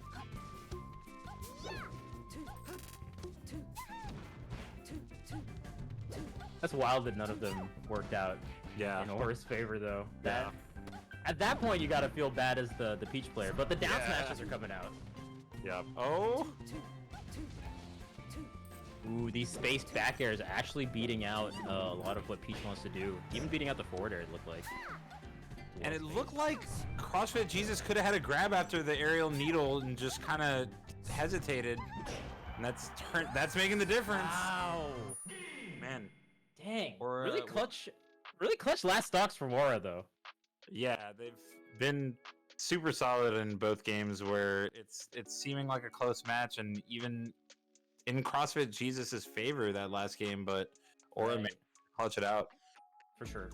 Crazy. So- And those up smash KOs are also very well placed, you know? Because you have to kind of commit to it. It only goes like kind of up. So Yeah, he definitely a good read. got a very early up smash kill in the first game as well. Yeah. Not easy to do because it's such a precise hitbox, but it packs a punch when you do connect it. So good stuff from Aura. who I believe is making it into top 64 with that win. Oh, that was for top 64. Oh, wow. I believe so, yeah. On winner's side? Mm-hmm. Okay. So dang. Aura's top 64 winners, and we almost had the potential for the Scar Toph match in losers, but it looks like Scar goes out to Margasm. You hate to see it. But good stuff to cool. Margasm though. Yeah. But it's cool. It's definitely cool to see. I don't know, some of the old heads playing in more tournaments. Oh yeah, always fun. Toph's up again. Speaking of Toph, is it Toph and Kazu? It is. Ooh. So we talked about the potential of this matchup earlier when Toph was playing Krizski. This is super tough for Toph, but definitely doable. Yeah, it's possible. And Toph looked like he was moving. Oh yeah, seemed like he was on point, but man, Kazu hits like a truck anytime he touches a Spacey, dude.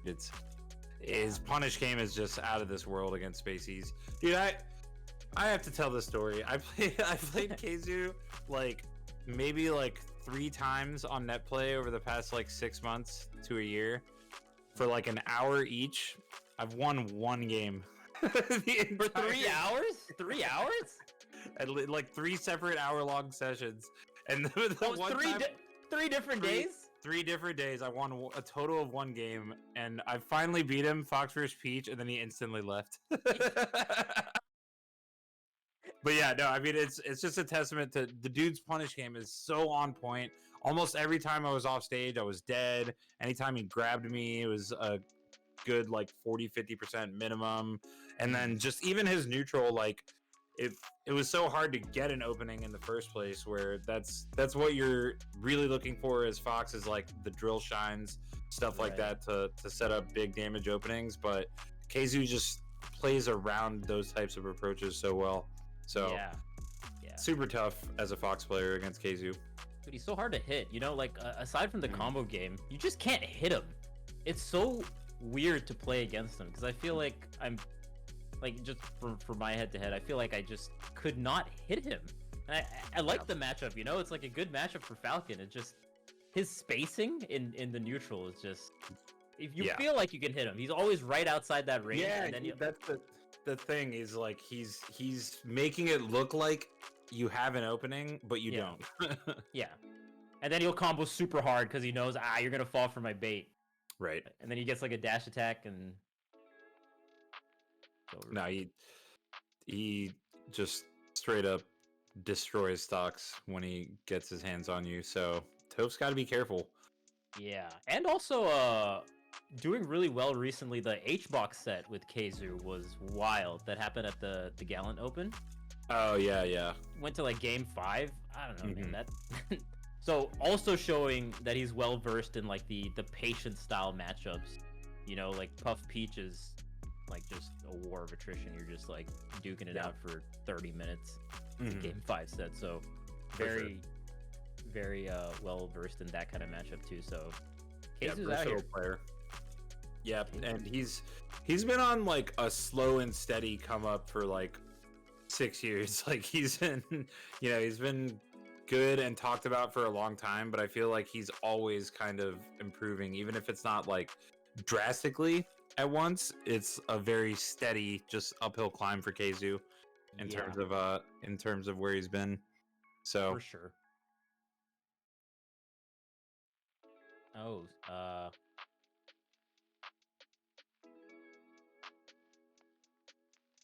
Four Locos new sour flavors lets you enjoy tart and fruity flavors while enjoying a nice hard beverage. Now available in blue raz, sour apple, and sour grape. Enjoy them separately or together with Four Locos Sour 12 variety pack. Please drink responsibly, ages 21 plus. Four Locos new hard seltzer lives up to the name. Enjoy black cherry, sour mango flavors, and get a refreshing hard taste of seltzer's newest challenger. Please drink responsibly, ages 21 plus. Bring the fun to you and get your party started. The fine print is killing me. With Four Locos pre-game flavors. It's time to go loco. All right, here we go. Speaking of going loco, we'll see if Toph's gonna have to go loco to win this set against Gahtzu. Who drank the 4 Loco before this set? That's gonna determine who wins this set. Especially that ad that you see with the Falcon and the Falco comboing each other, or the Falcon comboing each other. That was post Loco. Oh, Pre Loco? No, you did no combos were had from the Falcon set. Oh goodness, nicely done, Vish. Thank you. Please drink responsibly. Ages 21 drink plus. responsibly. Please. Well, cool. All right, so I think they're done with their warm-ups. We got Toph, Gahtzu. Yep. This is and again, spot a spot in top 64 up for grabs. Dang, winner And side. Got the 3. Yep. Okay. Gahtzu also good at the smash DIs to get out of wave shines as well. He's insanely good versus Fox, man. I would be thoroughly impressed if Toph won this. Oh, for sure. Thoroughly. This would be a huge win for Toph. Yeah. Big upset for sure, but yeah, the edge guard's just on point as usual. Yeah. Gahtzu's like the SFAT of Peach. Like it's just all consistency. You're not necessarily gonna see like some brand new shit that you've never seen before, but he's nailing every punish. He's nailing every edge guard. Yeah, man, that kind of Mr. consistency. Consistent. That kind of consistency is great, honestly. That's a coveted thing to have. In Melee. For sure. Oh, what a tech! And Gahtzu was ready for it? Why? Why was he ready for it? I have Tech no was idea. impressive enough. Oh man. And this is looking pretty brutal for our boy Toph. Wow. Damn. Yeah, Oh my rough. goodness. Oh, the back throw. Uh-oh. Wow, what a grab. Yeah. Really good shorten from Toph there. That could have been a stock from Gahtzu's end. Will he close out this edge guard? Oh, what a shine! Oh, nice counter shine. Ooh. The nair to counter. The nair to counter the first shine, and then the shine to counter that nair. Okay. Yeah. Super good from Toph. That I was gonna say that situation happened to me so many times when I played Gahtzu, where I would try to jump out and edge guard him, and it worked like 1% of the time. It's not a good look. It's tough, man. It does kind of work in Toph's favor there, though. Yeah, the low percent definitely afforded him some leeway. Oof, and a quick 3-stock. But at least Toph got on the board, though. Let's go, Toph. Yeah. Damn, that's tough. Like we were saying, it's so rough. Gahtzu just like had like 2 openings per stock and then just made it work. Like if you had like the opening to kill ratio, it'd be like 2. Yeah. No, straight up, it's that's, I mean, like I was saying, man, the dude's punish game against Spaceys is just unreal. So you just have to avoid being touched. But then you're trying to find a way in yourself, and he's making it look like he's leaving openings here and there, but he's really not leaving many at all. So no, he's not. Again, it just looks like he's safe. Like I think a lot of Foxes, or even a lot of players, would have jumped out there to try to punish that edge guard when he got the counter neutral air. You know, a lot of people would have jumped out there and just gotten flipped by it. Right. Okay. Oh, that's a scary laser to do that close. Get slapped out of it. Yeah, luckily for Toph, he was able to sweet spot that side B and avoid the down air, because that could have been a quick stock. Oh, gets the shine, but nothing off of it. Okay, these space backers working out pretty well. Goes back to center stage. Wow, the timing mix-up from that. It was just so offbeat the way he did that neutral air, right? Ooh, Toph with the nice little punish out of shield, though, getting that drill, wave shine, up smash, and taking a stock lead. Let's go, Toph. Wow, that... Let's go, Toph. Dude, these arrows are so fast from Gahtzu's end. Ooh. Double slap into the slap. Oh man. Oh man. So many slaps. It was brutal.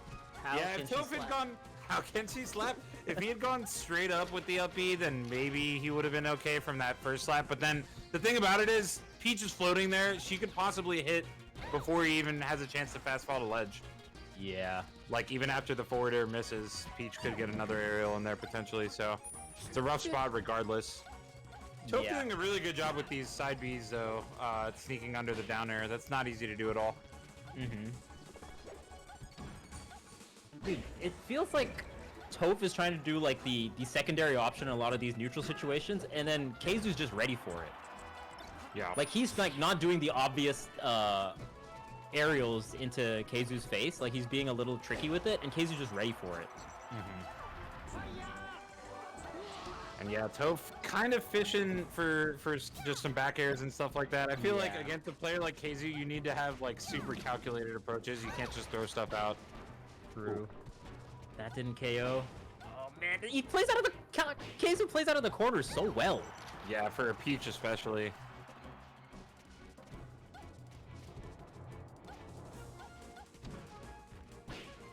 And Toph on the defensive, despite having Keizu at 100+ damage. So really clean. goes to show. Man, another 3-stock, the back-to-back, and That was all off a stray dash attack. Yeah. Granted, that is a huge combo starter for Peach, but he definitely made it work. Like, he was consistent with it. Oh yeah, I think it says a lot about how good Keizu is that on that last stock, Toph had center stage. He had a huge percent lead, and yet he was shielding. He was just sitting, like he didn't really know how to approach, how to get an opening when even with Keizu in the corner at 120 damage, Toph really find a way to get in there. So that's just a testament to how good Keizu's neutral is. No, that's very true. When you see a player just kind of like standing still and shielding, the momentum is definitely on. Like, there's so much intimidation there for that to happen. And it felt like Keizu was so comfortable playing in the corner. If he saw Toph in center stage, he would just stay in the corner and he was like pixels away, and then he'd smash or something, and it'd be like a huge reversal because he's in the corner, and now suddenly the Fox is off stage. Yeah, There's like a couple open ups like that, and that's always scary. Then you're just like, all right, I'll wait for you. Dang. Yeah. Good stuff from Keizu. Moving on, top 64. Toph still got a chance to make top 64, and he would have to avenge Scar to do so. Ooh. That's a little storyline. That's a little storyline, yeah. All right, so we got Vincessant and Zamarita, Peach versus Falco. So another Peach Spacey matchup, but of course, completely different playstyles here. And this is for a spot in top 64 losers side. Oh wow, dang! Both these players making it pretty far. How do you spell Zamo? What was the text? Zamarita? Zamarita. Let me look. Zamarita. Oh, and it looks like this is actually not quite for top 64 because I believe winner is going to play Trap Lord. Oh, dang. And then that will lead to top 64. Oh, Zamarita is a player from Mexico. Is what I'm Oh, really? seeing here. That's what I'm seeing here. Unless these are outdated and Zamarita doesn't live there anymore, but it looks like they were on the Mexican power rankings at some point. Let's see. That's dope. Yeah. And Baja, California now. So I guess not anymore. All right, not anymore. Mexicali. Mexicali. Cali. Is there a place called Mexicali in California? I think so. That's dope. What? You lived here longer than me, man. I don't know. I want to live in Mexicali. That sounds like a sick place. What? Oh, snaps. That's crazy. But yeah, we'll see how this goes. This is never an easy matchup on Falco's side, but certainly doable. Yeah. And Vincessant, a Peach from the Pacific Northwest region, very strong in his own right. Right. Vincessant, I feel like I saw him play against like an incredible Falcon recently. I can't quite remember who it was, but just Vincessant had a decent showing, but the Falcon was just too strong. Right. Oh my goodness, this pressure from Zamarita. Dude, oh, what? The turnip, though. The turnip actually changing it all, changing everything. Somehow extending the combo. Oh, it's a stitch face! Oh my goodness, what's happening on this broadcast? Nothing but Yeah. stitches. And none of them are hitting. None of them are hitting. But the intimidation. Yep. Oh, snaps. A lot of good pressure so far from Zamarita. But Yeah, but Incessant... it hasn't led to much. Yeah. Unfortunately, it is very sound tech skill in general, but yeah, it's not opening up too much. Right. I agree. Okay. Still not quite gonna kill, and I'm kind of surprised we ended up on Fountain game 1. Kind of maybe speaks to some unconventional stage preferences on Zamarita's side. For sure. Ooh. Yeah. Oh wow, the up smash. Charged up smash as well. Oh wow, still survives though. Really good reflect on the turnip. Smart thinking.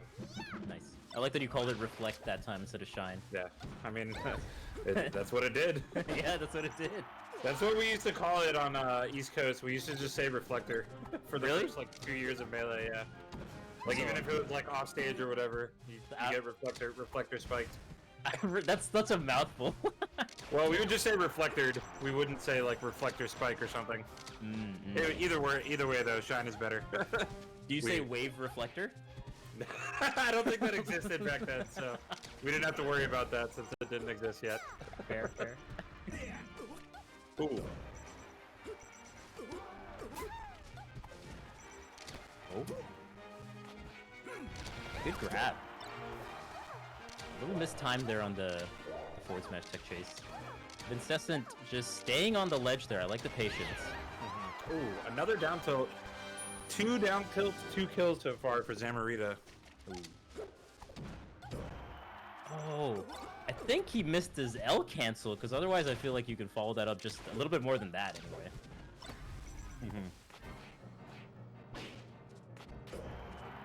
Oh wow, that chain grab's still working out. That's good recognition from Incessant's end to get a grab. Okay, Zamarita starting to bring this back a little bit. Yeah. Oh, if that platform were just a little bit lower, that shield would have been over for that shield. For sure. Would have liked to maybe see like a shine wave land onto the platform as a punish instead of going for that high dare. But Zamarita still doing a good job nonetheless of making this a close to even game. But that's the scary part about Peach, is when you're in this slight stock deficit. Oh, again a down tilt. All Nicely down done. tilts. That's really good. A really good choice there, because he was pretty far away from the left side of that platform and still was able to get the down tilt. I like it. Yeah, that was like max range down tilt for sure. Ooh.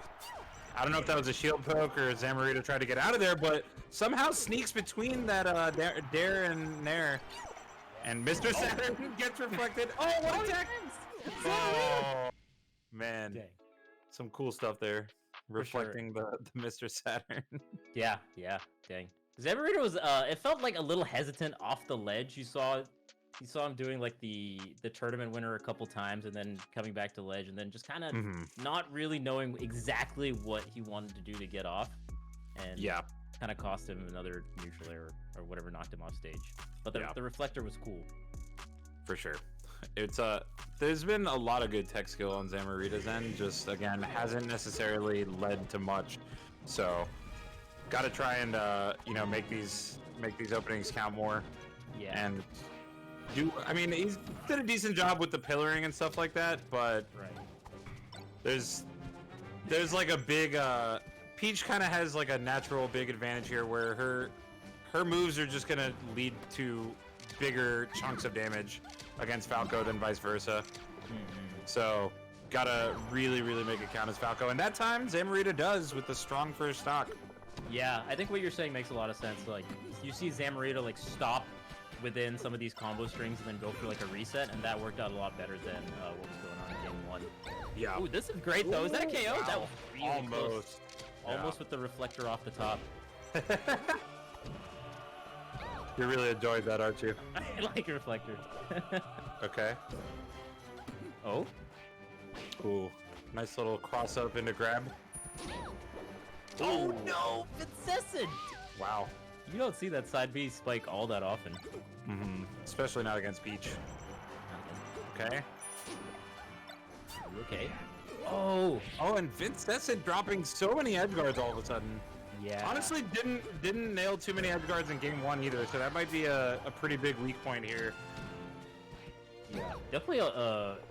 It feels like Zamu is playing more around their skill level now. Just a lot more confidence in all these approaches and combo games. So I'm liking it. But a chain grab can even that up very quickly. Oh. That was a great shot. Yeah. Good reflect. Okay.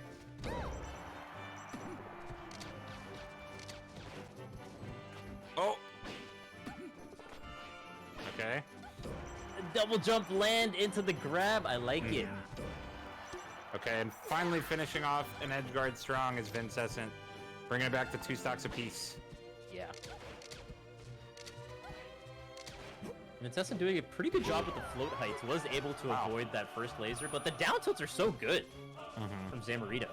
I mean, kind of risky because I think Vincent was probably going for the dash in down smash, and you know, if you're holding down for a down tilt at low percent, you can probably eat a good 40-50 damage if you're not careful. But scary. Definitely worked out in that case.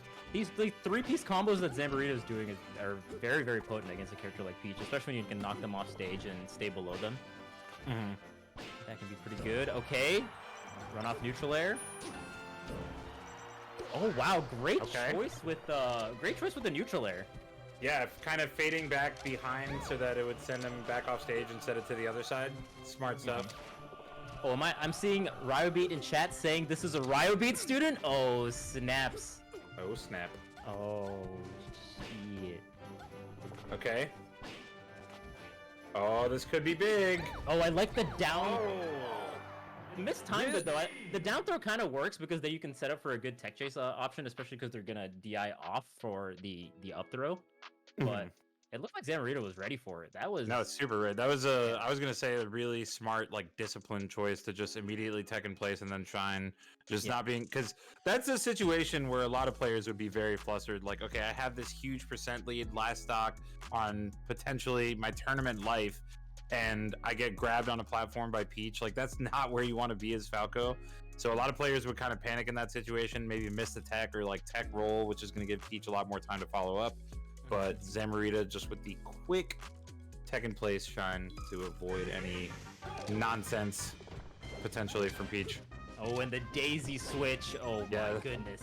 I'm wondering if this is the camouflage. Oh yeah. Because it was green on Stadium. Right. So, really makes you think.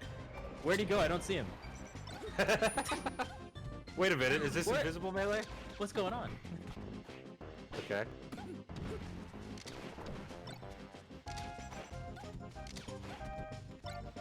Power shields.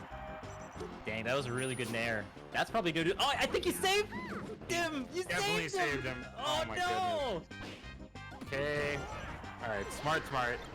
I like the up throw option because forward throw might have killed anyway, but up throw is also basically a guaranteed kill, so. Right.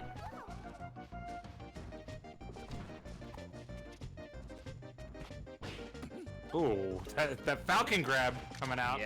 Yeah, actually, you don't see that from Peach so often. I think Falco's hitbox was extended by a jab or something to make that possible. That makes sense. Ooh. Kind of a risky pressure sequence there, going for just laser into down smash near the corner.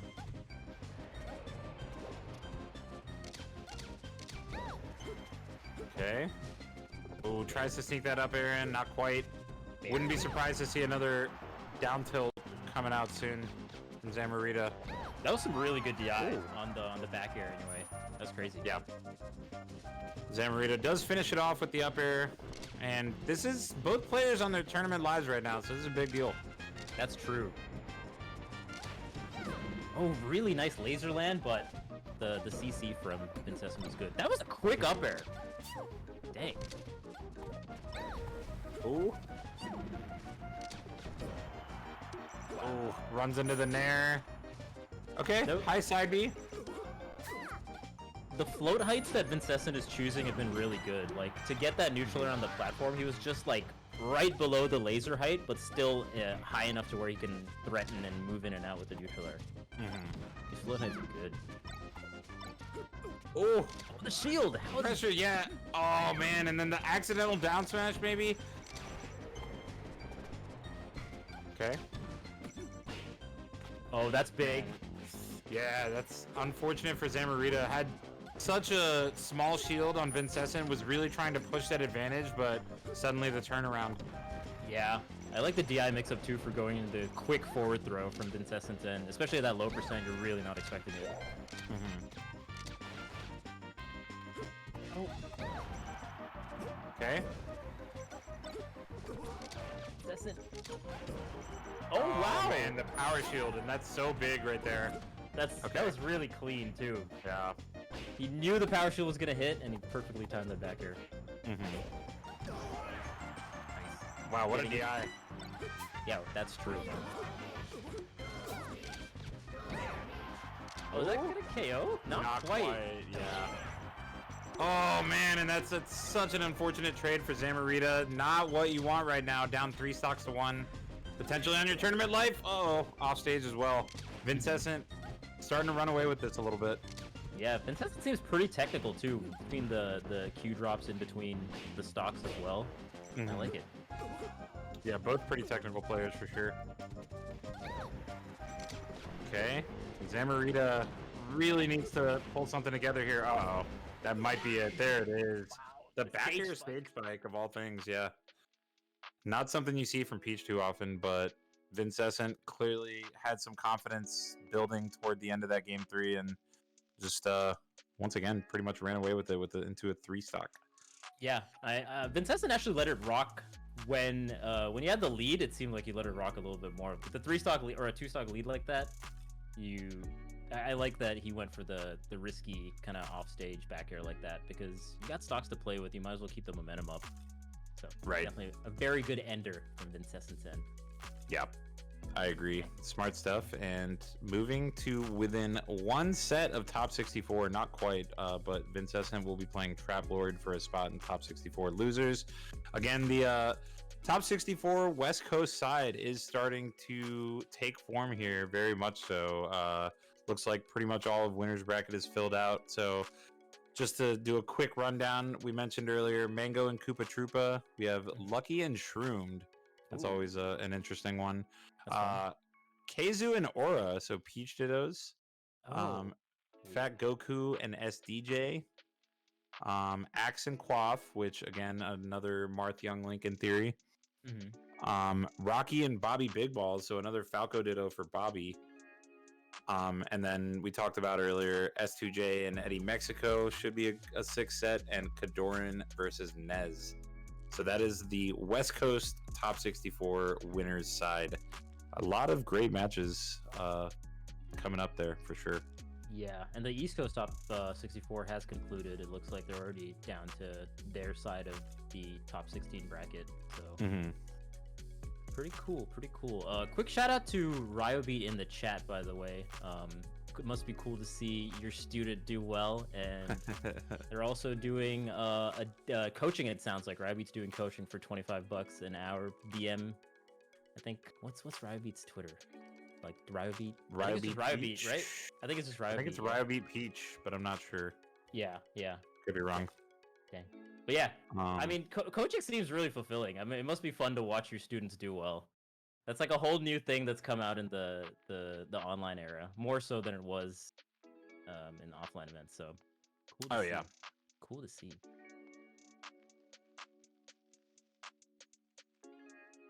Oh yeah, for sure. All right, so that's gonna do it for me and Vish today. We will be back tomorrow, but it's been dope as always, Vish. And big shout outs to Beast Coast for putting on this event. It's running super smooth. Online events are not easy to, put together and make them run smoothly. So good stuff to the production staff and everyone at Beast Coast making this happen. Appreciate y'all. Yeah, no, I mean, thank you so much to Four Loco for doing the fight night here. Like you said, the production value has been really good. Like everything is ran really smoothly. I don't know, like the in-between stuff, like the ads and stuff are very cool. So it's nice to see a tournament like this happen. And we were a little dry, so this is definitely like getting everyone kind of hyped for the rest of this tournament. I'm really looking forward to it. Really looking forward to the rest of this. We got what's still the remainder of top 64, like you said, happening tonight, all the way up to top 16, which will be happening tomorrow. Right. So that'll do it for us for now. Stick around. I believe it's Squid and Raptor hopping on. Ooh. So some dope West Coast commentary coming up for the rest of this West Coast top 64. Again, East Coast top 16 is set from the East Coast side, so check out the bracket if you guys want to see that. And yeah, that'll do it for us. Thanks again to Beast Coast for having us, and we'll see you guys tomorrow. Stay tuned for the rest of top 64 West Coast side.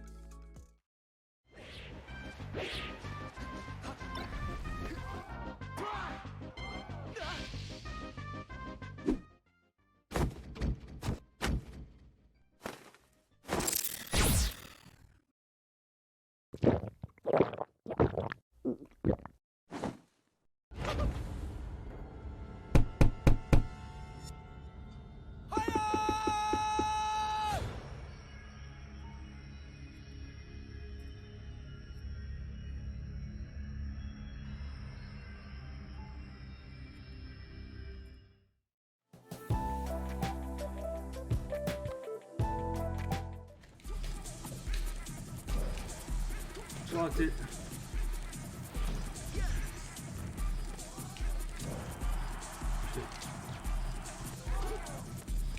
Fuck you, Randall. Yes. Oh my god. No. Yes. Randall just fucked me. And he didn't homie stalk me after I killed myself. What a bitch. Get fucked. That's a bitch move right there. He didn't homie stalk me and I got grind by the stage.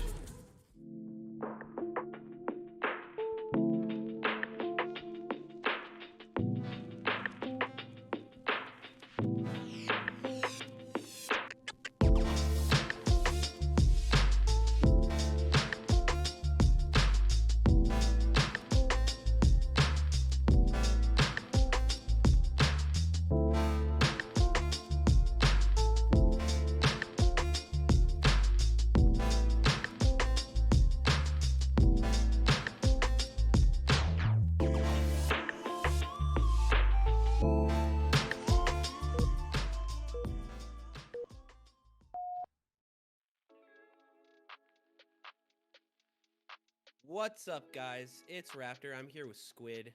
How's it going tonight? We've had some sick melee so far. How you feeling, Squid, about what's coming up?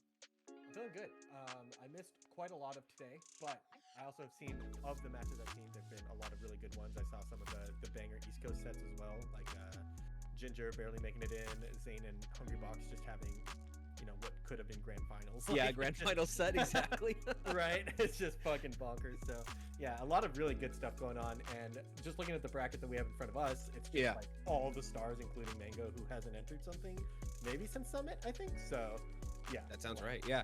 It's crazy, right? It's like, it feels like even if you hadn't watched any of the rest of the tournament, you'd just be pumped just looking at the names we have left. I mean, it's actually an insanely stacked tournament, and we're only at top 64, and it's like all of these matches are disgusting. Yeah. And speaking and of, only half the matches. Like it's. I know. We're not even looking at East Coast. It's insane. So, speaking of, our first match is actually going to be S2J versus Eddy Mexico. S2J obviously sponsored by the people putting on this tournament, Beast Coast. So pretty hype stuff. I'm excited to see how he does at, you know, his team's tournament. Yeah, he's got defender's advantage going into it. Mm-hmm. S2J's basically been a favorite in like almost every tournament he's been entering the last like month or two. He's lost like one to IVDW and it was a reset. So it's like insanely close. I think looking at this, I mean, this is the lowest seeded he's been at a tournament in months. In like a year. Yeah. Yeah, because there's like, Mango, Zain, and then I guess Axe is seated above him still, right? But even that, part of us think that maybe S2J is just favored now. You know, it's been a while. He's been winning everything. Who knows, you know? So... Yeah, I think this is going to be just an insane set. Eddy Mexico also, so these are both, Eddy Mexico's from Mexico, obviously, S2J from SoCal. Back in the day, Eddy Mexico would travel up to SoCal for all of our big tournaments, so this is a storied matchup that's happened a bunch of times, right? S2J sort of always had the upper hand, but Eddy Mexico's always been very good and kept it pretty close. I think what's really interesting here is that as S2J has been grinding and just dominating everything he's played, Eddy Mexico has also been grinding and streaming a ton, just playing a lot of melee. So I feel like he's been leveling up recently. Curious to see how he comes into this matchup. Yep. I wouldn't be surprised if Eddy Mexico has like one win. I know that he won an SSS like way back in the days. He's one of those that's like on that list. So I wouldn't be surprised if he got like an S2J win around that era. That being said, definitely favors S2J in the long run. And like coming into it now, S2J is just looking so strong, and this seems like a matchup that'd be tough. They've also entered some of the same tournaments, and S2J's won all of them that they have both entered. I don't think they've played each other in a while, but still, right? Like, so I think Eddy Mexico is gonna have to come in firing on all cylinders, which he totally can do. I think like Eddy Mexico's peak not only is like really tricky, but it's also just really solid, right? So yeah, no, he's pretty insane, and you know, he like Eddy Mexico is one of these, you know, he's kind of an old school player. He does, you know, he has like a lot of old habits from way back, but he's been so strong for so long that I feel like he can always like come in and upset one of these top players that are, you know, considered favorites pretty much all the time. He has that sort of like giant slayer you about get him. Factor. There's also like these old school players who tend to not have any sort of like intimidation. Like they'll come into it like maybe blindingly cocky, you know, just being like, I used to be one of the greats, you know, and then they come in and like that blind confidence just ends up being an advantage compared to people who just get really intimidated sometimes versus some of these big names or something. So yeah, I'm not saying that Eddy Mexico is just gonna come into this blindly cocky. I think he knows who he's up against, but also I do think he's not gonna come in intimidated. So it does look like both players are locked at the connected to each other and are starting their hand warmers. So yeah, I just raising myself, testing. Hopefully I sound all right. Testing. Pretty dramatically. 1 second. All right, now how do I sound? Testing. Okay, cool. Nice.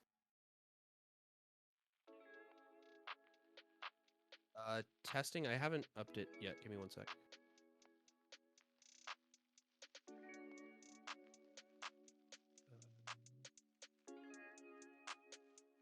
Mr. Raptor. Working on it. One second. All right. How about now? Is that a little bit better? All right. Fantastic. All right. So I think. Sorry about that stream. Hopefully we're coming through pretty clear now. We've got both players in the game. They're just doing a quick hand warmer, and we're gonna get to jump in here in just a second to kick off top 64 here. Ooh. Is it top 64? Like, this is 64 players on the West Coast or 32 players on the West Coast? How does this work?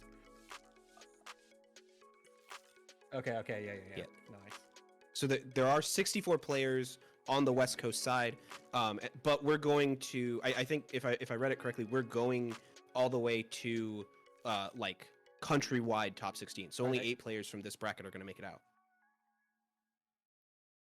Okay, So I think it's 32 players. I just counted. I'm pretty sure it's just 32 players on the West Coast. So it's top 64 You total. would. 32 You players on the West would. Coast.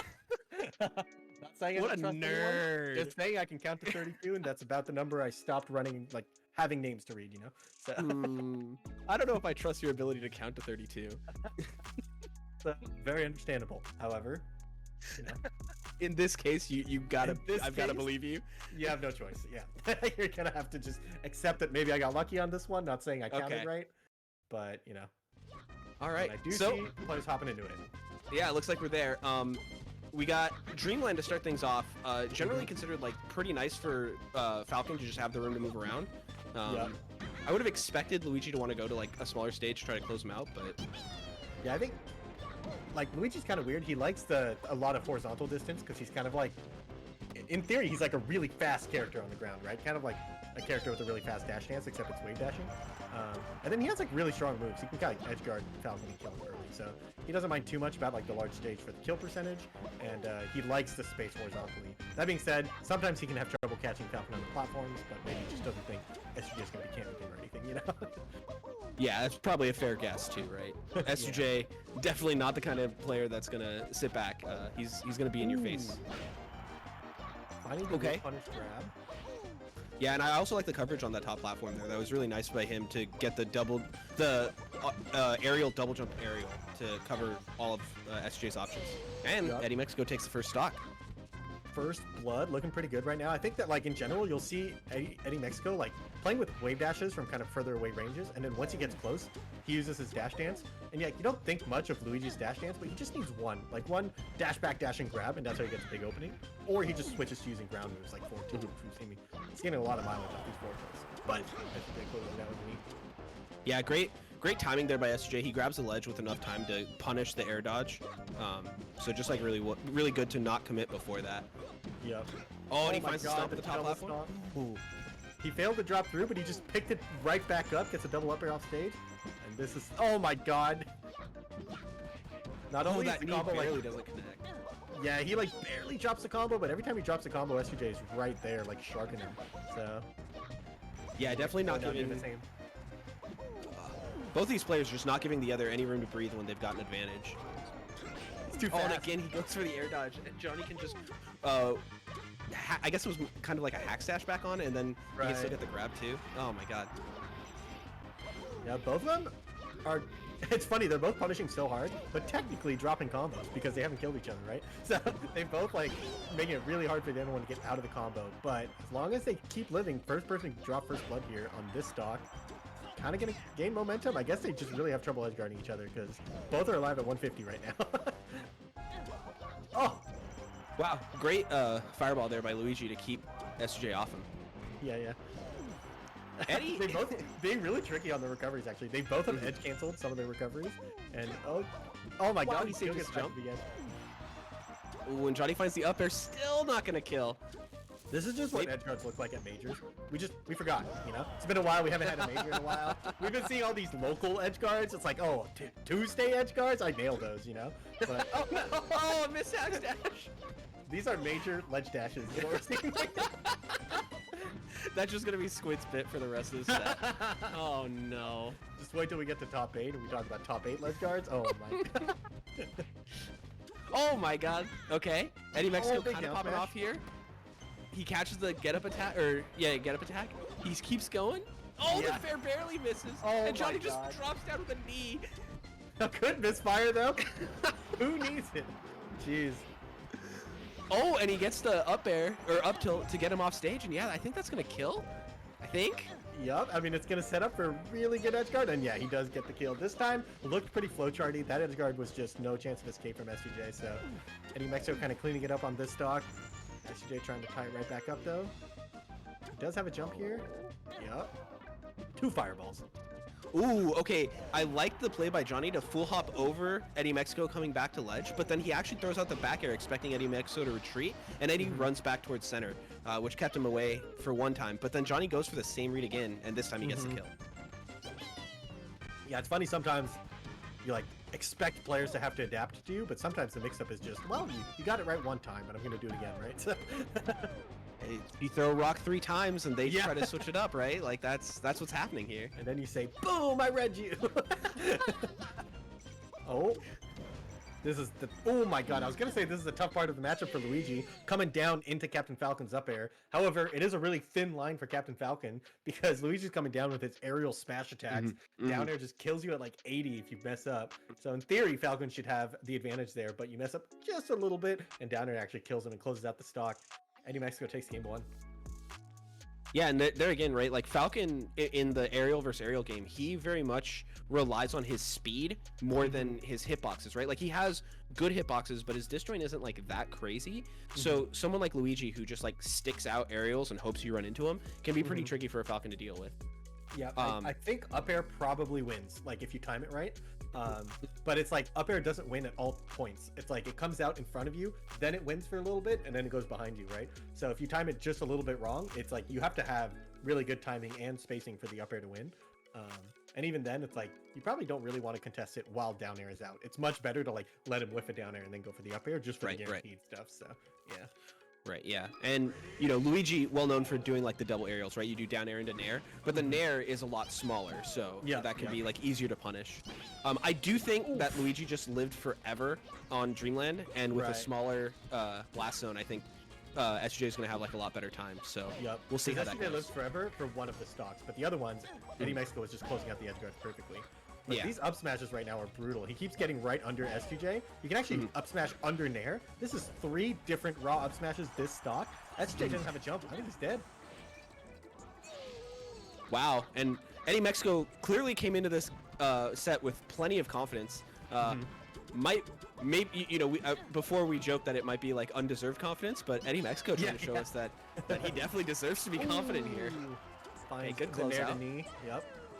One of the nice things about Falcon is that against these like floatier characters, he just has like good confirms on kill moves. Right. Where like a lot of other high tiers like don't have as many and like have to play around hitboxes a lot more. Yeah, comboing floaties is actually tends to be something that characters struggle with, except for Falcon, who just combos floaties easier than anyone else. He has to, you know, tech chase fast followers and combo floaties. So sometimes it looks just like really easy for him when the confirm is just like set up perfectly, because then it's just like, oh, up air to knee, boom, you know? Yeah. Now, one thing that I find really interesting here is as the set has gone on, S2J has been going for a lot of less committal options. So I'm seeing less knees replaced by up airs and things like that, right? Like more nairs, fewer stomps there. He does stomp and gets punished for it. So something to watch for is the slightly lower commitment, but still good options. Yeah, and I think Eddy Mexico's done a pretty good job too of crouch canceling some of those options. You've seen him do CC4 tilt a couple times. That time he shield grabbed one of them. Goes for the classic gimp setup of down throw run off down air. Got to DI that backwards, which is like very counterintuitive in the moment. And just really fast up air to beat the double aerial on shield there. Oh, and the knee just falls with him and finds the strong knee to punish that. Pretty much as good as it can get there. Yeah, and that was spaced around a Luigi up air, right? So you can see that like, depending on where S2J places himself, he can just outspace all of Eddy Mexico's hits. So really good stuff to him to recognize that spacing there. But Eddy Mexico with another big combo here, trying to bring it back to even. Tricky stuff. Okay, he's stuck on the side platform, finds his way down with a shield drop. Oh, air dodges the back air that would have killed, but Johnny can't close it out. Yeah, Johnny went for a stomp and actually gets caught out of it during the startup. I think, yeah, he pretty much had him in like a doomsday scenario where just like Luigi blew his jump, Luigi blows his side B, and he's just kind of like out of resources there, but just one hit. Oh, the side B actually. Yeah, when the side B hits, it almost doesn't save him. Oh, the slow get up. See, S2J just strategically got himself to 101%. Yeah, exactly. Slow get up to finish out that edge guard. 5 head calculations there. I would have liked to see S2J take 1 less percent, so he's only at 100. That would have really been the optimal play there, but you know, we'll allow it in this scenario. I understand what he's going sloppy from S2J to go to 101, but you know, pretty good. So S2J does bring us back to 1-1, tying up the stocks after that first game. I do feel like the reduction in blast zone ended up being like a huge part of that second game.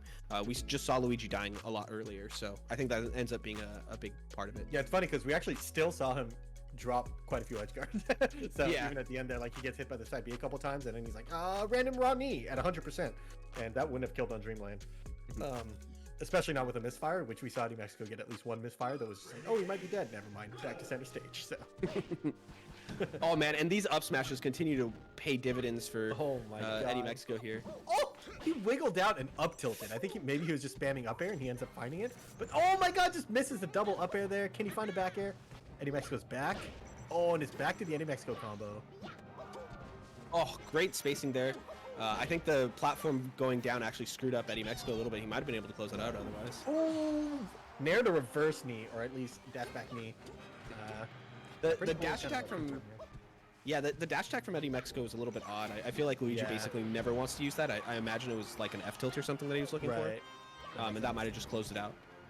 Ooh, the back air might close it out here too. Yeah. Good roll on to make sure that you can't just be tricky with your drift back and get it. All right, so Eddy Mexico keeping it even here in this game 3. Oh, side B, that almost for sure a mistake.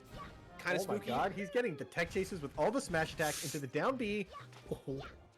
Johnny was just at the grab. Johnny was at just slightly too high a percent there. Eddy Mexico hits him with the first hit of the down B as he's falling down. And if he had been at lower percent, the last hit of the down B would have hit, and that's the strong hit. But Johnny went just like a little too high, and that screwed up Eddy's combo. And that's what sort of opened all of this up. Oh, what's he do here? He does just wait it out. Eddy Mexico has to land back on stage. I'm not sure if that's kind of like the mix-up he was going for, if he wanted to go low. Oh, Johnny looking for the hard knees now. It's interesting how this stage kind of changes the dynamic of neutral a lot. The platforms are used very differently here than they were on Dreamland, but S2J seems really proficient at kind of maneuvering around them. Okay, but again, we find S2J in a defensive position, but this time he finds the reversal. I think that's a big deal because so far Eddy Mexico's been so clean about closing out those edge guards. Oh, and he finds a forward tilt there. That is, not going to be enough because he gets back on stage, gets his jump back. Oh, the reversal again. That's two different edge guards that have resulted in S2J getting a big opening. One of them costs a stock. The other one's costing 80%. Luigi has no jump here. You see S2J shield, unshield at the last second there. That's to account for misfire. If you don't misfire, you're pretty much dead no matter what. And if you do misfire, you actually never shield poke or anything. It doesn't break shields or anything. So, shield just would have beaten it, covered everything there. Yeah, and Eddy Mexico didn't realize that he didn't charge his tornado, so he actually just falls to his death. Doesn't even force an edge guard situation. Yeah, might have been doomed anyways. I think his only other choice was be straight up, and then that also gets him killed. So, oh my god, finally he beats the up smash this time with like a raw knee, and it was just the timing there. Here we see the shield versus the side B workout. SJ's edge guards seem to be picking up. He's getting a lot of damage every time he gets Luigi off stage now. Yeah, and he's starting to catch those rolls. One of the things Eddy Mexico's been doing great throughout this set is getting out of the corner. He's like finding awkward roll timings and stuff. But there we saw S2J punish it with a down smash and then close out the rest of that edge guard. So S2J taking that 2-1 lead, he seems to be making the key adaptations. We saw him beat the roll in. We saw him get reversals on the edge guards. And importantly, we saw him beat out the up smash that had been giving him a ton of trouble. So yeah, that up smash kind of looked insane the first two games. Like, it looked like, what are you supposed to do? yeah, he just can kind of sneak in there and beat all of Captain Falcon's moves, which is probably still true. Like, perfectly timed, it probably will beat any move just head on, one-on-one. But Captain Falcon's just so maneuverable that you can kind of just make him whiff, shield it, or just kind of stuff it before it even comes out and stuff. Because, it did look pretty hard for Luigi to get his things set up that game. Yeah, you'll notice that the time that SJ did beat it, it was by drifting away from it and then kneeing the end lag of it, right? There's actually not very much end lag, right? Like once he starts charging it, it's pretty safe, but there is that slight timing that SJ was able to find just by drifting away and not competing with the hitbox. So I think good answer. We're going to need to see Eddy Mexico start to adjust to SJ's adjustments here if he wants a shot in this set. Yeah, and I like the first step here is the stage pick. I already like. I think that Eddy Mexico was scrapping a lot more on FOD, and I think he was doing better when they were kind of like doing long wave dash ins as his reads and stuff on Dreamland. So just going back to a big, I mean, not to mention that the punish game is really good for Luigi here, but also I think the neutral will be improved here just based on how they've been playing. SJ was too good in the scrap on the small stage. Yeah, it's funny. There's some like newer school Luigis, like I'm thinking of like Curve here, for example. Who like really love platforms to increase their horizontal movement in the air, but Eddy Mexico has never really played that way, so I don't think he misses platforms as much as other Luigis do. Right. And so I think it just helps his his neutral game and of course his combo game. Oh, the charged up smash, that was sick. Yeah, once you've charged, that move is so fast. Oh my god, the charge! Not sure it's the best punish on the ground, but it does set up for another edge guard. Looks for another up smash, doesn't get it. Oh my god, he's just swinging. Yeah. It's working out too. He hasn't really been punished for one of them yet, so if SGJ can find a way to kill him for that, but I'm not sure he can. He kind of just has to find like a, oh my god, the triple jab. Oh, the drift. Okay, questionable F smash there by Johnny. And yeah, another up smash. That one, you know, less of a read or timing thing, just punishing, but still, like, it's clear that that's a front and center for Eddy Mexico right now. Yeah. Once you kind of get there to the guaranteed kill percent, you finally get, oh, a nice back air. That one was guaranteed. Just whip punished the fireball off stage, basically. Yeah, and Eddy Mexico's been using that to like make his recovery safe a bunch, and Johnny just hasn't gone out for it, and this time he was able to jump so early that he gets over the fireball and gets the kill. Yep. So good awareness. It's probably like a soft read, like he jumps out there preemptively, and then confirms that the fireball's there, and then he gets the free kill, so. Oh, he gets the up air. And the knee. Yeah, you can still see a little bit of hesitation, giving himself the time to punish or to react if there's a misfire. But there's actually so much end lag after the missile goes off that you can actually wait forever, and he showed us that there. Yeah, I like the way that Johnny's edge guarding now. He kind of jumps out there, threatens something, and then jumps back, and then accounts for misfire, and then accounts for the non-misfire. So he's covering like a lot with a little, right? Like just kind of movement alone, and then finally pulls the trigger once it's guaranteed. Exactly. Okay, and Johnny starts off another big combo. Up smashes out of it, just kind of gets the reversal there. You're definitely seeing S2J starting to maneuver around it. Still not really seeing punishes on it though, right? So Eddy Mexico is able to just get out of a lot of sticky situations and turn them into good combos for him. See, yeah, Eddy Mexico can close it out. Boom, another up smash. It sends him off stage backwards. Oh, and there, nice yeah, he just punishes the landing lag. Very, very nice. It always feels so nice in this game when you know that your opponent knows what you're doing, but they don't know how to answer it, right? Like, you know they have the read and they can't do anything about it. It feels so, like, free to play that out. Yep. And I will say, sometimes that's a little scary in, like, a best-of-5 scenario especially, where you can feel like, how many more games do I got this tool in me, right? Because a best-of-5 sometimes can be a long time and just long enough for your opponent to make the key adaptation. And right now, it's like, Eddy Mexico is definitely showing that he still has it in the bag on game 4, is it right now? Game 4. Yeah, game 4. So if Eddy Mexico can close this out, he's just one game away, right? So S2J's running out of time here. Eddy Mexico's looking real good. All right. Okay, Johnny gets inside him again, forcing him into the corner. I feel like when Johnny's playing these positional advantages, he's at like his strongest. So, oh my God, he just gets the back air knee. Doesn't quite kill. But Johnny picks it back up after the missile. Oh, that up air was so well placed. Spooky stuff. Johnny gets a soft knee into the hard knee. That's going to do it. Whew.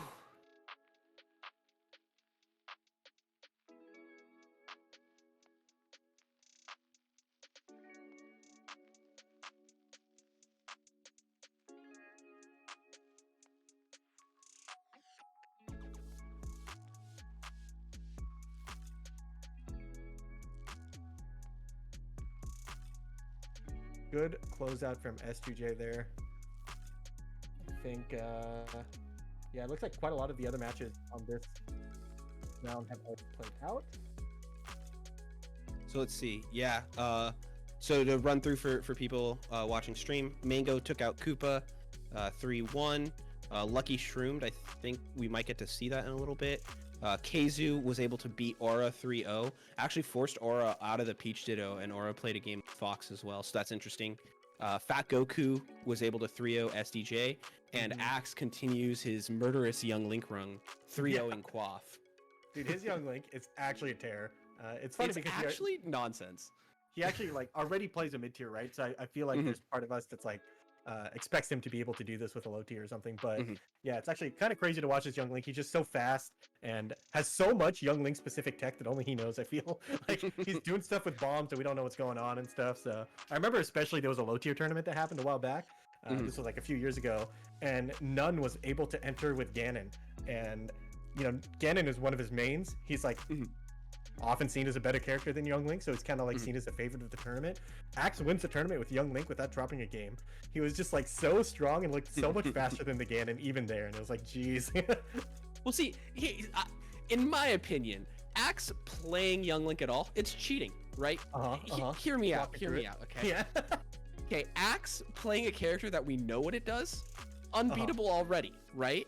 So he picks up a character that we don't know what it does. Like, what do you think's gonna happen? It's just not fair. It took us years and years and years to actually know what his character even does, like his real character.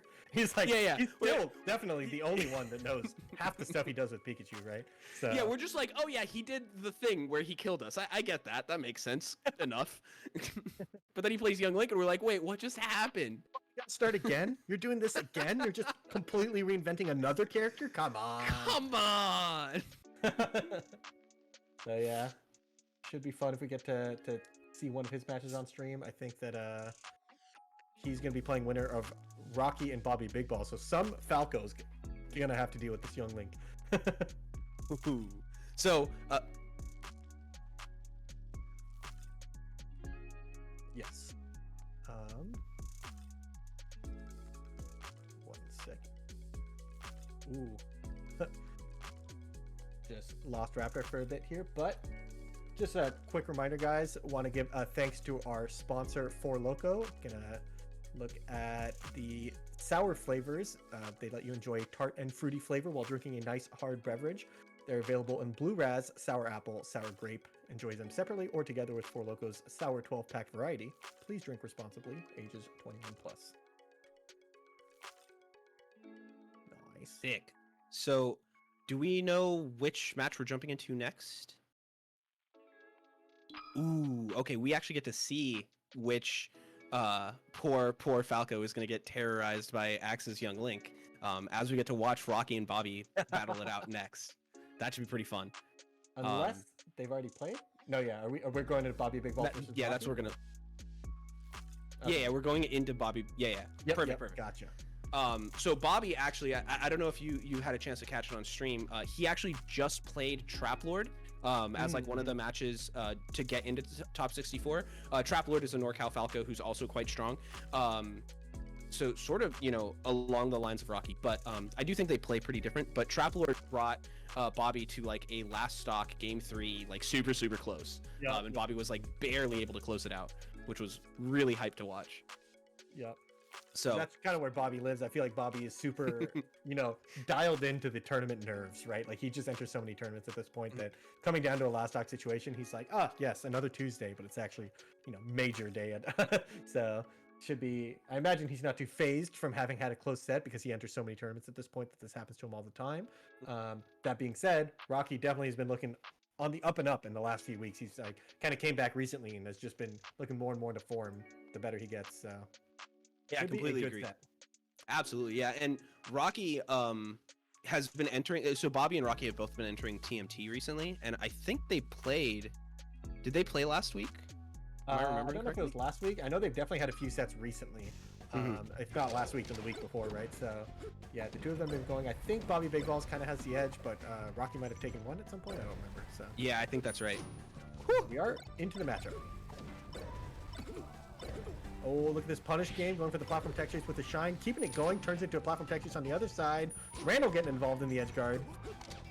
That's how you know it's Bobby on green, because he went to Randall right away. He's like, ooh, Randall, I'm down. Let's go. Oh, Rocky with the response there, gets the laser, punishes the get up attack with the dare. Oh, the F tilt doesn't quite connect. Good, no fastball mix up from Bobby there to avoid the forward tilt. And Bobby immediately hops back onto Randall just to let him know, that he can. Oh, interesting read by Rocky to actually just drop the laser in there and get the back air. Brings it back to even right away. Yeah, I feel like I see quite a lot of people do that laser, that drop-off laser, but I haven't seen people just have the confidence to just drop down laser and then convert it into a back air. It's a pretty cool ending, but Bobby actually just snagged the lead right back, and he has a whole stock lead now. Okay, Rocky gets the grab. Man, I love the way that both of these players are moving around levels. Oh, and Rocky just steals it again. Back to even.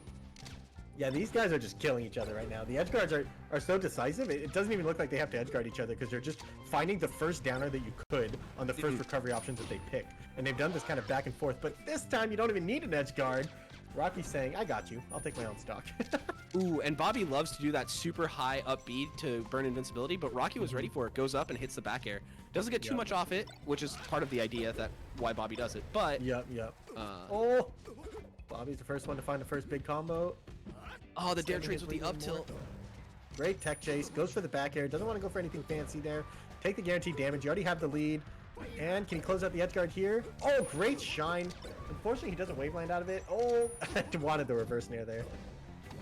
Oh, and Rocky turns it around with just a simple up tilt into the dare, bringing it to last stock. He is way behind and he gets caught with a back air. Bobby will take that one. Yup.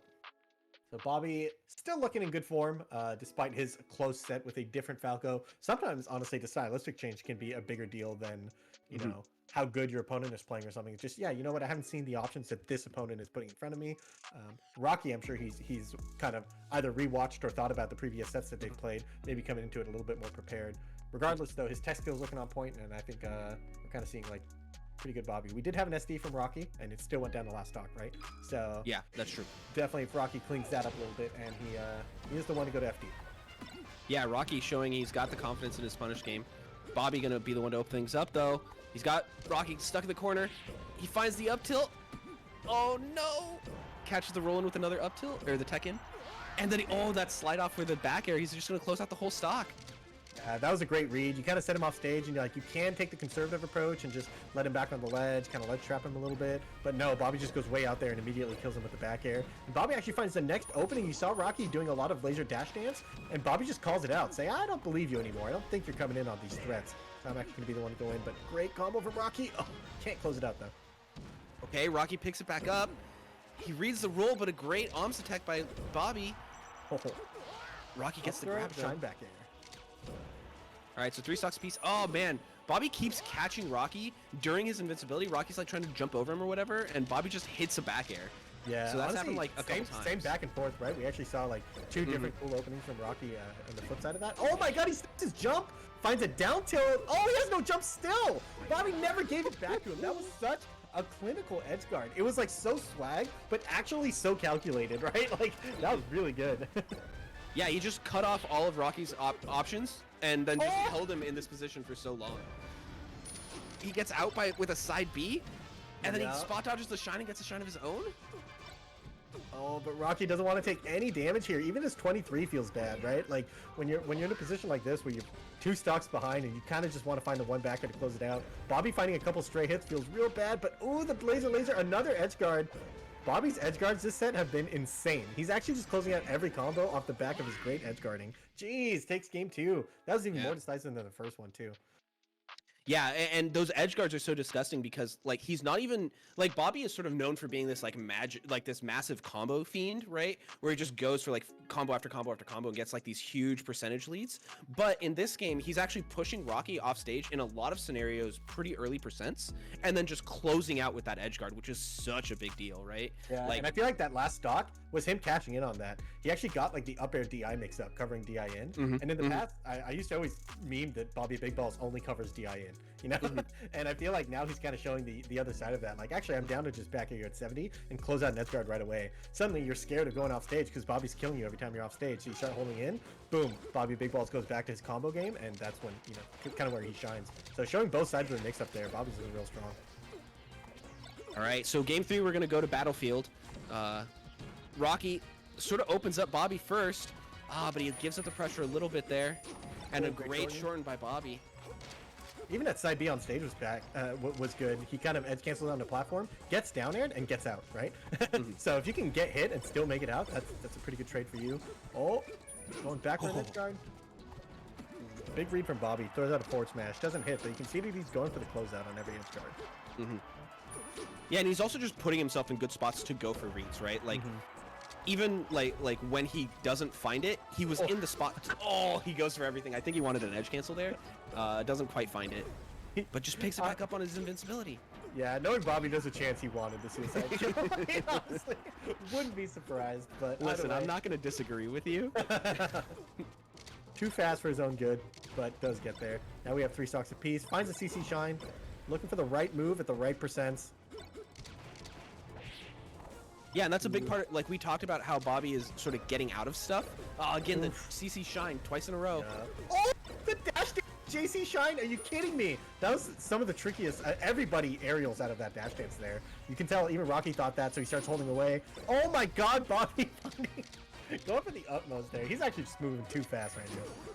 Yeah, and I really want to mention on that dash dance shine, like, one of the big things there is if you're going for a shine. Oh, and he gets there. Jesus, Bobby. To go back to that last Are you kidding me? Yeah, seriously. Oh, and he gets the offset. Okay. Give him something, man. Come on. Come on. Okay. Just like that. Rocky ties it up, saying, what are you guys freaking out about? It's a tie game.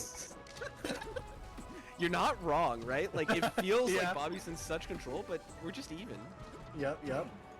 Oh, great CC forward smash. That looked like an attempted shield drop attempt that turned into a CC forward smash. Love it, though. Okay. Rocky forces him off with a get-up attack. Oh, the trade? Yep. Oh, Rocky just calls that out. Dang. Yeah, okay, he's going for tech in place on side platforms a lot. It's, when you're going for the tech chase, that's like the hardest one to cover. So I like that Rocky's recognizing that and doing it, but the miss side B, that's going to lose him to stock and give Bobby a slight advantage. The slight advantage has been shown that that's all he needs, and when you're one game away from taking the set, you don't want to be at any disadvantage, right? Oh, but the down air, and just like that, he's no longer at any disadvantage. Ties it up, last stock situation here. Bobby just needs one more stock to take out the set, though. Yeah, and both players are showing a ton of skill with the dash dance into just approaching Shine. And that seems to be like a big opening for the matchup. You talked about how important it is to look for the right thing. Oh, Bobby's gonna live. Gets called out on that edge cancel. Oh, great back throw, but doesn't get the closeout. Rocky actually gets the side B spike and kills him with it. The cheeser becomes the cheesy. But yeah, so one of the things that I want to point out here is just the level of DI mix-ups that Bobby's throwing at Rocky once he's able to get an opening there. We see Bobby going for these really ambiguous shines in certain places. You talked about it on the side platform. It's coming up in a couple other places as well.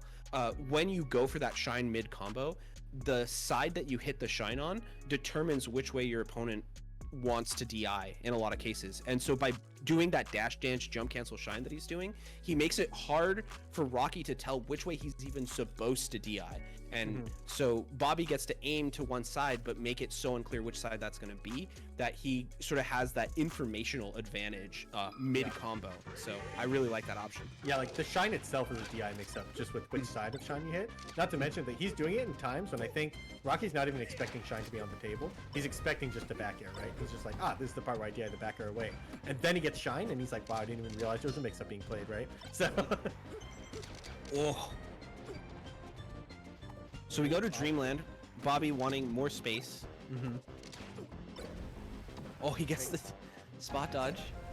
Yeah, going for laser grab can kind of be scary in this matchup sometimes. The risk reward sometimes is either I get a grab or I get spot dodge shine, right? And that risk reward can kind of be scary given that Falco doesn't get the most off of grab, but it is very forcing. The more you grab Falco, the more you force him into spot dodges and rolls and stuff, so... See how many lasers he gets here. Oh, and he does call out the side B, but gets the soft reverse back air. And does get there. Yeah, that I don't understand exactly what that trade was. I think it was back air for back air, but in any case, it works out very well for Bobby. And Bobby, again, with these CCs, he's just recognizing that Rocky wants to come into him and isn't committing to the late down air. So he can just hold the CC. And that time it was a laser instead of an air, but he keeps getting it either way. Yep, I think one of my favorite things about the way Bobby plays against Spaceys is that he tends to look for shine. Like, at 0%, he approaches with shine, that dash JC shine, and on the defense, he's looking for shine out of shield and CC shine. So every hit that Bobby gets feels like it's the start of the big combo. Rocky's getting more, like, stray hits, which kind of, like, allow him to control space in a different way. But Bobby's kind of playing for those big openers every single time. It's just like that, Rocky finds a shield drop shine, which is one of the biggest openings you can get. Oh! Forward smash to finish it. Okay, so Bobby now playing at a pretty significant deficit here. After looking so dominant in the first couple games, is Rocky just going to tie this back up? Oh, I love this reverse forward air there. It's actually the best, actually the only way to create a DI mix up there too. I think we're all used to now seeing the soft reverse nair, but that requires setup. You got to put the nair out in front of them and then fall into them. The forward air just lets you set up a DI mix up way less reactively. And yeah, Bobby takes it all the way down. All right, so 2 stocks apiece. Bobby continuing to be pretty tricky on his edge guards. That seems to be working out pretty well for him so far. Oh, Rocky catches the roll again, this time with a back air. Bobby so high percent that Rocky can't quite close out the edge guard, actually. What a conversion from Bobby. Realizing that on the knockdown he had to go for a back air to keep it going. Turns into a tech trap. Just like that, Bobby he's not in full control, but he's getting so much damage off of this, and now he's in control. Turns into a tech chase into corner pressure. There's a soft reverse nair we were talking about, and kind of tricks him. It was like very tricky to see where the camera even was. Rocky thought he needed to shorten. Maybe he went for a mid shorten, I'm not sure. Either way, Bobby's the first one to close out that stock after being at over 150% for a while. Side B, once again, just closes it out. I think that's how Rocky took the last game, right? Yeah. Side B giveth, and side B taketh away. 1 for 1. It's fair. It's fair. It's fine. You know, that's fine. Fair the ditto. Other characters complain about Falco's side B, but when Falco gets a side B, and gets hit by side B in the same set, all's fair. That's just what it is. It's fine. So really good stuff to both players. That was a pretty insane set. I really liked in particular the way that Bobby was playing through his combo game. I thought that the mix-ups that he was showing were just really difficult to play against. Good stuff to Rocky also, though, to just weather the storm and like play out his game plan rather than trying. Like I feel like a lot of players would have been like, oh god, he's out comboing me, I have to go for like big openings. And Rocky was like, no, it's fine. Like I can tic tac my way up to 40% and then get the big openings from there. And he still found some of the big ones. He had like the shield drop shrines were pretty consistent. And then he tended to find openings post 40 with like aerial into shine into the big combos. But yeah, he does tend to favor ending the combos with a forward smash or a back air, setting him off stage and then closing out the edge guard. So interesting kind of stylistic difference there. Both of them totally effective. As you can see, the Rocky was basically one hit away from being the one to bring it to game 5. So yeah, absolutely right. And I think one of the things I really liked about the way that Rocky approached that set was, even though Bobby was getting a huge combo off of like every hit, Rocky was willing to play for small hits when it was appropriate and go for big hits when it was appropriate, right? I feel like a lot of players would have overextended on their not big openers and gotten punished for it. And so Rocky, to maintain his game plan, even in the Ditto, even when his opponent is finding these huge hits time after time, I thought that was pretty impressive. Yep. So in the end, though, what? Okay. Oh, this is gonna be a hype one. Lucky versus Shroomed. You know, these two have played a million times. It's sort of the old SoCal versus NorCal rivalry there. Yeah, I don't know. I'm actually a little bit curious. I know Shroomed has been working the Marth quite a bit. I wonder if he tries to pull it out this set or if he sticks to Sheik throughout. But Shroom is so unpredictable. I feel like not all of his decisions make sense. Sometimes, like, he's not necessarily looking for like to anyone. I think he's looking for like a textbook answer to anything. He really likes having his own answer to stuff. So definitely sometimes it's he's intentionally kind of like being tricky, and sometimes he's just like, it's not that he doesn't play by the book, it's just he doesn't really care about the book, you know? He's like, what book? What are you talking about? I'm doing my own thing, you know? So be it like, sometimes some people would be like, oh yeah, it's Fox. Fox is the matchup you counterpick Marth for. And he's like, no, Marth is the Ice Climber's counterpick. What are you talking about? So he just kind of does his own thing, you know? So yeah, I absolutely agree. I think this should be a really fun one.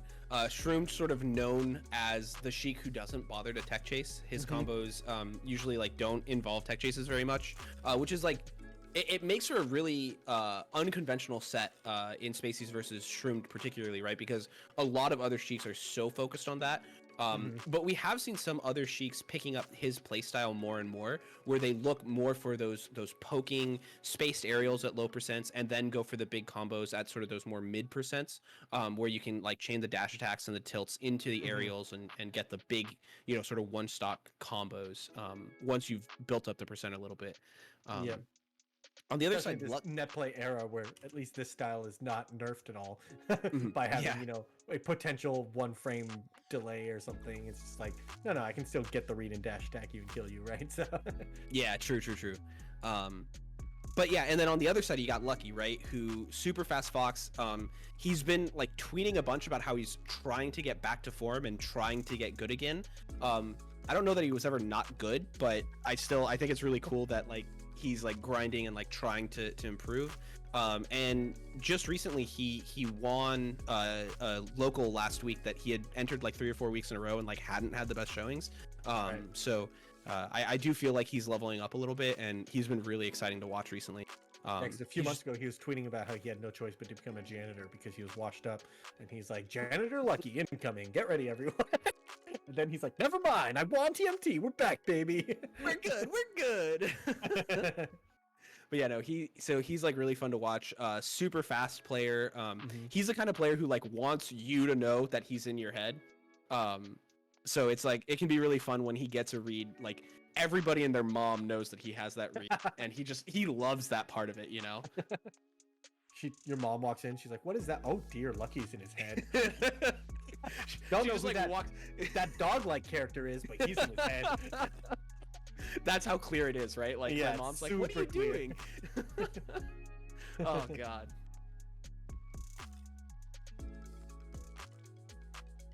Sounds good. We will be going to a quick commercial break. The players are getting ready, so we'll be back in about 1 minute. Don't go anywhere.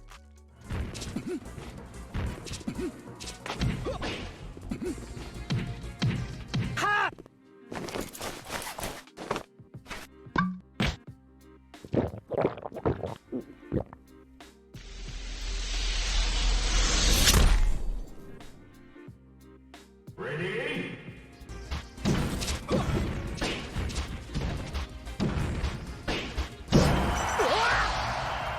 show me your moves.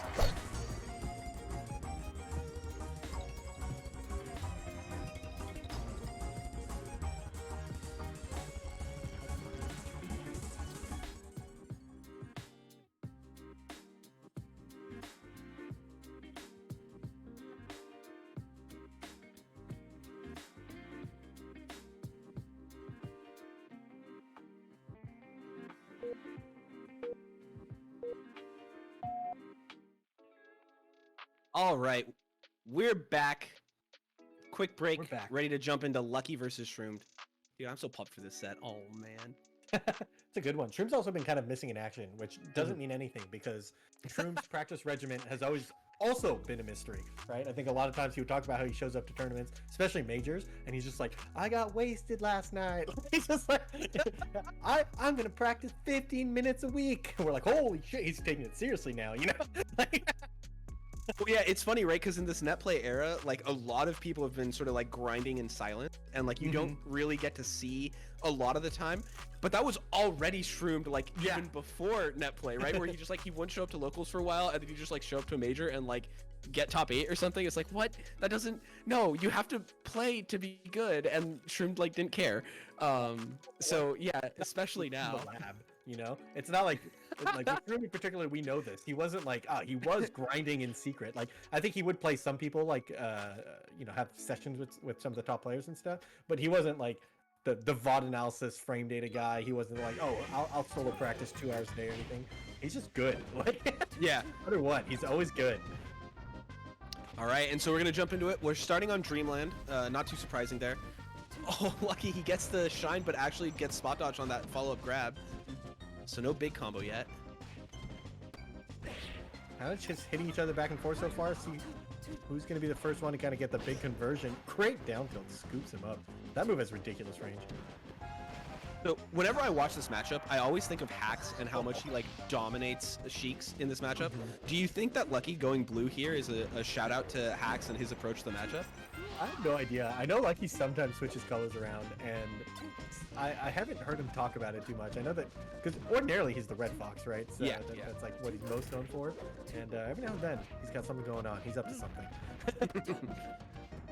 Well, it's 3 stocks apiece here so far, and oh my god. Lucky just finds these unorthodox combos, right? He's not wave shining him across the stage or going for like a grab combo. He just like hits him again and again. Yeah, Fox's Nair and back air especially are 2 moves. It's just like on any other character they wouldn't lead to combos, but Fox is so, oh my god, it's true. Fastballs to another dimension. But yeah, I feel like on Fox he's so fast that he can just nair you and then just keep up with you by running with you, you know? And then that's how he finds a combo. So very Dragon Ball Z. Right. Ooh, the runoff back air, that's something that you're gonna have to watch out for against Shroomed, right? He loves to come off the side platforms, and he mixes it up, right? He either does the drop through or the runoff, and so his spacing's very different. It's very fast, and the timing like gets mixed up a little bit.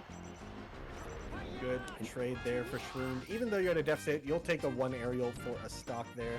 But Lucky immediately able to cash in on that percent. The next back air knocks him down. Oh, but Shroom finds a grab. The Gimp attempt here. He does find a forward air, but the side B was really hard to cover there. There's like a really awkward timing. Shroom was falling and landing as the side B was coming, so good stuff to Lucky. Oh, that fair just barely protects him, but another SD. That's painful. Yep. Lucky gonna take the lead off of it. Okay. Oh. Really good shield pressure. Lucky mixes in the up air, which has really staggered shield stun. You're not used to the timing on acting out of shield, and then just finds more and more hits out of it. A quick 48%. It is Shroom's combo now. Oh, and he actually finds the forward air off of that, and Lucky with the delayed homie stock. That's all that's happening here. Yeah, that's what we saw. That's what we saw. All right, so Shroomed, he tries to go up high, and then he comes down as Lucky's invincibility is ending, but Lucky just CC shines. Gets a huge combo here. Just maneuvers around the needles. Thought that Shroom was going to the platform, is able to get the conversion anyways. Yeah, that was a really ambiguous recovery by Shroom, so good stuff to him. And he finds the grab back throw. Oh, Can he get the punish? Terrifying Gimp opportunity, but Lucky gets back to center stage, finds the back air off stage. This is a good edge guard spot. Ooh, Shroom's recovery was so tricky. He goes for the Ladondis recovery. You kind of up B right out of range, force him to get up, and there is a timing mix up there that's really hard to react to. But he messed up his angle, went straight up, and actually didn't reach the ledge, despite kind of tricking Lucky to get off of it. So 2 SDs and kind of a messed up recovery. Shroom looking a little bit shaky on the execution front, but looking really clean on the game plan front because he was still able to bring it to a last stock situation. Lucky looking pretty vintage Lucky, kind of winning in all the ways we expect him to, getting in like in really close scrappy situations and just finding openings off of it. All right, so we're gonna jump into Battlefield here for game 2. Shroom keeps finding these aerials like as he's moving in that just like shouldn't work against Fox, but somehow the way that Shroom puts him out there just catches Lucky's movement. And finds great needles there into an edge guard situation. That back here pretty much covered every single angle that could have realistically gotten him back on the stage. Really clean first stock from Shroom there. All right, Lucky gets under him there and comes up with a back air, but he gets his combo stolen again. Shroom's been doing a great job of this throughout the set. Oh, he's tech chasing. Yeah, what is this? 3. Oh, he got 4. I think that's a new record. 4? That's that huge. might be a new record. Oh, man. All right, he's going for the down throw again. This time he gets the F tilt into the dash attack, but great DI by Lucky keeps him safe at least for 1 second. And the slow get up's going to get eaten by a down smash, but oh, that's painful. Up smash. My God. Doesn't kill. The back air reverses. That's rough. Shroom's been doing that double jump forward air back on the stage quite a lot. Feels like the first time that Lucky called it out. He did unfortunately call it out with a move that reversed and hit Shroom back on the stage. But it does seem to me like Lucky's kind of aware of the option now. It'll be interesting to see if he kind of hits to punish in the future. Oh my God, he just steals the ledge from him. That was so fast. I like it didn't even process at first. Like that was so like unexpected. Good stuff to Lucky to take it, and he didn't take all that much percent, but he is still down a full stock, so yeah, bit of a mountain to climb. Yeah, this would have been like a good amount of percent to take if he was only down 1 stock, but he was down 2. So that means any amount of percent feels like a lot. Shroom's already getting back up to 50. That second nair by Lucky, he does the nair into the full hop nair to catch Shroom's double jump. That was like really clean. Oh, goes for the shine spike and actually kind of tricks Shroom into doing an up B to avoid it, which kind of had him dead anyways. So yeah, really clean edge guard from Lucky. He's just looking real strong. After falling behind, great wave shine out of shield, able to find a conversion off of it. Yeah, really clean there. You got to get the shine really low so that you can get the wave dash fast enough to get the grab. Finds a drill. Ooh, drill grab. And suddenly it looks like Lucky's the one in the driver's seat. Goes out for the closeout shine right away. Doesn't get it though. Oh? Oh, great. He shields both hits there. Shroom has like a really good mix-up as Sheik where he can do 1 hit on the shield or 2. And Lucky carefully shielding both hits before getting the big combo. So really nice to him there. And great conversion. The drill shine nair into the up smash edge guard. Yeah, that's such a like doomed position for Sheik, right? When she goes for the short up nair and hits the shield on the way up, and now she just has nothing the whole way down. Yeah, so rough. spooky for the Sheik because she can't double jump out of it, can she? Maybe I don't remember. Maybe the short hop frame perfect one. I don't think she can, but if she full hops, I think she can. So okay. Oh, another wave shine out of shield. Having that option on deck opens up so much for Fox. Turns her defense into really scary offense. Oh, can he find the edge guard? Calls him out, going to the top or to the side platform. Oh, gets the dash dance grab. Tech chases? Tech chases? Do we have these Shroom? Ooh, he only needed 1 there as he finds the conversion into a dash attack, and it will be enough to close out the stock.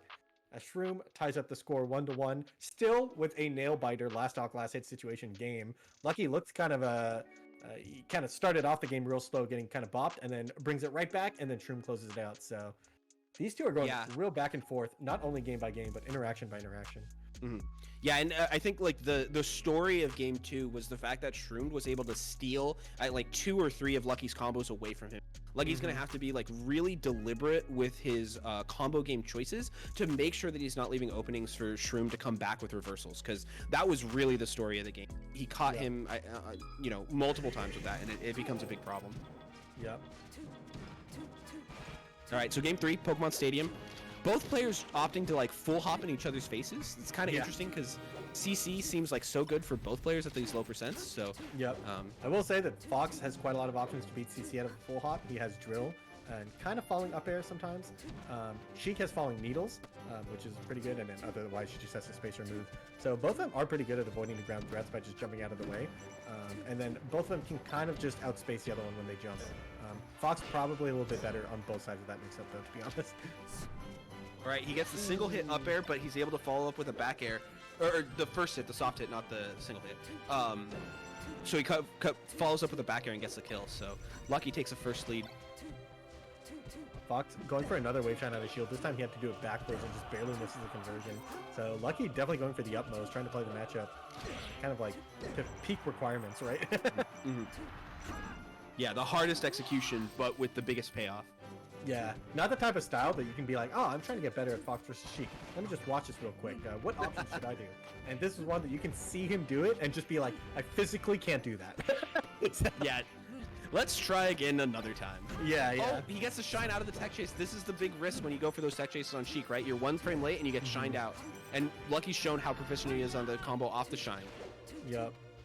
This time doesn't They get kind that of much, reversal. so- They kind of reversal each other back and forth there. It was like Shroom gets a grab, Fox gets a technically shine, and then Sheik gets a reversal hit out of it. But that was actually like an optimal low percent kill. Up smash, finding the kill basically as early as it would, and lloD takes the first stock lead this set right now.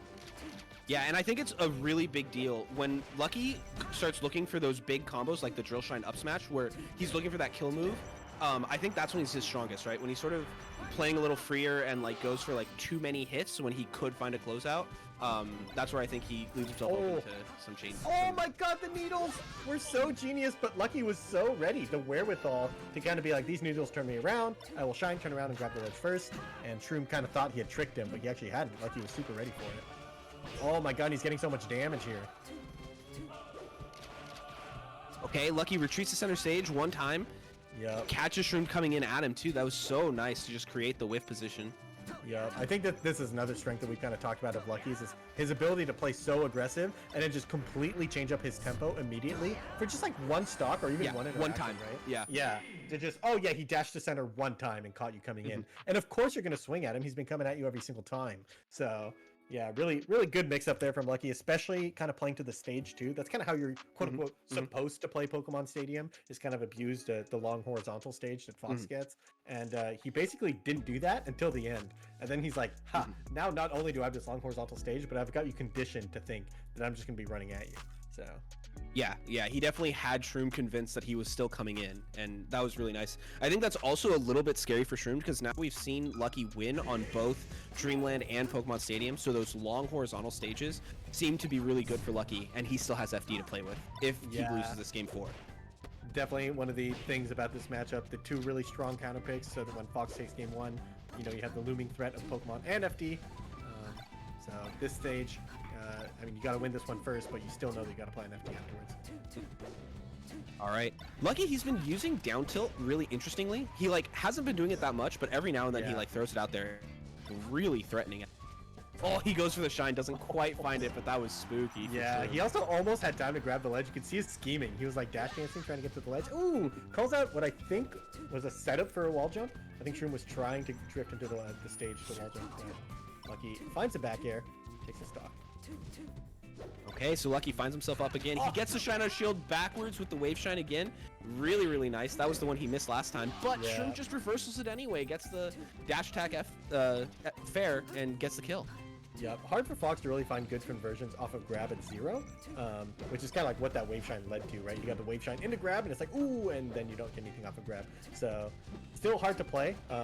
Still the opening you want to go for him. He had a good mix-up, just got to avoid the reversal there. Ooh, the tech in place. Oh, and he gets caught with the down smash, but the side B actually clips Shroom, sets him up for an up smash.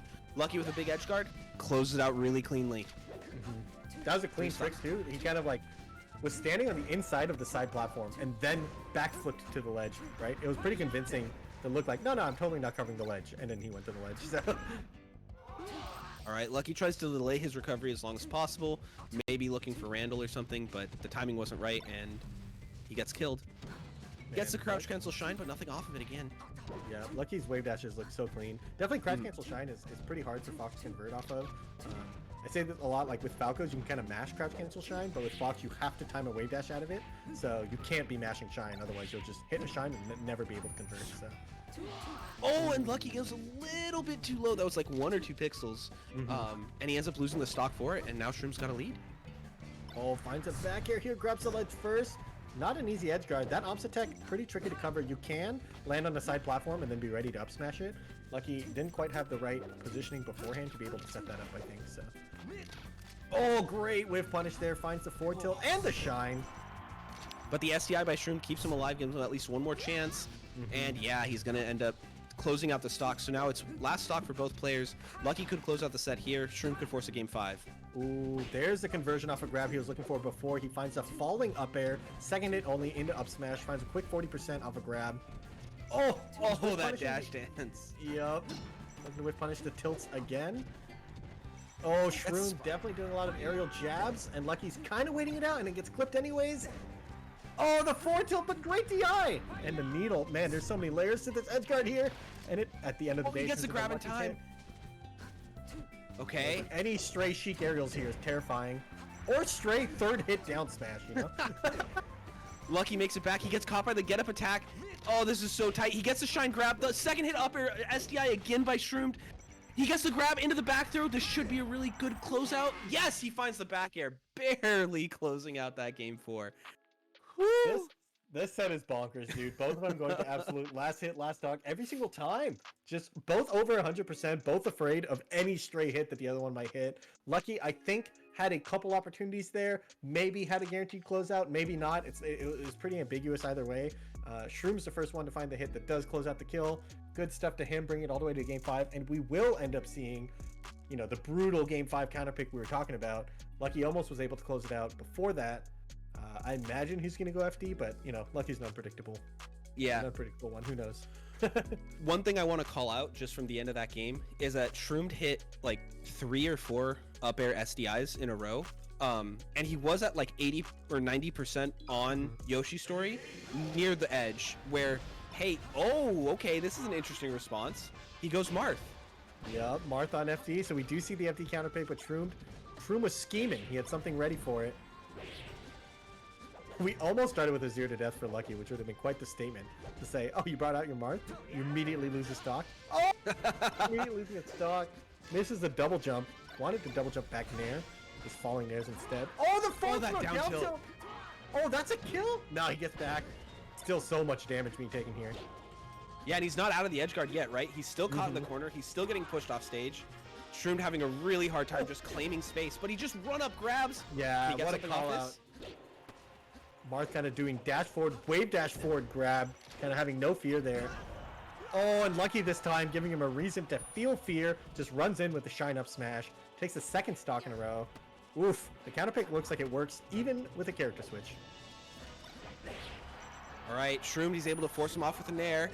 Great low side B from Lucky to avoid the down tilt that never came. And he avoids the down smash that did come with the second side B. Oh, but the Nair catches him, trying to jump over Shroomed. Lucky gonna lose the stock. Yep. And Lucky went for the same gimp setup that time. He did 4 throw down tilt. This time Shroom didn't jump. So Shroom did realize what he got caught by last time and kind of adapted the very next time. Still though, this pacing looks a little bit tough for Shroom to deal with, as Lucky's just kind of playing in his face. Oh my god, he's just hitting him over and over again. These moves aren't even comboing. He's just...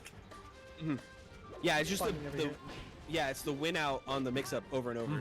One thing I will note is I feel like Lucky's doing a lot of stuff that's punishable by crouch cancel, and I mean, obviously now at this percent that's not really important, but at low percents I feel like Shroom isn't showing that option quite enough. Shroom does close out the stock with the F smash tipper, but gets caught by the Nair. Ooh, I definitely thought Shroom was going to jump sooner there. Kind of tricked Lucky too by going low, but Lucky's able to just find the ledge trap. Finds the back air right after that. He's up. Oh my god, he almost kills himself there, but maybe it was intentional actually. He wavelined it so cleanly. Yeah, he actually wavelined it so cleanly out of it. I think it might have been a bait. That's just some Lucky stuff, you know? He comes up with some wacky stuff. All right. Good combo there by Shroom, but he gets that fair that Lucky actually DIs out, and he's just out of the combo. Yeah, Lucky also snuck his way out of the corner just to get hit right back in, and Shroom looks like he has really good stage control right now. Oh, that was such a tricky recovery. Shroom was waiting for the double jump timing. Lucky never double jumped. He just up B'd, and it kind of made him grab the ledge at a really awkward time. Couldn't refresh. Oh, back air extension into the shine. And I think Marth got his jump back. Maybe not. Guess not. Lucky closes it out. Game 5. I like the thought. I like the... In theory, being able to counterpick Marth on FD would be really strong. Would make you pretty counterpick proof in best of 5s. It's really hard to have 2 characters in this game, man. Like, to have him just be at Lucky level. Yeah. That's tough. So good effort by Shroom. I also think like his smart showed quite a lot of good stuff. I think if they play out many sets, his smart definitely would take some of the games on FD. So not too bad of an idea, but good stuff to lucY for closing it out. Yeah, and I think I really like the way that lucY approached that game 5 in particular. He was so balls to the wall, especially at the beginning of the game. Just saying like, you're not going to be able to switch characters and be firing on all cylinders right away.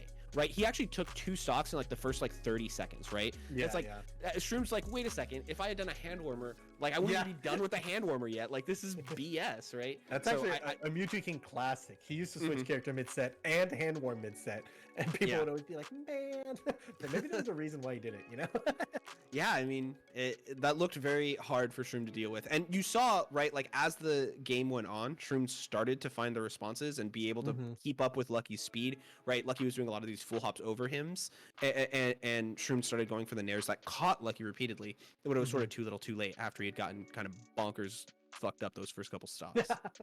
Yeah, definitely the first stock too was almost 0 to death in 4 seconds. It wasn't, but it was close too. So clean stuff.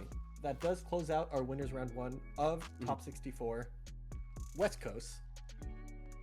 Yeah, and so we're gonna jump into our winners quarters.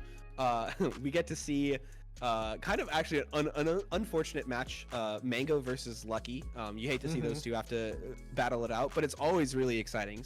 lucY might have the most recent win. I don't know if they've played since was it main stage where lucY took the first set ever from Mango. That was like one of the last live tournaments that we had. And it was kind of a silly set. Mango kind of SD'd some, and lucY took his first set ever. Didn't even look that happy about it. So maybe it's time for Mango to get his revenge and saying, "How dare you!" Yep. And then the remaining matches here in winners quarters of the West Coast side, we've got Kalamazoo versus Fat Goku. That should be pretty exciting. Kalamazoo has been had a bit of a Fox bracket. Actually forced Aura off of Peach onto Fox, so he has been kind of beating up Spaceys. So we'll see if he can do that also to Fat Goku, or if Fat Goku is just a little too fast. We've got Axe murdering people with Young Link. Bobby, the next man in his sights. Can Bobby stop the rampage? I don't know. Definitely a wild matchup there. Falco versus Young Link. Yeah, and then to round it out, we've got S2J versus Kadoran, 2 players who've been playing real hot recently. I'm curious to see if Kadoran has answers to what S2J can do. Yep, that does mean Kadoran defeated the Yoshi that was in his path. Nez Mod God game 5 the round before, and I see that Nez was up 2-1 at one point. That's a terrifying matchup for any Marth player on the come up, but being able to kind of figure that matchup up, figure that matchup out can be a big deal. I know that Zain famously defeated Amsa the first time they ever played. He had like hella studied the matchup, and Amsa, I believe, had never lost to a Marth before. So it can be done. Yeah.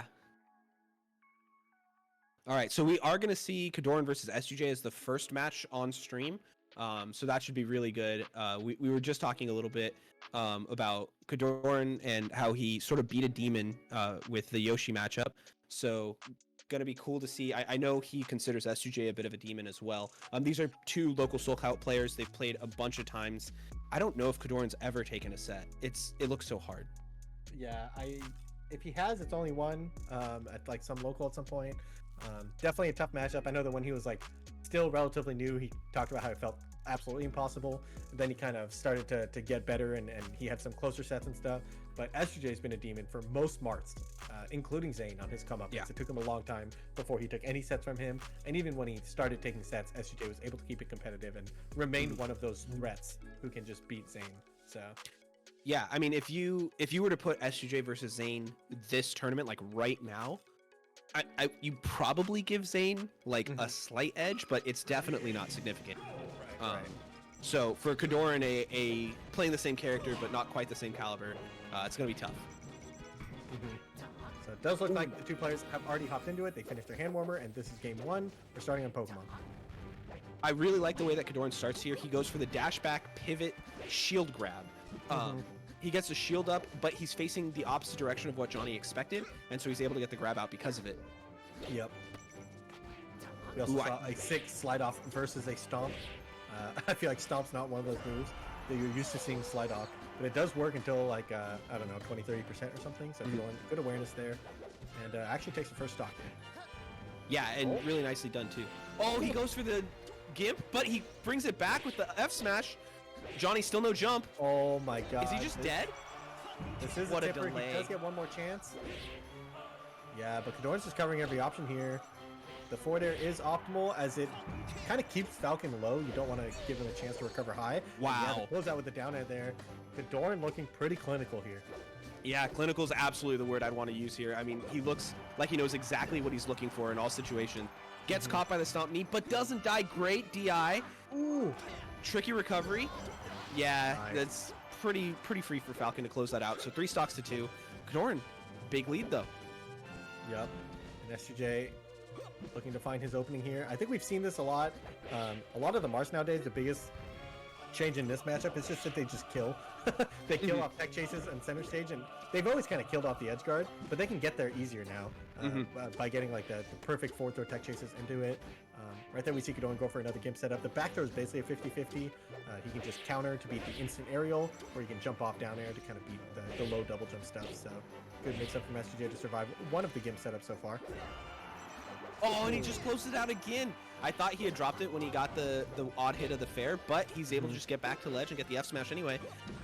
Early upbeat with the edge cancel. Oh, Johnny's so sick just to survive, but Kadorn picks it right back up, gets the down tilt. Oh, Johnny finds ledge, but gets pushed right back off. Oh, missed a hack stash. 3 stocks to 1. Kadorn looking actually so strong. CC down tilted between the 2 hits of Nair. Captain Falcon does a rising Nair from the platform. Just hits him between the 2 hits. It almost looked like a Falco ledge off double laser as he just like grab cancels and punishes between the 2 hits. And Kadorn's just still in control going into this last stock, and now he's up 3-1, finding the 4 hits of side B. Oh my god, beating the CC out with the spacing here. Oh, and he gets the grab on the Nair back from ledge. Johnny's way below. He gets tacked. Oh, he does get his jump back, but he gets grabbed for it.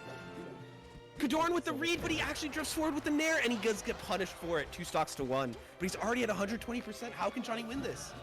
Yeah, this is so much damage. You're getting close to that percent where it becomes kind of hard for Marth to close out stocks. If Falcon can up to like 180 or something, Marth starts to lose like all his combos. That being said, I do think Kadorn is pretty proficient at playing these high percent situations. He's got a lot of side B mix-ups that we kind of see him start to utilize already. That only gets better as your Falcon gets higher and higher percent. And other than that, he can just, any stray hit can lead to an edge guard situation. Like a down tilt like that leads to a ledge trap situation. Oh, the corner pressure! Ooh, Johnny's able to reverse it, get Kadorn stuck in the corner, but Kadorn seems pretty comfortable. Continues to play the mix-up. Gets out with great DI, avoiding the strong hit of the knee. The fair. Okay.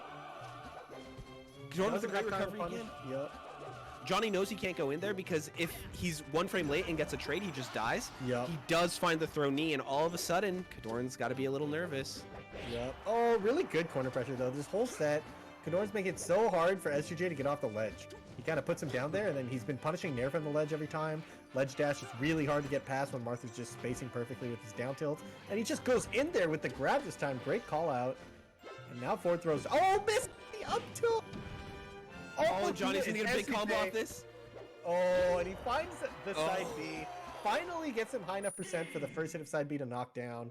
And that's when it kind of feels like it's doomed for S2J. You can't dodge every single side B. Before we kind of saw him taking a few of them and just acting out of it really cleanly. But man, S2J made it close. Finds the hit into the stomp, and it started to look like he was about to have a Johnny stock for the comeback. But Kadorn takes game 1.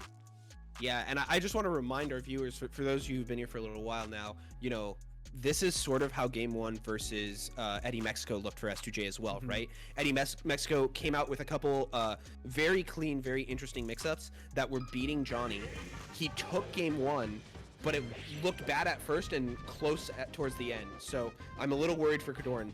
You know Johnny's going to come in with adaptations. Yep. I will say though, Kadorn's style is like the way he does it looks very different than the way Eddy Mexico did it. Eddy Mexico was getting like these big reads, right? It almost felt like there was a timer on them. Like how long before these reads? Like how many times can you get big calls like that on a player of this caliber, right?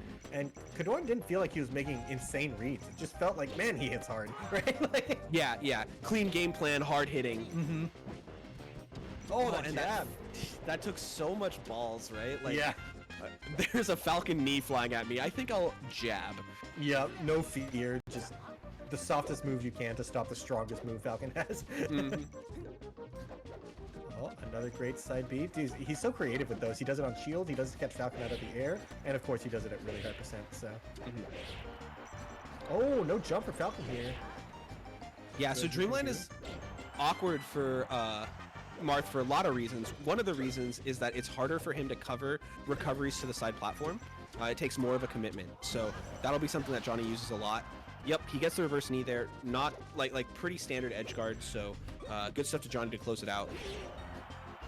Yeah, already we saw that the stage kind of comes into effect, as that was at least one edge guard that was made very complicated for Kadoran, and SUJ makes it back and takes the first stock.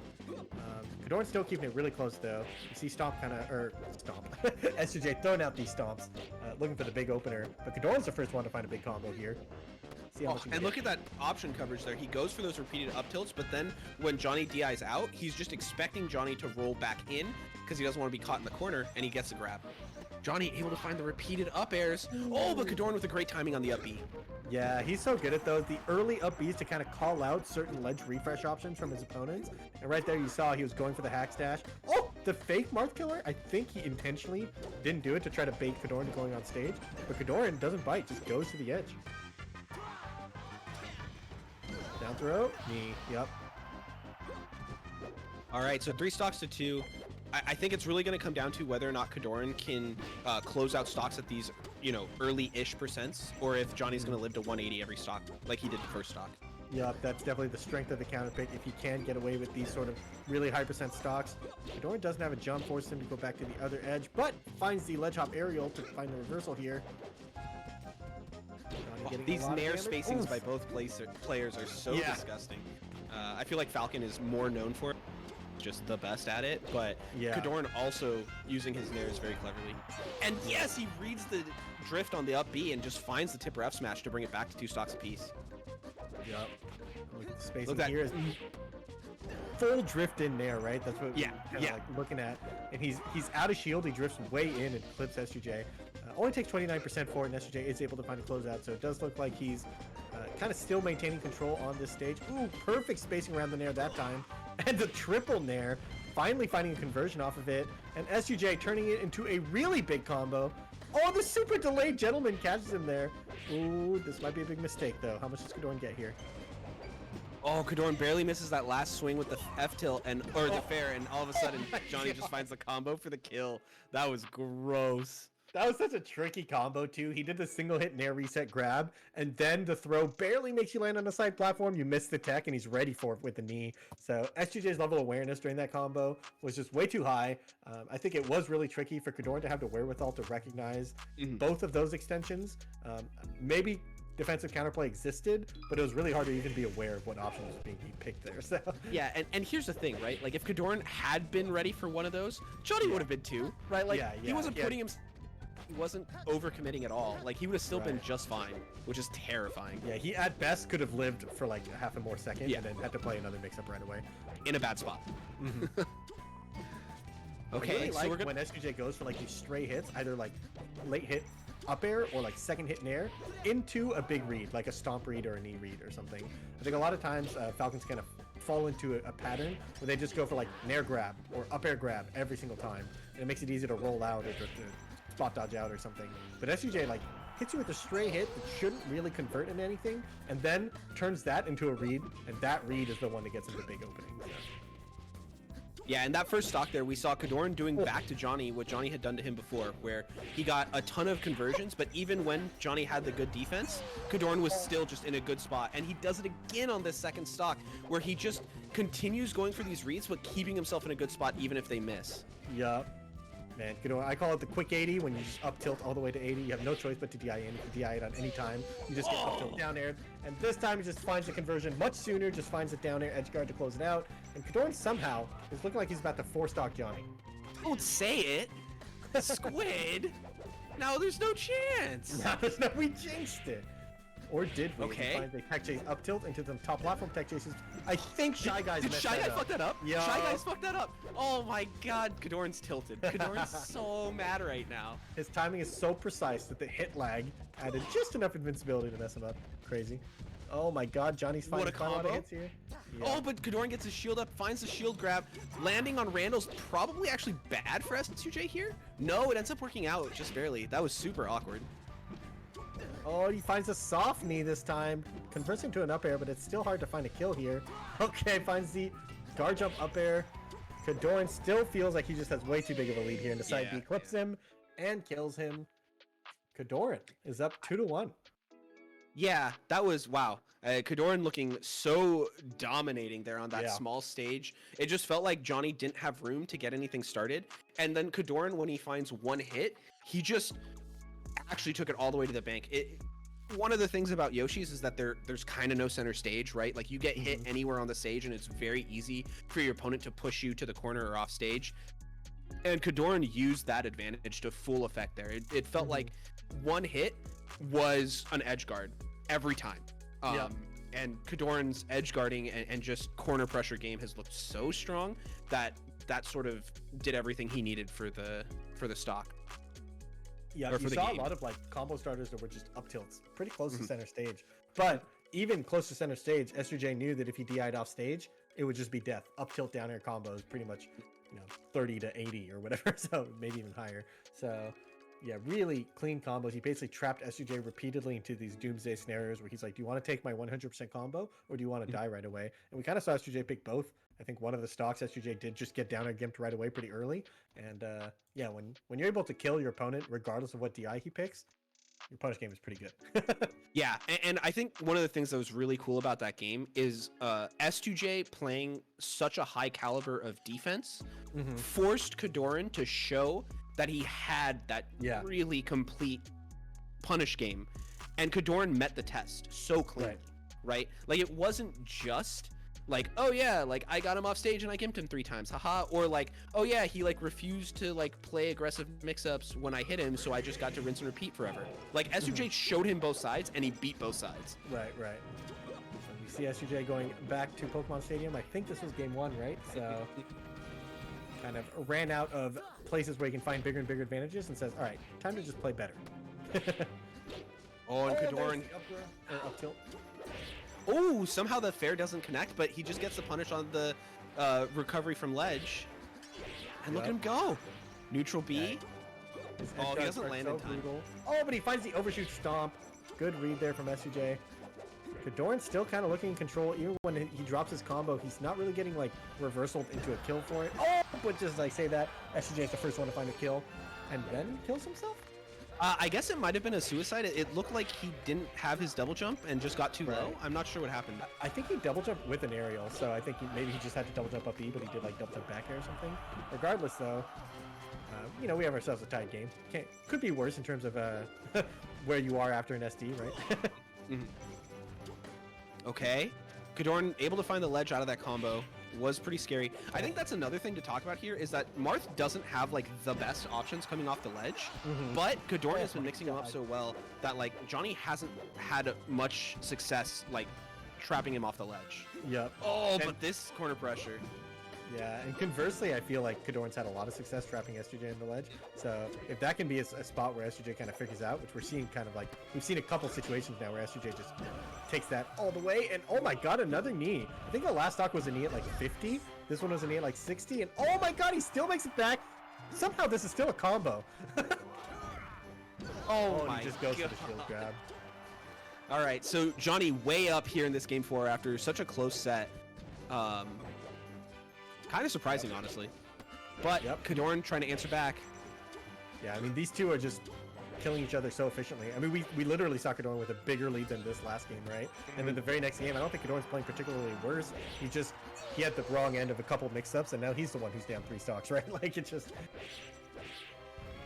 Oh, he gets the dash attack just barely to connect, but what SDI to get out of that jab reset. The good SDI into the immediate wherewithal to just do jabs. So, really good awareness there. And just both of them finagling out of each other's hits. Kadoran's the first one to turn to a real hit, and oh, the forward smash. We've talked about just how strong Johnny's nair placement has been, and to see Kadoran dash dance around it and find the grab is such a big deal. Like, that is so precise. Yep. Oh, he's the side B. Yup, we saw that being one of the first games that Johnny took, involved the combo with a single hit nair. This time, Kodoran just takes it and side B's out of it. Oh, and Kodoran, he forces Johnny off of him.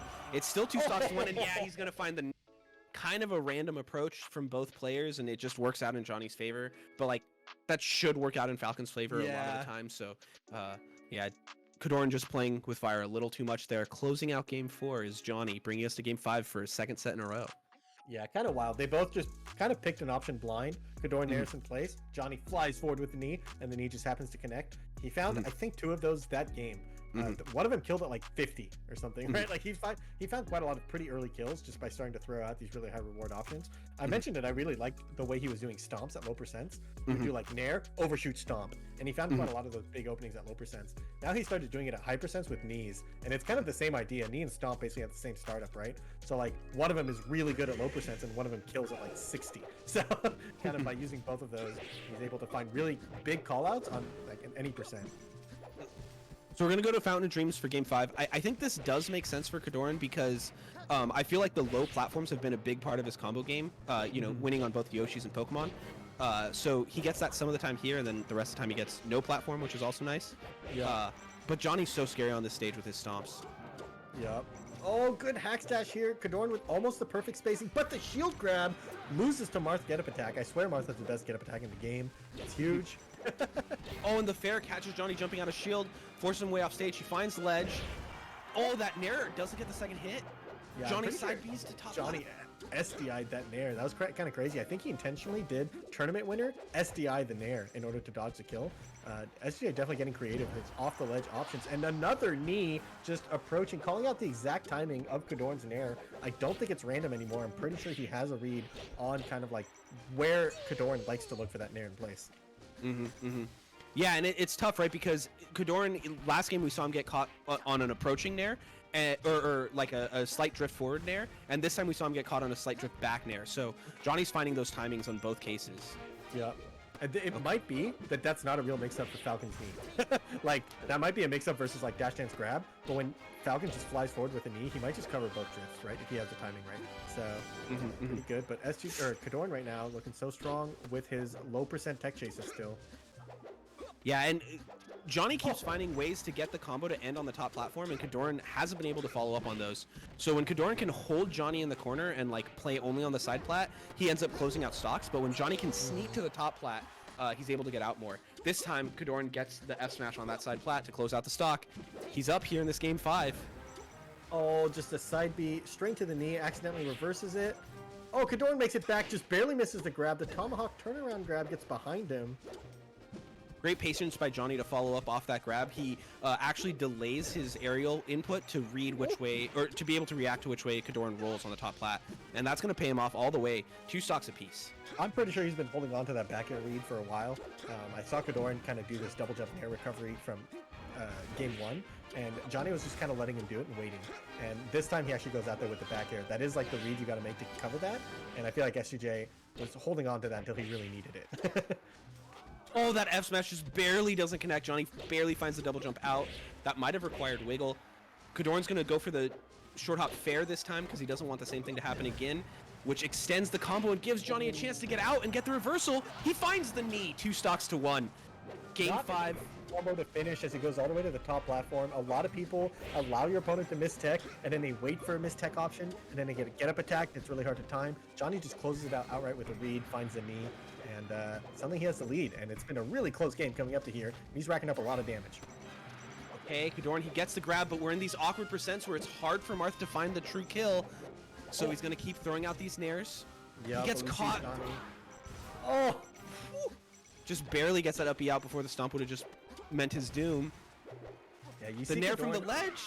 Oh my god. You see Kodoran wants to close out the stock with these low commitment nairs in place, and Johnny was staying outside of range or committing fully in with a big read, something like an approaching knee. And he was never inching his way into the nairs, which means that when Kodoran is throwing nairs in place, he's either whiffing or he's like trading with a knee. So I feel like when it came down to the last stock situation, SUJ kind of had the read with what type of like, you know, I always call it human melee, the last stock situation. Your habits come out, and I feel like that's when SUJ kind of said, okay, I know what you want to do when it comes down to a last stock situation.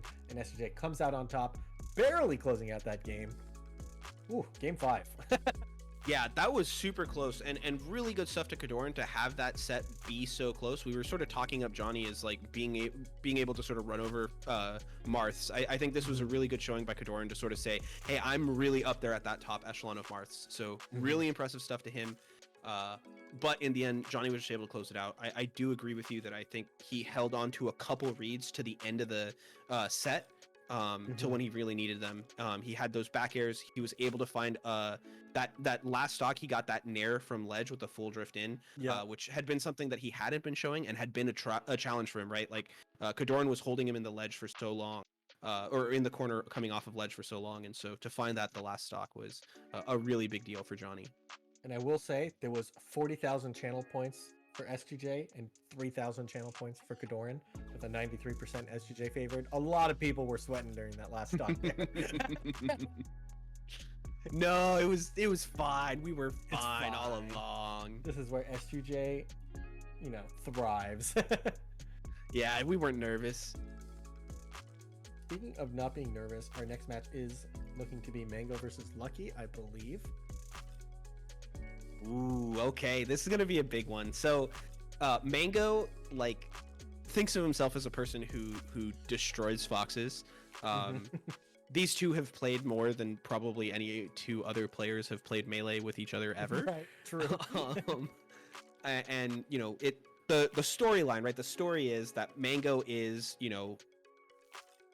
number 1, number 2 in the world, and Lucky's never quite been able to keep up with him. He's always floating around in that 10 to 20 range. But I don't know, man, when these two match up, can you really give they tend to play a little looser when they play each other. I feel like they've had a few sets. Everybody always knows and references the Big House set that they played. I think it was the Big House 4, which was just one of the most insane sets of all time. Mango did take that one. Most recently, the most recent set I can remember between these two was at main stage where Lucky won. Maybe they played at Summit or one of those pre-Summit tournaments or something. I don't remember.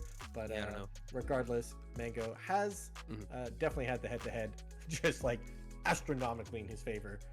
It's almost seemed like definitely Mango's always been kind of the better player on paper, but also in the head-to-head he's been even better than that should be, right? Because I feel like it's his friend, he plays him all the time, and he's kind of in his head too. So yeah. I just wanted to point out the sponsor tags for both players. Mango, he's got the official C9 next to his name, and then Lucky, he's got Mango's friend next to his name. So that sort of lets you know how these two players are coming. Lucky's been calling himself Mango's friend since he did break with his last sponsor. So right, I think this should be a really fun one. Yeah, pretty good. And I'm pretty excited. I feel like we haven't seen Mango play in a tournament in a while now, and he's always been someone who's just always on top of his game. Especially recently, I feel like he's just so much more disciplined than he used to be. He used to be known as just kind of chaotic, just human being, And nowadays he's so structured with he's still Mango. He's still drinking and having fun and stuff, but he's also so structured with his stream and his practice time. He's you know what? I need 3 different Sheik partners, and I will schedule them on my time slots on Tuesday nights and stuff like that. He really is just practicing the game in a way that seems more structured than you would expect from him. So pretty excited to see what he has here. Yeah, and I'm really excited for this matchup in particular. You mentioned that he plays with 3 different Sheiks. He also plays with a bunch of different foxes. So he's got a lot of experience. One of the hell yeah, let's go Null. Regularly shows up on the stream. Hey, he takes games once in a while. Sometimes. For sure, totally. Yeah. Yeah. But yeah, so in the end, Mango's got a ton of practice in this matchup. Actually, interestingly, I haven't seen Lucky on Mango stream all that much recently. I mean, I'm not always watching, but it is kind of funny that those two haven't been playing on stream quite as much recently. Yeah, I don't know if they net play together regularly, because they were training partners IRL a lot, right? So Lucky would come over and do a play on stream. Nowadays that doesn't happen as much. Pre-event, that was something we could do, but now we live in a different world. True. So yeah, well, I'm super pumped to see how this set's gonna go. Like you said, these two players play very open when they're playing against each other. So I think we're gonna see some sick melee. I don't think either player is going to be bringing out a defensive approach or Yeah. you know, they're going to be going for everything they can on it. So it should make for some really fun Spacies matchup. Yeah. We also mentioned that we like Lucky's style is often known as like he likes to get in his opponent's head and like let you know that he has to read and stuff. I feel like that's like almost like impossible when you're playing against someone that you've played this much, and it's Mango. True. You know, like he can't really play Mango with the idea of like I will disrespect you so that you know I'm the better player, because I feel like that's not how he would talk to Mango. You know, so it's Yeah, just yeah. interesting to see like what he's trying to converse with his gameplay when he's playing Mango. Yeah, so while we're waiting for the two players to get ready and jump in, jump over to loser side real quick and just talk about some of the matches that have happened. So we did see Kadoran send Nesmod God to, or well, we didn't see it, but it happened off stream. Kadoran sent Nesmod God to losers. He made it through a couple rounds and then ended up running into Eddy Mexico, who was able to take him out. So Eddy Mexico is waiting on the loser of Kalamazoo Fat Goku, and the winner of that will make it 16.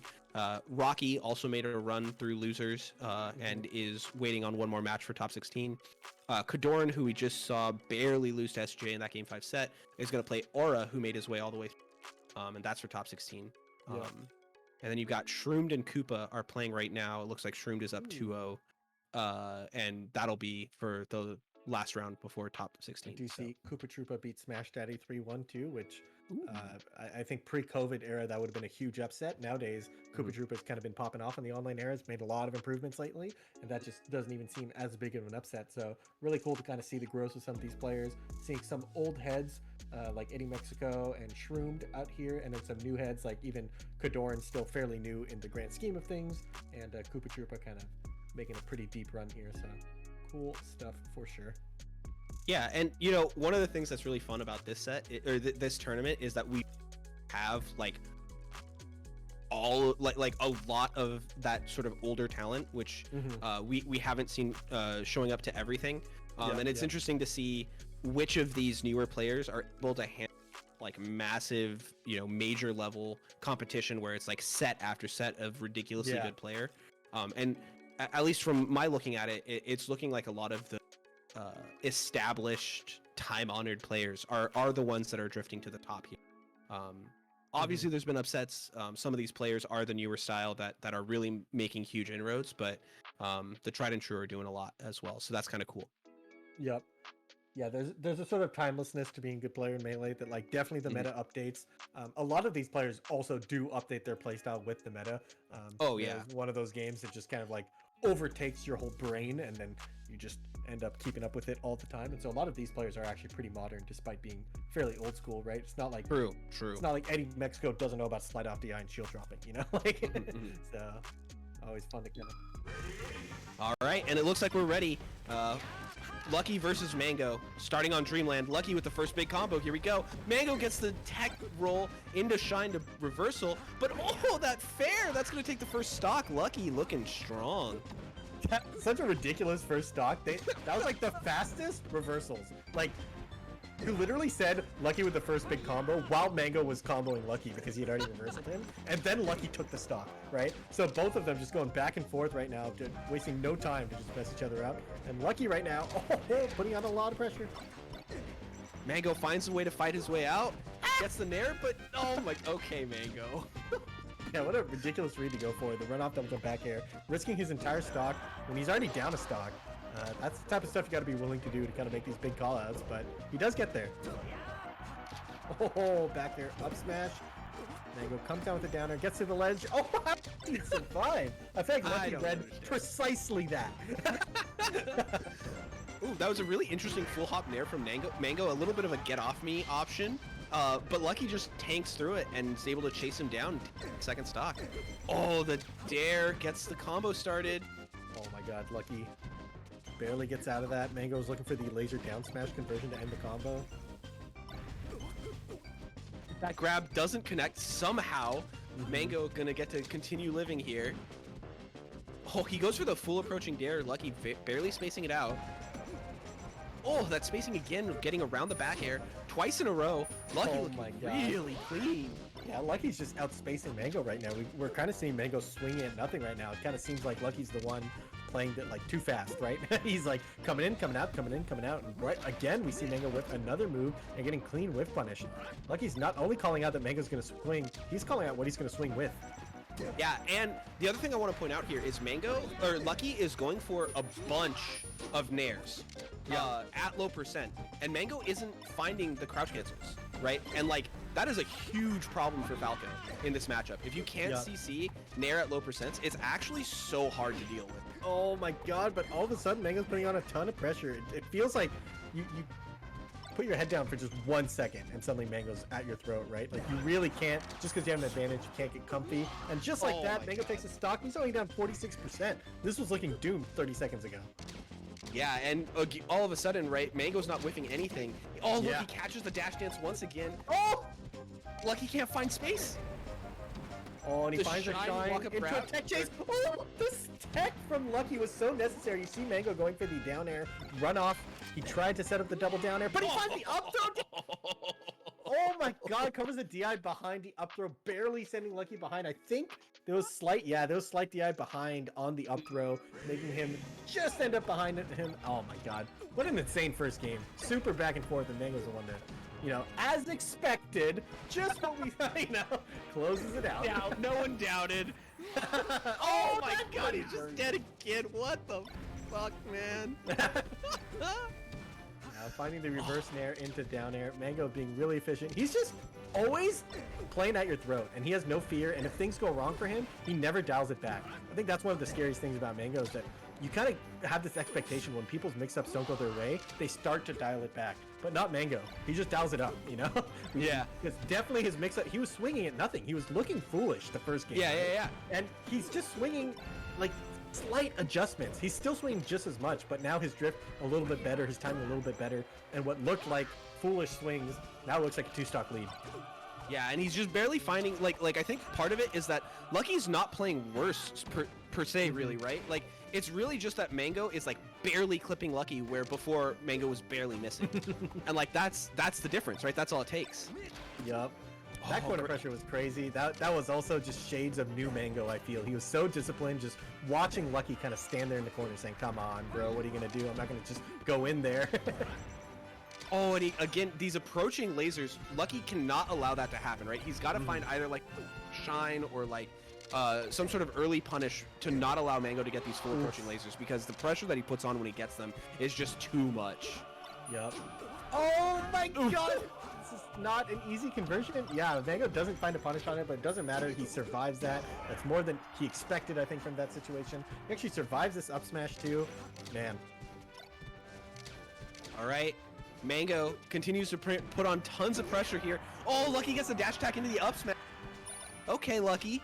2 stocks to 1.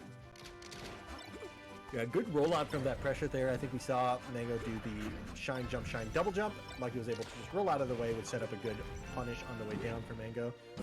Now, you're going to see Lucky have an opportunity to make the same sort of comeback that Mango showed last game. The drill reset to get the no-tack. Mango is able to find his way out on the side platform. Oh, he techs the dash attack. He was at 75%. How is that dash not safe? Oh. Yep. Gotta be super careful. I think it might not have been the strong hit of the dash attack. Maybe he got the true crouch. I'm not 100% sure, but some of these ground moves, they don't really get unlocked into a really high percent, because once they stop being CCable, they're techable, right? So exactly. And so Lucky does end up losing the whole game for that one mistake. Pretty sure they shined on the same frame off stage there, which is why. Oh my god, he reads the roll, just barely doesn't get the punish though. Mango fights his way out of the corner. Wave dash forward jab is his option of choice. Jeez. Lucky staying just as stubborn, just as committed as Mango, continuing to play this movement game. He knows he can play those. He can outplay those spaces, and he's able to take the first stock here. Yep, no shorten for Mango that time. We saw the shorten last time. Maybe expected Lucky to read it. Maybe just missed it. Who knows? But Mango's still going right back in there. Oh, just follows the up B, saying, we're still scrapping. Let's fight. Yeah, that's so Mango, right? Like any other player would like laser, claim center, and Mango's just like, no, we're in. Mango finds the back air on the up B, so he's going to bring it back to 3 stocks apiece. The approaching there, I love to see that because I think that's really the answer to these approaching lasers. If Lucky gets caught by a CC, he can just die, but at like 80%, it's probably fine. Like, he probably isn't getting CC'd there, so... Oh Look my at this bot! God, his shield was too small! Oh, and Mango trades! Are you kidding me? Okay. I think he knew that he just wasn't supposed to be alive anymore, right? Like Final Destination, the movies type of thing. He's just like, no, death was coming for me. I had to... Oh, look at that! Double jump down there. Perfect. That was so clean. And that was the only thing that would have hit, right? Like, Lucky was at that super awkward height off stage where, like, it's really hard for Falcon to find the hit. It has to be that short hop double jump off. Yep. Oh, and then Mango Speaking of does perfect again. height, huge call out there. You preemptively full hop out there, kind of hoping that they're going to up B. Once they up B, it is an easy reaction to get the kill there. So great call out from Mango to kind of go for that. And yeah, Lucky is able to bring it right back though. So once again, we have another last dog situation. Just great turnaround there by Lucky. He was actually in a punish, and he finds his way out on that ledge on side platform. Mango goes too low. He's going to get punished for it. Yes, Lucky takes the game. Whew. This set All is right. living up to all expectations. I think it is now 1-1, right? Is that Yeah. game 2, right? It's like No. It's 2-1, I think. I think Mango won 2 in a row. 2-1. So, oh my yeah. God. Can't keep up. Dude, that's the thing, right? Like, when a game ends, I'm like, all right, I need a second to... But these players are just already into the next game. Like, come on, guys, give me a second. Oh my God. Mango once again being like saved from Lucky's weird up B recoveries and then dying anyways. Yeah. Oh, and Mango just finding the conversion immediately again. Okay. Really hard to hold on to advantages with a match this chaotic. Yeah. And I'm seeing Mango do the, like, sort of patented Mango dares where he does the approach but then drift back. And it's just, like, really awkward for Fox to be able to find an answer to that. And if you get hit, you die. So, Lucky doing a good job of avoiding it, but so far hasn't really found good punishes. That's something that Mango will kind of spam. Oh, great tech. Oh. And yeah, he goes for the dare. I love that option. Barely threading the needle there. The ledge tech. Oh my God. Oh! Full approaching there from Lucky continues to be, like, his game plan. And Mango still hasn't found a really good answer. When Lucky wins games, it's off of that. So that's, like, the other big thing to watch right now. Yeah, these two are just playing so, like, back and forth with their interactions. They're not looking to just, like, let me find a playstyle that invalidates your options. They're just looking to win the mix-up presented in front of them, right? Because part of it, like, Mango's never just going to start holding down and just crouching in place until Lucky nairs at him. He's going to keep being like, no, I'm going to down air when you nair. And I'm going, oh, what? Oh, my God. Ledge tech air dodge up. Clean defense from Lucky, and wow, he's just still in control now. And he finds the shine. He's up 3 stocks to 1. Mango at a huge deficit here. Are we about to go to a game 5? I mean, it's looking like it. We've seen Mango make comebacks like this in this set, but and look, yeah, Mango, he's doing a better job of controlling space, right? Like, he is playing a little tiny bit more conservatively with the drift backs on these dares. And there you see it again, but Lucky finds Mango reversals really quickly. Oh my God, they're just moving so fast. Yeah, these two are both. You got to be careful because what you might feel the oh my God, the double jump from the ledge down air just closes out the stock instantly, and suddenly Lucky is also in his last stock situation. And with Mango's punish game, that could be it. The angle almost got there, but Lucky's down smash closes it out. I just want to call out really quickly. Lucky comes down about, on his last stock against Mango, and he does a full approach, like run in grab. Yeah. And that's how he closed out that stock. So just absolutely no fear. Why? And yeah, like we're going back to Pokemon again here. All right, so game 5, Mango just wants to play it out on Pokemon. He finds the first shine. Oh, that up tilt doesn't punish. He definitely waited to punish the tech or the get up roll. Down smash pushes him off stage, but Lucky's back. He finds the approaching there again. That's the big thing right now. Yep. This mix-up between approaching nair and Mango's approaching laser. It kind of feels like whoever's ahead on that side of the mix-up has full control of the match, because Lucky's either hitting you with the approaching nair, or Mango's getting insane giga pressure with the approaching lasers. Oh, and he goes to the back air. Maybe nair would have reached, but he wanted the utmost there. Gets back to the ledge. Oh, and Lucky. The falling second hit up air doesn't kill, but he still finds the kill anyways. Lucky is ahead on game 5. Absolutely he is. It's a tenuous lead, right? Mango can take this back right away, and yeah, he gets the back air. Might set it up. Great clean, recovery clean. angle. Mango still able to cover everything there. The down smash maybe left him open to some sort of fastball, no fastball mix-up, but there, Lucky finds 3 back airs real quick, get you to 40%. Yeah, great use of his invincibility. We saw that in the last stock last game, and we saw it here again the first time he dies this game. Ooh, an option there I'd just like from Mango. He did a full retreating turnaround laser and catches Lucky on the way in, actually finds a conversion off of it. Unfortunately, the missed ledge dash gonna give the Lucky the stock first. The forward smash read into the shine out of shield that Lucky somehow is ready for and techs it. I think he was trying to wave dash out of it. Oh, he has no jump here. Oh, great timing, but a delayed homie stock once again. They both missed a ledge dash this game. It's fair.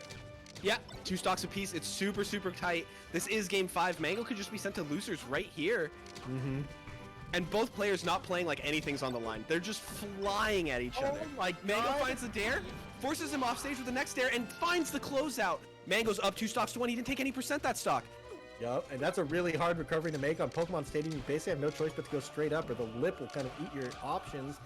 And Mango's already starting to rack up some damage. Good crouch cancel shine from Lucky, but you don't want to get hit by anything right now. And Mango's already found a combo starter. Oh, he gets the tech again. This time, Lucky's able to tech away and get out of the pressure.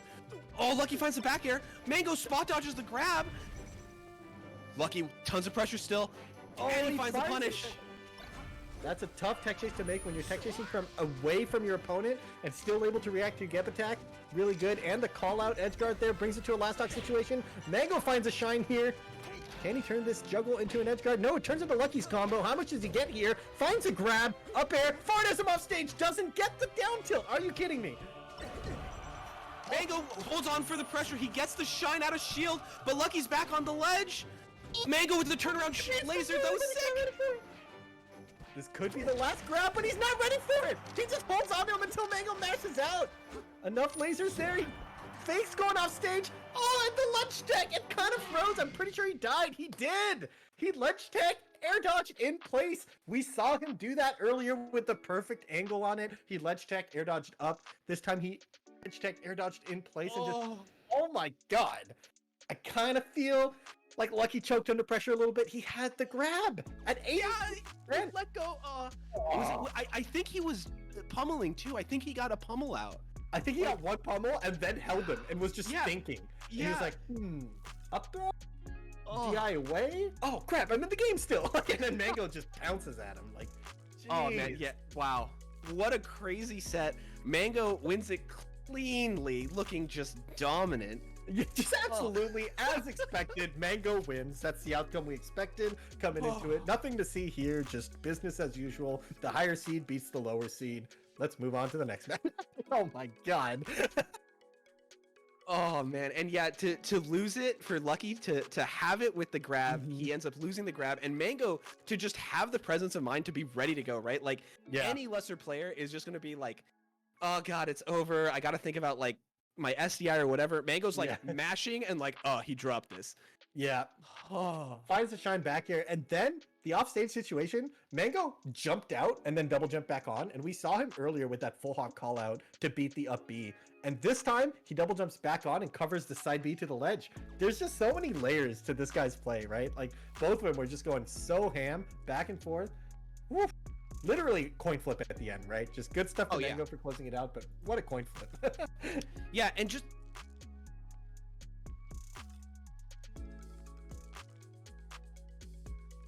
All right, guys.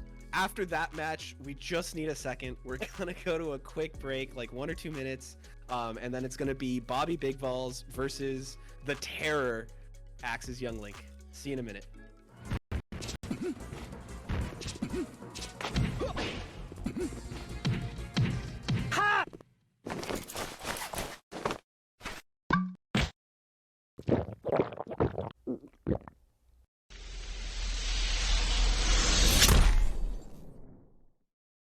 Ready?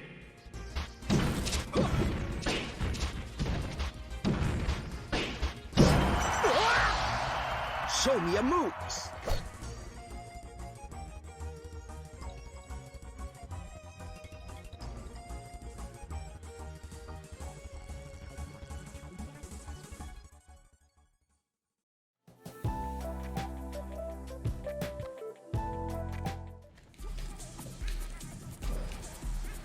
fucked it.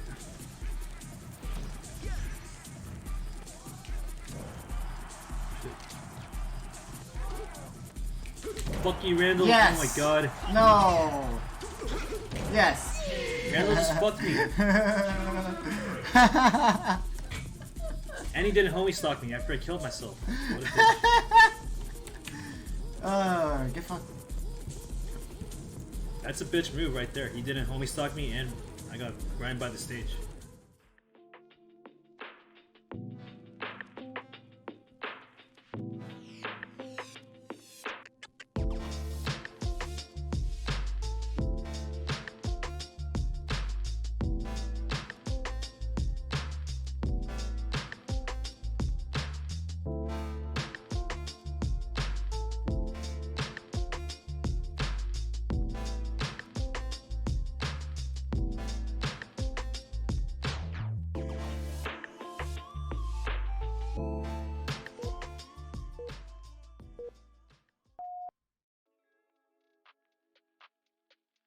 All right, guys, we're back. Axe versus Bobby Big Balls, ready to get going. They've got quite a lot to stand up to, or to big shoes to fill if they're gonna make this as exciting as the last set. Honestly, if anyone is going to try to fill those shoes, it's these two. Like, players who play to like have the most insane sets of all time. These two are the players to do it, right? Like, both Axe, like all of his characters do it, but especially his young Link, who feels like he's particularly a brand of I'm gonna swag out every single game I play. Yeah. And then that's just Bobby Big Balls' style all the time. So yeah. Yep, definitely. Hard to follow that last set, but if anyone can do it, it's these guys. It is going to be Young Link versus Falco. This is an interesting matchup. Falco is like, in general, he's like very used to having sort of projectile dominance. And don't get me wrong, lasers are still really strong in this matchup, but Young Link can sort of counter the projectile game with his own projectiles, right? With the boomerang and the bomb. You can like sort of full hop pull bomb if you expect your opponent to laser. And then you like have that bomb to play the next mix up. Now I don't really know why I'm going into all this because I don't really think either of these players is interested in playing the projectile game. They're just gonna fly at each other. We're going to watch camping now. That's true. But yeah, in any case, I think one of the things to look for here is as Bobby goes for lasers, whether that's laser in place or approaching laser or whatever, you might see Young Link looking for those bomb pulls. Both players are just going to nair at each other instead. Yeah, I think we're going to see way more aerials than lasers or bombs. Both of them are actually going to use projectiles just as pressure startup, basically. I think we see bombs and boomerangs being used at close to point-blank range, immediately being followed up by something. And of course, we're all very familiar with approaching laser into some sort of aerial or grab or shine mix-up. And ooh, very clever edge guard from Bobby. It's good to see that.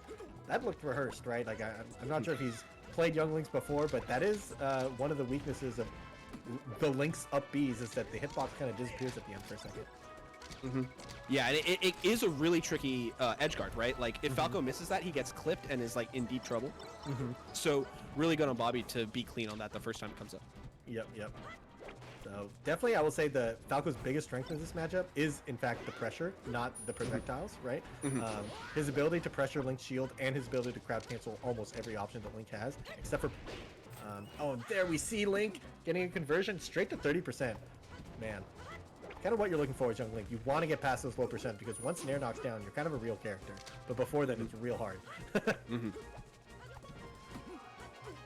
Yeah, and Young Link having the grapple grab does make it really hard for him to find good answers out of shield against Falco, right? So Falco gets to have just like really strong shield pressure. What a combo! Find these conversions. Oh my god, finding multiple soft hits in there. Up air, boomerang, I think it was, into soft nair. Like, come on. How can you call that a low tier? Like, he just did a sick combo. It's this guy. I think this is just a good character nobody knows. It's not that Axe is. That can't be it. How many times are we going to say that about Axe? Done with this guy just finding good characters that nobody knows about. Yeah, he's cheating. Oh my god, and Axe just steals it away again. He's up 3 stocks to 1. He does get caught by the invincible F smash, playing a little too close to Bobby while Bobby has no fear. Finds you cross up Nair and just Nair's right back in. Good awareness from Bobby. I think a lot of times your instinct might be to reset with a laser against Young Link, but actually your best course of action is to keep up the pressure. Kind of like resetting with lasers, quote unquote, is like just less pressure than, because like Young Link can't handle just your normal pressure, right? So we're finding Bobby get a lot of mileage out of this. That being said, Axe is maneuvering with his limited option set so well, finding the perfect aerial drifts and like different aerial timings. Really clean. Yeah, and I think one of the other things to talk about here is Bobby is like using crouch cancel really effectively, which is like a hard tool for Young Link to deal with. Yeah. And somehow like Axe is just like making it look like not that big a deal. Like I don't even fully understand what's happening there. Yeah. Like Bobby's crouch canceling. Axe is going in. Young Link has like no good option to beat the crouch cancel at this percent, at this spacing. And then Bobby loses the interaction. You're like, no, that was the thing. He did it. He did the thing. What's happening here? Yeah, I think part of it is, I know the one stock, I kind of stressed it. He got a bomb combo right to 40%. Some of them are very specific drift timings. He does short hop back air, which allows Young Link to double jump out of it. So he can kind of short hop back air, get crouch canceled, but then double jump out, and then he'll falling nair onto you, and then he'll cross you up with a soft nair, and then he down smashes that one, and then like even though you crouch cancel twice, he just spaced around your crouch cancel option and then hit you, right? So yeah, definitely Axe is playing around it. He's aware what moves can be crouch canceled, except for that one. That was terrible. He just got crouch cancel shine. Yeah, but I mean, all seriousness, right? He did get crouch cancel shine, and then Bobby got 20%. Never mind, Bobby killed him. That was terrible. Holy moly. All because of that crouch cancel shine earlier. It just shows the matchup's impossible. Young Link gets crouch canceled and dies, and that's what happens. Oh man, see a nair down smash. If you miss a crouch cancel shine, you get big punished, right? Like he went for the crouch cancel shine, the shine whiffed, and he got down smashed. Oh, and look, the empty hop in. He's like trying to force Bobby to just sit there crouching, or shielding at this point. But Bobby was actually able to roll out there. Yep. Yeah, and we're seeing Bobby go up there.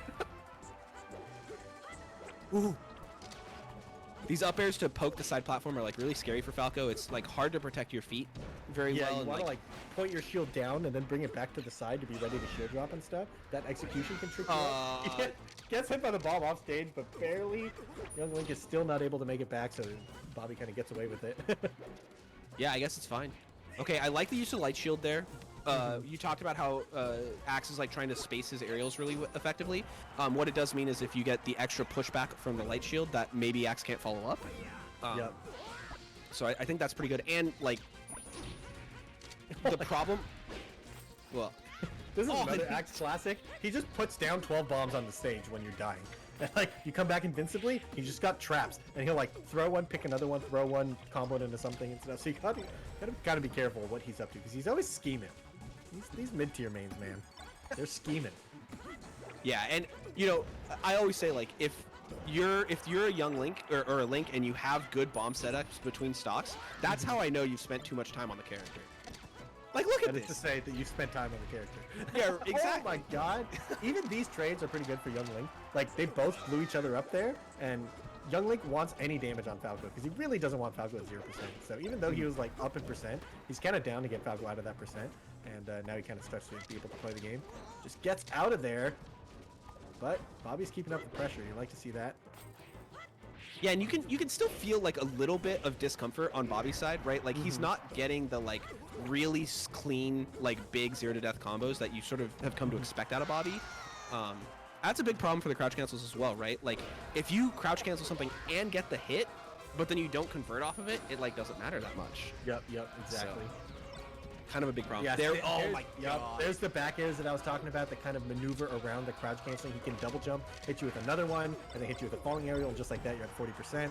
So Young Link definitely has some tricky setups to kind of get there. But Bobby now, keeping up the pressure, you really want to be the one putting on the pressure. I feel like every time Bobby's trying to find either a crouch cancel or an out of shield option, he's playing a weird, finicky, mid-tier Vortex game, right? But when he's the one putting on pressure, he's doing Falco stuff, and it just works. Yeah.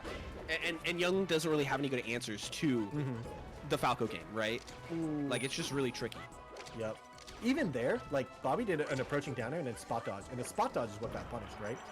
Like Young Link really needs you to do panic defensive options in order for him to find the hits. And Axe, as a player, has this aura that just makes you want to be scared and do panic defensive options. He can do it with every character. I think like one of the more recent things that we've seen from Axe was at Summit. They had the Smurf bracket, right, where everybody played a character that nobody knew who it was, and Axe's was the non-wobbling ice climbers, and his ice climbers were insane. They're just like the most aggressive. Like, yeah, let's just go. I'm the most aggressive character of all time. And so we see it with Pikachu, Young Link, ice climbers, including Sopo. He doesn't need the best tools to be the scariest player on the screen. Yeah, that's a great way to sort of like wrap up what Axe does in the game, right? Like he's just so threatening. And if you watch, like Bobby is going into a lot of these situations where he'll get a dare on shield, and like, okay, you dare as Falco, you dare someone's shield. What are you scared of? You're scared of grab out of shield. But like Link doesn't have that, so you're really nothing. And yet Bobby feels like he has to roll away. Yeah, which is crazy, right? Oh like, my that's god, like a but not thing. now. Now he's keeping up the pressure. And let's keep in mind, Bobby did close out that last game, right? So I feel like we're kind of talking about Axe as being this like unstoppable fourth who just lost the game and now is getting giga pressured. So I kind of feel like Bobby's kind of finding it. He's finding his footing and he's realizing, actually, what are you gonna do if I just do shine downer, shine downer, shine downer? I'm not sure you have an answer. Ooh, and Axe gets a little too cute there, doing grapple up, wall jump back air, and Bobby just back airs it. Okay, and Bobby finds a shine again to close out this, or to start up this combo. Young Link's like way down there. That was a nice wall jump though. Yep, that's one of those options that like Link can't do because he doesn't have a wall jump, but Young Link gets the additional option of grappling up and then wall jumping, adding another layer to that recovery there.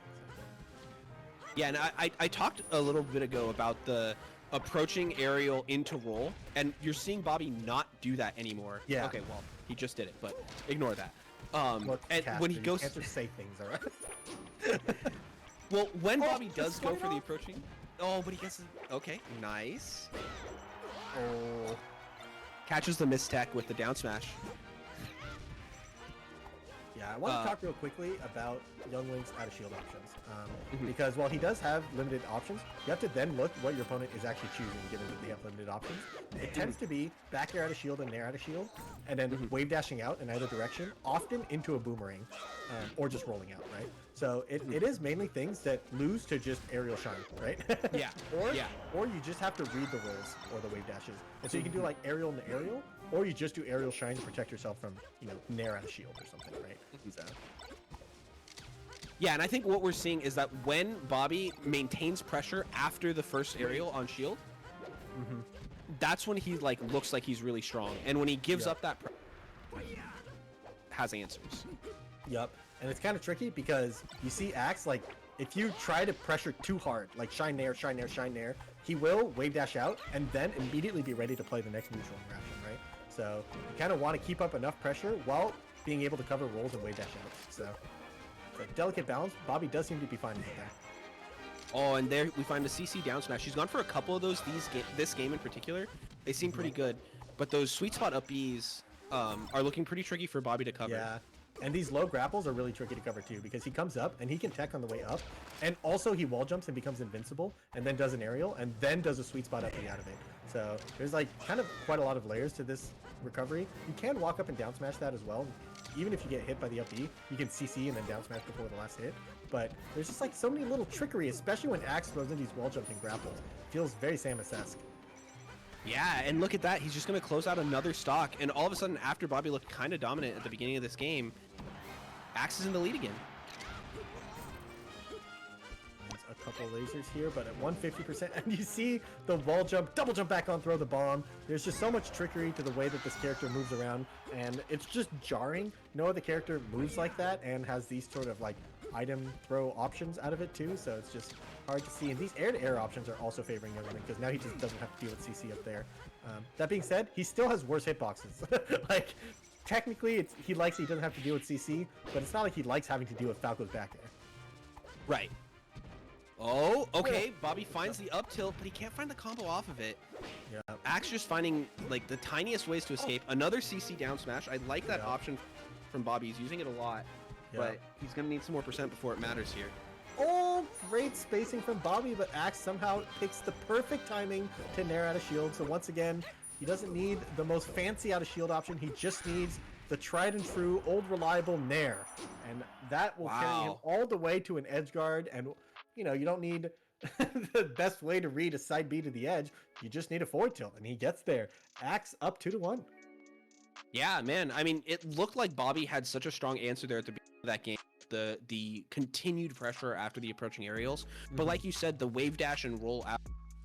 If Bobby goes for like one too many iteration pressure, Axe just gets to punish him straight out. And even if Bobby reacts effectively, if he wasn't hard reading that movement option, now it's just an even mix-up that Axe seems to be getting the better of. So pretty tricky stuff. That's like a quote-unquote basic mix-up. That's a mix-up that every character has against Falco, right? Like Fox can play the same mix-ups that Young Link is playing. It's just you also have to account for Shine Eyes Shield and Shield Grab, right? So like in a way, that it is like a simplified version of a mix-up that Falco already knows, but because it's so polarized onto this mix-up, and also there's additional things like once he wave dashes out, he can like short hop out boomerang and stuff like that. So it's like it's a little bit unusual for how you're supposed to go about making a game plan for how you want to shield pressure, because you're so used to like, oh, let's spam West Ball shines to beat the quick out of shield option. Well, Young Link doesn't have a quick out of shield option, so what are you really covering with the second shine, right? And stuff like that. So it'll be interesting to see if you can kind of pin him down or punish some. Specifically, the wave dashes out are the ones that I want to get red with something like an aerial in aerial or something, right? All right, so we're gonna go to Yoshi's here for game 4. Bobby loves this stage. It's, you know, very small. It allows his like very high speed to just be even more pressuring and overwhelming. Obviously, Axe isn't gonna be overwhelmed by any speed that Bobby can pull out, but I still think it's a fine pick here. Oh, goes for the dash attack. Bobby kind of ready for it, but the ledge hop nair is gonna get him out of the corner. Young Link with a bomb is way more annoying on the ledge than Young Link without a bomb. Ledge hop bomb is just, there's no easy answer to it. Oh, and Randall getting involved in that edge guard. Ooh, and Axe too. Yeah, I can't believe Axe knew that Bobby was going to fall through that platform. I thought for sure that he had to cover like on the plat, and Axe just goes for the down smash on stage. Doing aerials out of shield back and forth. Bobby going for the star jump back, and it does get there. The second iteration of it will hit Axe after he does a wall jump of his own. They're both kind of playing around on the stage, showing us some fancy stuff. Yeah, I was gonna say that I was gonna say that the grapples have been such a big part of Axe's recovery that I would have preferred to see Bobby go to a stage that doesn't have a wall. Yeah. But then Bobby shows that he sort of had an answer pre-planned, so I guess it's fine. Yeah, I'm not even sure how calculated it was. I'm pretty sure Bobby was just like, hell yeah, scar jump, let's go. Oh, these up airs are really hard to maneuver around. Probably Young Link's best hitbox. If you try to contest it directly, you will lose. It does beat down air and kind of shark the platforms really well. It's kind of counterintuitive. Falco wants to play on the ground, and then that's where you have to deal with like boomerangs and bombs and stuff. So you want to play on the ground, but you want to have initiative most of the time. So it's kind of the dichotomy you're playing with here. Yeah, and keeps working. Oh, and yeah, he catches the drift in off the double jump, and he's just able to get the kill. So Axe finds himself up again. Wave dash out bomb throw, showing that he even when like we haven't seen that much of Young Link having a bomb in these interactions, but it does complicate the scenarios even more, right? Wave dash out bomb throw. That's not an option that we've like talked about until now. So it's still a wave dash out of shield, but it's different what he can do out of it. Yeah, and in particular, right, we've seen Axe mostly go for like aerials out of the wave dash out. And so the fact that he doesn't have to give Bobby that that cue or that trigger of the short hop is like a big deal, right? Exactly. It was just so instant. He wave dashed instant through it, and now we're seeing him just rack on a ton of damage with his stock lead. This is kind of where Young Link kind of thrives. When stray hits is all he needs to get an advantage, then he can just go for bombs and boomerangs a lot, and he's finding quite a lot of these projectiles into just one aerial or something, right? Bobby does find a side B back on, though. See if he can turn it into something. He needs to find a big opening here. He's having trouble finding that big hit. Great up air. You're seeing approaches from the side platform actually are contesting Young Link's good hitboxes, so it's kind of tough to get there. Yeah, and there Bobby comes back with invincibility, but Axe just holds on to the bomb for just long enough Oh no, he's just dead? No, okay, he lives. He's just dead. Of course, you're talking about Young Link, right? Link is just dead. That's what I meant. Yeah. All right, so one stock apiece. Bobby's at 30% here. He finds the falling the 3 hits of the up or the fair. That's pretty good, right? Yeah, this combo was pretty much as much as he could have gotten there. He got the full 70% and now kind of resets back to neutral, but he's not in a bad spot. So avoiding any sort of reversal and getting the percent lead here is really good. Finds a power shield on the boomerang. Great shot out of shield 2. He's been, oh my god, he goes for the all-out edge guard, double jump back airs. I feel like he was getting frustrated dealing with the boomerang stuff, and he's like, maybe I can just back air him before the hook shot even comes out. But it costs him as Axe kind of finagles his way around it and just kills him for it. Kind of tough. Bobby looked like he had that one in the bag, but he still had to close it out, and that's the part that gets you. Yeah, I'm a little bit surprised that Bobby didn't literally pick stage entirely based on whether or not there's a wall. I know Bobby loves Yoshi's, and I get it. I think he's very strong on that stage, but man, when you can't edgeguard a character, it feels so bad to play against them, even if you're way ahead in neutral, way ahead in punish. And it seemed like Bobby didn't have an answer to that ridiculous grapple play, like you talked about. Young Link has so many mix-ups off that, even way below stage, that yeah, it just didn't feel like Bobby had a good way to play that out. I feel like the stage looked good for him on stage. I feel like he was playing around like the platforms really well and kind of moving around real fast. I feel like if he just didn't edge guard him, he would have won that game. He could have just stood in center stage, giving him the edge, you know. But yeah, that's a good point. You want to just go for it, you know. If that back air had hit, we'd be singing a different tune right now, saying, "Oh my God, Bobby went for it and gets it, closes it out instantly." We would have had a game 5. But that's the world that could have been. Axe. Yeah, it's true, and like we saw on game 3. Was it Fountain, I think? There was one point where Axe went for the grapple, and Bobby literally went to top platform, and he played a little bit of a mix-up where he short hopped off top platform and tried to dare right as Axe was doing the up B. Like, it didn't hit, but like it wasn't really like. Honestly, I would have liked to see more of that from Bobby, right? To just go to just so not in Bobby's blood, though. Yeah, like he's not looking for what's the safe way I can win this game? What is it? Because he doesn't want to hear. You know, he's like, no. I will hit this because I mean the edge guard that he did get was a scar jump back air, double jump back air to hit the second one, right? So he's like, nice. I do know how to edge guard Young Link, you know, and he can kind of just keep brute forcing his way through until he gets there. So. Regardless, that does, I believe, wrap up all of our winners bracket sets, right? Oh no, we have Kalamazoo versus one more. One more. Hell yeah. Yeah, this is gonna be another really fun set. Kalamazoo is he's not NorCal, right? Is he Washington? He's NorCal. Yep. He is was NorCal? Midwest. He was Midwest back in the day, and then he moved to NorCal like years ago. Has been kind of a NorCal staple. This set's interesting. Both of these are kind of specialists at this matchup. Who kind of like destroys a lot of foxes. He has so much practice with a lot of the top foxes, namely DW and Fiction have played with him a lot on their streams, and have kind of like talked a lot about his style being really hard to beat and stuff.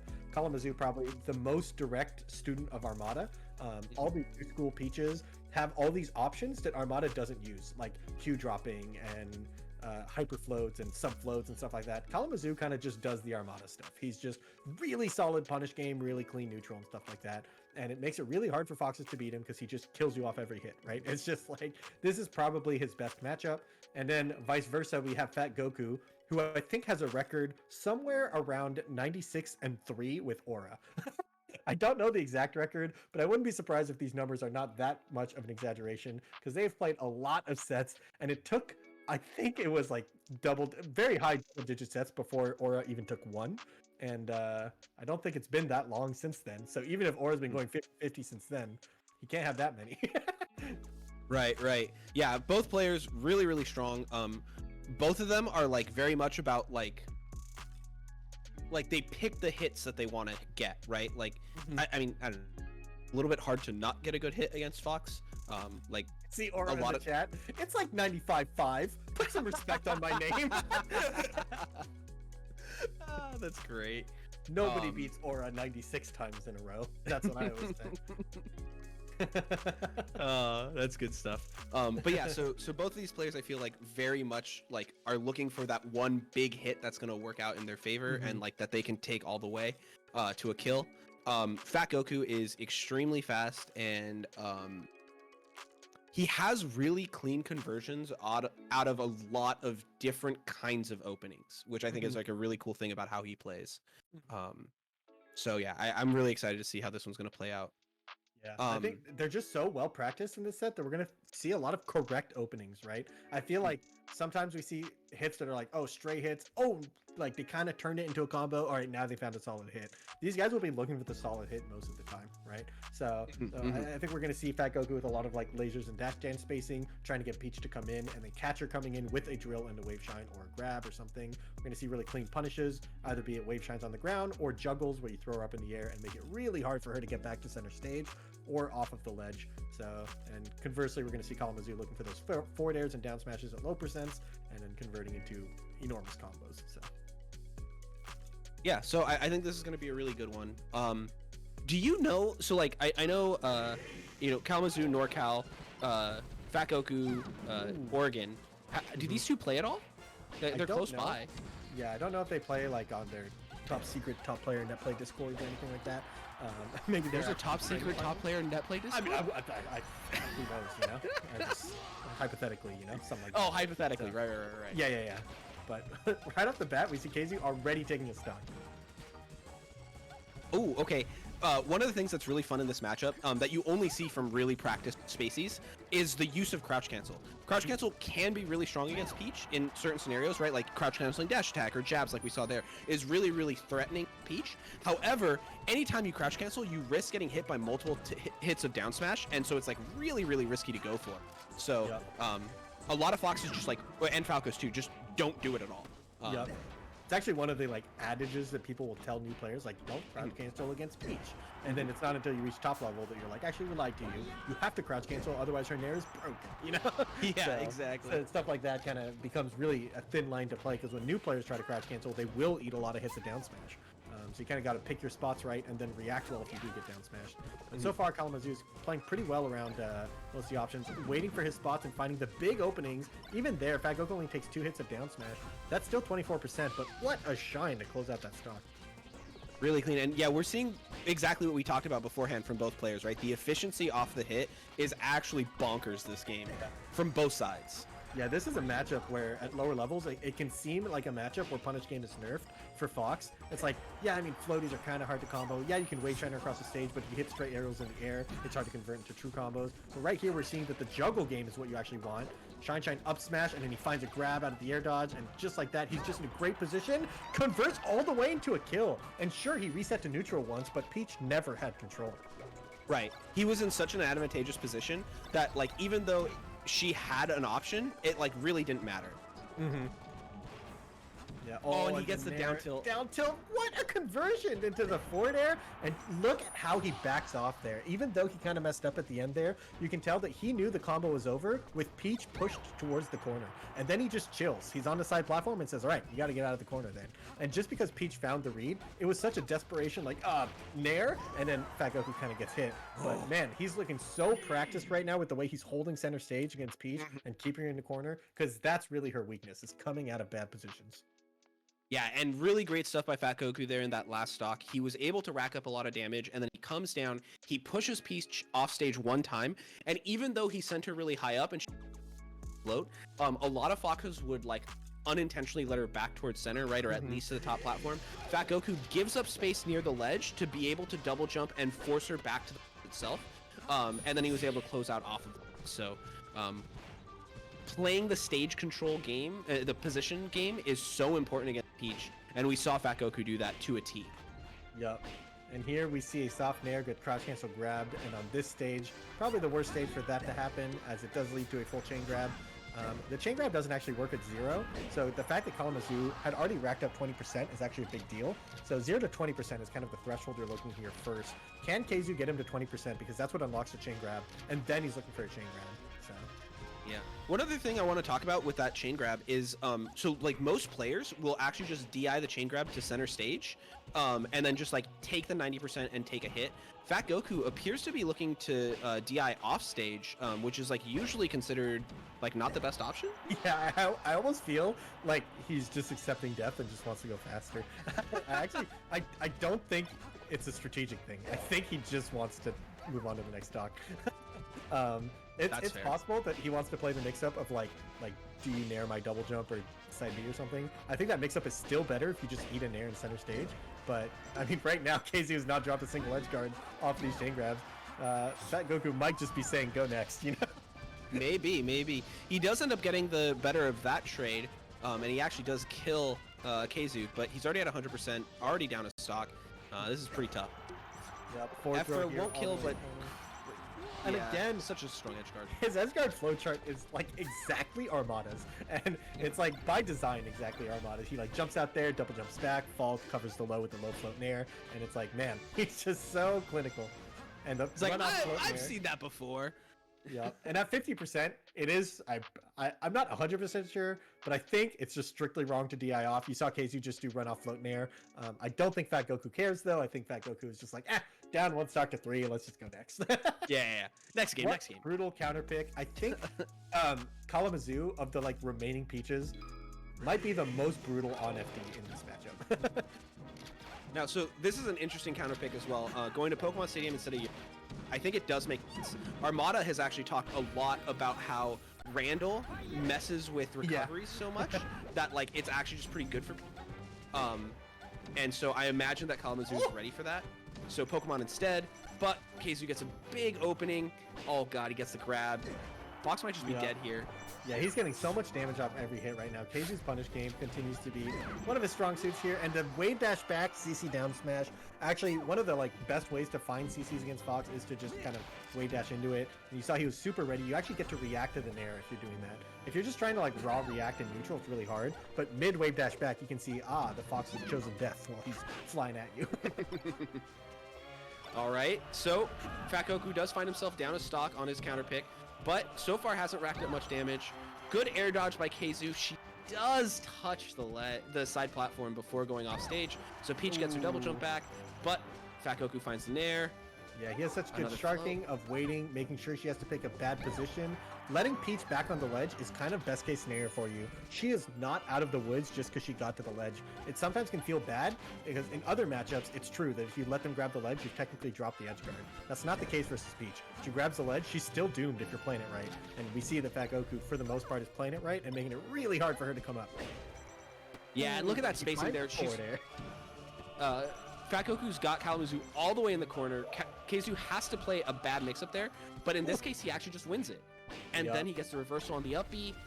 Ooh, great shine out by Fat Goku, but he eats an air anyway. Down a stock again. Yup, Fat Goku got a little greedy there. He actually went for the call out of Kalamazoo going to the ledge. He went for the runoff shine. And Kalamazoo happened to have picked the greedy option of coming back on stage. Fat Goku looking to close this one out. Lets him grab the ledge. She has no float here. And she does get up. Once again, going for the runoff shine is what cost him here. You want to try to limit her options and make her feel like she can't ever come up. Fat Goku's trying to close out the stock outright. It costs him only 11%. Honestly, totally fine. Yeah, and a good dash attack there to close things out. There we see him trying to catch the come down off of the float with an up tilt. It works out, but he doesn't get any punish off of it. Ooh, KZ finds a grab into the dash attacks. Re-grab. Oh, jeez. Oh, goes for double the jumps runoff out. float there. It doesn't work. Yup. Oh. Great reaction there. You full hop forward, double jump backwards. That's how you can reaction tech chase on the side platform. You just full hop forward no matter what, and if they tech in, you can react with double jump backwards. Peach can switch her momentum mid-air, which kind of lets her cover multiple options with one jump. Once again, manages to get out of the corner. Oh! Yeah, Fat Goku actually got the read on the roll, but the nair reverses and pushes her to the other side, so kind of but he does close it out anyway. We go to a very clean last stock here in this. Yeah, super clean conversion there with the soft nair into up air, like way up there. And now we see KZ finding the hits at the low percents. Finally finds a forward air that knocks down, and so far he's just maintaining center stage. And we kind of talked about how Peach kind of struggles in the bad positions. Peach is really good in the good positions, and you can see that he's just racking on damage and making it hard for Fox now to get out of the corner. Yeah, and a tournament winner from Fat Goku gets punished. He's way off stage, no jump. This could be it. Ooh, he actually misses a fair. That's like the edge guard that Keizu's missed all set. And I feel like he still had the right read. So even the dropped edge guard was terrifying because he went out there. Feels like he read your angle and he like drifted out with the forward air and just barely misspaced it. Like, geez, that's what it takes to get back on stage. And then Keizu's still able to close out the stock first. Jeez. Yeah, holy moly. So Keizu ends up taking it two games to one. Fat Goku's going to have to find a big answer here really quickly. It feels like Fat Goku's playing all the positions right. He gets Keizu into the bad spot, and then Keizu, like, either he overcommits one time and Keizu's ready to punish, or Keizu wins a mix-up that is unfavorable. Yes. Yeah. And that's happened a bunch of times. Right? Like it should happen like 10% of the time or something, right? It is happening more than 10% of the time right now. So it's either Fat Goku is overcommitting a little bit too much, or Keizu's just kind of gigabrained in your head. Because if he's kind of getting out of these positions right here, like this shouldn't happen that often, and that nair to the corner might be the overcommitment that Keizu was looking for, but Fat Goku's still maintaining control. Oh, that jumped out, and Keizu pounces. It really is kind of like maintaining tension for a really long time, and the first one to crack is the one that's going to lose the interaction. Yeah, and you see, when we say lose the interaction, what's mostly happening, right now at least, is that Fat Goku is going too far into the corner and Keizu's finding out, and then all of a sudden Keizu has a ton of stage to work with. There, Fat Goku goes all the way in. Keizu doesn't find the timing to like roll through or something, and he gets jab up smashed, so Fat Goku's up. Yep. Yeah, it's kind of crazy. Oh my god, what a call out. Just running up smash to call her, falling down. Oh, and he kind of commits once again into the corner. Fat Goku definitely willing to commit to the corner a little bit more than I expected. But when you have those correct reads and you have the punish game that he has, he's kind of making it work. The risk reward is better for him than it would be for most Foxes. All right, he's got Keizu off stage again. He lets her back to ledge. Like you said, that's not really bad. But then she gets to center stage, but he finds the punish on the roll with the nair up smash or up air, and 3 stocks to 2. So Fat Goku's a little bit ahead here. Yeah, it feels like when she gets out of the corner, she does so with frame disadvantage. So Fat Goku's just able to play aggressive, even though he lost his favorable position. He has frame advantage, so he's able to just keep pouncing at her and like stay at her throat. So right now, ooh, good grab against the up B into the platform tech chase. Perfect clinical. It just gets the other side of you, nairs you off stage, but perfect ledge dash around up throw. Yeah, the Gallant was out of his mind. He was glinted out of his brain. Oh, he side B's back onto stage. Keizu was ready for it though. Shield back air, gonna take the stock. Yep. This 51%, it's good, but it doesn't feel like enough right now. Yeah. With Keizu's punish game right now. Oh, he actually covers the tech roll away, but it's not able to cover the slide off. And finds another up air. Doesn't lead to that much now. And now Keizu's the one to overcommit to the corner. He loses his position, has no choice but to air dodge to dodge an up air, which leaves him susceptible to an up smash, but it doesn't kill him. Now no float, no jump. Has to up B early. Gonna go to the ledge. Fat Goku's okay with giving him the ledge because he knows Peach is pretty doomed from this position. Finds a back air. He does get her double jump back off of that. Oh, he barely gets around it, gets the throw again, but she's at high enough percent where he can't really combo anything off of it. Fat Goku having a hard time closing this out. Yep, he goes for down throw. Maintaining the good spots. The only way for Peach to come down from that position was to corner herself on the other side of the stage, right? So you go from the right corner to the left corner, but Keizu seems to have the patience to deal with this. Like if he puts you in a bad spot and you're down to just kind of chill, make your opponent really overcommit into you. And yeah, once again, from a bad position, he finds a nair. He's the one in the corner, but he's the one who finds the hit. He actually closes out the stock first, but Fat Goku answers right back. Last stock situation. All right, Fat Goku has had a hard time closing out games here so far. Let's see if he can do it finally here. Keizu's already the one who's racked up more damage. Oh, the running up smash works? Yeah, call out up smash. A little too low percent for it to matter though, as Keizu is able to just nair out of it, and he actually gets some return damage right back on him. And at this point, Keizu doesn't care too much about laser damage. Obviously, it matters if he took like 50-60% from lasers, but if he's going to take 10% or something, he just kind of has to ignore it. Oh my god, he goes to the nair! I think he just...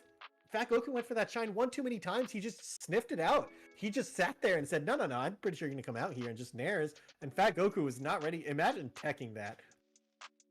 Wall jump tech shine. Oh, I would have lost my shit. But Keizu was one step ahead on that mix-up, I think, because Fat Goku just goes for the kill, and Keizu punishes him for it.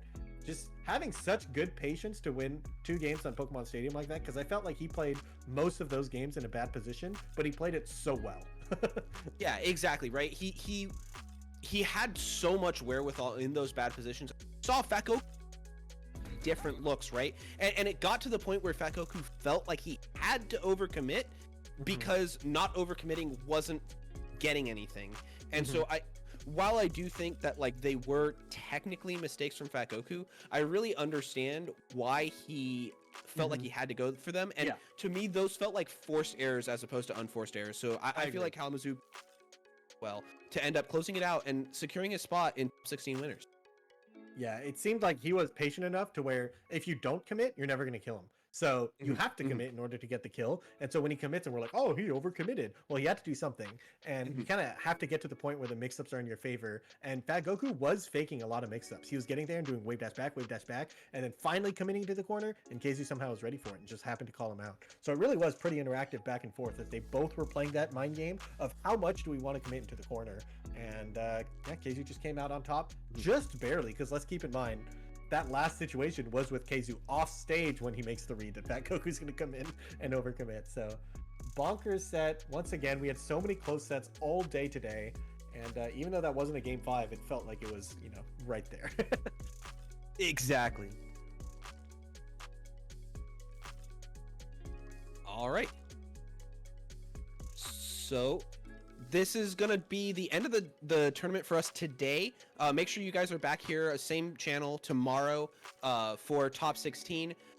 Winner's side from the West Coast, we've got Mango, Keizu, Axe, and S2J.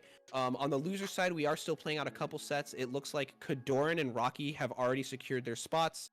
We are going to see Eddy Mexico playing it out against Fat Goku, and Shroomed versus Bobby Big Balls is already on the way with Shroomed ahead. So we've got a really cool top 16 coming up tomorrow. And we have quite a lot of the top 16 sets already locked in. It looks like Zain is going to be fighting Axe, which is particularly exciting, except that it's not going to be Pikachu. I know Zain has said a lot of times that he really wants to get another shot at his Pikachu. So maybe Axe will give it to him, maybe not. We'll have to wait and see. We have Jmook, who made a hero run on the East Coast, beating a couple big names like Nun and Ginger, I believe. And he's going to be fighting S2J, having already beaten Nun. That's going to be a really exciting set to watch. And we have Mango versus Kalamazoo, the West Coast Classic, and then Wizzrobe versus Moky. Yeah, and loser side, it looks like it's going to be Kadoran versus Hungrybox. That's pretty fun. We're still waiting on the... That's a run back, because Kadoran actually has beaten Hungrybox at the tournament where Hungrybox was playing Fox. So That's right, yeah. And then we've also got Gahtzu versus Ginger. That should be a pretty good one. And we've got Aklo and Rocky waiting for those last 2 West Coast sets. Should be good. I think we're going to do one final shout out to our sponsor. Thanks to Beast Coast and Four Loko for kind of sponsoring this event. I'm going to give a quick shout out to Four Loko's new hard seltzers, which live up to the name. Enjoy the black cherry and sour mango flavors. Get a refreshing hard taste of seltzer's newest challenger. Please drink responsibly, ages 21 plus. So if you guys could help us out there, been really cool. I have been Squid with Raptor. Had a really good time. And make sure to tune in tomorrow.